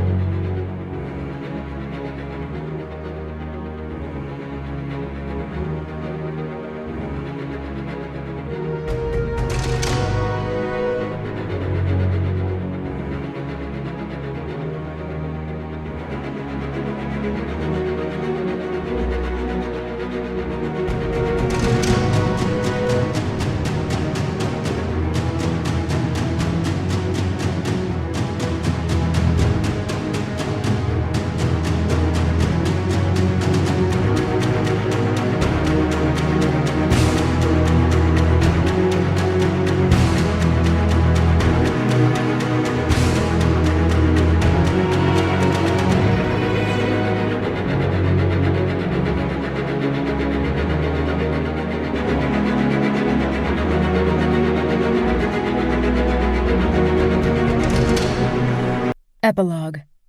Liliana. I'd waited for this moment for a long time, had imagined it so often that it felt almost like a déjà vu. A few weeks ago at my wedding to Benito, there had been only anxiety, sadness, and fear. But today, I felt like I could fly. Happiness and euphoria buzzed in my body. I couldn't wait for the party to be over so Romero could undress me and make love to me over and over again. The only thing missing for a perfect day was Fabi. I hadn't seen him since my wedding night, and I wasn't sure if I ever would. I didn't even know if he was all right, if he'd gotten in trouble for getting shot and letting us get away. When the priest declared Romero and me husband and wife, Romero lifted me into his arms under the excited cheers of our guests. I couldn't help but laugh. I'd never felt lighter, as if any moment I would soar up into the sky. I risked a glance up, wondering if Mother was watching. I'd done what she'd wanted. I'd risked happiness, and it was worth it.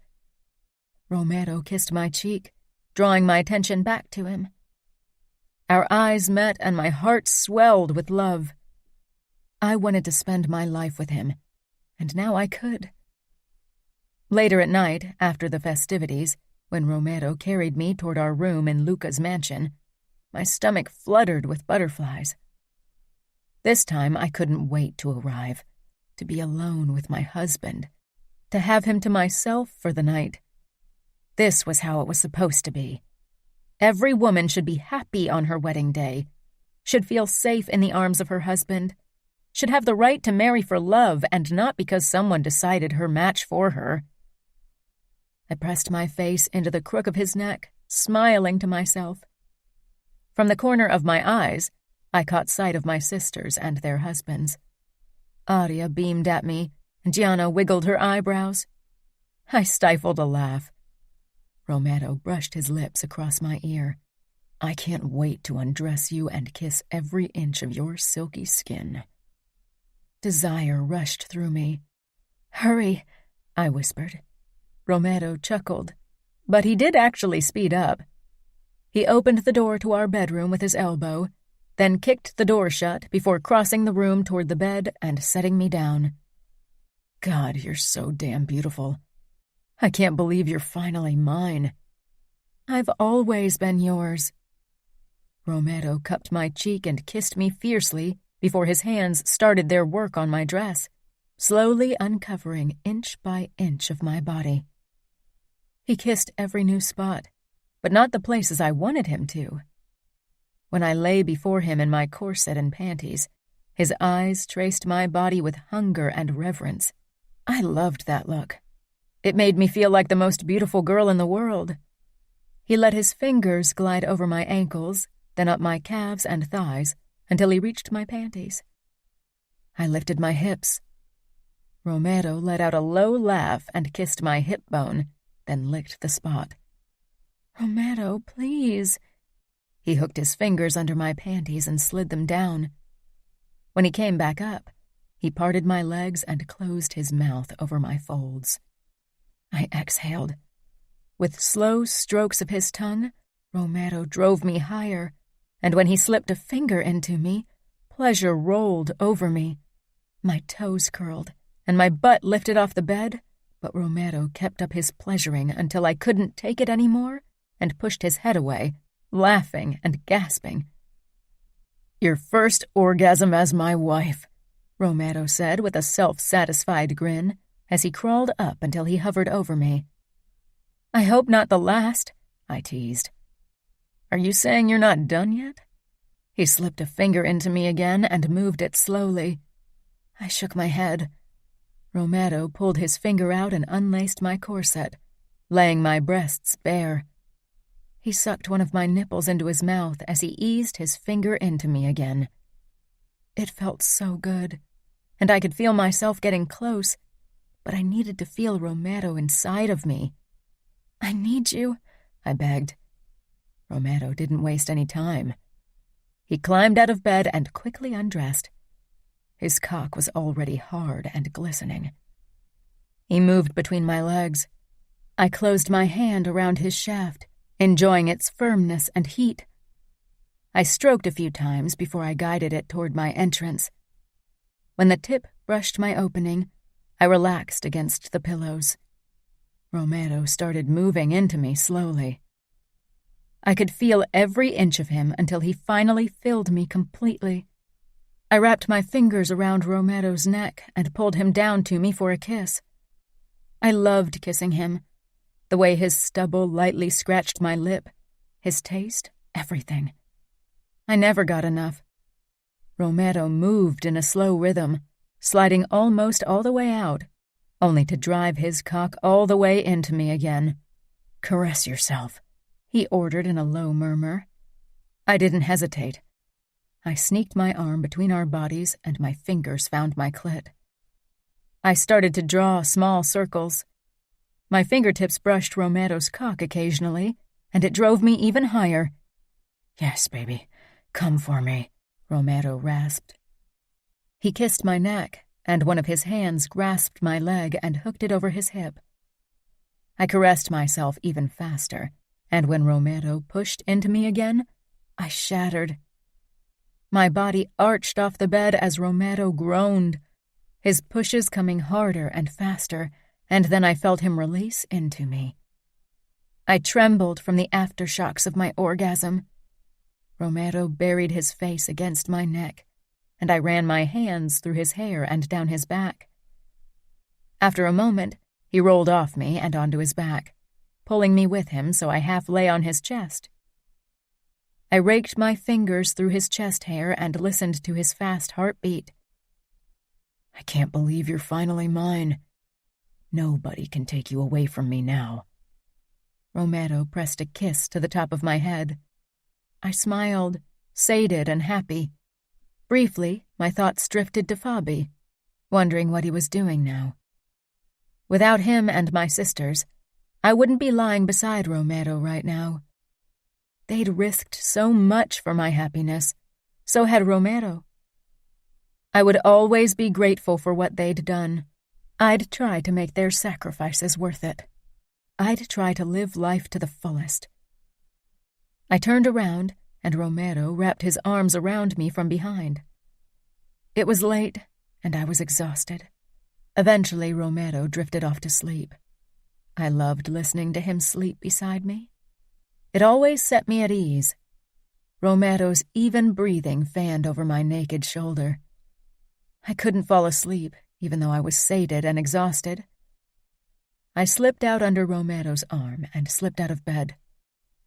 I grabbed a bathrobe and put it on before I made my way toward the balcony door and walked out onto the balcony, which had a beautiful view over the premises and the ocean. Tomorrow, we'd return to New York, and then our lives as a married couple would really start. I watched the night sky. The stars were always brighter out of the city, and yet there were always a couple of stars that shone the brightest.